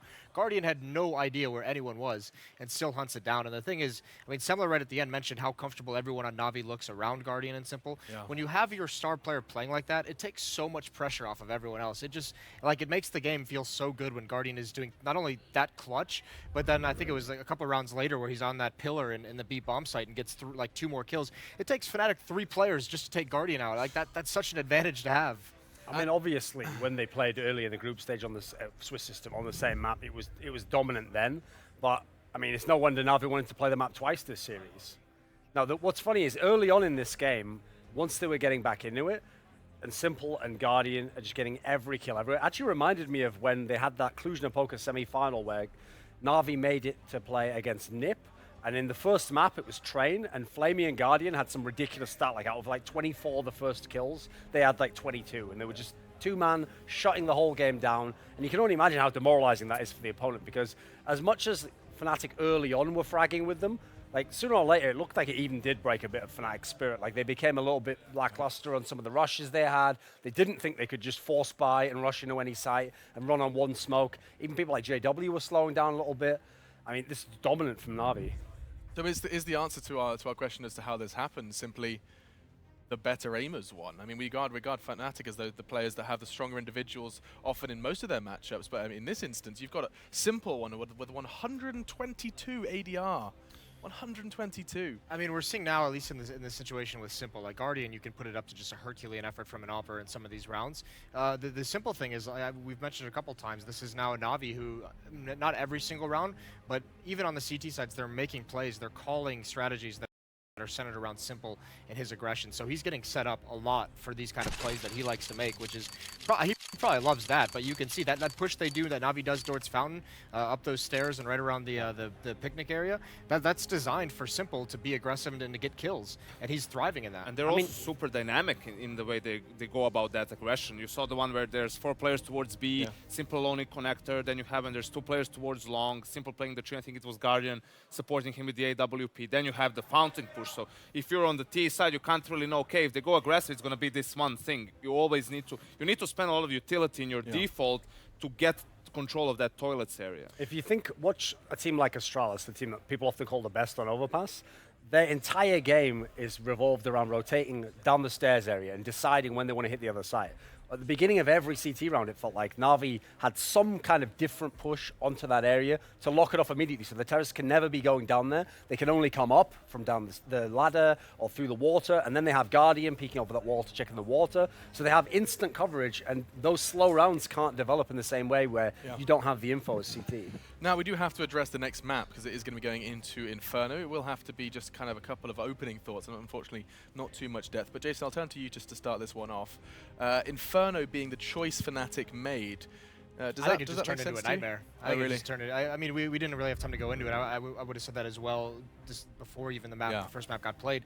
But we saw Guardian already on this map having a massive impact, and then we just see how he plays there. He came to play today. He's ready for this one. We've seen Operas dictate a lot on this new Inferno. For whatever reason, it just seems like on the CT side, especially, Operas are having a really, really good time. And then you add in Simple. You add in all the other players. Edward having a good game. We haven't even gotten to Flamey. We haven't even seen him having to put some effort in. So this is a nightmare for Fnatic, and I'm taking Na'Vi to win this 2-0. Na'Vi to win this 2-0. Yanko, I mean, look at their win rate as well. I'm not sure how much you want to read into that, but big results on Inferno as of late. Yeah, big results for both sides. When it comes to Inferno, I think Na'Vi has been looking super dominant so far, but I just feel that Fnatic is one of those teams that is no stranger to like bouncing back in a series. That they are aware that this wasn't their pick. They're probably aware of the mistakes that were made, and it was only a couple of like rounds that gave Na'Vi a lot of momentum and that caused the score to be so dominant. So I think that actually Fnatic will be able to bounce back here and that we will see Mirage. Okay, a split desk. Duncan, you cast the deciding vote for our council.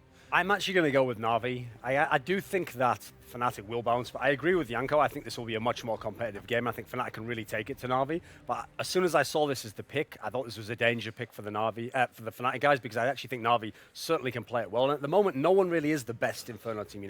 No one has that much of a lock that you automatically give it to them. So with the level of fragging we've seen from Na'Vi, I think this is like a real good chance to close the series now and not go to the danger zone of Mirage. The danger zone indeed. We are going to be coming back with Inferno after a very speedy break, but we get to see if Na'Vi can do it in 2, as the majority of our desk do believe, and we'll get Anderson Semler guiding you through all of that in front of a home crowd for some of the members of Na'Vi. It's going to be awesome, and you don't want to miss it. Online betting for every esports fan. Dota 2 and Hearthstone, CSGO and Overwatch, StarCraft 2, the choice is yours. Express bets for multiple matches or live bets on the game you are watching right now. Know your way around Dota 2? Make a prediction for picks and bans. Playing CSGO? Guess the number of rounds in a certain match. Daily quest for all participants and all the best choice of payment systems. More than 600,000 users have already made their bets on the spectacular matches since 2011. EGB.com.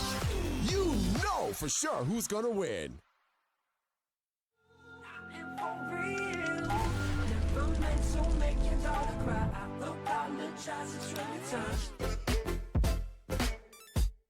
Yeah.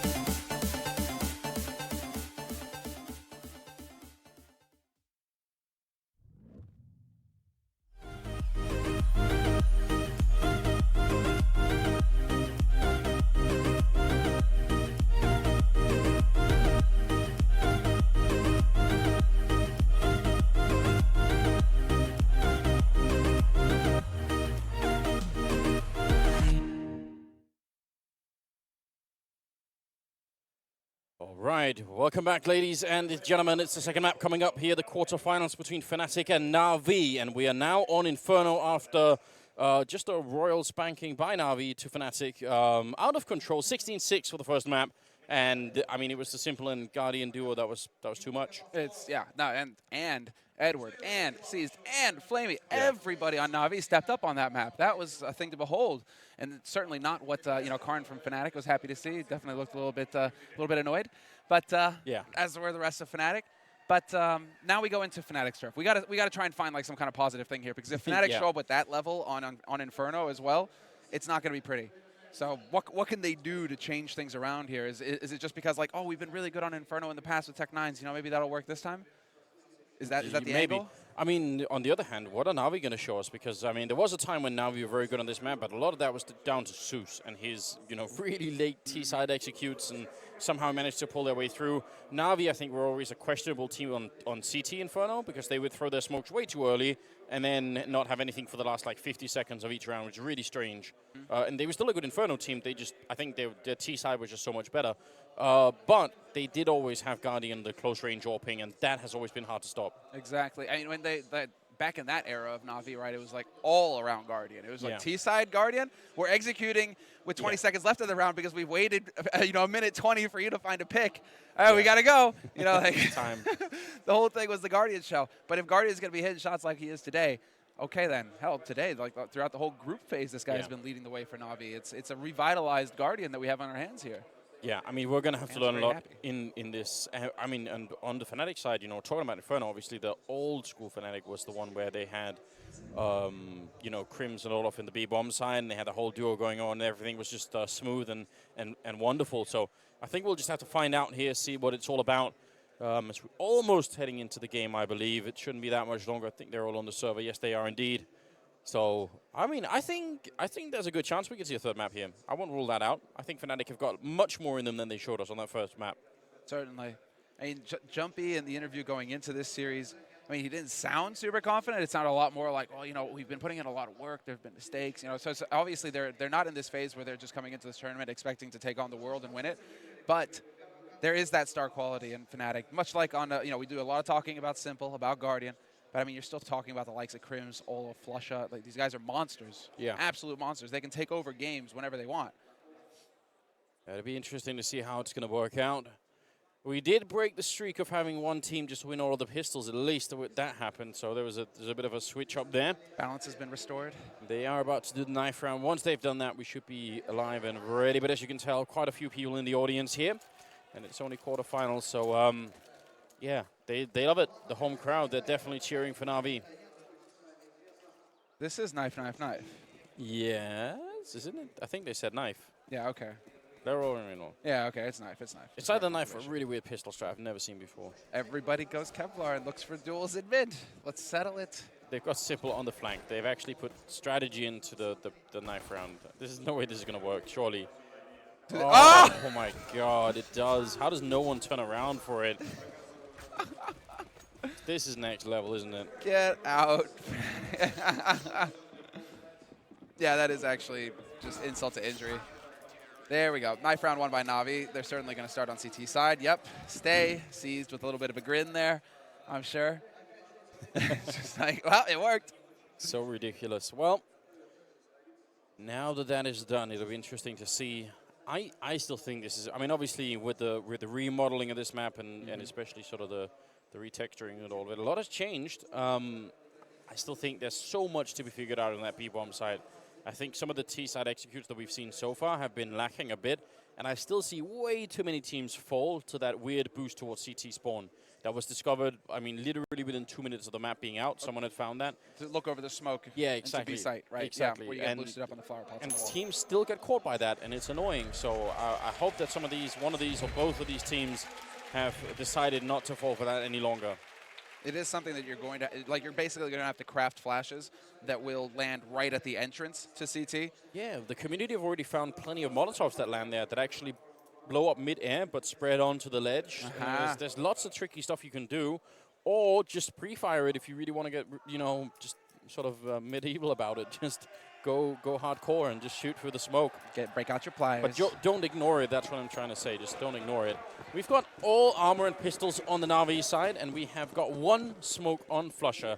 Doesn't mean much, but definitely can be used for that CT spawn area. Seized running right into Olof, who's got the Tech 9 and armor. And in the corner, Flamey only going to get the one kill. Now it's up to Guardian, and he's already falling back to the corner. Are they going to put the smoke in? There it is, and no one to boost him either. So he's going to foul back to Coils, or the Coffins, to try and see if he could maybe find an angle. They're going to double peek him. That's a smart move from Fnatic.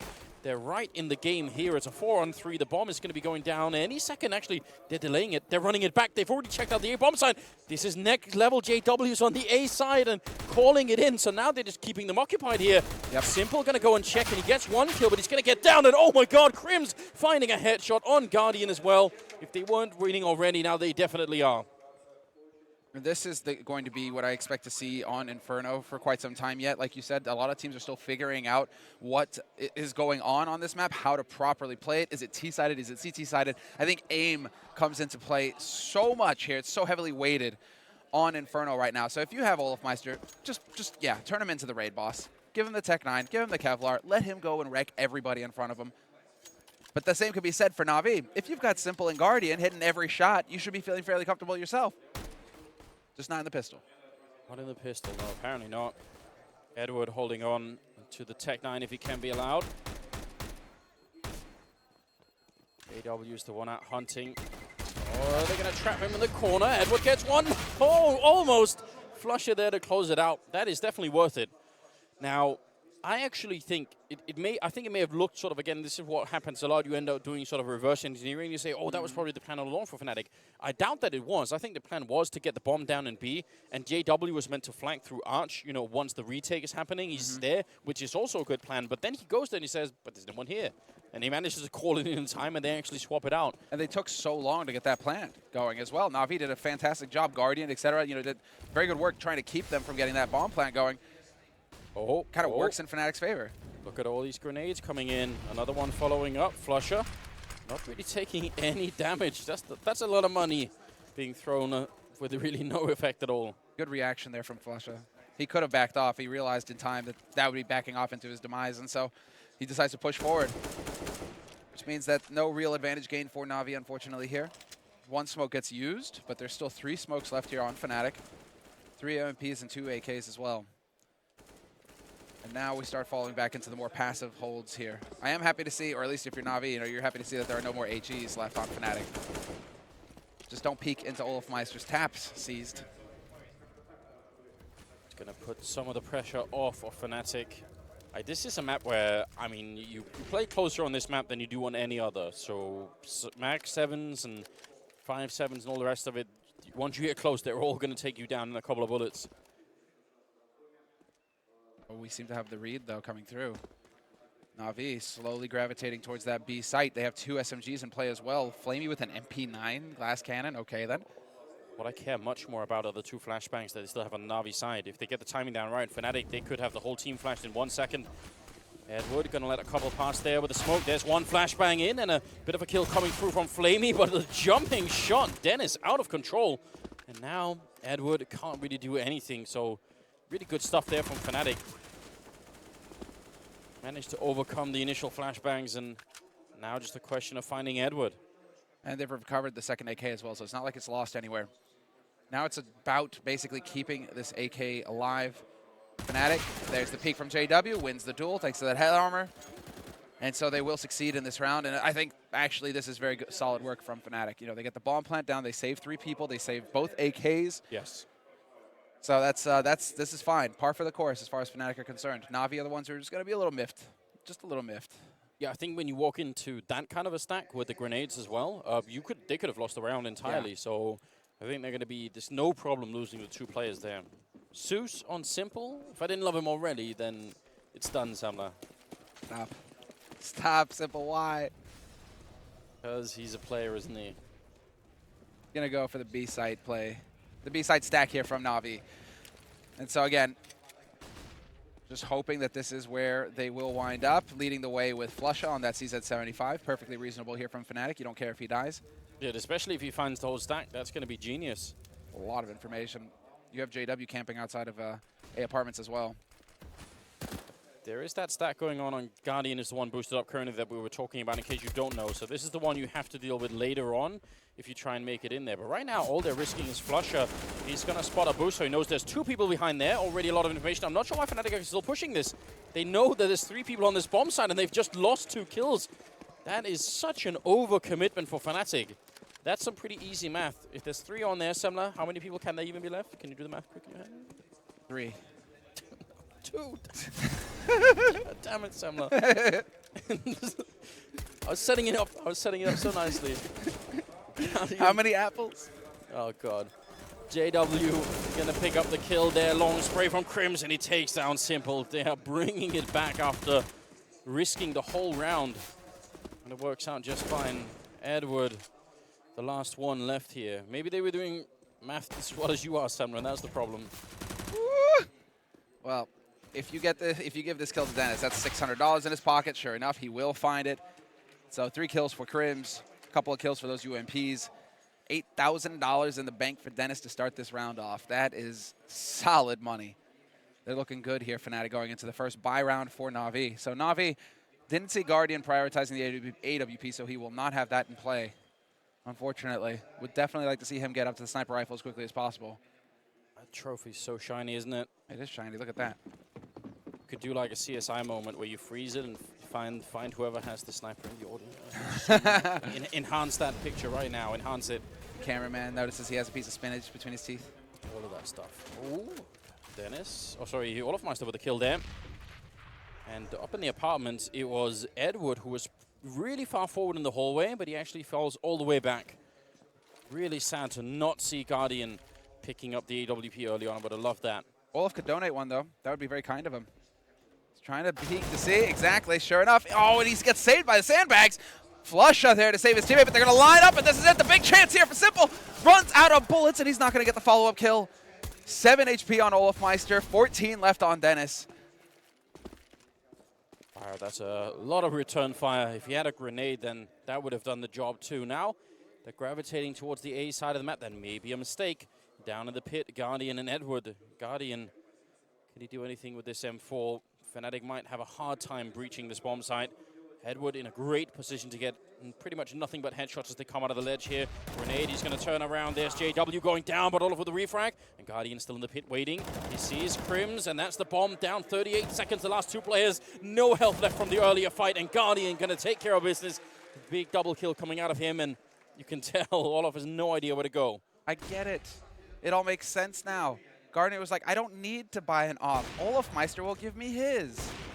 Sure enough, Olaf, he's in the exactly, just has to take a fight. He has to commit to the man in pit. And sure enough, Guardian gets donated an AWP. That's thrifty work.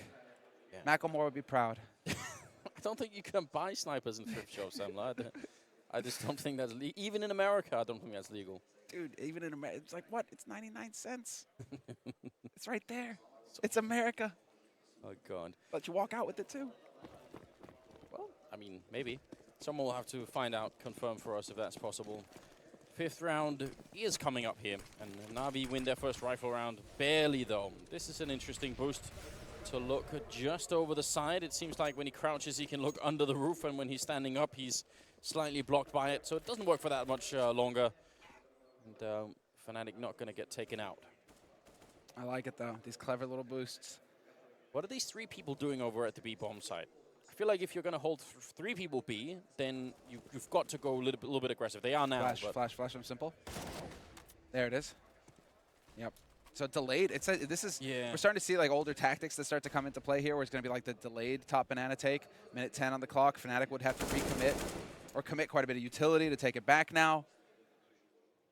This is fun, and now Simple is rotated over towards Library to bolster that A defense. Guardian, though, thinking about going aggressive with the AWP. He's going to take that peek in the boiler.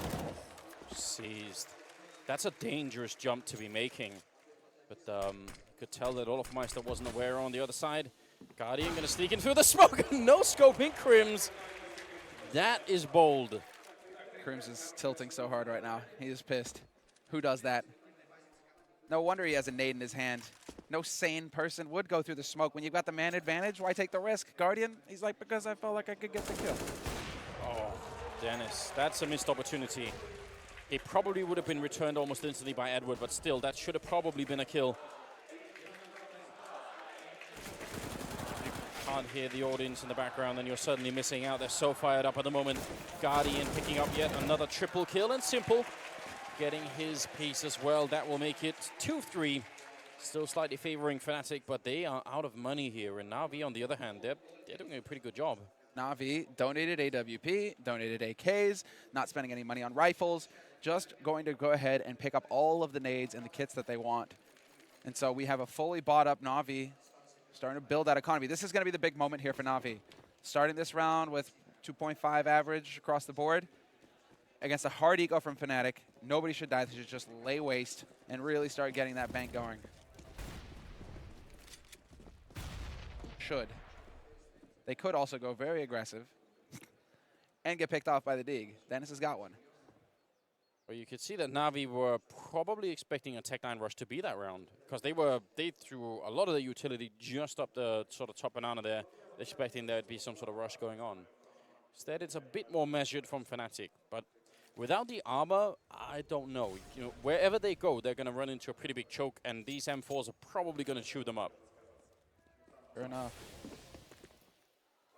They're converging on mid. It is looking like it's going to be towards that A site. Guardian has got the angle. They're going to choose the perfect spot to hit. Sure enough, he'll pick up the first one, but there's a real risk of him getting run down now at this point. He didn't see how many people were waiting around the corner, and there's 2 big kills coming through for Fnatic. Unfortunately for them, C's is already rotated over at Arch, and Edward gets his head taken off. What a shot from Crims. He's still got a little bit of health now, though his feet are on fire.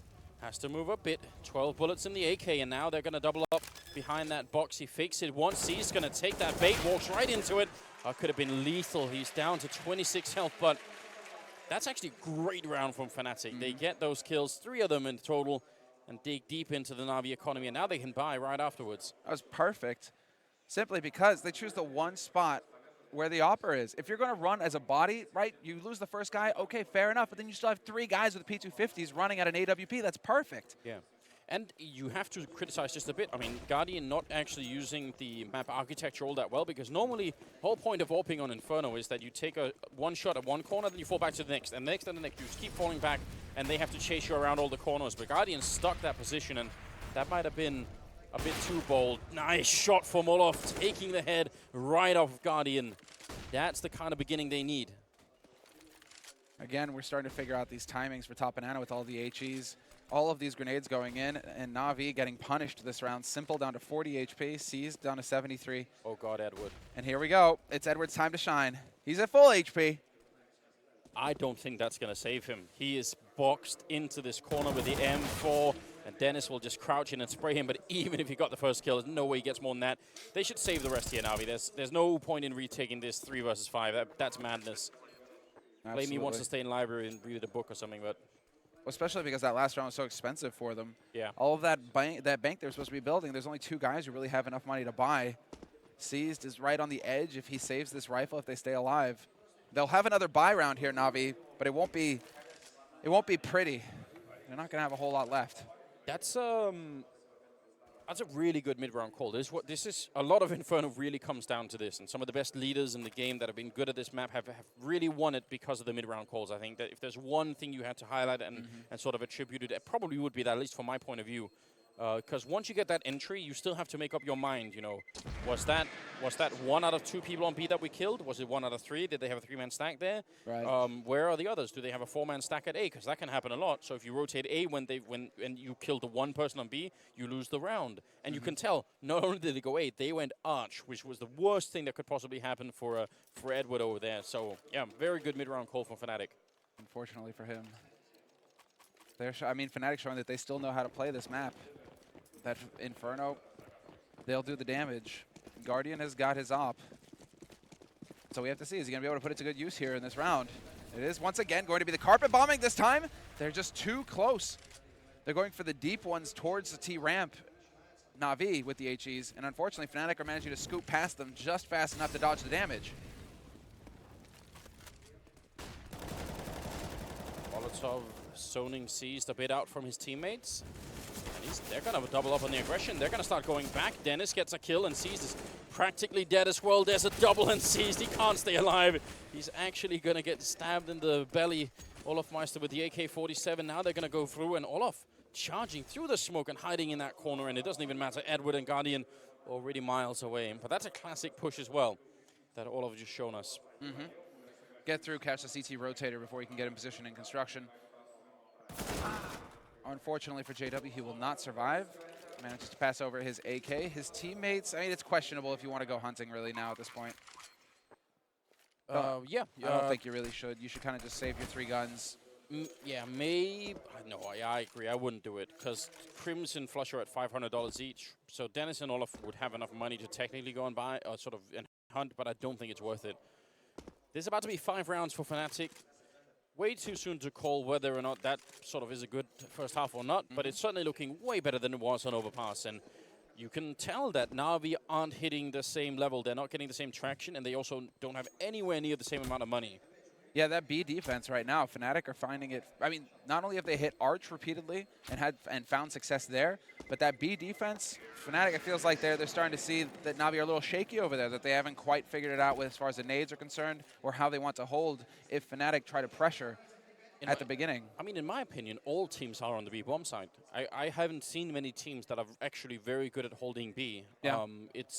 And part of the reason is that it was already a problem with the old version of Inferno that you could firebomb out a large part of it. Actually, you can do even more now, and it's just I mean, I'm not saying it's a problem. I'm just saying it's a challenge right now to everybody. I'm sure there's a way to overcome it, but I think that's also why a lot of the fights are actually happening outside of B. People would rather fight top banana than stick to holding coffins and new box because there's such a good chance that you're going to get smoked and Molotov out there. But that's the interesting thing, right? Because at the same time, top banana, that's where you're seeing all this damage coming through from the nades. I mean, T side, it's very easy to put HEs and incendiaries towards sandbags, towards the angle that actually opens into the site. Behind the truck, you see Molotovs going out. Not the truck, the car isn't there anymore, but the stack of boxes at top banana, right?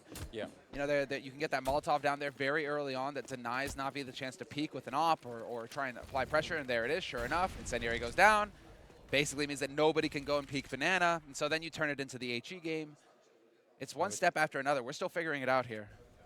The real question is if anyone ever would be mad enough to try and turn the disadvantage on the B bomb side into a retake, where you let the T's go in and plant the bomb, then you firebomb the whole bomb side yourself, and I mean that's possible, right? You could go for something like that. It'd be really interesting to see how all this evolves. But then again, you know, it's the same thing. Old Inferno, it took ages.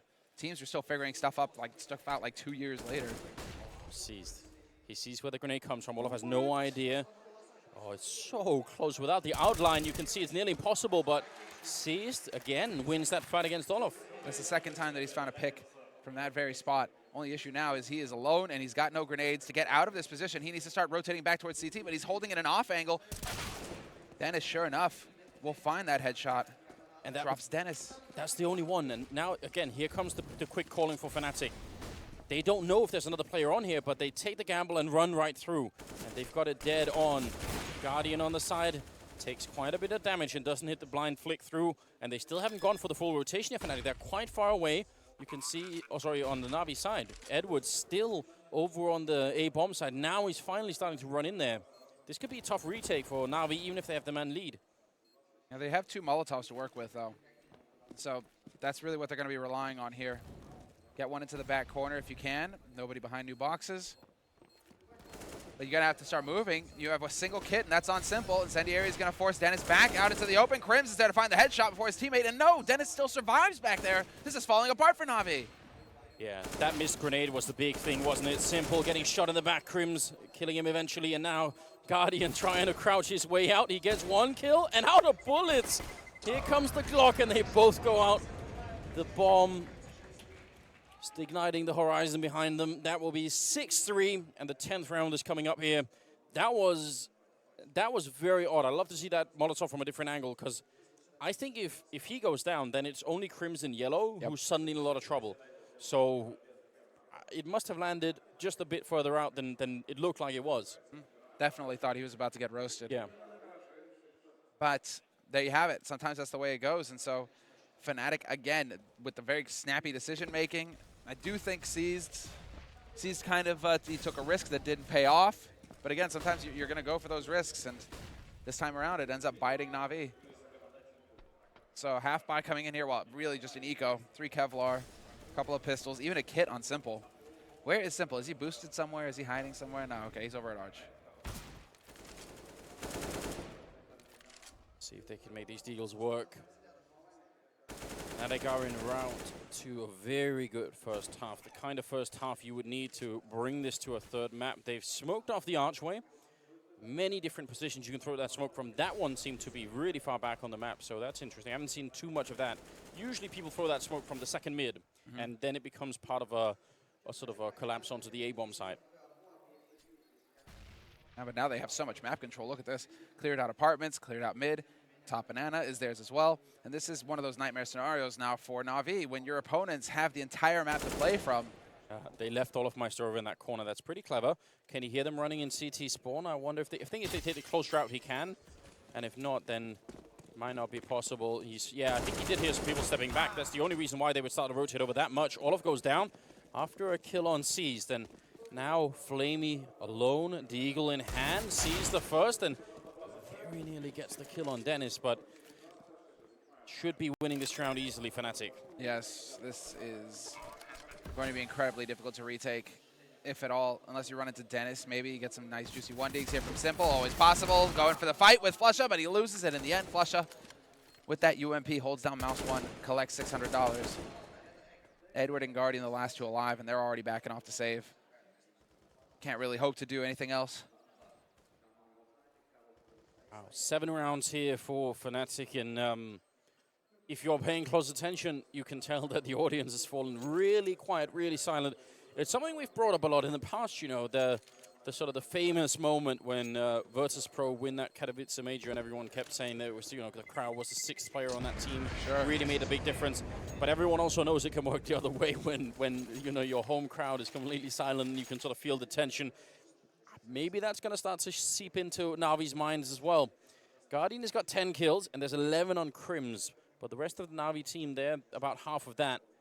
They need to do something here. They need to get up to 8 rounds, just win the next 5 in a row. This is where Fnatic used to thrive, in these chaotic situations.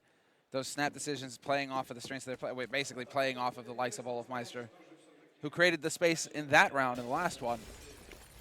And again, with the challenge at top Banana from Olofmeister, he is not giving up. He does take quite a bit of damage this time, but basically they're trading. It's almost like it's spread across 2 players for Na'Vi between Seized and Flamey. They ate his HE, and he took theirs alone. Oh, he saw the shadow. He knew that was coming, but can't find it.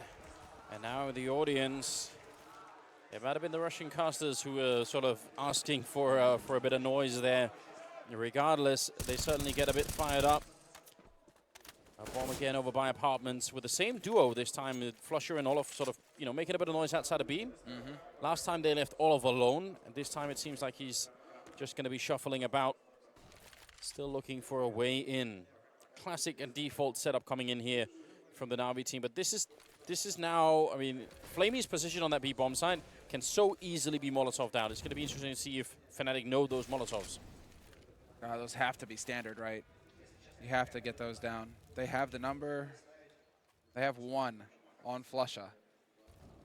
He'll be setting up that smoke. Molotov is going to get into play here. Right, he's got it selected. It's going to go back behind New Box. That's not quite good enough. Clearly got the angle wrong there. And now 5 people running into the B bomb side. Smoke goes up to block out, and Flamey's trying to see if he can navigate around it. They actually line up, and he gets a team kill. Oh no, Flamey taking down Seized, and now Olof going to be falling back fairly quick into that dark corner. Guardian making sure he can get the flank. He sees it coming, but still, it's a 2-on-4, and he's sandwiched in. His backup is miles away. Edward probably expecting that they were going to run out of that bomb site. And JW, can he keep him locked in? God, this is not good at all for Na'Vi. No, this is so expensive. If Guardian drops this AWP, it's going to be unlikely he sees another one in this half. Especially because Olofmeister stopped at the donations with the free will. Crims will grab it instead. And so Edward really, sure, they're going to come out and hunt you because they know they have the money to rebuy it. You definitely don't. Danger. And Edward wins 1 duel, but he gets traded. So takes down Flusha. JW there to trade. And while is this where you start to tap out if you're Na'Vi and say, okay, we need to start getting some rounds on the board here, boys. We got to go for some bold plays. Yeah, I mean, what kind of bold plays? Fnatic have had a good default. They slow take Banana. They group up in second mid with the rest of their force. There's almost no way you could push aggressively. Maybe you could go and fight them aggressively up in apartments, but the problem is I haven't been paying attention, so I don't really know how much Fnatic spam the walls, but if they know how to do that, then you're not going to be successful either. And neither is Flamey. He hits that headshot. Down to 15 HP on Olaf, but turns out the op trumps the pistol in this case. That smoke leaving just a little bit of a gap, and they should not be falling for the same trick again in case C's word it was to go for the boost over the smoke to look into Banana. Don't think Fnatic should be giving him a kill in this situation. But yeah, I think it's worth paying attention to the fact that Fnatic tried to throw that Molotov to land behind New Box and didn't quite know how to do it. That's interesting. That sort of says something about their level of preparation. I will admit it's not necessarily an easy grenade to throw, but they should be able to. Ah. Okay. He thought he would get to pad his stats a little bit with some Antico kills. JW's having none of that. JW gets the kill, and so it means that C is just, once again, just backing off. This has been the kind of the story of this first half here for Na'Vi. After that 3-round streak that they had where it started to look good, felt like, they were keeping it together. It's just been Fnatic taking full control since then. 5, soon to be 6 rounds in a row. Oh, flush out. Not exactly a showman, Could have tried to knife him, just cold cancelling out the round, saying that's it. 9-3 in the first half here. Fnatic playing on the T side. They really got beat up on Overpass. They ended up losing 16-6. Now they're back in style, and at this rate, we are going to go to a third map, which should be great. I mean, whoever wins this is going to be facing the winner of Astralis and CLG, and that's. I mean, I think everyone at this point is thinking it'll probably be Astralis. So either way, that will be one hell of a semifinals, won't it? Between Na'Vi and Astralis now, yeah, this is definitely this should be the dangerous bracket to find yourself in. Fnatic, Na'Vi, Astralis, all in one side of the bracket. Ooh. Yeah. In the meantime, and if CLG does beat Astralis, Samla, I'm gonna drink all the vodka in Ukraine. I'm just gonna. It's gonna be mortal. Yeah, it's gonna be sick. North already out. Dude, I can't handle it. Both you've got the South Americans who've already kind of done that. Immortals and SK. I'm gonna join them in the make the top 8. Exactly. They'll welcome you with open arms, I'm sure. Well, I'm ready for an upset if it happens. Mentally prepared. And now they're going to try for the rush towards Archway. A lot more pace here for Fnatic. A Guardian there, shutting down one, but what a shot from JW. Doesn't care if Guardian peeks or not, just shoots him through the side of the wall. Edward lining it up, but he does get a kill, but is it enough? C's is taking out Olaf on the other side. I wonder if they can win this back. 2 versus 3, and JW, he has a Molotov. If he wins this fight against Seized, he will. Now he can stop the bomb from being defused. Yeah, Seized hardly doing any damage at all. Oh, this is smart from JW. He's in a perfect position. This was the best case scenario as well for Na'Vi. The best chance they've had in a long time to get that defuse going. And instead, it will be simple. He catches the angle on JW. That's the Molotov down. It's all on Cribs now holding from the back of the site. But this is the situation that Cribs thrives in. Will find the kill on Simple. And now a 1v1 versus Flame. He gets the angle right. But he will not find the kill. And there is time enough here for Flamey to get the defuse. He has the kit. And Na'Vi just barely hang in there. And finally, we hear the crowd. I think Simple was... It looked like he was pre-firing that angle without knowing. And then he stopped, and it turns out Crims was there. That could have gone horribly wrong. 9-4, moving into the 14th round. Slight glimmer of hope here for Na'Vi at the end. Maybe they could end up with 6 rounds in the first half, and then we would have a game. It wouldn't be great, and it also is sort of miserable to be winning the round and still ending up with UMPs and Max 7s. Yeah, that's at least you have Guardians AWP that was saved. But again, look at this fast pressure coming through. All of the incendiaries in the world, the HEs. Jesus, and he still only gets out of there with 65 HP. Definitely feel like he should have been taking a bit more there, Olaf Meister. Okay. Random shots hitting. Simple running and gunning with the UMP. Guardian trying and not making it work. Looked for a minute like he wanted to jump up and just bicycle away from the action. JW moving close here, and he's going to pick up one kill. Does he realize Edward is there? Too late. Fair trade. So we're seeing some changes. Aggression on both sides of the map. A different way to hold B here being used by Na'Vi. And then the aggression in Palace. And what are Fnatic looking to do? They want to charge in and take advantage of Arch. This has been good for them so far in this first half. Shouldn't be a big surprise to see them turning back to a strategy that's worked for them in the past. Flamey has a very clear idea of what's happening, but his job right now is just to scout it out and stay alive, because then he can call Simple back into action. He can't really afford to take this fight alone. 40 seconds on the clock, and Fnatic very patient on both teams here. No one has any info right now. And there it is, Crims taking down C's. That might be the thing that tips the scale in favor of the A-bomb site. Now down to just one man here. Edward alone in the pit with the AWP, not his usual choice of weapon. Does get the first kill on Flusher, goes for a repeat. They almost get the double there, but Crims will take him down. And they almost have to try for this, Na'Vi. Finds the smoke up top as well. Will buy more time, but you're right, Anders. They both have kits. Oh, and if they can find a... Edward's out already. Oh, sorry, Flamey's out already. You're right, he's holding on to the M4. And is this the hope? Exactly. Just dart forward, pick up a gun. Olofmeister looking to try and trade it. Not a big fan of Olofmeister doing this because this could give an AWP over to Na'Vi. He's got him cornered on the bridge. I think you heard him running, so he probably knows that he's up here, but doesn't seem like they're that interested in hunting for him. 10 rounds for Fnatic. They just weren't feeling the retake at all. Trying with a pistol. Simple not interested. Nice spray control there from Simple. But this is a hard eco situation for Na'Vi. It's like you got to force, obviously, but you're forcing with like $1,900 at most. Brutal turn of events here for Na'Vi. 2,500 on seized. And so what can they hope to do here? That was clean from Edward. Yeah, I mean, if they almost lined up, I think, for a second shot, so he could have nearly got that double, but once that's done, nothing works. Guardian and Edward, they are the two top fraggers in the Na'Vi team. They need some help from the rest. Attempted boost in the middle. It seems like this is not the easiest boost to make work, but it will this time. Olaf goes down, and finally it pays off. Great teamwork here from Na'Vi.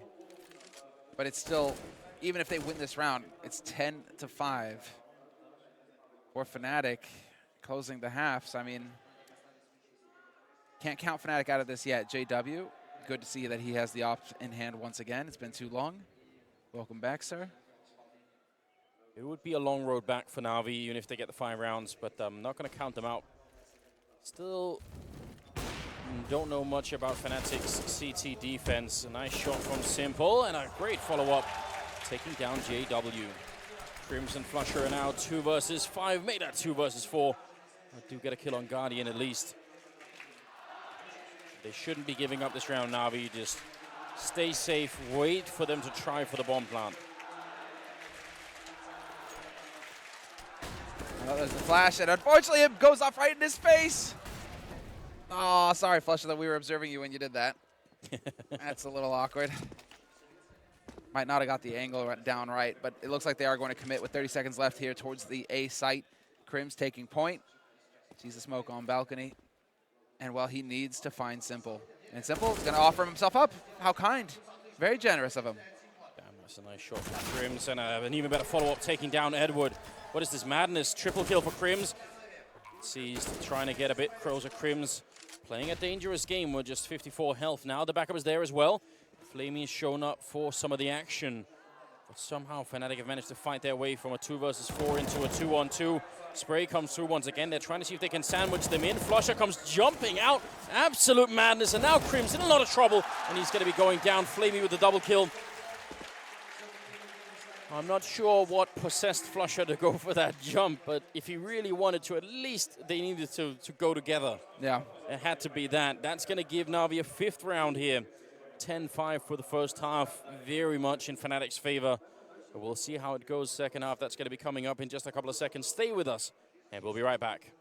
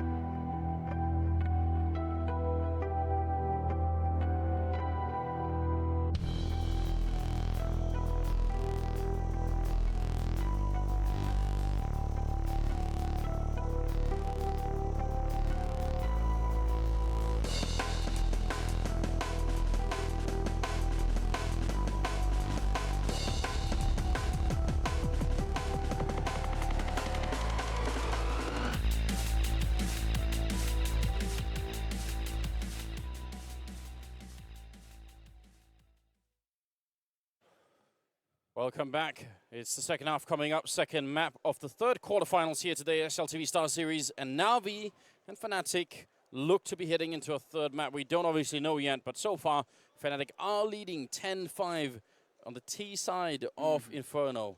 So pretty impressive. Fnatic are back. The team suffered so much when Inferno was taken out of the active pool. It's always been one of their strong maps, and here's the reason why. I mean, T side just dominating Navi. Little bit shaky at the beginning, just took them a little bit of time to find their balance. But once they had it, Anders, I mean, even Crims in the last round of that last half there. Yeah. Just, 3 kills, makes it look easy. Doesn't clutch it, but still, anything is possible with this team. Crims has got 18-6. I think that's all you need to know at this point. He's definitely back, and that's a good sign. Now, pistol round is already going to be live, so we should be heading into the game. And actually, my God. Flush Edward was just like, what? Did you see his face? A couple of kills and all of my stuff. Oh, he goes for the kill on Simple, and will be able to do that. So if they weren't already winning already now, they certainly are. Oh, dude, I'm done. I want to see Edward's face again. Please give it, in the replay, show Edward's face. Because he just had the most, what the fuck? Look on his head. All right, we need to see that. Please make it happen. Yeah, we're not going to see the game. At least let us see some fun reactions. We do need that more. I wish there was more face cams like that. Obviously, not necessarily on top of the action, but afterwards. Seized and Flamey. 2 versus 5. Wondering which bomb side is the best to die on, I wonder. It's a good question. I mean, Seized has got the utility. They can get the smoke down, at least try and make their lives a little bit easier. Flusha, though, do you really want to walk in and give Flusha more kills? That's the question. It's an easy choice. One of them has fish and a fountain. That's peaceful. That is peaceful. We had to go down, definitely be on the B-bomb side. Some flowers here already as well, so it's all laid out for them. What's weird to me, and it's just the fact that it's JW and Flusha playing B and not Olafmeister and Crims. It's very true. Something is missing, but let's see how good of a job they do. Crims certainly with a nice shot. Flamey. Here they come. Ends up going down to Flusha. Triple kill for him. And the round immediately done. 11-5. You really do need moments like that. I feel like now, throughout the rest, for a good solid week, every time I think of Edward's face, I'm just going to give it a little bit of chuckle. If I'm feeling down in the morning.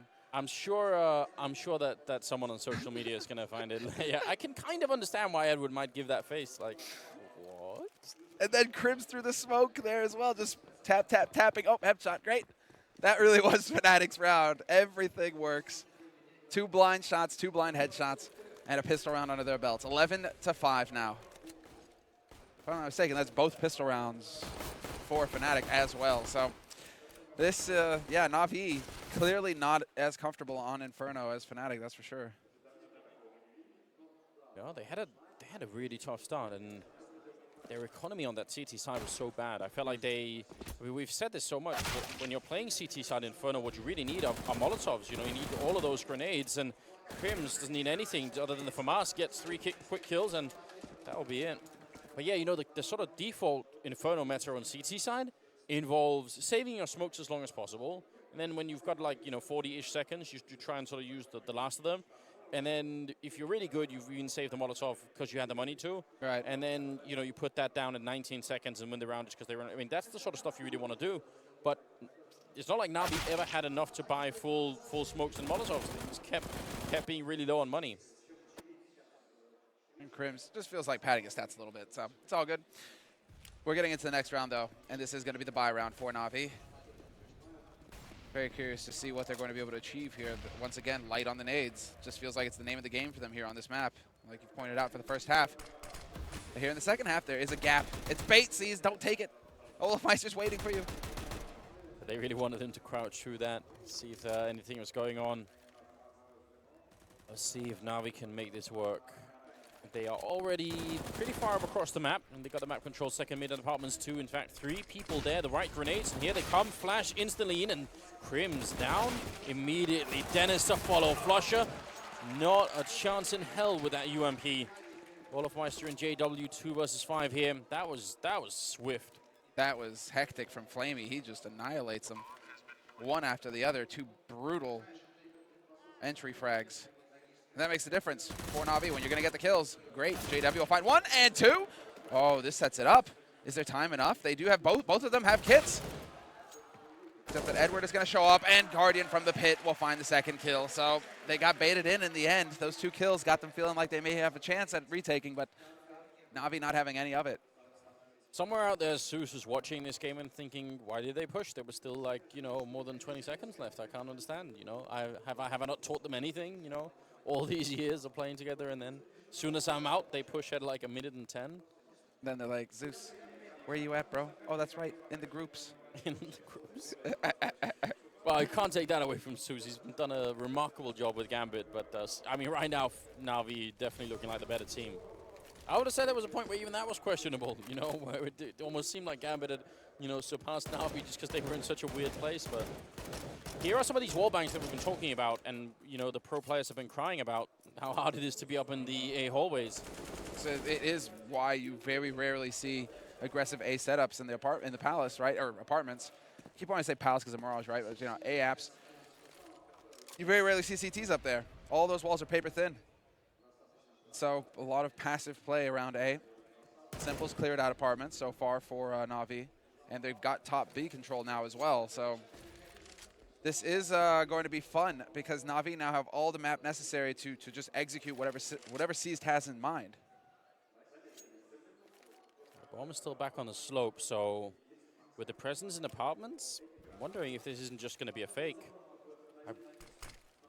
Sure, so 3 grenades go in. Actually, sorry, just the 2 default ones.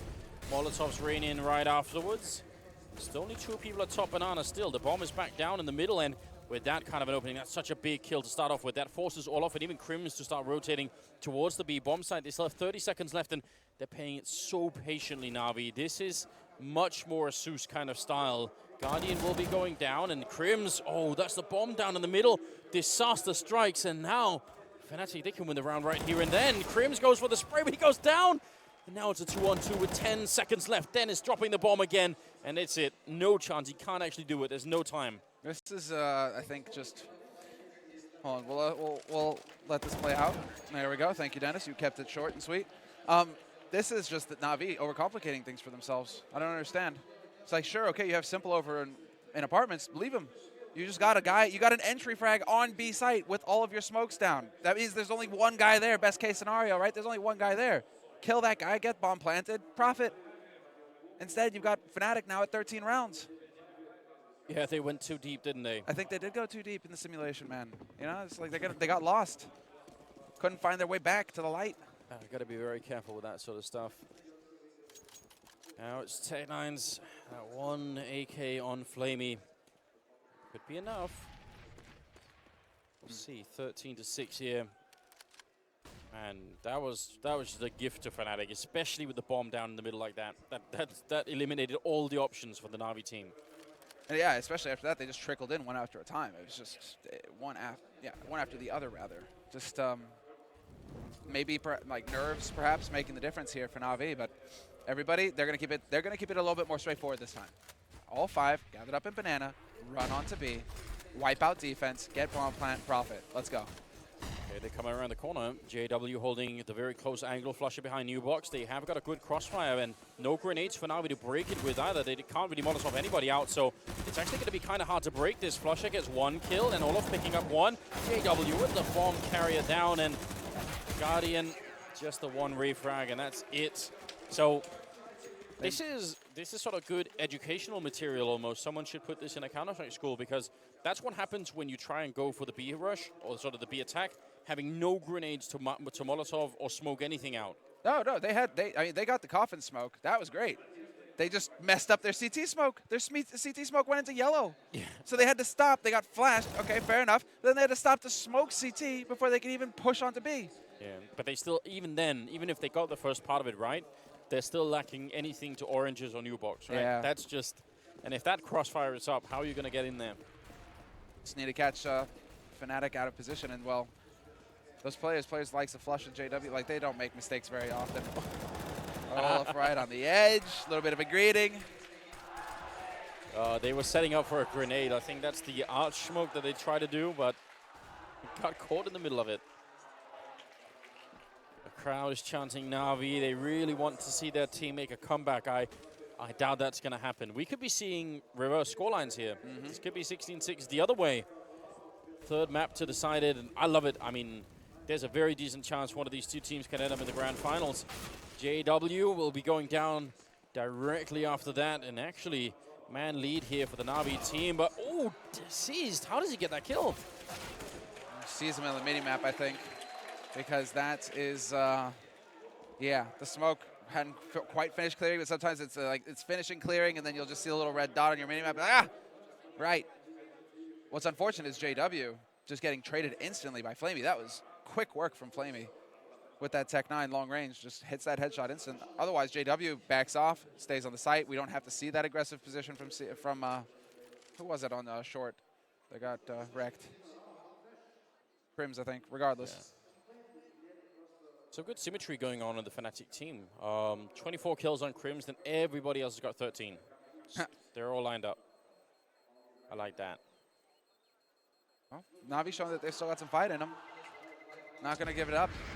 They're 1-0 right now in this best-of-3 quarterfinals. So ahead on one map. They've won on Overpass Na'Vi, clean. And Mirage is the third map, in case you're wondering. If Fnatic manage to secure this win, we're going to Mirage. Another fairly even map between both of these teams.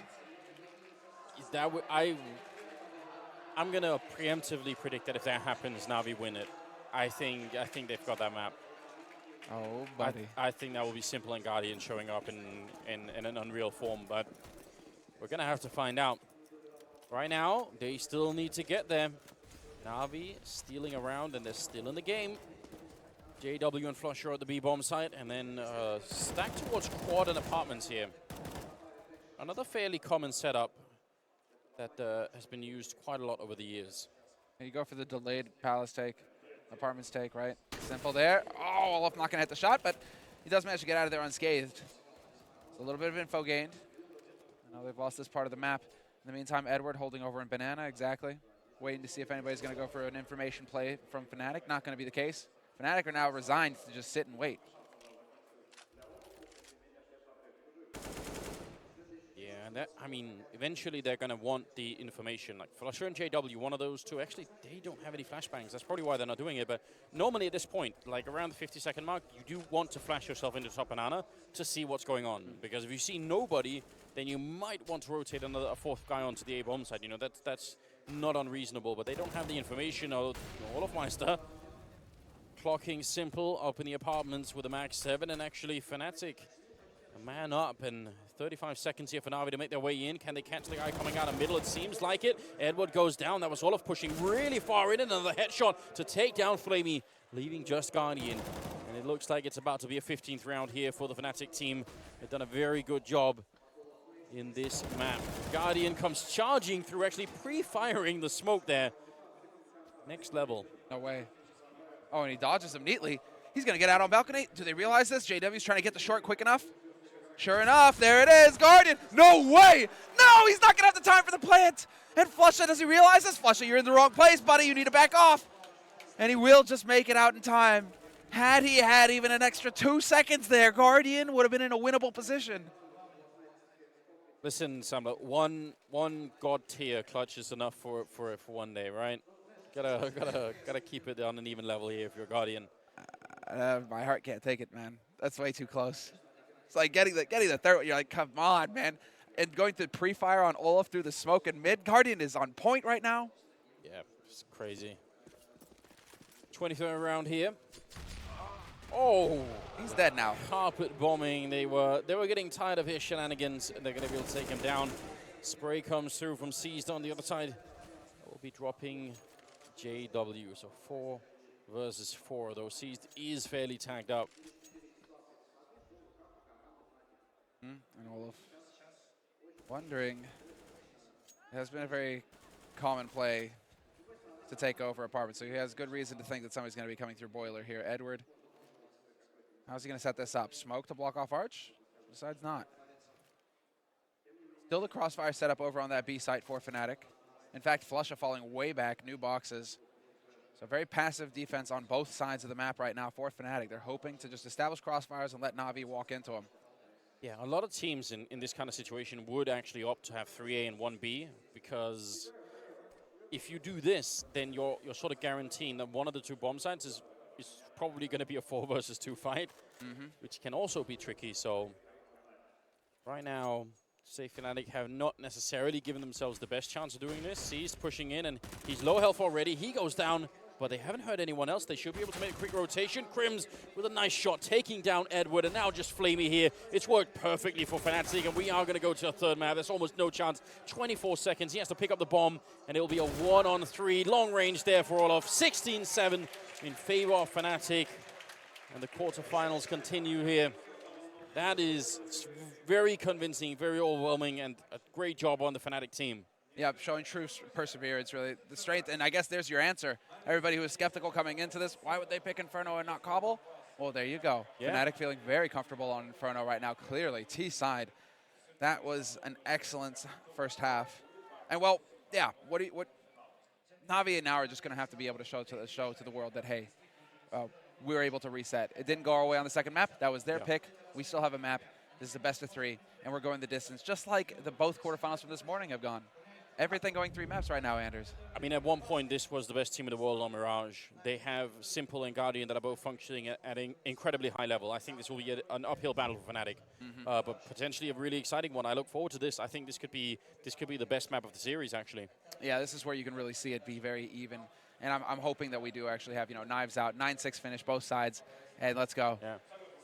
Well, we do have the panel ready, so please take us through Inferno.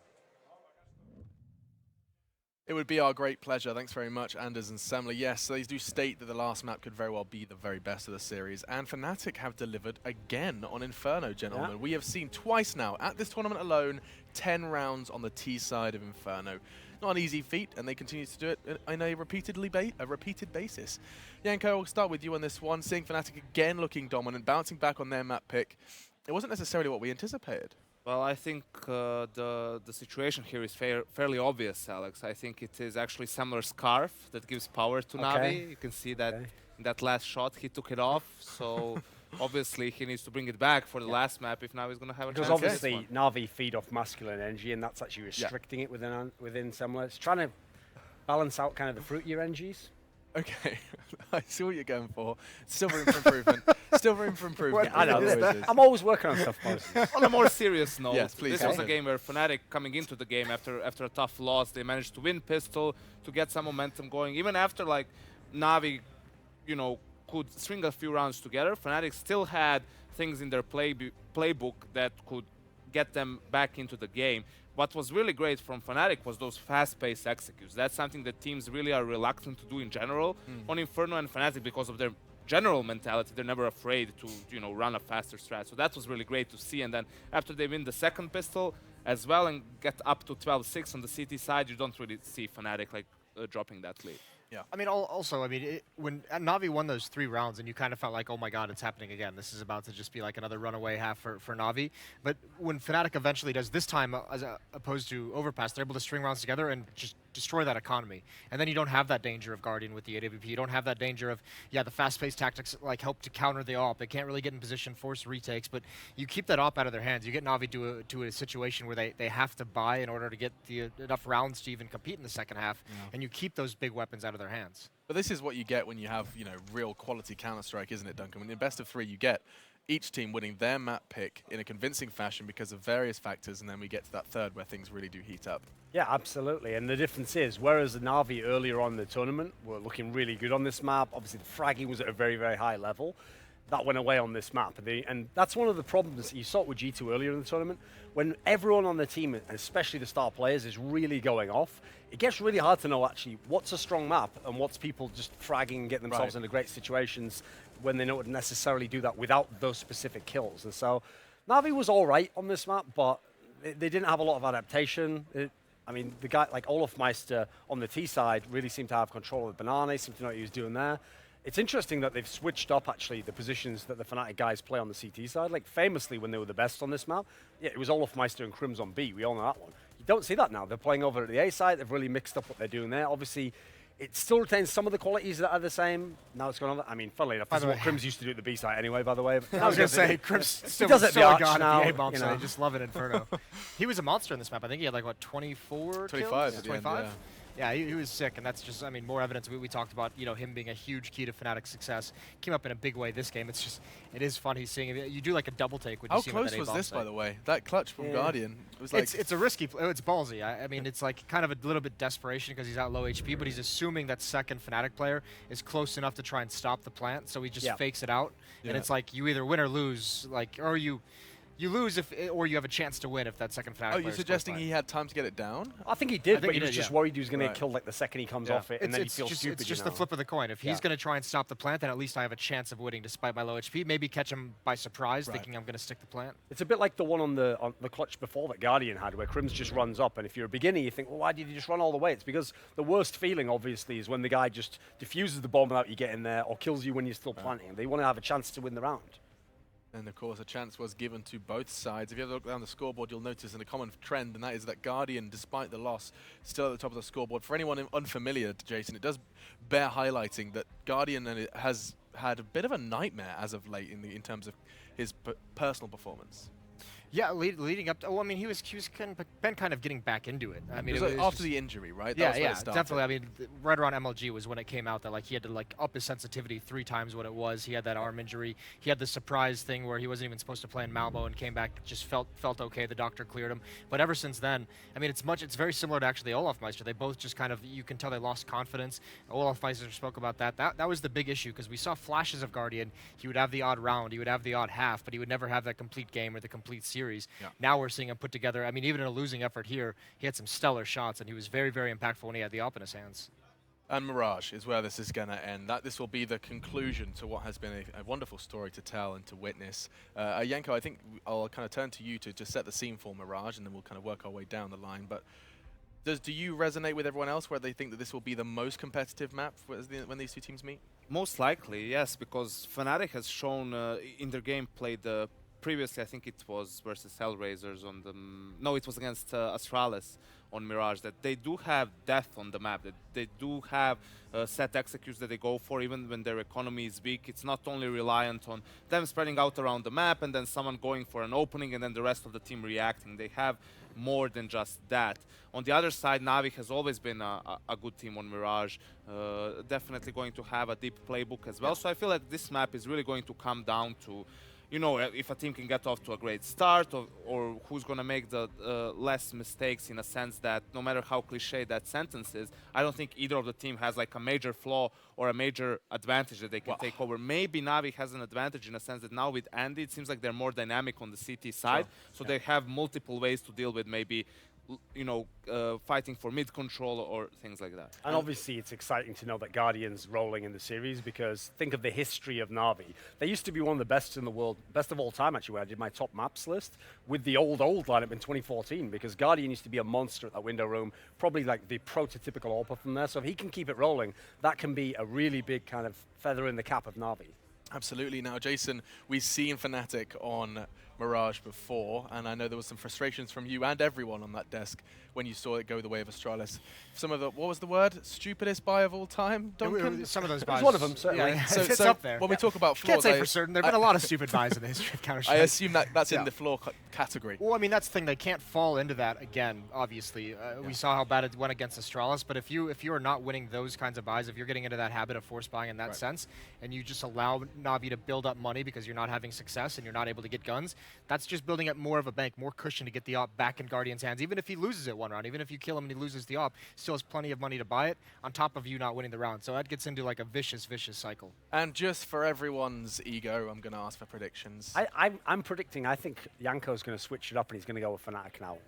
No, I think Na'Vi is going to win because they're a more versatile team. Okay, there it is. Jason? Versatile I'm going to take Na'Vi as well, but I'm mostly excited. This is the map where you could see the dysfunction in their CT side the most over the past month or two. I'm excited to see if Andy has actually corrected the issues specifically on this map. And finally, okay, I'm actually going to go with Na'Vi for this one. I do think it's going to be the best map, though. It's unfortunate we've had 2 blowouts, really, but I think this one should be the real night battle. There you go. You heard it from Thorin yourself, that we have got a fantastic map on its way. It will be Mirage, where everything is determined. Anders and Semler are going to be casting, and when we return from this break, we get to kick off and see who is going to make the semi-finals between Na'Vi and Fnatic. Betting for every esports fan. Dota 2 and Hearthstone, CSGO and Overwatch, StarCraft 2, the choice is yours. Express bets for multiple matches or live bets on the game you are watching right now. Know your way around Dota 2? Make a prediction for picks and bans. Playing CSGO? Guess the number of rounds in a certain match. Daily quests for all participants and all the best choice of payment systems. More than 600,000 users have already made their bets on the spectacular matches since 2011. EGB.com. You know for sure who's gonna win.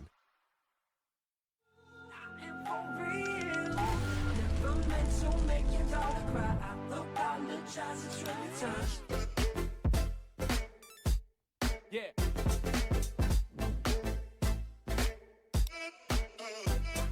Jackson. Yeah. Bounce. Yeah.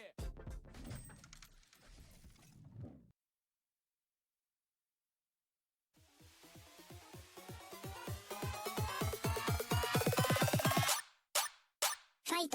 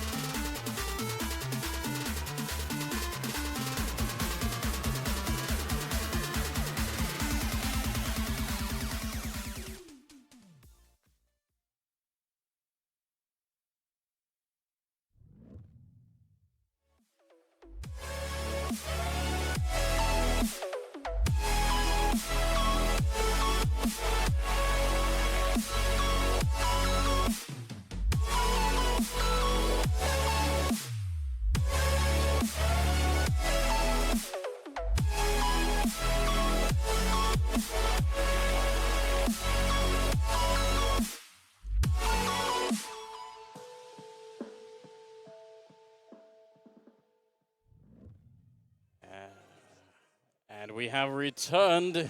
Almost thought I was going to get the timing down wrong then. It will be the final map of this quarterfinals between Fnatic and Na'Vi, and it's coming up on Mirage. Really, really exciting. It's called all 3 maps, and I mean, I've already said it, but I'll say it again. I think Na'Vi have got what it takes to win this one. What do you think? I think so too. My only fear now is that when you're talking about teams, you always have to take it a grain of salt with Prac, etc. But you talk to teams that have pracked both of these guys on Mirage. They're both like, oh my God, they're really strong. Both of them. All right. Both of them are very strong on Mirage. You know, I don't want to play either of them on Mirage. And so it seems like right now, actually, both of these teams are going to be in very good shape on this last map of this best of 3. And so I find it difficult to believe that it's going to be like really close. It might just be this one-sided sort of affair where one team is never going to let go. I mean, I think we've seen the economy having a big impact, right? So whoever gets that T side, if they get like the first 7 rounds or something, it could be another one of those scenarios where the CT side never picks up, enough rifles and enough equipment to win the game. But if not, I think if we get like a more even start where the CTs have money, who knows if it could be. We've had 16-6, 16-7 as the 2 scorelines here in the first maps. So somewhat one-sided, you could say. Definitely looked like Fnatic knew what they were doing on Inferno. And Na'Vi just never let up on Overpass. That was even more ridiculous. That was a real beating. But now we've got to see how the all plays out on Mirage. Where, I mean, we've seen strong T-sides from both of these teams. And you're right, controlling of the economy, Fnatic, an old form basically on that CT Inferno. They just looked unstoppable. So whoever actually wins this knife round to start things off, we're going into the knife round now.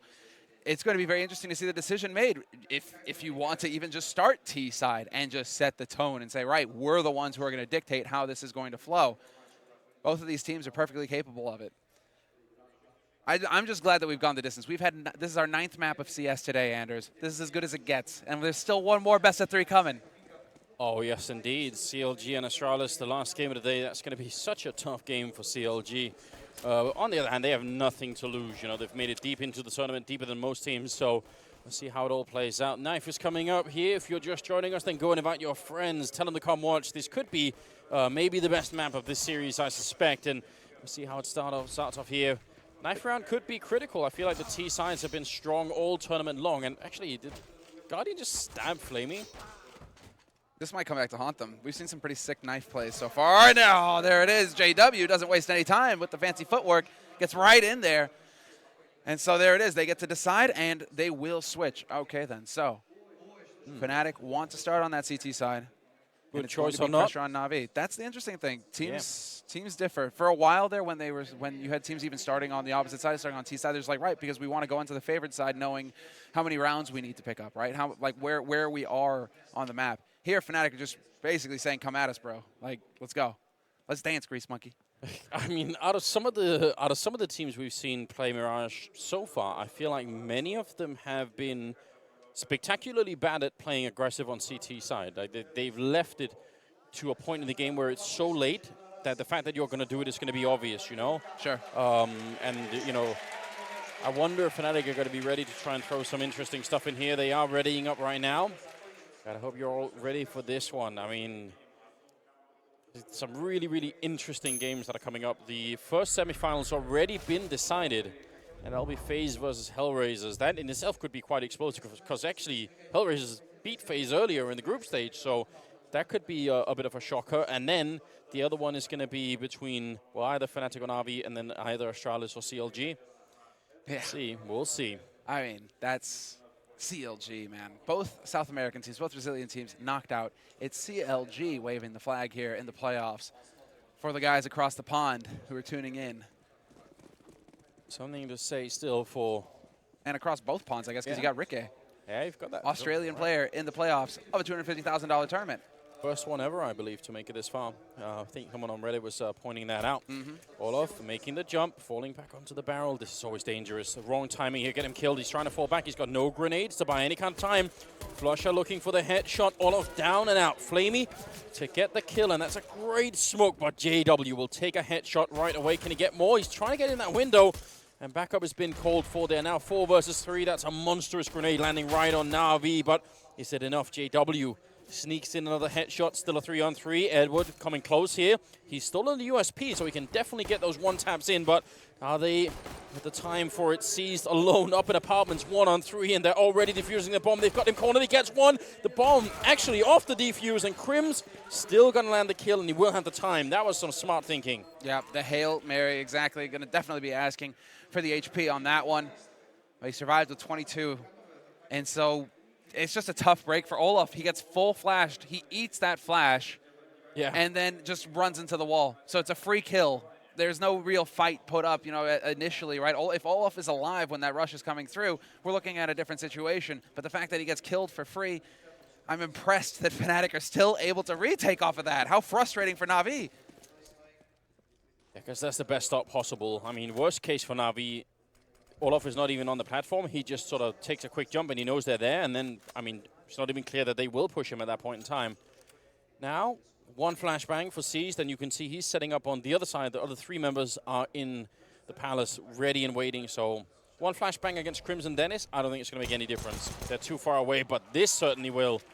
Simple. Out of underpass. Interesting. Some, what are they thinking here? There was a moment's hesitation.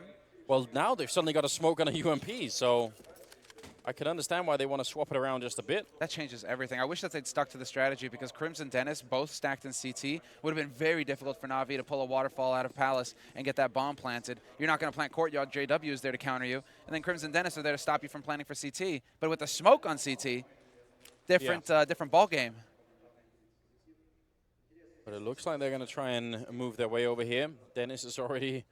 He's actually walking around the corner with the flashbang primed. Don't ask me why. Simple with the smoke. Is he going to be able to put it down somewhere useful? There it is. The HE goes out. Bluffed it, and now it's on Flush Up. First shot, straight onto Seized. No problem at all. Flush Up keeping his cool. Will stay alive a little bit longer. Even picks up a third. Guardian inside the smoke, and he gets the bomb plant. That's big news. Flusher got 4 with the... Well, some of them at the UAP at least, but that's a really good round. 2 kills and a bomb plant.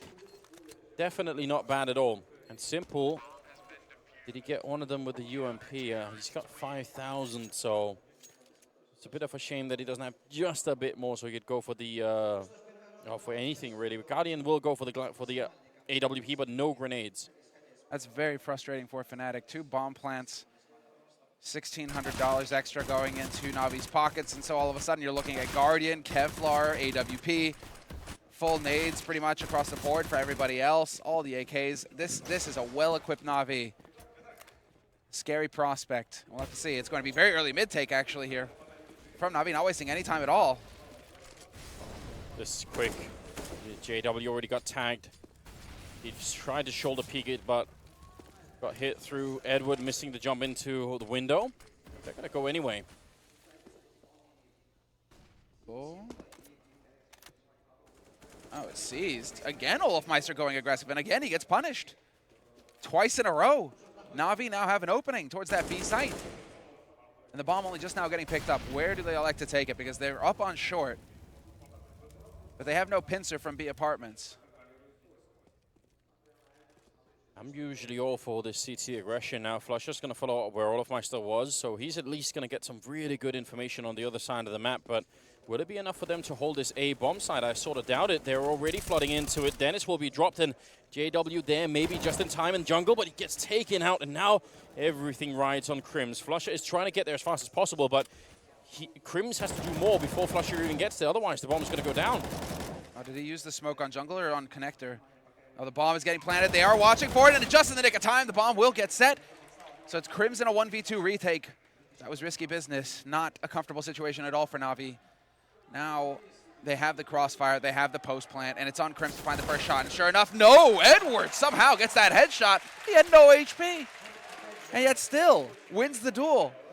Man, where was the communication between Flusher and Crims there?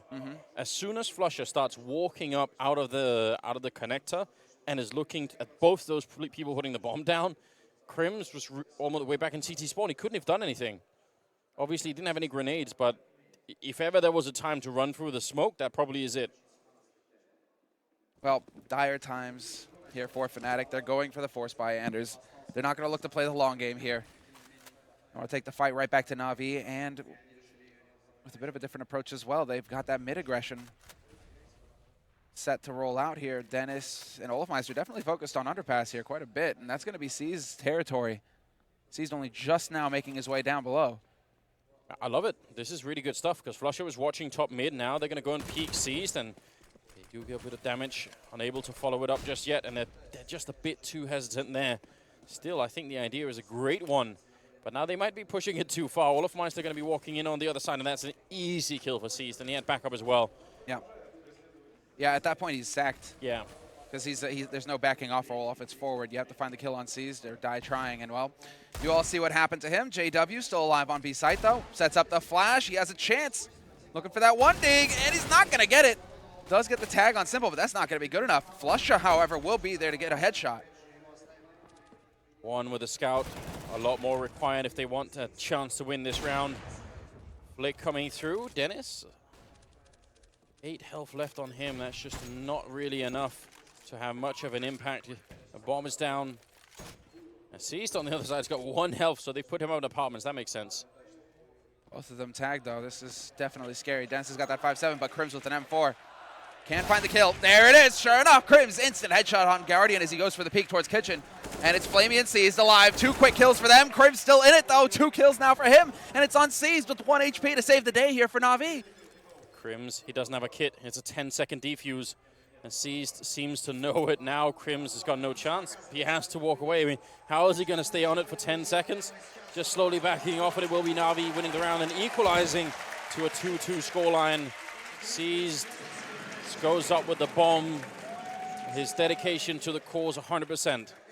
You guys are going to see, I think Seized literally closed his eyes there and was keeping like a mental count on how many seconds it would take for him to get that defuse in if he had it. That's unreal. Man. 2-2 though. And the gamble, it doesn't pay off for Fnatic in the end. I mean, they inflict serious economic damage to Na'Vi, but they will not collect the round. Yeah, you've got to say, and I mean, they had that 2-man stack towards underpass when they caught Seized in the middle of it. I think they could have probably won that fight against him. It might have been a different round, but not this time. Again in underpass, oh, sorry, not in underpass, towards Catwalk. It's Flusher sneaking around, and Crims is the only M4 that they saved. He's very defensive with it. This is exactly the round where I would take that somewhere. Go look for a fight. I'm just impressed with how lethal Crims is. Like Inferno, many rounds where he's shown and he just did massive damage to Na'Vi. Now here in this round again, he doesn't pull off the clutch, but he makes it so close. You just don't want to peek into this guy right now. 3 men on the A-bomb site at the moment for Fnatic. Simple holding that apartment angle with the AK, so shouldn't be easy at all. If they had a flash, sure, but nothing of the kind on the Fnatic team. And now they're rotating the bomb on in. Why not? Yeah, exactly. It is going to be the full smoke execute. Why not? You have nade superiority. You have the Molotovs necessary to clear out all the tricky angles as well. So there shouldn't be much of a chance here for Fnatic to hold the line. Dennis takes a bullet to the face, and sure enough, Guardian with 2 entry frags onto the A site. Simple will pick up a piece of the action as well. And it's on Flusher. Jesus. Get out. They wanted to make absolutely sure he was dead. There was no easy way out of that one. But now we have the buy coming in from Fnatic, Anders. And do you think we're going to see more mid-aggression coming in from Fnatic? That's what I'm curious about. You did it in a force. Fair enough. Are you going to go for it with a rifle round? Well, so in that force, they actually had the scout from Flusher to look over the top mid. Now they have M4s, so I would be less of a fan of it if they did it this time. Just because I think it is a cool idea to have 2 mid and 1 guy covering from window. That's usually a good idea. But if it's just 3 men running middle, that can turn ugly. Looks like maybe now they're going to try and change the pace. They're flashing their way through the smoke, and Flusher's going to be turning around and down on Catwalk. And on the bomb side itself, Olafmeister finding a kill. Flusher with a headshot as well. Goes for the kill on Seized, but he's out-timed by just a second. So it's a 3-on-3 here for the retake. Just got nades sailing in every which way right now. Seized is on point, though. Turns away. He's not blind. Blind, rather. And so it's a 3-on-3 retake scenario, and Fnatic looks like they want to commit to this. They still have some time to work with. No kits, they have to go quick, and Dennis is sure enough going to find the first kill. JW, this retake is working wonderfully now. It's all on Simple, and he's fallen just a bit back inside the smoke. They tapped the bomb once. He's going to be coming out, looking at Dennis. He actually misses the shot, and JW will take him down. That's a bit much. No kit either, so if he had got that one kill on Dennis and they had spent an extra couple of seconds, could have turned ugly for the Fnatic team. As it were, they are going to be able to defuse the bomb, and it will tie up the scoreline at 3-3. And Olafmeister on the board.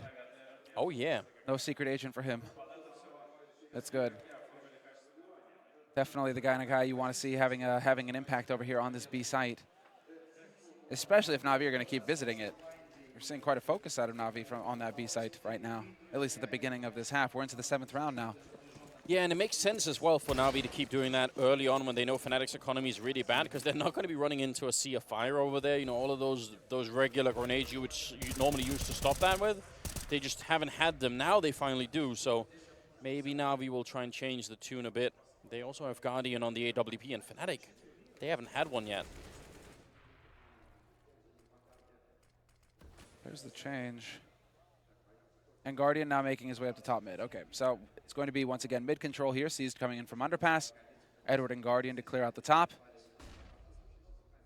And in the meantime, Flamey and Simple lurking around in Pit and Palace for A. So this does make you think that this is where they want to wind up. That's the end goal. Certainly getting a lot of mid control for it. This can be hard once it's going to be time for the crunch. Grim's probably going to get smoked off once that happens. And, well, that's an opening. Simple and Flamey picking up one kill each. The bomb is all the way back, so they can't even really move quickly on it. Olafmeister also goes down, so I guess it's time to get packing if you're Fnatic. Not much left to do here. That's, well, oh, man. My God. They're warmed up at this point, man. There's not a shred of mercy left in Na'Vi, but Flusha will find one kill. Still, 1v4 for him. And unfortunately for him, he turns away from Simple just as Simple gets out of Palace. Bomb, doesn't matter if it's planted now, but there will be the tactical timeout called by Fnatic because their economy is in disarray. I mean, that's just a hard round to analyze because the initial setup is so good for Na'Vi, and you can tell that was one of those rounds where Fnatic had not that much mid-emphasis, so they just get all the mid-control. That's one thing, but you still think maybe Fnatic could win some of the duels. They lose all of them. So not much you can say. Just have to think. Hopefully next time that's not going to be the case. And they push at the same time as well. Flamey and Simple, it's like coordinated between the two of them. You still have their teammates who are working short, looking to connector in mid, right? They're not really in any place to start pushing onto A to support anything. No, those guys just walk up and get headshots everywhere. We're okay then, fair enough, if that's how it's going to be. Fnatic just have to kind of shake their heads and move on with it. There is another kind of mid control that you can try for. I mean, we've talked a lot about the sort of pushing top mid or looking into underpass. You can just go for one where you have a guy in window, one cat, one connector. Right. And then you sort of lure them in a bit, just enough so that when they're deep and up into middle, you all peek. You sort of all go for the fight and you hope you come out on top. Right. It's another opportunity that they maybe could try and take. Obviously not necessarily in this round, but later on. You're not going to catch Simple sleeping. It's chased out of there. Yeah. Doesn't even look back because you just don't look back at explosions, Anders. True. But Olafmeister. Put on the shades as you walk away. Damn straight. I can't find any shades that will fit my head somewhere. It's not possible. Lies. I've seen you wear shades before. Yeah, and it looks horrible, doesn't it? All of Dennis and Flusher are at the B site. They've got the right idea, and JW does too. He's sneaking into T-spawn at the moment. I wish I could say I thought it made a difference, but I just doubt it. Simple's aim. As I say that, though, Dennis, with the deagle, finds a headshot. They're taking the bomb underpass, so all of this work from JW and everybody else, maybe he could get the kill here, but Guardian sort of sees it coming. Not quick enough, though, and JW will take him down. It looked like he was about to actually check that corner. Still, even in a 4-on-3, they just don't really have the health now. 4-on-2. Hey, guys. Let's do the best we can to try and throw this round away. How does that sound? Great. Oh, God. The shot raining through, and somehow Edward goes down. How are Navi letting go of this round? Now it's all on Flamey. He's 1-on-4, and he's going to make it 1-on-3. They don't have a kit right now. He goes for a bit more with the UMP. They're so low on health. 1 bullet each for Dennis and JW is going to be enough, but right now he's not finding it. They need to defuse, and there's Dennis with a kill. Oh my god, what a ridiculous round. Everyone's so tagged up, and yet Fnatic managed to get in there and get the defuse. Yeah, you can see it there. JW, a bit of the shake of the head, really, because that round just is nonsensical. It's If Navi lose this quarterfinals, that one round is going to be on their mind for a very long time. It's going to haunt them. That was an eco round. Flusha bought Kevlar and a Deagle. They only had pistols, Anders. But even more ridiculously, I mean, you could sort of forgive yourself for losing it if it comes down to JW with a master flank at the right time, he gets a double kill. But they actually went through underpass at the perfect time. They escaped all of that nonsense. Okay, they lost Guardian, that's a shame, but they can still win the round easily. But then the rest of them, right? Yeah. Luckily for them, it doesn't spell disaster immediately. They still have money. Wow, that's not a shot that Guardian usually misses. And JW with a quick flick to take him down. I think maybe even Edward saw the gun barrel from JW, so I think he might have actually known that someone was there. It looked for a minute like it. Oh, Crims, very close. He knows Edward is there somewhere.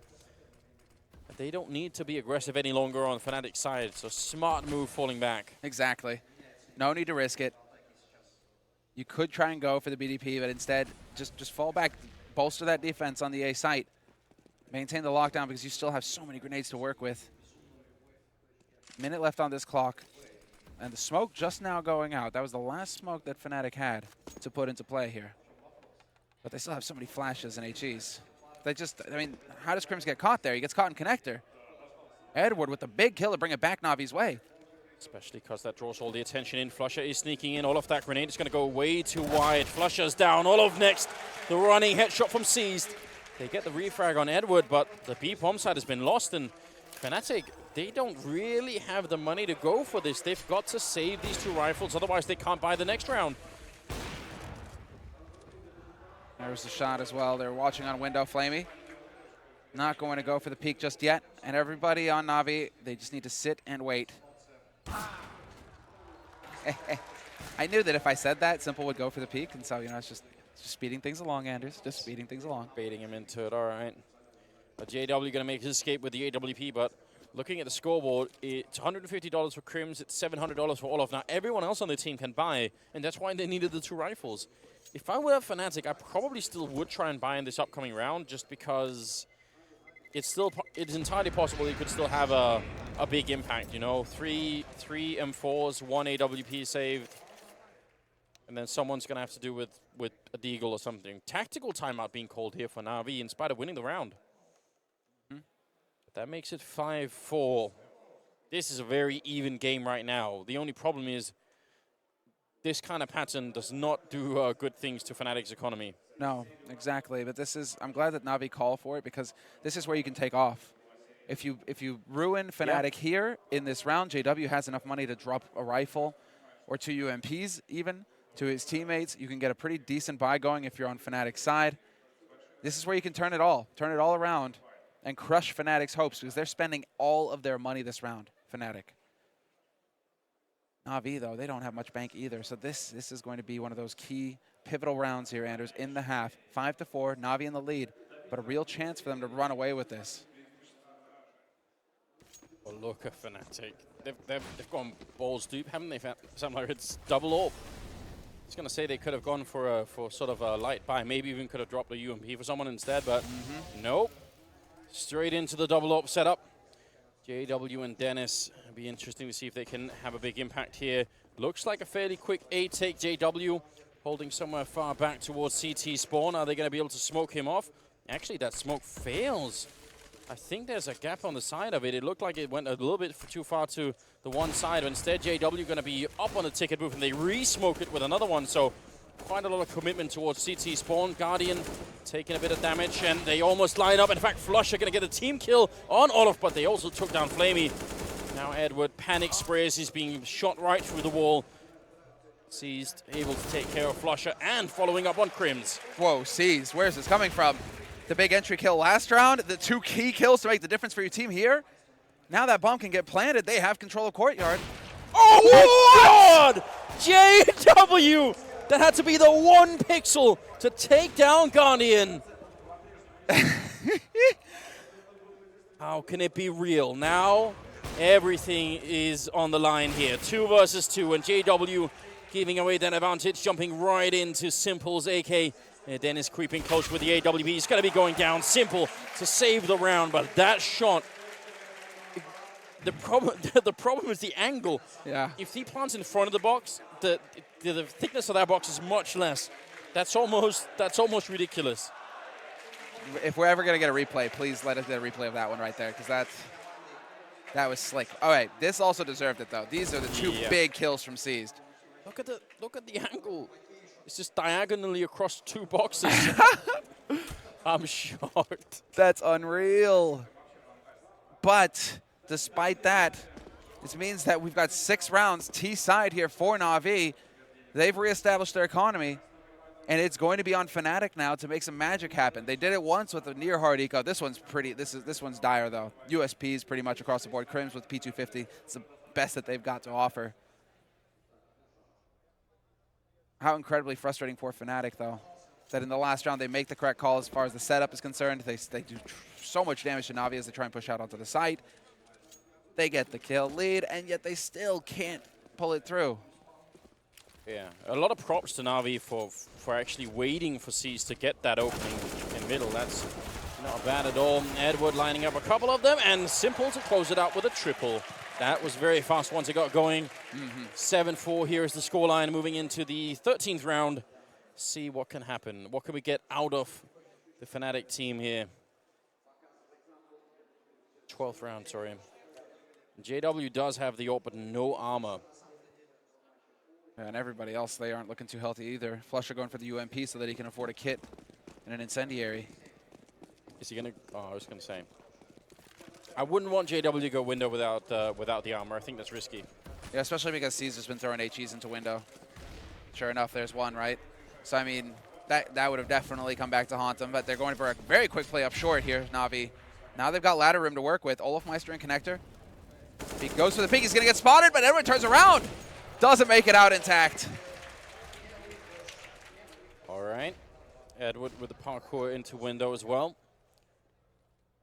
If they had continued around the corner into B, they would have run right into JW and Flusher. That could have worked out good for Fnatic now. They need to make up their minds. Flusher's gone down. JW alone, a lot of targets. Flick misses, and now he's being closed in on. He gets the 1 kill, but any second now trying to make it out. The Guardian going to catch him. Crims just scattering with the M4, trying to save that. Yeah, back off. The thing is that Na'Vi have every reason to hunt him. They do have the economy. They can afford to rebuy. No problem at all in the next round. So sacrifice a couple of players. See if you can't get that M4. Oh, I'm not a huge fan of Guardian being alone, but then again, Seized is about to cut him off in Palace, and so this should be it. He's about to get sandwiched in here, Crims. Yeah, I doubt he's going to live through this round. He does see the shadow at least, but Seized, they're definitely on point this game. He's got 9 kills at the moment. Top of the scoreboard, though, is Simple. And Edward actually right behind at 11 kills, which is tied with JW on the other team. That gives you a picture. It's still disturbing to see Olof at 2 kills, Dennis at 5. Needs more than that. I don't know if I should be laughing or not, but I think I recognize the meme. The meme is there. Gotta stay on top of your memes, Semler. It's like a daily chore at this point. Just go and, you know, find out, are there any new memes that I need to know? Or is it worth the effort? Of course it is. How can you ask that? Obviously. Memes are the new currency. Well, I don't know if memes are going to win Fnatic this game, though. They're going to have to go really deep on that one. 3 Deagles at the moment. 157, 1 C-set, 75, and a couple of flashbangs. They are sort of grouped up towards the middle, so they could try and flash their way in, but we can tell on the minimap that it will be instead. And another A-take here. Crims, first point of contact. They have gone for this in the past. That shadow, though, is going to give Guardian away. Nicely timed shot there from Crims just to do a little bit of damage to the AWP. But this, I mean, this is what Na'Vi want to go for. They've rinsed and repeated this, and it got so close last time. It's been too long since we've had a real sort of Deagle round. Maybe this could be it. Dennis will pick up 1 kill, and there's JW with the body shot to Edward to take him down, but it's just not enough at this point in time. There's Olof with a CSET 75. That's a nice catch. Simple down before he hits the ground. Flusher getting a headshot as well. And now it's a 2-on-2, 30 seconds. The bomb is right in front. Flusher, can he get another one? No, he's going to miss the chance. And Olofmeister sneaking into middle. He's just got 18 bullets here. Does tap away and drop Guardian. And now it's a 1-on-1. Flamey versus Olof. This would be a huge round for Fnatic if they could somehow pick it up. They've had a very rough first half. There's the flashbang. Flamey trying for the bomb plant. And Olof coming in from the other side, but he actually stops the plant for a moment. That could be lethal now. Olof can sneak even closer. He fakes it again, and Olof is not buying it. Now there's only 4 seconds, and he's going to be finally able to get the bomb down. Olof, very patient. Maybe too much. Oh, my God! Olofmeister. Ice cold. Before this round, he had 2 kills. And then he saves it with a triple CSET 75. Ridiculous. It's all about the quality of the frags, Anders. It's all about the quality of the kills. Olofmeister with 3 huge frags. The clutch to keep his team in the run here. 5 rounds now for Fnatic. 2 rounds left in this half. And, well, obviously, it's imperative that Fnatic pick up the remaining 2. Olof has given him a chance. Yeah, a really, really big chance. Hashtag grill. They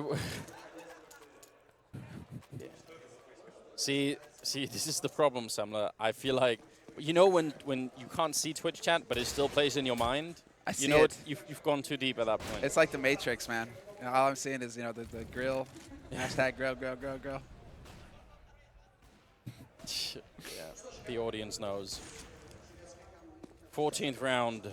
I think the difference that it's made for Fnatic, if they can win this round and the next one, then actually Olof, in spite of only having 5 kills, could have been the main contributor to keeping them in the game.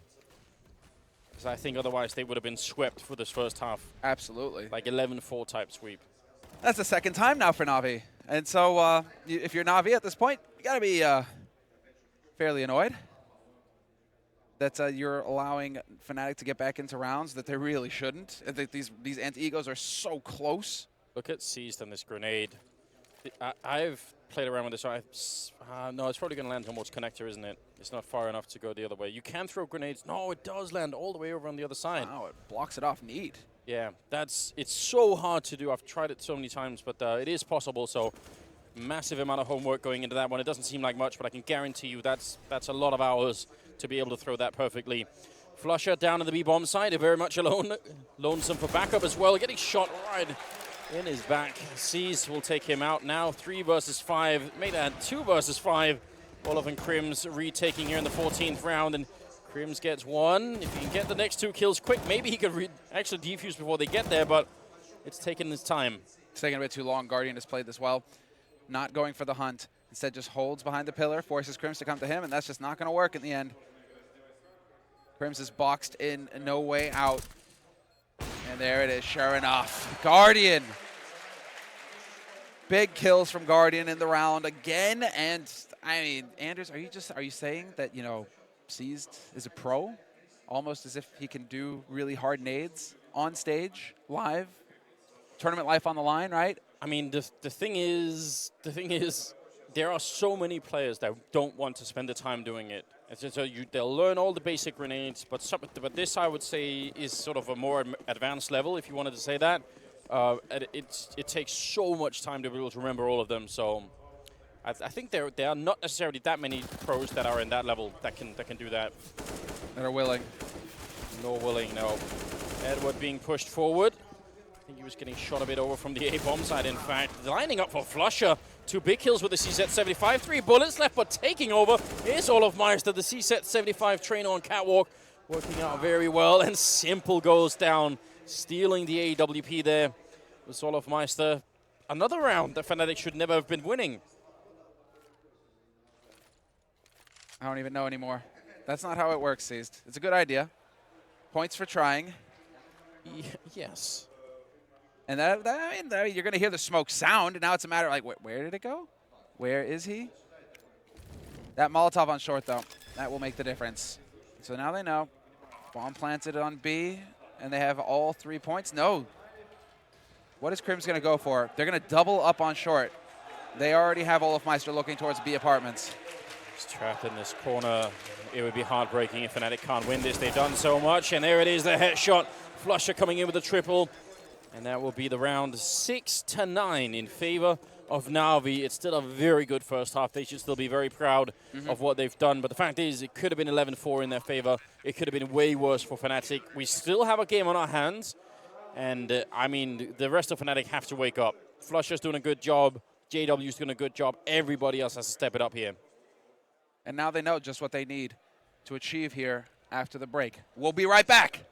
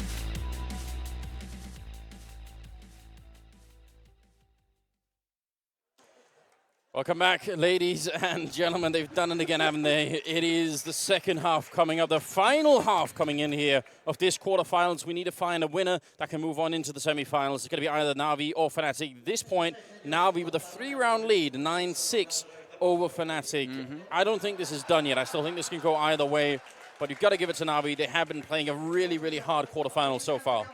No, it's tip for tat here, Anders. This is definitely possible for Fnatic. You win that pistol round, boom, you're tied up, and all of a sudden we've got a game on our hands. It's up to Na'Vi here to show true resilience and pick up the pistol on the CT side to start strong. And so now we see what we have in store for us here. We've got 2 smokes in play, and once again, Olafmeister, the beast. He's got that Tech 9 Kevlar combo. Double Tech 9. Dennis has got it as well.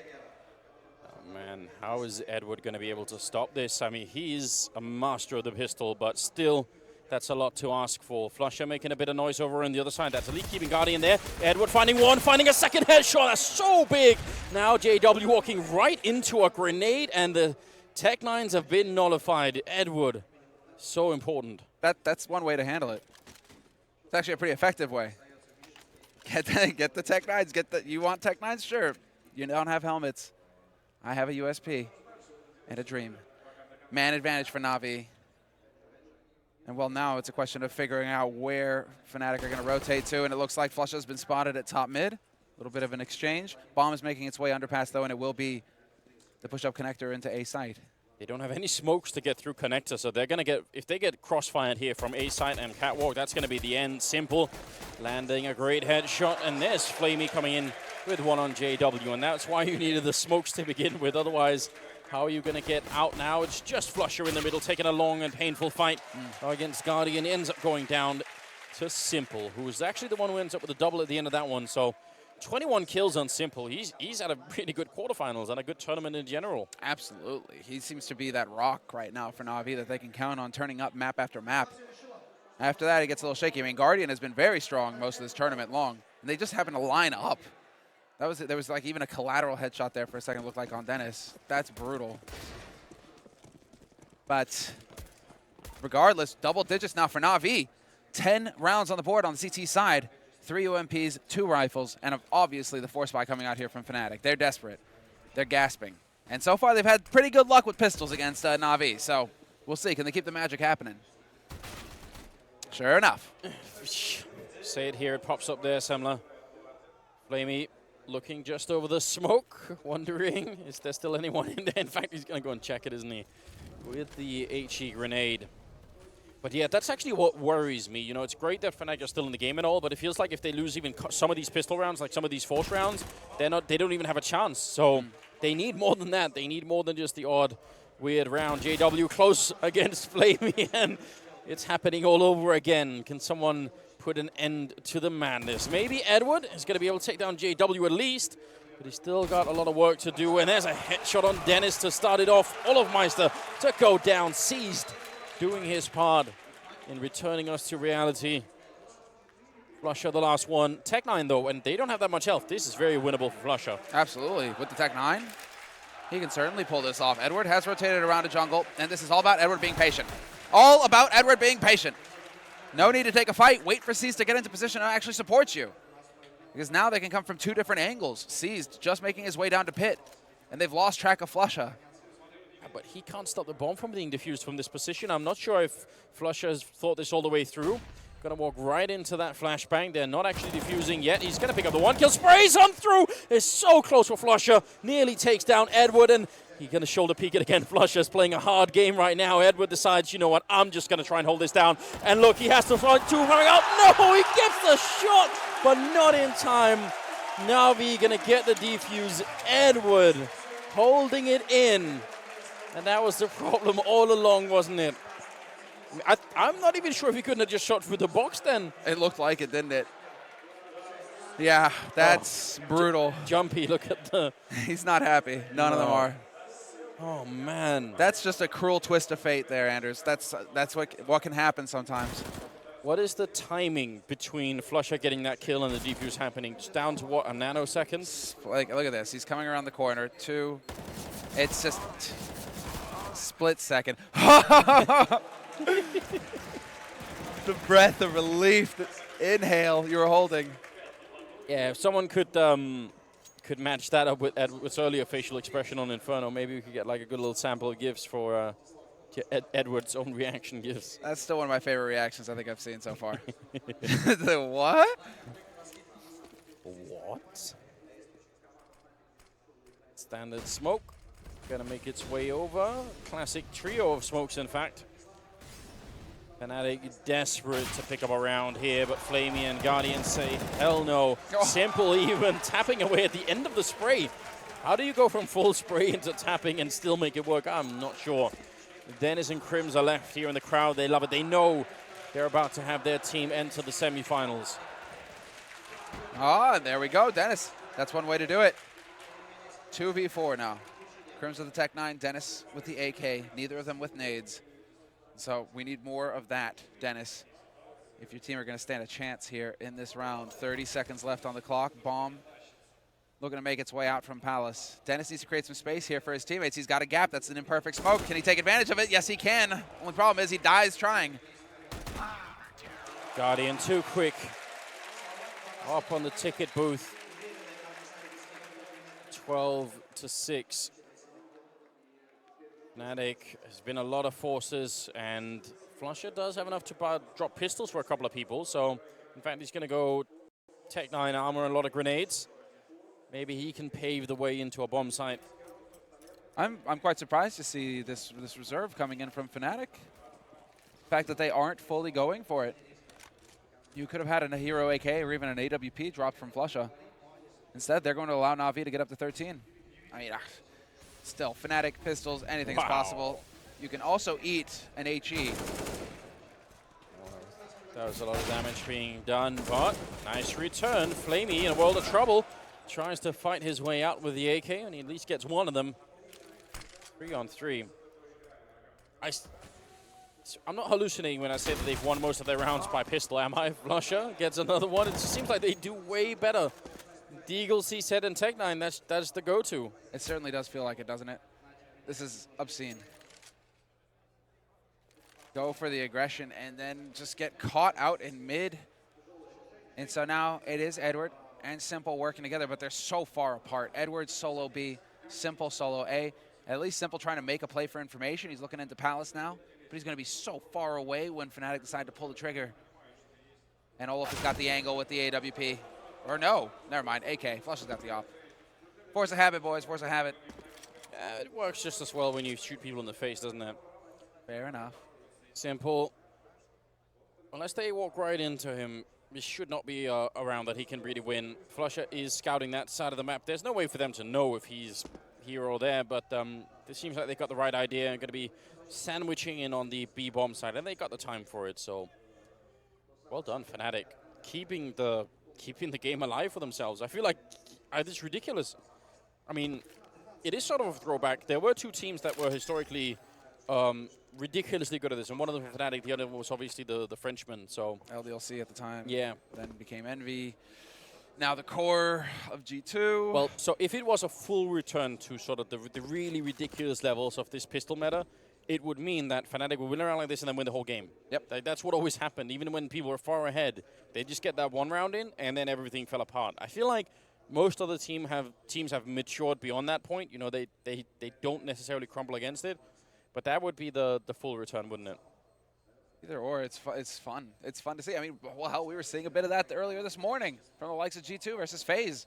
The number of pistol sorts of scenarios is unbelievable. Yeah. It really feels like both of these teams now, they're coming back into their own, and well, this was definitely one of their calling cards, just wrecking you on eco rounds. 7-12.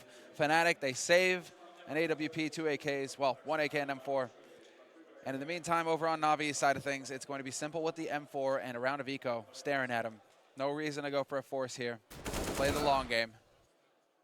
Yeah, that's the C's close window. You can see why he wants to get up there with the shotgun, maybe peek into mid, but Fnatic one step ahead in that scenario.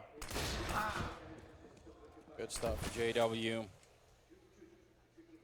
Just got to hold on to it here. Make it 8-12. Keep the economy flowing and deny it for Navi. They are stacked up towards the middle still. A lot of them in the ladder room, it seems. Climbing all over the place. Trying to set traps, trying to play off a Simple, it looks like, who has that M4 in ladder room. The bomb making its way through underpass towards that B apartments. Not the M4, Semler. The Howl. There's a difference. Stop. Just, all right, so. Crims, there's just howls all over the place then. Yes, indeed. Edward. Trying to see if he can recover it. Oh no, it's fallen back. Can he actually get it? He must be able to. He's take advantage of the smoke. Do like a MacGyver and use your belt to try and sort of lure it out. Just do something, anything. Get the M4 back. Oh boy. Are you kidding? They're sacrificing the M4 Anders. That's it. It's a howl. Can't believe There's more of a squeak. Oh well, pistol works as well. Picks up. The AK does get a bit of grenade shrapnel on him, and Flusher will take that kill on Flamey. Edward and Seized are both going to make their way out, deciding it's not worth it. Probably the safe choice. Still very sad that Howl got lost back there. I'm not. It's an A4. If he did like a Howl M4 A1 silenced, I would be all over it. I would have the Howl for days. A4 though, really? It's the best, really, isn't Anders? it? It's the best. You just like it because you can spray and pray. I just you have like 10 more bullets. I literally just I like it because I have the skin. That's the difference for me. All about the skins. 8-12 here, favoring Navi still. And a pause has been called. Not sure if it's tactical or technical right now, but regardless, somehow Fnatic are still in the game. It really feels to me like Navi, when it's sort of even rifles versus rifles, and actually Crims went down at the end there. But yeah, even when it's rifles versus rifles, it seems like Navi just have a better game. But then all of the rounds that Fnatic are supposed to be losing, where they get, you know, sort of knocked straight into double eco and they probably lose the game, then they win them with C's heads and sort of they sort of come back and stay alive anyway. It's kind of madness. Fnatic go home. That's a bit mean, isn't it? Well, I mean, I guess Fnatic, that's like fueling them, actually. If they see that, they're like, right, okay, I guess we got to wreck Na'Vi even harder now. Yeah, I like it. I've never understood why people complain about this on social media. That, oh, the crowd is booing the other team. Like, yeah, in this and every other sport. Yeah, right. That's what it means to be the away team. No, but everybody loves everybody, Anders. Yeah. I'm not a fan of that. I like it. The crowd should be cheering for their team. Oh my God, Grills! The camera operator is certainly on point. He's got it figured out. So, 21st round here, and the timeout has been cancelled. there was a time, though, when Fnatic, I think that they're recovering now, obviously. Olofmeister, one of the biggest stars in CS. They've probably gotten over that hurdle. But that time when they were just the most despised team in CS, hands down, flat out. Yeah, and, for no apparent reason. And they were getting booed. They were getting whistled at. There was just everything short of throwing stuff at them on the stage. And yet that was one of their most dominant periods where they just steamrolled. So contrary to what you think, Fnatic, they almost thrive in that situation. Yeah, they channeled it. No, but I mean, I'm glad we've at least moved past that as a community. That level of ridiculousness has come to an end, it seems. That was hard. That was a hardcore scenario. 21st round here. AWP on Guardian and one on JW as well. Grouping up towards the A side, that wallbang almost connecting. And you actually can shoot through the little increase in the wall there, the top of the wall. You can shoot through that and headshot people that are down by the truck. That's perfectly possible, but no one ever does it. No, I'm kind of wondering what the hell happened with C's there for a second. It almost looked like he bumped his mouse, or like his mouse stopped working, so he just was running in a straight line facing the same thing. Looks like he's good. He's good again now. That was a little bit weird. 45 seconds left on the clock, though, so it's about to get weirder because Fnatic have to make a play without a whole lot of time to do it. Yeah. They have the mid control at least, and they've put Olofmeister in Palace once again. I was going to say, Flamey goes down in window here. The last two players on that A-bomb side aren't going to be too happy. Flamey needs desperately to stay alive. Flashbang out, smoke is in. 28 seconds. My God, Fnatic, this is going to be right down to the edge. Once we get going here, they can't stop. They have to keep going. 20 seconds, Fnatic. This is way too close. Now, finally, the Swedish team going to make their way on. They open up on Flamey. That's a strong start. Refrag comes in. Simple with two great headshots. A third one. Simple still 9 bullets, but he can't make it work. And they also took down Guardian and CT Spawn, so now the bomb going to be planted with 6 seconds left. Can they stop it? Flusher getting a headshot, taking down Edward. And now Seized up behind the box. Can he get the kill? He's by jungle at the moment. He's got them both sandwiched in. He's got to pick up one. And now JW hiding inside. Deagle swaps out for the M4 there instead of the AWP. And now Seized with a high ground advantage, trying to see if he can locate him somewhere. He knows where he is, turns around for a JW. Just waiting for that bomb, his face showing not quite enough in time. And Seized sneaking around, even jumping JW. Such a long fight, and the bomb is ticking, and there's the shot coming through. Seized getting the double and winning the round, making it 13 for Na'Vi. It's my turn to breathe again here. What a tense situation. That's incredible. Boom. Ah, man, and Simple, again, it's the star power making all the difference. Flamey got wiped out. You're thinking this is it. You're correct in pointing that out. If Flamey goes down, the guys are pinned on the site. They have nowhere to go. It's get the kills or die. And sure enough, Simple's there to deliver. What a shot from Flusher, though, on Edward. That is not easy to do. Man, see the deep breaths that are being drawn here from Na'Vi. They realize that Fnatic is a tough opponent as well. And that was down to a one-on-one. Very patiently played by Seized. There was really no panic, no fear being shown in his movement there. He just had that unlock. Oh, JW taking down Flamey. That's one way to get started. Still alive, our Fnatic. Once again, the man advantage for the Swedes. Now this is going to decide. I mean, basically, Na'Vi trying to figure it out, but they're definitely not expecting Crims to have an eye on window. A free kill. Seized is gone, the hero of the last round, tombed. Oh no. And now Na'Vi down 2 players. Fnatic still very comfortable in this sort of situation. Na'Vi gonna go for a 3-man stack on B. I would love it. I think that's a great idea.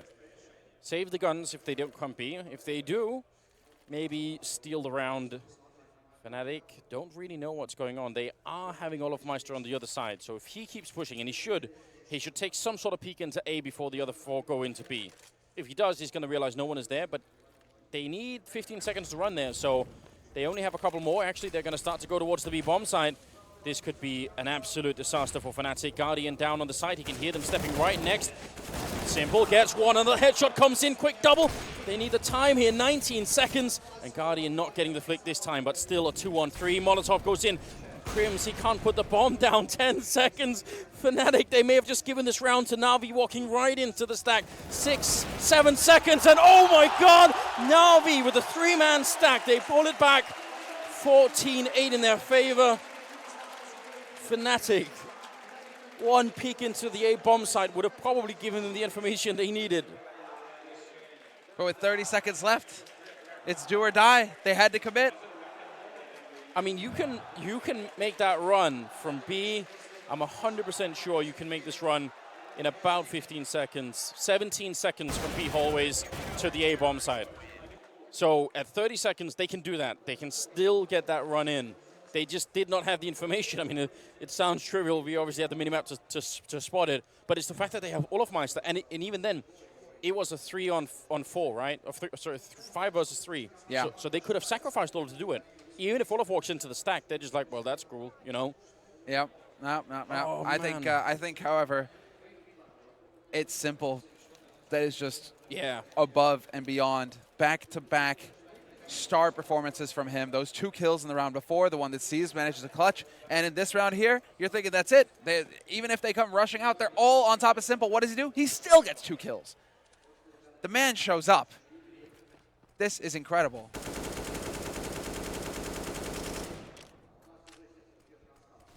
Well, Fnatic had done a good job hanging on. Now they're hanging on by a thread here. This is right at the limit. Triple Tech 9, 2 AKs, plenty of grenades. One decision, A or B, and they chose the wrong one. Do they stick with this call? It doesn't look like it. Simple starting to rotate back towards that A site. Moment's hesitation, perhaps. But they add 3 on B. After making some noise and committing a Molotov to its early grave, it is going to be the bomb rotating back with a minute left on this clock. They haven't committed. Fnatic just taking their time about this. Hoping for Na'Vi to make a mistake. Dennis can open up on Simple in the window here. They're right. Almost neck and neck in the smoke. Flamey's there as well, so I don't think Dennis is going to come out with more than 1 kill if he can. The patience almost showing. The rest of them with the bomb over on this side against Seized. And down in the bomb side itself is Edward. So 30 seconds once again. Are they going to be able to make the first part of this work? Edward. Seized going down first. Edward staying strong with a big double kill. And actually, I think Simple stole one of them at the end, but still, it's 15 rounds for Na'Vi here. 1 more, and they're going to make the semifinals here at SLTV Star Series. Simple dropping 30, nearly 30, 29 kills. Yeah, 6 frags in 3 rounds. Simple continues to shine. I wondered for a second if Edward was going to be quick enough to get up on the barrel, because I thought that's why Cease just sort of stood still there and waited. If he was going to be contact? Yeah, but didn't quite work out that way. Still, so worked out perfectly anyway. And now Fnatic. Default attack here. Tech9's, Deagle, UMP. It's going to be rough. What a second half. And now it is. A very quick execute onto the A site. Smokes galore. They have the nades and they have the Tech9s. Massive HE, though. So much damage taken by Fnatic. And now Guardian alive on the site. Looking for that point-blank AWP shot. Looking to deny the bomb plan. It's not going to happen. JW gets 1, and Guardian taking a bit of damage. Dennis has gone down in the meantime. Still a 3-on-3. And pushing into CT spawn. Crims can't make it work. And bomb plant, it is at least down, but can they hold on for long enough? JW missing every single bullet, and that will be 16-8 here as Na'Vi take down Fnatic and move on into the semifinals. What a performance. Winning the first map 16-6, the third map 16-8. They certainly deserve this spot. Yeah. star performances here. Incredible clutches. As far as the execution is concerned, Na'Vi just look on point here on Mirage. It was a one-sided affair in the end, but it certainly, the score doesn't tell the tale of just how close it was, how Fnatic never said die. No, Fnatic battled to the bitter end. I mean, I'm shocked they even held on for as long as they did. Some of these rounds were really ridiculous, but you can tell that the Fnatic team itself is starting to wake up more, like that they're still on their way back, and maybe it's going to take a couple of more months. But this was really an interesting quarterfinals. And Simple got to 30. And what a quarterfinals it was for him. He was out of control. It really does feel like they're finally finding the balance here. It's been a months-long struggle for Na'Vi since Simple has joined, the changes that have been made. But also you have to give it to Andy. It seems like right now the team is on point, and the new coach, perhaps this is the change as well that was made. Starix leaving the roster, the active roster at least, getting replaced by Andy, their analyst. Yeah, it's hard to tell exactly what it is that it comes down to, but you can feel the difference in watching them play. And even some of the upsetting rounds that they lost, and they lost a lot of them to CSEDs.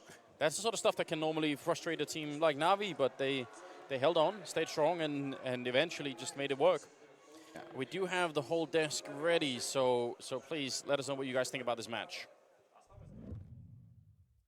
A first time for everything, and Na'Vi have finally done what seemed impossible for so long. They have taken a best-of-3 offline versus the Swedes. History written for them, and it could continue tomorrow as they secure themselves a spot in that semi-final, and some historical names for the desk as well. Got myself, Thorin, Moses, and YNK for this one, and I mean, we start with that thread, don't we, Duncan? We have to talk about the fact that this has evaded them for so long, over years of Counter-Strike, and then it starts here in Kiev, of all places. Yeah, and the key thing is, in the early days when it happened, the difference was that was the way the matchup was supposed to go. Fnatic were the #1 team, Na'Vi were the underdogs battling their way up.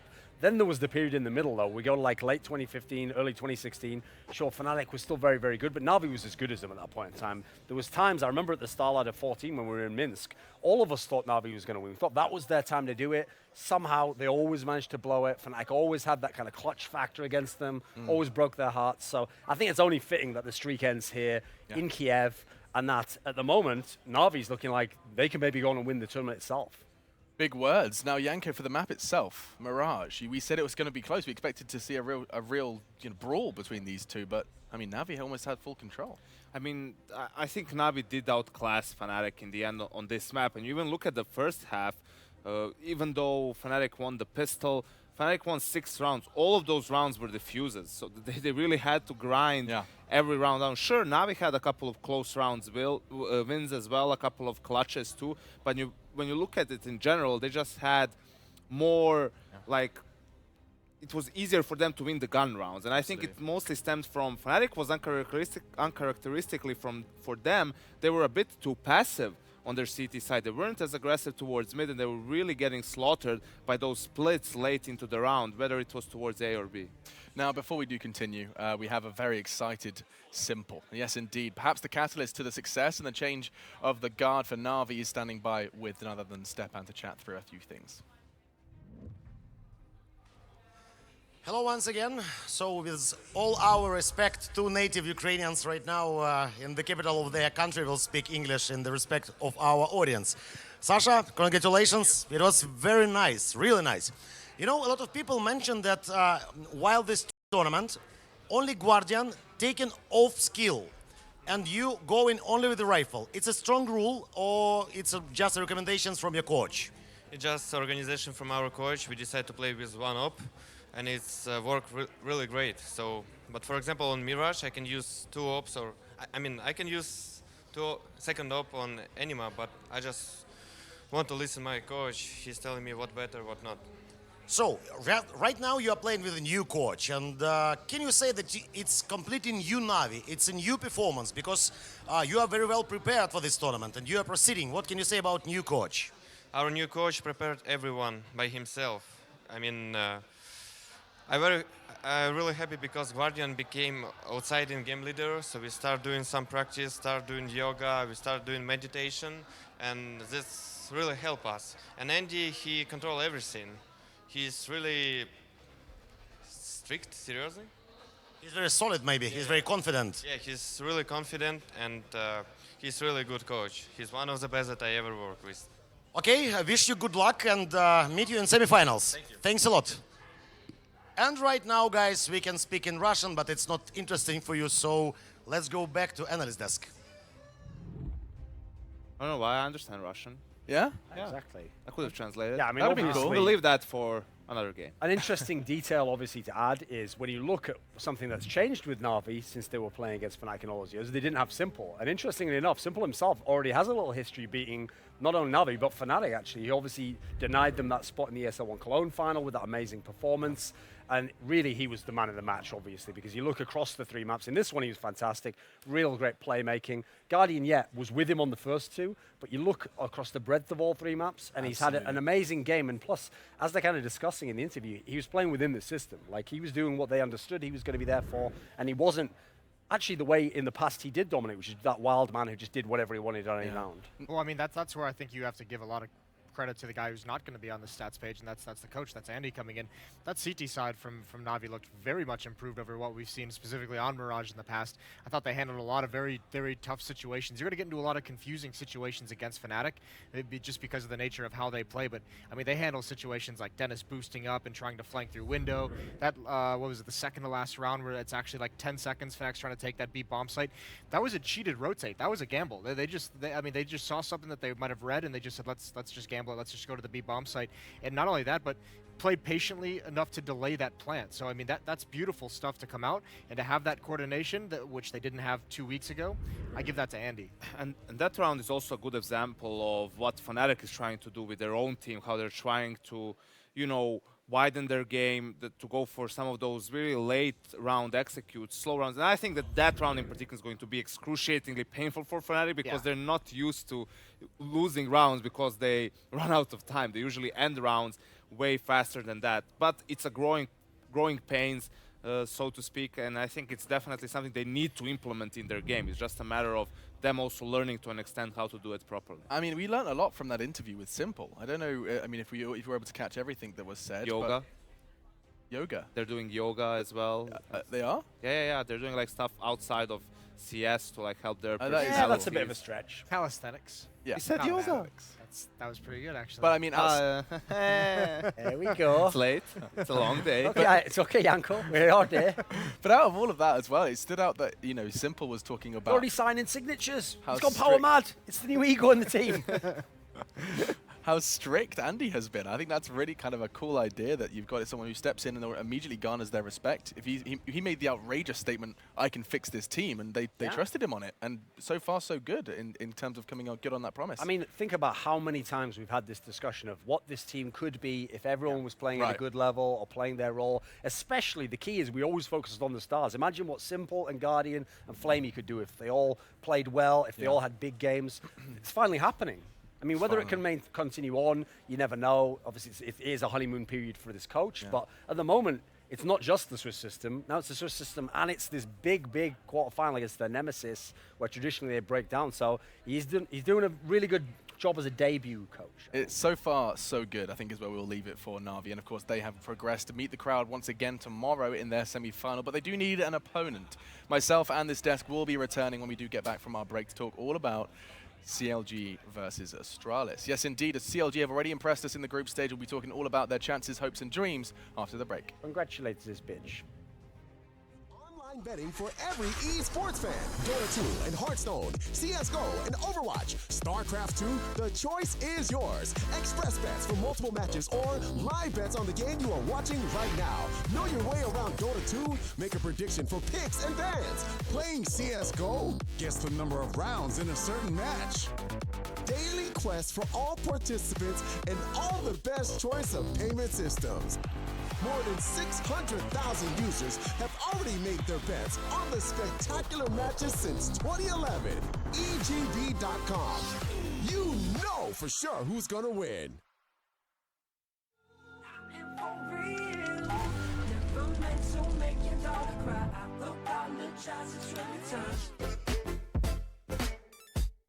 Yeah.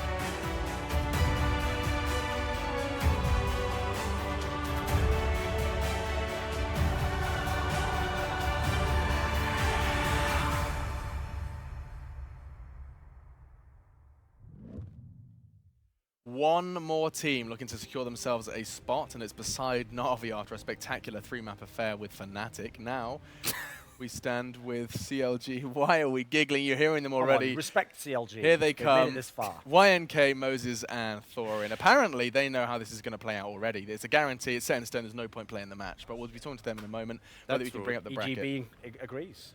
Yeah, EGB. What were the odds They again? told me that I know I'm going to... Listen, they told me what I always wanted to hear, that I know who's going to win. I mean, I already knew that, but... The odds did come up from our sponsors, I think it was like 1 to 6 or EGB. I something. think it's around 1 to 6. We can bring that up any moment now. But with that said, I would love to be able to display the bracket just to inform our viewers as well as to where we stand. But there it is, 6-1. It makes a lot of sense when you have defending world champions, undisputed best team in the world, with a team that has struggled to make much of an impact recently on even a domestic scene. Jason, talking a domestic scene, I think it's best you step in here. I don't know. Did you want to? Okay, yeah, I'll just talk about that then. Yeah, on the domestic scene, CLG, they just have young talent, and I mean, before they brought FNS back, they were basically. They basically had nothing. They weren't really a team that was even interesting to kind of watch at all. And they bring them back. I mean, after the departure of Jarek, after the departure of JDM, it was just kind of like, where's this team even going to go? The Cutler was playing poorly. They had Kusta from Liquid, but I mean, there was nothing like around him, and there was no indication that he was even going to grow in any kind of potential at the time. So FNS coming back really revitalized this team, as well as obviously Ethan coming in. They get Ricky from Renegade, so now they're starting to look like they have something. The impressive thing about them is, from some of their games, they just actually have, a method to like taking map control of things. That's like the most simple thing in the world. They actually show that they have like this plan of attack on the map. But this is a very tall task. A tall task very indeed, tall and I mean we've seen surprises already today, Yanko. I mean I know I'm Mr. Silver Lining, but FaZe beating G2 was not anticipated. Hellraisers beating North was not anticipated. One more couldn't hurt. I can tell you, Alex, if CLG beat Astralis, that will also be not anticipated. I didn't know what was going to happen there, and Thing nothing is, though, did. I That think was great. Aside from like in best of one, obviously you got Vegas Squadron beating Nip, etc. That's pretty shocking. But I think if Astralis #1 team in the world, champion of like 3 of the last 4 tournaments, if they lose a whole best of 3 to this CLG team, I think that's got to be like probably the biggest upset in the history of Counter-Strike. There you go. Look at that. That's what I was looking for, Duncan. I appreciate you. I appreciate you greatly, helping set the scene as to why this match means Also so much. CLG and Astralis, and there's the head-to-head. Of course, the CLG's roster is relatively. I mean, how new is it, Jason? That's a tough question for you. I mean, Ricky only joined. Yeah, recently, Ricky joined within the past month or so. so. Yeah, okay, so I about mean, 4 weeks. they're even sitting outside the playoff race in North America in the online league. So I mean, it's not like there's some team that's already blowing up the standings, and this is something that you could kind of see coming. This is already at this point getting into the playoffs is an overperformance out of this team. And obviously FNS only just came back recently. Yeah, that was and very an recent as integral well. part of what they're doing now. Yeah, and let's have touched on that a little bit because, Jason's already hinted at it, but I think we should explore it, Duncan, that they are playing with what was the way you described it? Like, bit of structure. It's clear that they have a game plan. They're playing smart CS. Yeah, I mean, I haven't seen the interviews with the coach, I'm a Pet, or is that his name? Yeah, no, he's okay. Used to be an analyst, now turned coach. Yeah, so, but as far as I can tell, I've got to give some sort of credit to both of them, because if you look at the way that they've played, they say that they've done their research for certain opponents on certain maps, and we saw them play against Gambit. Obviously, they had a good game. They played against Gambit and Immortals. Who was the one they beat? The last one, Immortals, obviously from their region. And it does seem like they've done their homework. It doesn't look like they just fluked their way into some of these wins. Now they've certainly had maybe some over performances by some of the players, but they're playing team success. Yeah. This is like actual proper Counter-Strike to some degree. And I mean, it's NA standards, so yeah, it's proper Counter-Strike, Jason. Don't laugh. They actually are playing like a team, and they haven't even needed yoga to get to this level. Sure. But, I mean, from the 2 wins they acquired were Gambit and Immortals. In stark contrast, Astralis wins came against teams such as Fnatic, who you've just seen perform, and SK.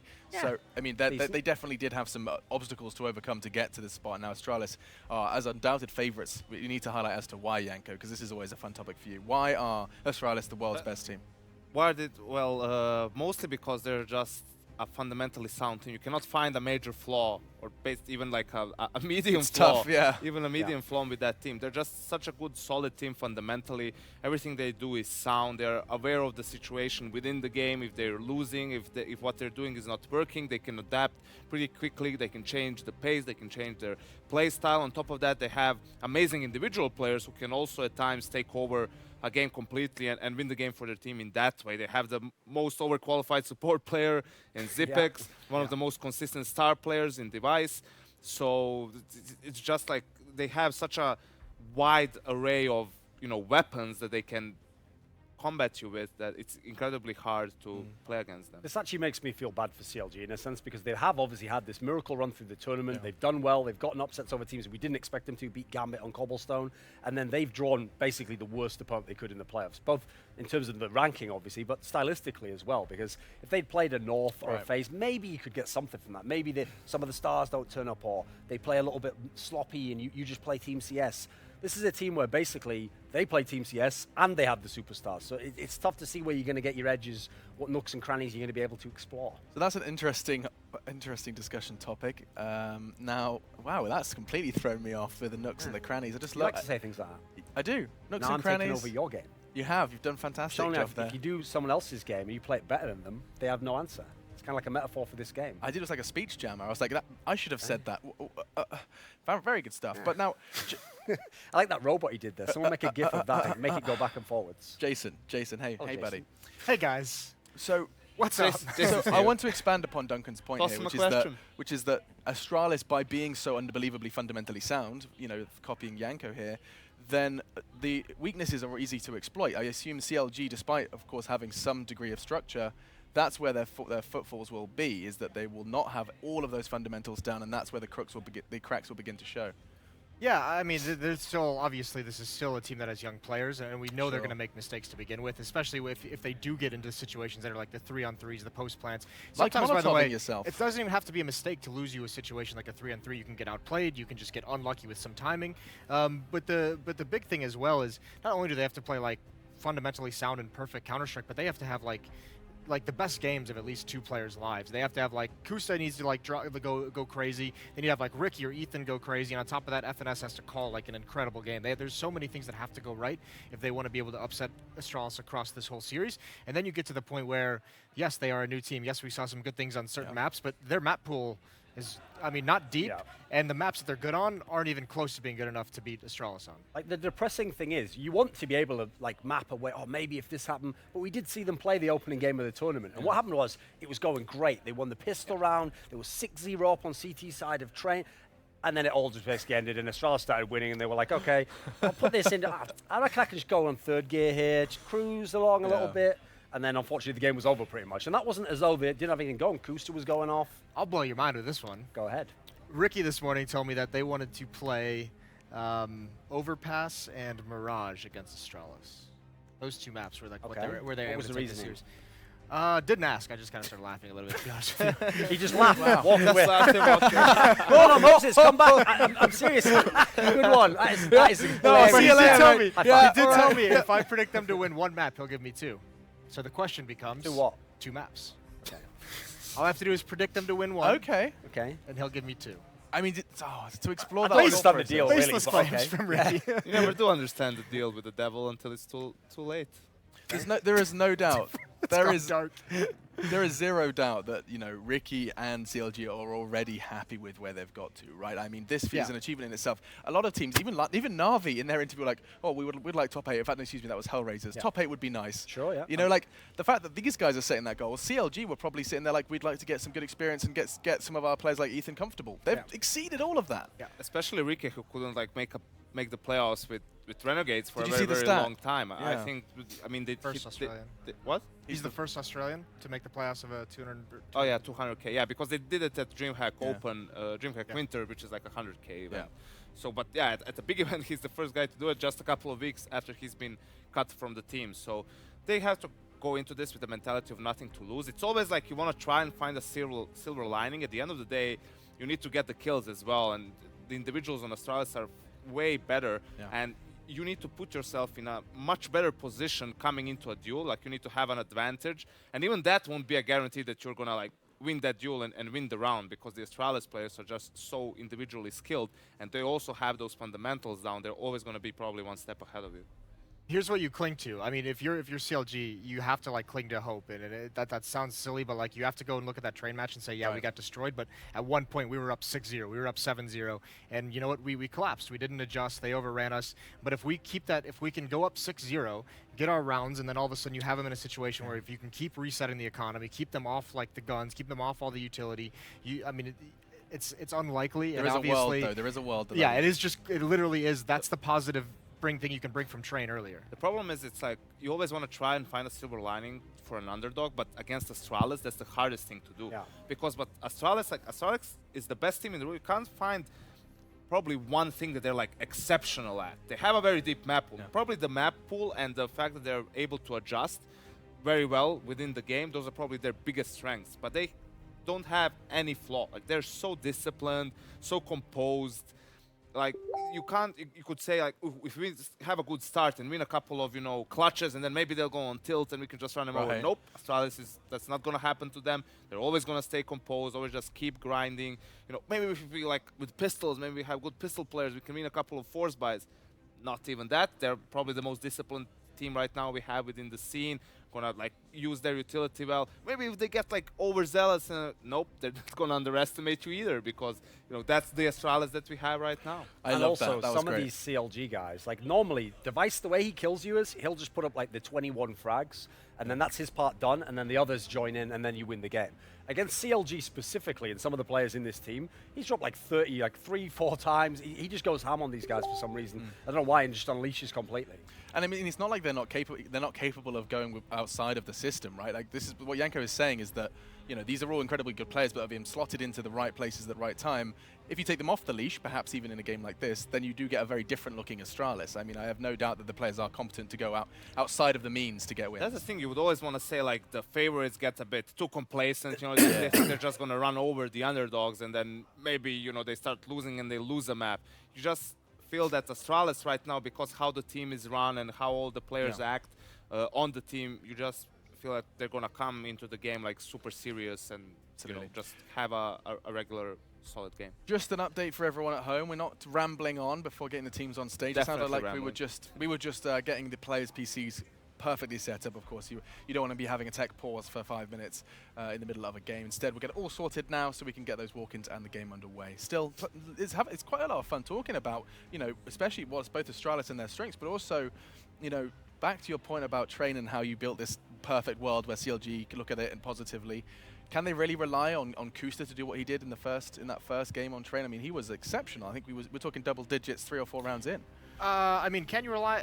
That's the question, because I mean, he's obviously been consistent over the past month, but before that he was a little bit up and down. But I mean, you have to. I mean, there's no other option for CLG than to rely. You can't, because you're going to have to take risks somewhere. You can't just. Honestly, we say they have to play fundamental Counter-Strike, but in order to gain some kind of advantage, you're going to have to take risks as well. So you have to be able to rely on Kusta to be successful with the AWP. You're going to have to rely on Ethan to just play a standard game. You can't have one of his off games. He's going to need to show us something more than he did earlier in the tournament. And that's kind of the scary part about it, is that you have to rely on people who haven't proven that you can quite yet. It's not a bad thing. I mean, this is like either they show up and you're like, great, this is awesome. Look at like Yanko the other day described the best way CLG can make that leap is to see like the potential, see the ceiling of some of these players. This is a great opportunity to do it. Absolutely. I mean, we will continue to highlight exactly what CLG are capable of, but I want to start that discussion because I have absolutely no ETA on when those walk-ins are coming in. Okay. Lovely. So it's also helpful that some guys just playing on repeat that song like from the Kyo video. Yeah. And that's not totally The not banger, distracting. isn't it? Yeah, I love it. Can you hear it? Where are you hearing this from? I don't know. Somewhere behind me. Sounds good though. Can't hear anything. I'm evidently partially deaf. I've learned over the course of this week. Just in general, just in total. So the discussion I wanted to have then is regarding where the NA hierarchy lies right now, because. So if we list about, it was Optic for a great deal of time recently. Liquid at one point when Simple was hanging out and they were looking great. We had Cloud9, their Sao Paulo win. I mean, there is nice dabs of NA brilliance, but where do we put it all together? Sorry, brilliance seems to upset you. What's a dab, Alex? Dab is what you do when you get like a small thing and you dab something like a cotton wool bud. I mean, that's kind of really that is kind of what NA is like. You got one team, they're down. You got another team, they're down. Next thing you know, they're both up, and you want to just look away. He really took that and rolled it, didn't he? Duncan doing us all a service and making the dab as uncool as possible. Just a sucker for those Reddit posts, huh? Yeah. Don't try this at home. Right. So anyway. No, but okay. So back to the question about NA NA hierarchy. I still think you put Cloud9 at the top, but the funny thing about it is that even Cloud9 doesn't have like that kind of methodology that we saw out of CLG the other day, like on Koppel specifically. When they took those A-halls, they had the 2 Molotovs down, they had the set flashbang, they had the set smoke as well, and they had the pattern of who goes first, who goes second. Even Cloud9 to a degree doesn't have that that down. I mean, it's a little bit more loose. Sometimes it's, you know, the Molotov is thrown. Sometimes it's just someone going based on feel. So I'd put Cloud9 up there at the top still. You got to go with Optic after that, I think, even despite some of the leadership struggles. I think after that, they're probably the 4 best, like, tooled players. Liquid right now is just kind of a mess. You don't know what you're going to get so with what them. happened? What is this Liquid story? Because, I mean, they've fallen out off my radar ever since they stopped turning up Just to wait for tournaments. Twist to join. They're going to be a Yeah, great I saw team that again. rumor. That's cool. Okay, cool. Okay, so Liquid disappeared off the face of the earth. I mean, their problem was they made what looked like actually the best move of maybe the last year in the NA scene, which is they had all these star players, but they hadn't had an in-game leader for a long time, basically since Adren left the team. And so, and they had Peacemaker, obviously, but the coaching rule kind of took him out of that equation. So they got Stanislaw from Optic. Remember, Optic at the time was having really fantastic results. Admittedly, they bombed the major a little bit. Maybe that's what set him off. Yeah. So they bring over Stanislaw, and everyone's thinking, right, this is the obvious #1 NA team. They're going to be the ones who even, like, the rest of the teams are a mess, but this team can compete. They've yet to qualify for LAN. I mean, they would be right here, right now, if they'd have been doing it properly. So that just shows you the disarray that they're in, is that they haven't even been to a LAN yet. They haven't had the G2 chance to do something, and they're already going to make a roster change, apparently. Yeah, it's good fun. Yeah, so drama in North America. It's just an interesting one because, you know, if you're not watching the online leagues, you don't get to necessarily see that many North American teams at events like this where there is that qualification spot and invites. Starting to see more Asian teams than we are North American teams. Yeah, 2 qualifier spots does help. I mean, even NRG's up there now, like in at least in the online leagues. We haven't seen that in a LAN yet. I mean, that's kind of the big thing. There's only like two to three teams at any one time of in North America that you'll see even going to the sporadic LAN, and then the rest of it is like flip a coin. You see what they are online, but you don't really know what they're going to be like at a tournament. So it's hard to kind of gauge where everyone's at. Even I am over in Europe at the moment, so I'm not even seeing the NA games. Right, exactly, which is why I imagine this is making your job slightly more difficult to fill us in. That's a statement right there. Even Moses doesn't watch EPL NA. Yeah. Everyone needs some therapy every now and then. Yeah. I just needed some time off. It's like going to a spa, take that month break. Wow, so I've just accidentally tightened my wristband. It's cutting off my blood circulation. That's really... Well, this desk has turned into a hot mess. I'll try that when I get back to the Oh, it's really, really not comfortable. Okay, so I'm going to have my hand amputated. We can talk about something. We've got any scissors? You spin the that thing. around and it opens up again. There we go. How to take off an event wristband with Machine Richardson. Actually, I've got Are you trolling me? Close up. This is cut it off when you do Close it. up on the hand. Keep going like that until Quick. it cuts it, basically. Thorn being helpful to another human being. Oh, it works. It cuts. Oh my Right, god. wait a second. You mean at all the events you've been to, you just have to hope, I hope I can get it off. No, You're I like usually putting just- soap I on usually your just hand, brute force burning it a like match that. on it. You screw that, it rips it. Oh, that feels good. Hot mess of a Okay. man. I nearly lost my hand. Yeah, I'm It's a okay. close escape, guys, but we made it. Hang on a We second. survived. This looks like The a best part walk-in. is he's gotten it off now. CLG! CLG! And can CLG pull it off? Let's find out. But first of all, why not open a hell case, put in the code SLTV, maybe get some skins. Have you got skin in the game, Moses? What's your favorite skin? My own skin? I don't know. I don't. You don't have any? You're not cool really, like that? I don't really care for the skins. I still have a. I like my Hyper Beast. It's pretty I have like sexy. an emerald pinstripe AK from like 10 cases ago. That's all right. I quite enjoy Quick, that. You're one. a hipster. You're a little hipster. Yeah, then. yeah, it is. It is a little I bit see. hipsterish, isn't Goes it? along with your jacket. What? Because it's green. Yeah.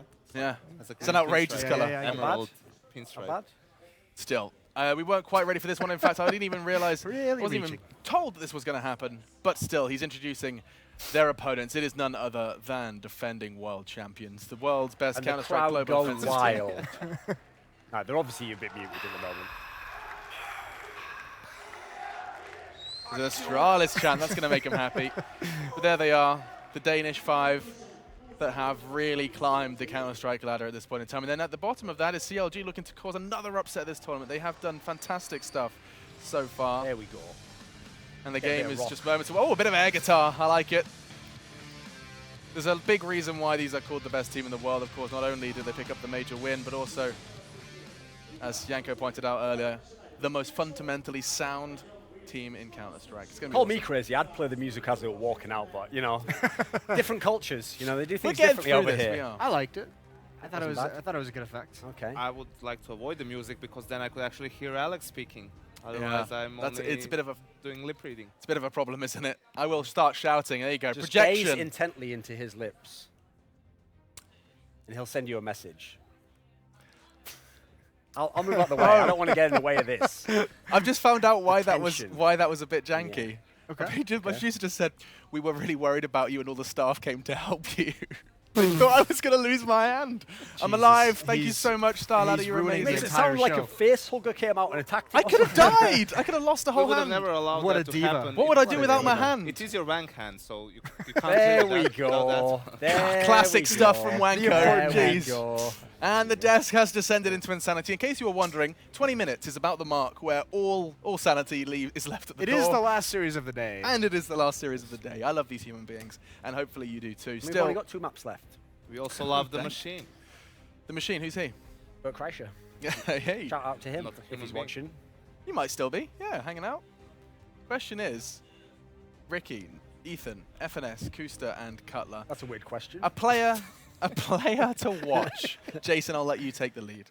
I mean, I think obviously you have to say Kusa, just because if he doesn't show up, like he's been proven to be like their kind of power player this tournament so far. He's been the best performer, and if he doesn't show up, then it almost feels like it doesn't necessarily matter against a team like Astralis. The other one would be, if you want to go for a second, would be Ethan, I think, just because he had a very impressive skill set. When we saw him in like the one game that he had like a very good individual performance, it was very impressive, and you can tell that's a high impact play style that he's in, and he's also playing spots that are kind of like anchoring bomb sites. So I mean, he needs to be impactful. Absolutely, he does. We are going to meet the rest of the team as well. And I think FNS's reintroduction into North America is quite interesting, Yanko. Just the fact that he kind of disappeared off the face of the planet for a while. Yeah, well, he went to that TSM team at the beginning of last year, and that team was decent for a while, like ECS finals. That's where they had their breakout performance, beating Astralis as well in that best. There you go. One. FNS I got think in ahead. FNS actually called for that team for like 2 weeks, and then they went back to Semphis. So FNS came in, they gave them the leadership. And that's when they lost Sick and Twists then, or Relic, something like that. They had like roster changes, and that team just disappeared on the face of the earth. Here we have Cutler in the end, another veteran. Also, Jason is his personal hero.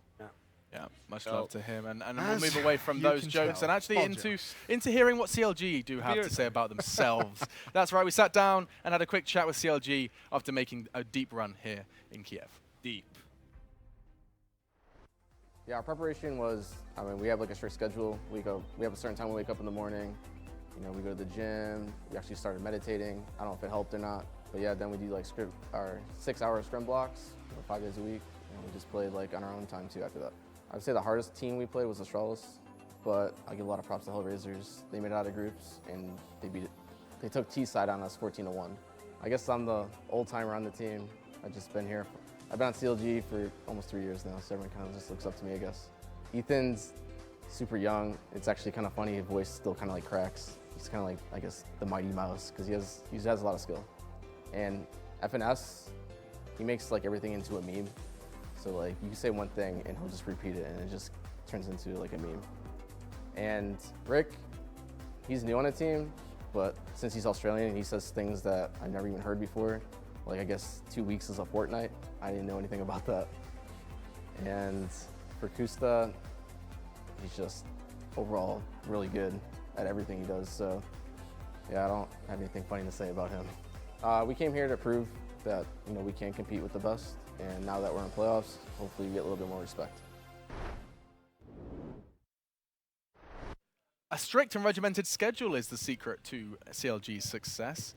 And it's interesting to see that hasn't always been, the applied state of practice regimes, even in Europe. I mean, I'm pretty sure some of the biggest names in successful Counter-Strike haven't necessarily had a regimented schedule like that of CLG they've adopted. And they have this whole house thing where it's all, you have to live in the house, work. We even have a organization chef. I've heard good things, actually, yeah. It's all right. Oh, you tried it? Oh, he's tried the CLG cuisine. Wonder why Jason was there. No, but if we had to... Let's not worry about that one, boys. How does CLG taste? At the food at the house, cooked by their chef. That was gold. That was fire. That's not bad. If we had to... Wow, wow. Okay, come on, if we had to come on, Alex, I'm a professional. Yeah, kind of. If we had to, gentlemen, I can't stop thinking about the chef. We have to. Alex, move on to Astralis. Yes. There it is. There we are. God, Duncan's just throwing some proper curveballs at me. These balls are curvy. Device, stop. Kirby, Glaive, Dufree, and Zipnik, stop it, all of you. Okay.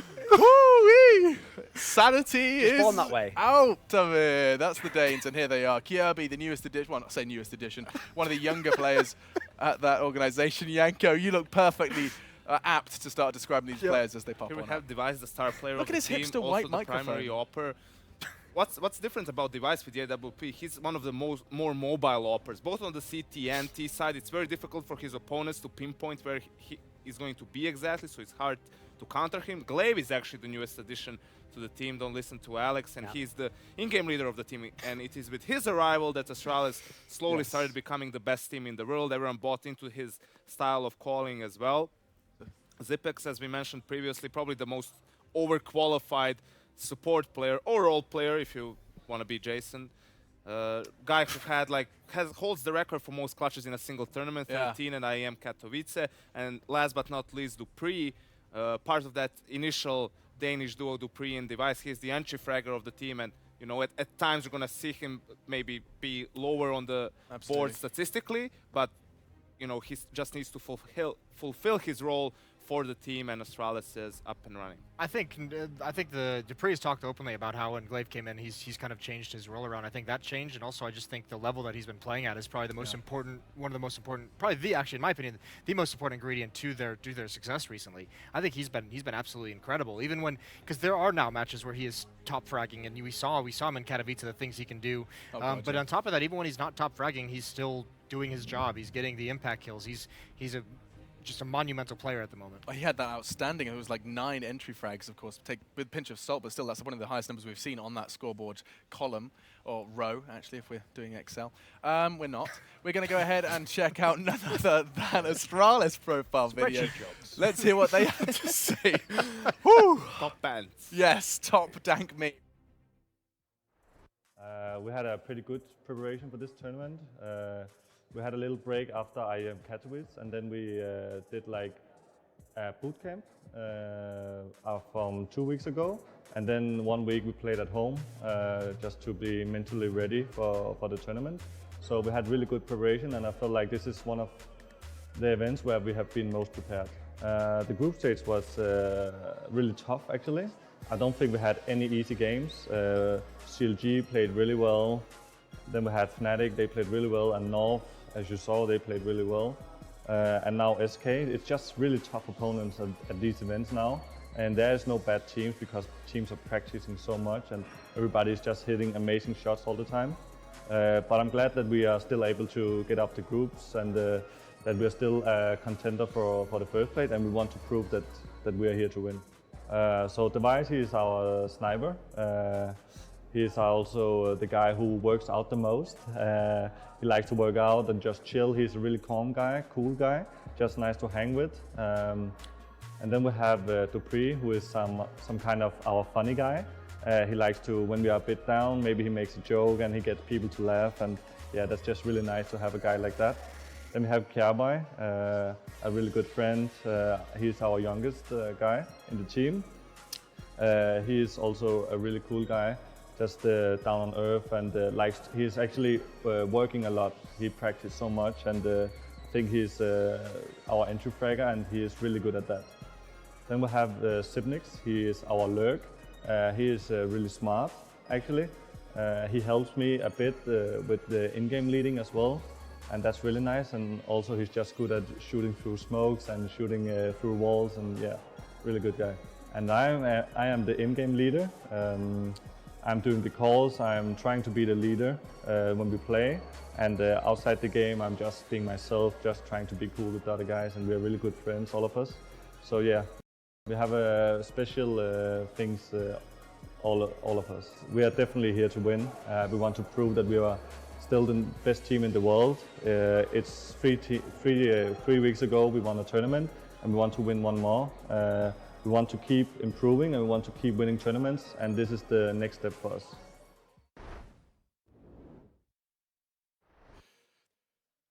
Astralis are going to have to do it swiftly to stop any of that CLG momentum. We already have seen, we saw them start strong in the last time these guys met, actually here in Kiev. The map was trained, and I do think the discussion about the map should start now. Let's have some fun with that one, as we do see, I mean, you know their names. We have the best team in Counter-Strike here, so if you don't know them, learn them. But let's talk maps, Duncan. Let's think about this one. So we talked about CLG, and I mean, Jason started that conversation as well. Yep. They have found success on Cash, they have found success on Cobble, and that, where's the other one? It was Cobble twice, right? Right, yeah. Yeah, because it was up 5 power. There it is. Okay, 2 Cobbled, 1 Cash. Well, what on earth do you pick into Astralis? Well, I mean, Jason's already hinted that they're looking for Overpass Mirage. Yeah. I mean, assuming we have the standard kind of scenario, they're not going to be playing Cobble because that's already the permaban of Astralis, so that's out the window. You can't really get to that. Cash is certainly a possibility. If you want to play it, Astralis is going to be available, and we know in theory that's a map you can play against Astralis. Still, Astralis is a very good team. You imagine they could probably win on that. I feel like, yeah, Ricky maybe has a point. Maybe they do go with Mirage as their pick, and if they leave it out there, Overpass being the third map, that's not that unlikely necessarily. The question for me is what Astralis will pick, because will they go back to train knowing that even if it was for a moment CLG had something going there, will they go with the Overpass pick themselves? Will they go with something like Nuke and say, let's just do a crazy pick, assuming the guys from CLG don't ban it, that is? It just scares me that CLG want to play Overpass, because I just think Astralis is far too good on that map. I mean, you could say that about pretty much any map, but Overpass especially, I don't think any North American team has really shown that they play it in any similar way close to how. Would you rather they played Inferno then? That would certainly be a curvy ball, I think you said. My favorite type of ball. But I mean, actually talking to CLG, I actually brought that up when they mentioned the maps they wanted to play, and they said we haven't really gotten used to Inferno. So that would be one of those things where it's like pick something they're not pros on, but we have no idea like what we're doing. So I mean, to be fair, that has been their MO though, because remember, obviously they allowed Gambit to pick Cobblestone, even though in theory that's supposed to be suicide. Let's take a slow stroll through these vetoes then. Yeah, so we're going to start with CLG. I'm going to go ahead and assume something like Nuke or Inferno is the ban. Nuke taking it out there. Astralis obviously don't play it very often, but if you actually look, I mean, Optic found this out in Vegas, they can beat you without even winning the pistol round. So the Astralis ban of Cobble is only doubly logical when you consider that was where they picked up the win against Gambit, the CLG guys. Now, CLG's pick, according to what he said here, presumably going to be Mirage, so we'll see if they lied to Moses. Do you think They go with Cash. Do you think Astralis can like go just pick Inferno here? I think they can pick almost anything. So I agree. I think Inferno's a good pick, especially based on what he's saying here. And also, Astralis actually kind of underratedly good on this. I mean, think about, we saw them lose it here, but they still got an overtime against North, who had an amazing T-side. So I actually think Overpass is now the ban. So they obviously want Mirage as the third map if they can get there. The problem is, if I'm Astralis, why do I do that? Why not just go to train as the last one? But then again, maybe they thought differently. Yeah, they're going to just do that. So the only thing that confuses me here is it seems like Ricky is going so deep. He's playing mind games with Jason before he even gets in the game. With I mean, I don't think the Cash pick is any kind of surprise. I think since that's the map they beat Immortals on, they obviously feel very comfortable. So it's a map they play a lot as well in the region. Obviously, North American teams really enjoy Cash. I think Mirage and Overpass are the maps they wanted to be like the third. You know, they wanted. But I mean, they banned Overpass. What do you think they were doing there? Because of Astralis just being good on it. I think they would rather play Mirage than Overpass, I'm assuming. And hasn't Cash had a reputation in the past for just being North America's map, or am I making that up? To some degree, it's been played by the teams, right? Well, in the sense that they play it a lot. I don't think it's so much in the sense that they have a massive amount of success on it. Liquid for a time, yeah. Liquid was kind of like their home map specialist, but even they weren't some dominant force on it when they faced international. I mean, to be fair, the Dallas Cowboys are America's team, and they don't win very often. Yeah, that's a good point. Too soon. 90s were a good decade. I'm looking at their recent results on Inferno. It's not been great for CLG in practice so far. A 16-5 loss to B's Money Crew is probably one that's going to be haunting them for a while. Who are they? Again? Younger brother of Jack's Money Crew? There we go. I actually did read an interview with B's Money Crew. Apparently they're a team that caused some upsets in the Premier qualifiers. So and then we're investigated for some sort of impropriety or something? No, it's just some young team, lots of kind of up-and-coming players hanging out, and they cause a big upset. As you can see, if you get a 16-5 versus a CLG, you're going to cause a bit of a stir in North America, and they did. But still, they have got some pretty tough results, bitter pills to swallow for CLG going up against defending world champions. My hope for CLG has just gone out the window looking at that. The thing is, though, I do think that Cash is actually a logical pick. I mean, we kind of talked through it there. I mean, obviously, we saw CLG have a good game on it against Immortals, not necessarily the best Cash team. When you talk about Astralis and you talk about that crazy map pool, being as they're just going to take Cobble out anyway, you're not going to get a map you like against them if you're a really big underdog, but this is about as close as you can get. And certainly we've seen them have some moments where people tested them on this map, even though they have still won quite a few of them. I mean, obviously, actually, they lost in the final at Katowice, right? Yeah. The FaZe guys. Another thing is, in that map that Astralis lost to Immortals in Katowice, that was a great example of dynamic CT sides from both teams, actually, in that game. And that's something that CLG is probably going to have a lot of problems dealing with, like Device moving around the map, going aggressive towards B, then Squeaky main, or them like flashing in on a good timing towards A main. I feel that CLG, sure, they have like good foundations in that sense, but is it good enough like to deny that type of aggressive CT side from Astralis. I don't think so. Which side do you think in general, if like a team like Astralis plays, which side is the map biased to at the moment? If I'm CLG and I win this knife round, I go T side first. I don't think it necessarily has a T-sided lean, but I think North American teams at the moment, especially, it's easier if you run into troubles on the T side to just say 5-man go this way, 4-man, 1-man go this way. Regardless on which side the CLG start, they need to be the ones dictating the tempo and making the plays. Even if they choose to start CT, they need to be aggressive early on. They need to make Astralis respect them from the beginning, because if they just play passive, if they just wait for Astralis to come to them, the best teams in the world can't afford to do that, because Astralis is so good at when they get to play their own game, they can beat anyone. And I have to say, just as a final point, this might sound like an off-topic abstract one, but when you have neutral ground like this, like there might be some fans of Astralis because they're the #1 team, but the crowd in general isn't really going to be super into one team or the other. When that happens, it tends to be the case that the underdog, if they win some big rounds, they will get a bit of a pop from the crowd. People get into it. People like to watch the underdog. So that can be an encouraging factor as well if they can get some sort of momentum going early. And there's no denying there is a presence of that kind of audience magic already floating through Kiev. We've seen what happened to Hellraisers, we've seen what happened to FaZe, and we've seen what happened to Na'Vi as they broke their curse versus Fnatic. It's been quite magical so far today for a lot of these teams, and it could continue as well to see if CLG can. We're not talking winning, we're talking about making an impact and having a big win. Do they pick the T side is the question, and the answer is no. They'll be starting on the defense. However, we haven't seen a full T side from them here in Kiev. They played 9 rounds versus Immortals, and they won 8 of them on their T side. Looking forward to seeing how things play out. With your casters, let's dive into our first map. Well, thank you very much, Alex. Mostly for the handoff, not so much for the death segment itself. That was truly horrendous, Tom. I don't know if you have any comments you want to pass off at the end there, but we had to get through that one live. Well, I wonder if he didn't throw with our names because he just genuinely didn't remember. I think that has happened as many times at this point, but it might have been the blood flow that was cut off at his wrist, and he just lost. Life-threatening. Yeah, obviously. How does he even make it through the day at that point in time? How's it possible? Just can't believe it. What else did we? What else was introduced?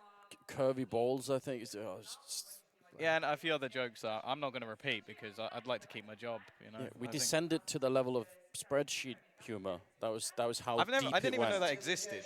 No. I didn't know people could make jokes out of spreadsheets, but I suppose there wasn't that much to say. Maybe it is looking pretty one-sided. Obviously, I think for once you're not the only person on the Danish side. That we know that you're a little bit biased, just a bit, but obviously in this sort of scenario, unless you're Moses, I think everybody is going to be a bit biased towards that sort of Astralis side in terms of who they think is going to be winning.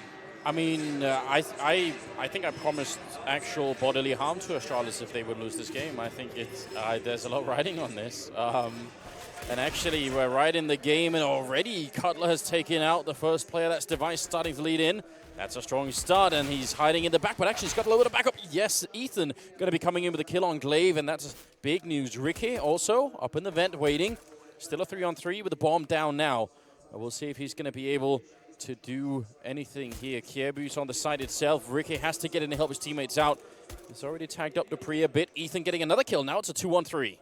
Yeah, and actually this could be a bit of a problem because it does leave Dupree locked in the corner with that one pistol player just moving back in. Xyp9x is going to have a lot of work to do, and they've just straight up defused the bomb. Didn't even bother waiting for the players. Kusta with the kit has managed to take them that pistol. And while Astralis, I think they might be left a little bit red-faced after that. Yeah, they did what they needed, and they kept Ricky out of the vents forever. They just forgot about Ethan. And honestly, I mean, I said this last time, I didn't have any expectation of Ethan going into this tournament. I didn't know very much about him, and I thought, yeah, whatever. But he's really surprised me. I think he's played some really solid Counter-Strike. And as Cutler was saying in that interview, he's a young player, so that could be some up-and-coming talent in the North American scene. That'd be interesting. Yeah, that seems to be sort of this team's, well, almost sort of what you want to talk about, really, like their up-and-coming-ness. Like, you've got the sort of already Kusta. He has been hyped up quite a lot, but quick play this time. Force up coming in from the T side, straight out onto the site. Smoke will fall and leave Cutler outside, and there actually isn't anybody there to really stop them at this point. Backed out, Ricky will be able to get one, but it's still going to leave them in that sort of disadvantage. But, well, they're actually cleaning things up. The bomb didn't go down. They managed to deny it. Not really sure how. Dupree left on the site alone does manage to. These pistols have been very, very overpowered today, at least. We've seen so much damage done, but this is just surely out of the question for Dupree.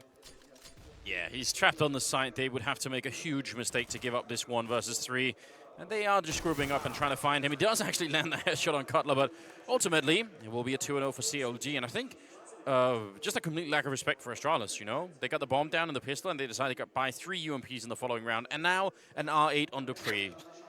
Unbelievable. Why has he even got that equipped? I can't. I haven't seen that in a while. Like, obviously, I think we saw JW attempt it once, and I think what I remember him doing was right behind someone, going for the right click and completely missing. So I'm not really sure. Okay, we have actually heard. Oh, no, it's a mistake. They should have allowed the stop. So what, Dupree? Man up. Oh, right, because it's not actually in You're the not pool. allowed to? Well, I suppose you're not allowed to buy a Negev, I'd imagine, because that's not been put back in either. But I thought the game would probably not even allow you to buy it. I thought that'd be the whole point. Oh, that's a shame. I had my hopes up. You're right. I guess the Negev is the other one, but No suppressing fire allowed at this tournament. no, that's a shame. Disappointment right off the bat. Well, I like how he bought it as that sort of ultimate BM, and then realized, actually, I'm not even allowed to. That's how bad it's got that Valve have had to go, you're not even allowed to buy this weapon anymore. Can't do that, no. Well, I mean, I do think that even if Astralis sort of take this slightly lack of respect approach in the beginning where they just sort of buy UMPs and try and run at them and see if they can make it work, they should still be able to adjust at the end and make it work, but it's dangerous. If there was any path for even CLG to get one map in this, it's Astralis playing like this, you know? Yeah, this is exactly what CLG want. Like, we saw at least Zonic saying, like, no, we're not going to take this as a joke. We're going to take things very, very seriously. They're a good opponent. But to have to stop the match because you've bought an R8, Did he communicate that to his team, I wonder? Sonic's playing. I'm sure they're so reasonable, I'm not even going to have to say it. He does actually end up buying a Deagle instead, so did he have to reload? I'm not sure. Ricky tapping away in the back, and seems perfectly fair at this point. Wish Cutler would move up a bit closer so they could help each other out, but this seems to be just fine. No armor either on Astralis, so can't see them doing much in this round. Yeah, this is a perfect opportunity, actually, for the UMP of Cutler to make himself a load of money. They don't have the sort of best buy when they come up against a buy in the next round. So obviously, Kusta, he had enough for an AWP now, but doesn't want to just buy it in case it gets dropped, and then that could completely change the round into the favor of that T side. So just going to stick with the Tech 9. Rest of the players, there's still a couple of UMPs, but we've seen so many through this tournament, through the last few months, that it's not really surprising to see those going into the next round. Ethan with a boost that always works really well unless you lose control of Highway, which I don't think they will because Kuster and Finesse are both there. But that seems to be the one weakness of that boost in the corner is if suddenly they come running out of the Highway, then things can turn weird. Seems like they've gone back into the vent and towards the B-bomb side. And Cutler and Ricky have got a nice crossfire, and they even have a Molotov there to buy time, so this should be no problem. Yeah, they're actually playing this very, very respectfully, considering what's actually considered to be invested into this round, unless they thought they were going to force up again off the previous round. But, well, Cutler and Ricky just cleaning things up nicely. Not really too much damage done. Cutler has been dinked up, but it's only been by a Glock from range, and that's one pistol that hasn't been buffed to beyond disbelief. And they will actually keep that flawless, so that's a lovely round for CLG going into what should be a decent buy now for Astralis, although still going to have a little bit of trouble with utility. But I wonder what an eventual Glock buff would look like. Just making the burst fire 6 shots instead, so you just go all the way up into the ceiling when you fire it. Well, isn't that the idea, like, with Valve? Rather than just lower things, just make everything better until eventually it's balanced because every gun is one-hit kill from any range. I want a Bison buff. That's what I want. I want it to have, like, 400 bullets, and you can just run around corners constantly spraying. Start firing from T-spawn. Yeah, just never have to let go. Just one clip. Maybe one day. Even that dream will come true. AKs all around and just 4 smokes here, so not that much equipment really for the Astralis side, but they decided that for themselves when they bought the UMPs in the second round and didn't get that much out of it. And Cutler already having a bit of fight with Dupree on the almost getting that shot in. Dupree gonna make his way back. Let's see what Astralis can show us here on T side early on. Got the bomb still in the middle, so right now they're just scouring all over the place, but Dupree is still playing incredibly aggressive and very loudly over here. surprised that they haven't tried to group up and take him down.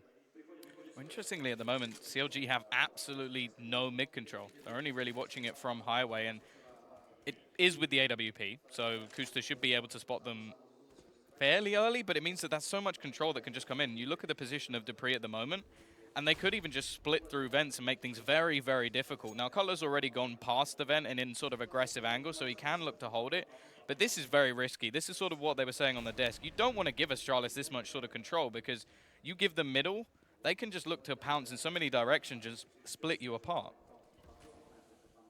Smoke into middle. Bomb is down. Cutler still staying alive for the moment. He actually lands that headshot on Dupree. That wouldn't have been bad, but now that Ricky is down as well, the bomb side is lost for the moment. Dupree and Device both very low on health, but can they get in here and retake it? One of the problems is that Kusta's got that 1 AWP, and those are from us and a UMP, so the weaponry not really designed for retakes. Not going to see the incendiary thrown in, but now after plant positions are being held by Astralis Finesse. Again, a player going to be stuck in this vent, and this time they don't have the advantage. They don't have that chance to go for the defuse under his eyes, but they're going to win the shots, at least trading a couple back. And now Dupree's left alone, and Kusta will clean this up. They retake comfortably, in fact, and even going to have plenty of time to defuse that bomb.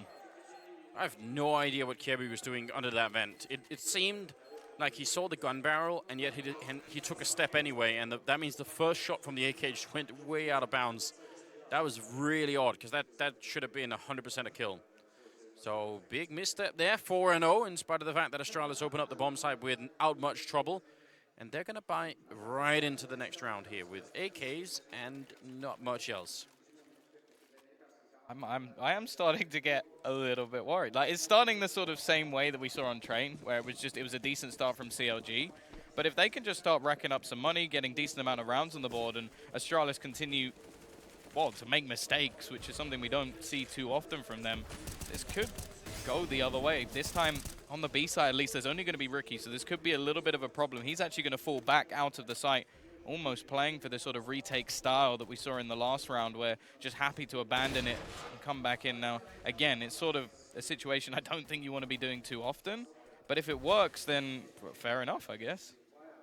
Yeah, we're sneaking out Cutler. I don't think he's heard the vent go, because otherwise he would have to fall back, and you can tell that he definitely didn't.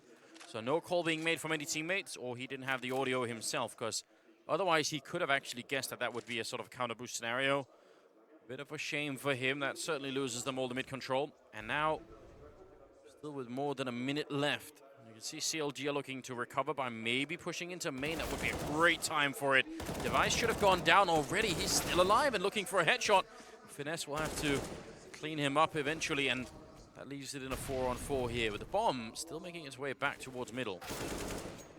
Have now actually taken over the B side completely, so the rotation can come in. It has to be quick from Kusta if he's going to want to try and stop that bomb going down. Now, the defense at the moment are completely spread out. They've got players pincering him from the A site as well. So it's almost like at the moment, Astralis have every single spot on the map covered, just trying to hold off from all angles. The retake will begin as the push goes in towards Vent, but they've got to be careful because there's still a player on the A site. Now, Dupree is actually going to be going down, and still only leaving 2 there, but this flank should be absolutely perfect from Zipic. He's just well positioned, will be able to spot out 1. That should be Kusta gone. Ethan's in the same sort of spot as well, and he's going to lose that battle. Now it's all onto Kirby.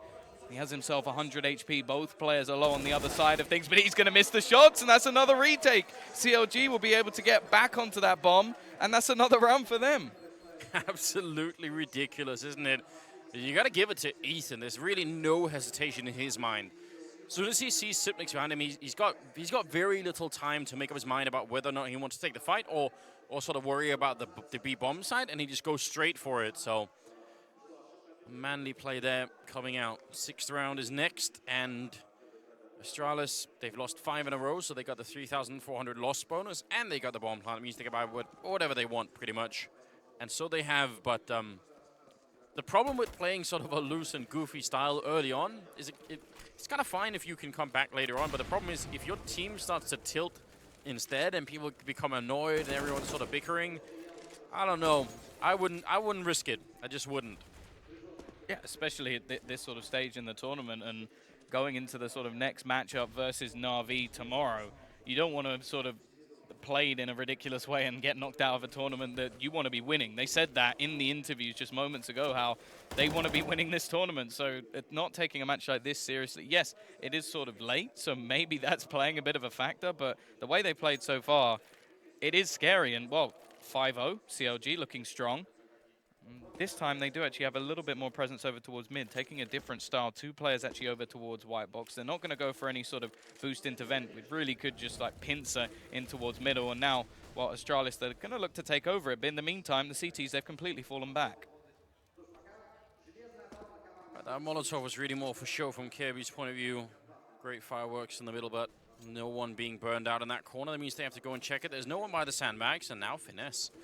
This is really good initiative on his part. Moving up, it could actually go a long way to winning them the round, because it is about to be another B push coming in. So how quick is he going to be able to get there? Ricky getting 1 kill, flashbang, a little bit too far maybe, but Cutler is there to help out. And now, can they actually make this work? Ricky goes down, Cutler on the side, low on health. He needs back up quick. There's only 20 seconds here for Astralis to make something work, and Kierbu gets the kill. It's still a 2-on-3, 14 seconds now, and the bomb making its way up and standing in the fire. Coaster, even beyond the grave, gets that kill. 7 seconds here, and Kierbu at a 1-on-2. Yeah, he has to go for the plant, and this just gives them that time to get up close on his position, looking for the shots, but he'll go down as well. Another bomb plant for Astralis, so it will be more money going into their banks to get another buy. And, well, 6-0 up, the same sort of scenario we saw last time they played, and they're going to take a pause. It's a tactical timeout called by Astralis against CLG in a situation where Glaive has got 1 kill, Device has got 0, and Sip, Dupree, and Kierbu 3, 4, 6. It's not good enough. Definitely not good enough. I almost want Zonic to just hit them around the back of the head with the notebook, just as a sort of like, okay, what is going on now, guys? That is some like retake situations or like spots that they've been holding. You think, okay, they should be winning these duels. I just don't know what's going on. I can guarantee you that if we could tune into their team speak, none of it could be translated live on stream. It just wouldn't be pretty, would it? No, this is the danger. I still think there's a very good chance that Astralis can come back and sort of bounce right back in the game. But it's interesting because if this timeout doesn't work, if they continue to lose another round or two, we'll see how much panic is going to start to spread in the lineup here. 7th round up. And this isn't well, I mean, say it isn't a simulation. It might be a simulation, but regardless, it's currently producing a 6-0 result in favor of CLG. Yeah, I almost don't want to take too much away from them here at the moment. Like, it's almost like we're talking as if we're waiting for Astralis to turn up, but they've started very, very strongly into this game, and the money is just building up for them. So they're going to be buying for at least a round or two more, even once they do lose. And, well, now we're going to just see a straight-up A execute. Nice start from Glaive. He'll be able to open things, but Kuster is there to trade, and on the site is Ethan. He can't get anything done, and now the AWP will be overwhelmed. The Tech-9 doing the damage, and this time, well, the CT side in a retake scenario that they shouldn't have any dreams of winning. They do have a decent amount of utility, and in fact, I would be surprised if they really go for this at all. Yeah, it's not worth it. I think I would actually prefer it if they both tried for exit kills. Just keep the pressure on the Danish economy here.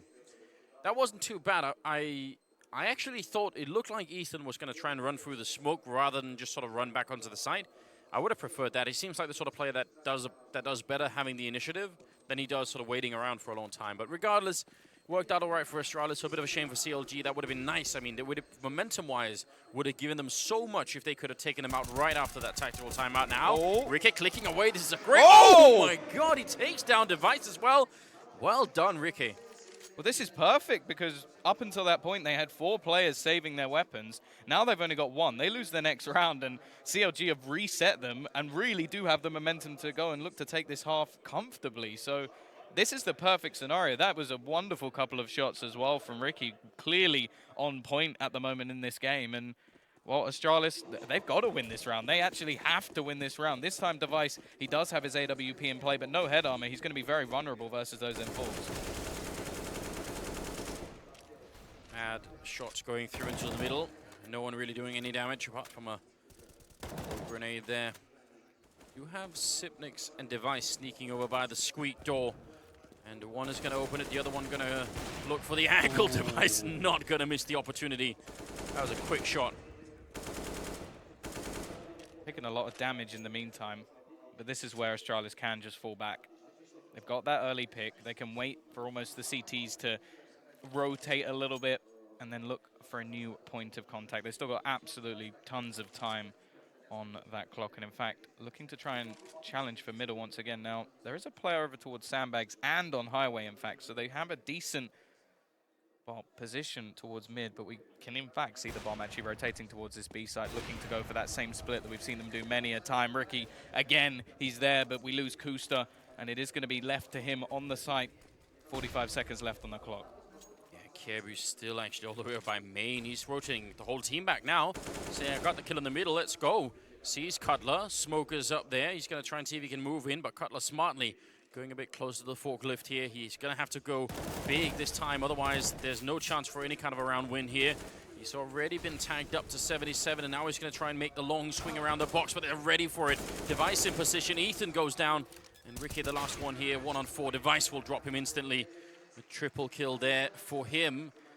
And as you were pointing out, Tom, that was a much-needed round for Astralis, because they would have been straight back to eco.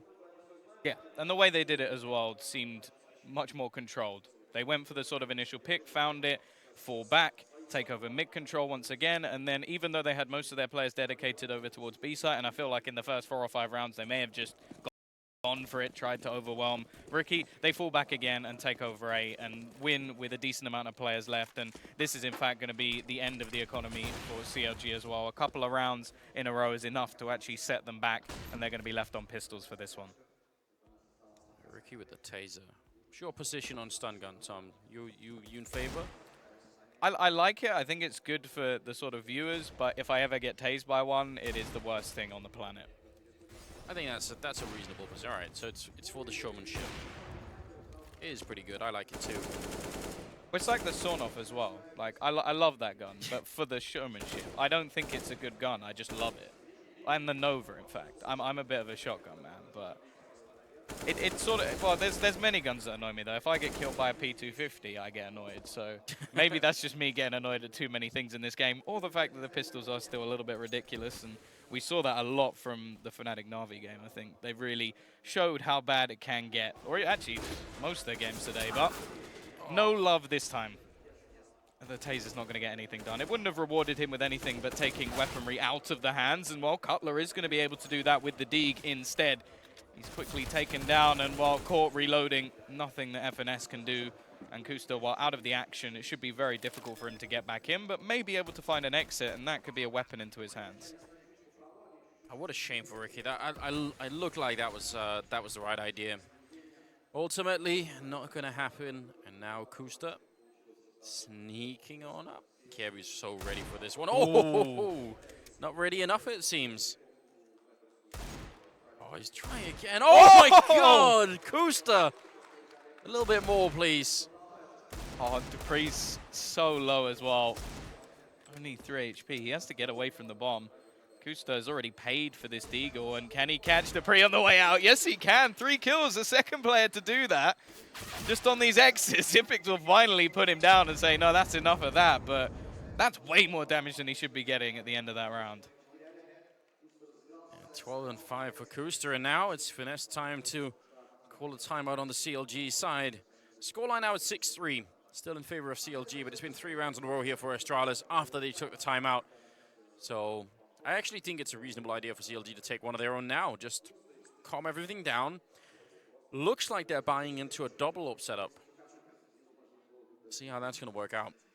Yeah, this is something that has been talked about an awful lot with this team in general, just because we already knew that Kusta was sort of the AWPer for this team, and bringing in Ricky, it was a dynamic that we expected to see. But what I do like about their team is when it's not working for one of them, they do sometimes switch it up. We actually saw in the game where they won on Cobble that Ricky was picking it up quite a bit more, just because of his position on plat and because it was working well. And I like the dynamic. I do think sometimes it is better to have a primary, so that when you only have the money for one, then you can know what you're doing, but they seem to have that. They know that Kusta is mainly playing that AWP, and in this scenario, hey, a switch up may not be the worst thing in the world. Something that does disappoint me is the fact that it's actually Kusta going B, because last time on this map we saw Ricky do it, and he was very aggressive with it, and he kept finding kills, so I sort of wish they would have done that instead. Ricky, though, holding over at the A site, so they've got both the bomb sites covered with AWPs. I like this idea for CLG trying to see if they can win some of the early fights. They will have to battle against Device though, but not impossible. It's worth mentioning as well that the damage that Kusta did in the previous round does leave again Astralis in a point where if they lose this round, they are going to be hurting a lot. Like, they may be able to get a small amount on the board and may even risk it. They've been doing quite a few ridiculous buys, but if they lose this round, they really shouldn't be buying into the next one, especially without a bomb plant. Camera angle. Just peace and serenity on the A-bomb site. For now. No, nothing's happening just yet. We are only at the 50-second mark, and Cutler's close enough in middle that he can hear them running back and forth. So Glaive and Sip just stomping about there, giving away a lot of what's happening on that side of the map. And you can see Cutler's trying his best to pay attention. If they can make it in through main, and if they can cross Ricky here, then maybe it's going to work out. Actually, Cutler winning the first fight there. Gus get traded, but then Finesse shows up now in the back. A lot of Molotov damage onto Ricky, and actually he's going to get taken out. Device, that was a shot through the door, I think. He didn't even open it. Finesse goes down. Ethan next in line. God, we need to see that shot from Device's point of view. Now, Kusta left 1 on 3. That I don't think you could see him fully. That might have been a really kinky shot. Was it the door or was it the wall? I don't know what's worse at this point. We've seen some crazy shots already in this game. Kusta, well, he may need a couple. He goes for the AWP fake flash into a Molotov. It doesn't matter anyway. Kyobi will be able to do it. Oh, God. Even now, even after the sort of like scary times at the beginning, they're still going for these just almost comical plays. I don't know. What is that supposed to imitate? Like a full peek from a person instead of just a grenade? Like, out of control. Regardless, they do make it work, and for once they managed to force CLG back to no rifles, just a little bit of armor being picked up here. 11th round coming up now, and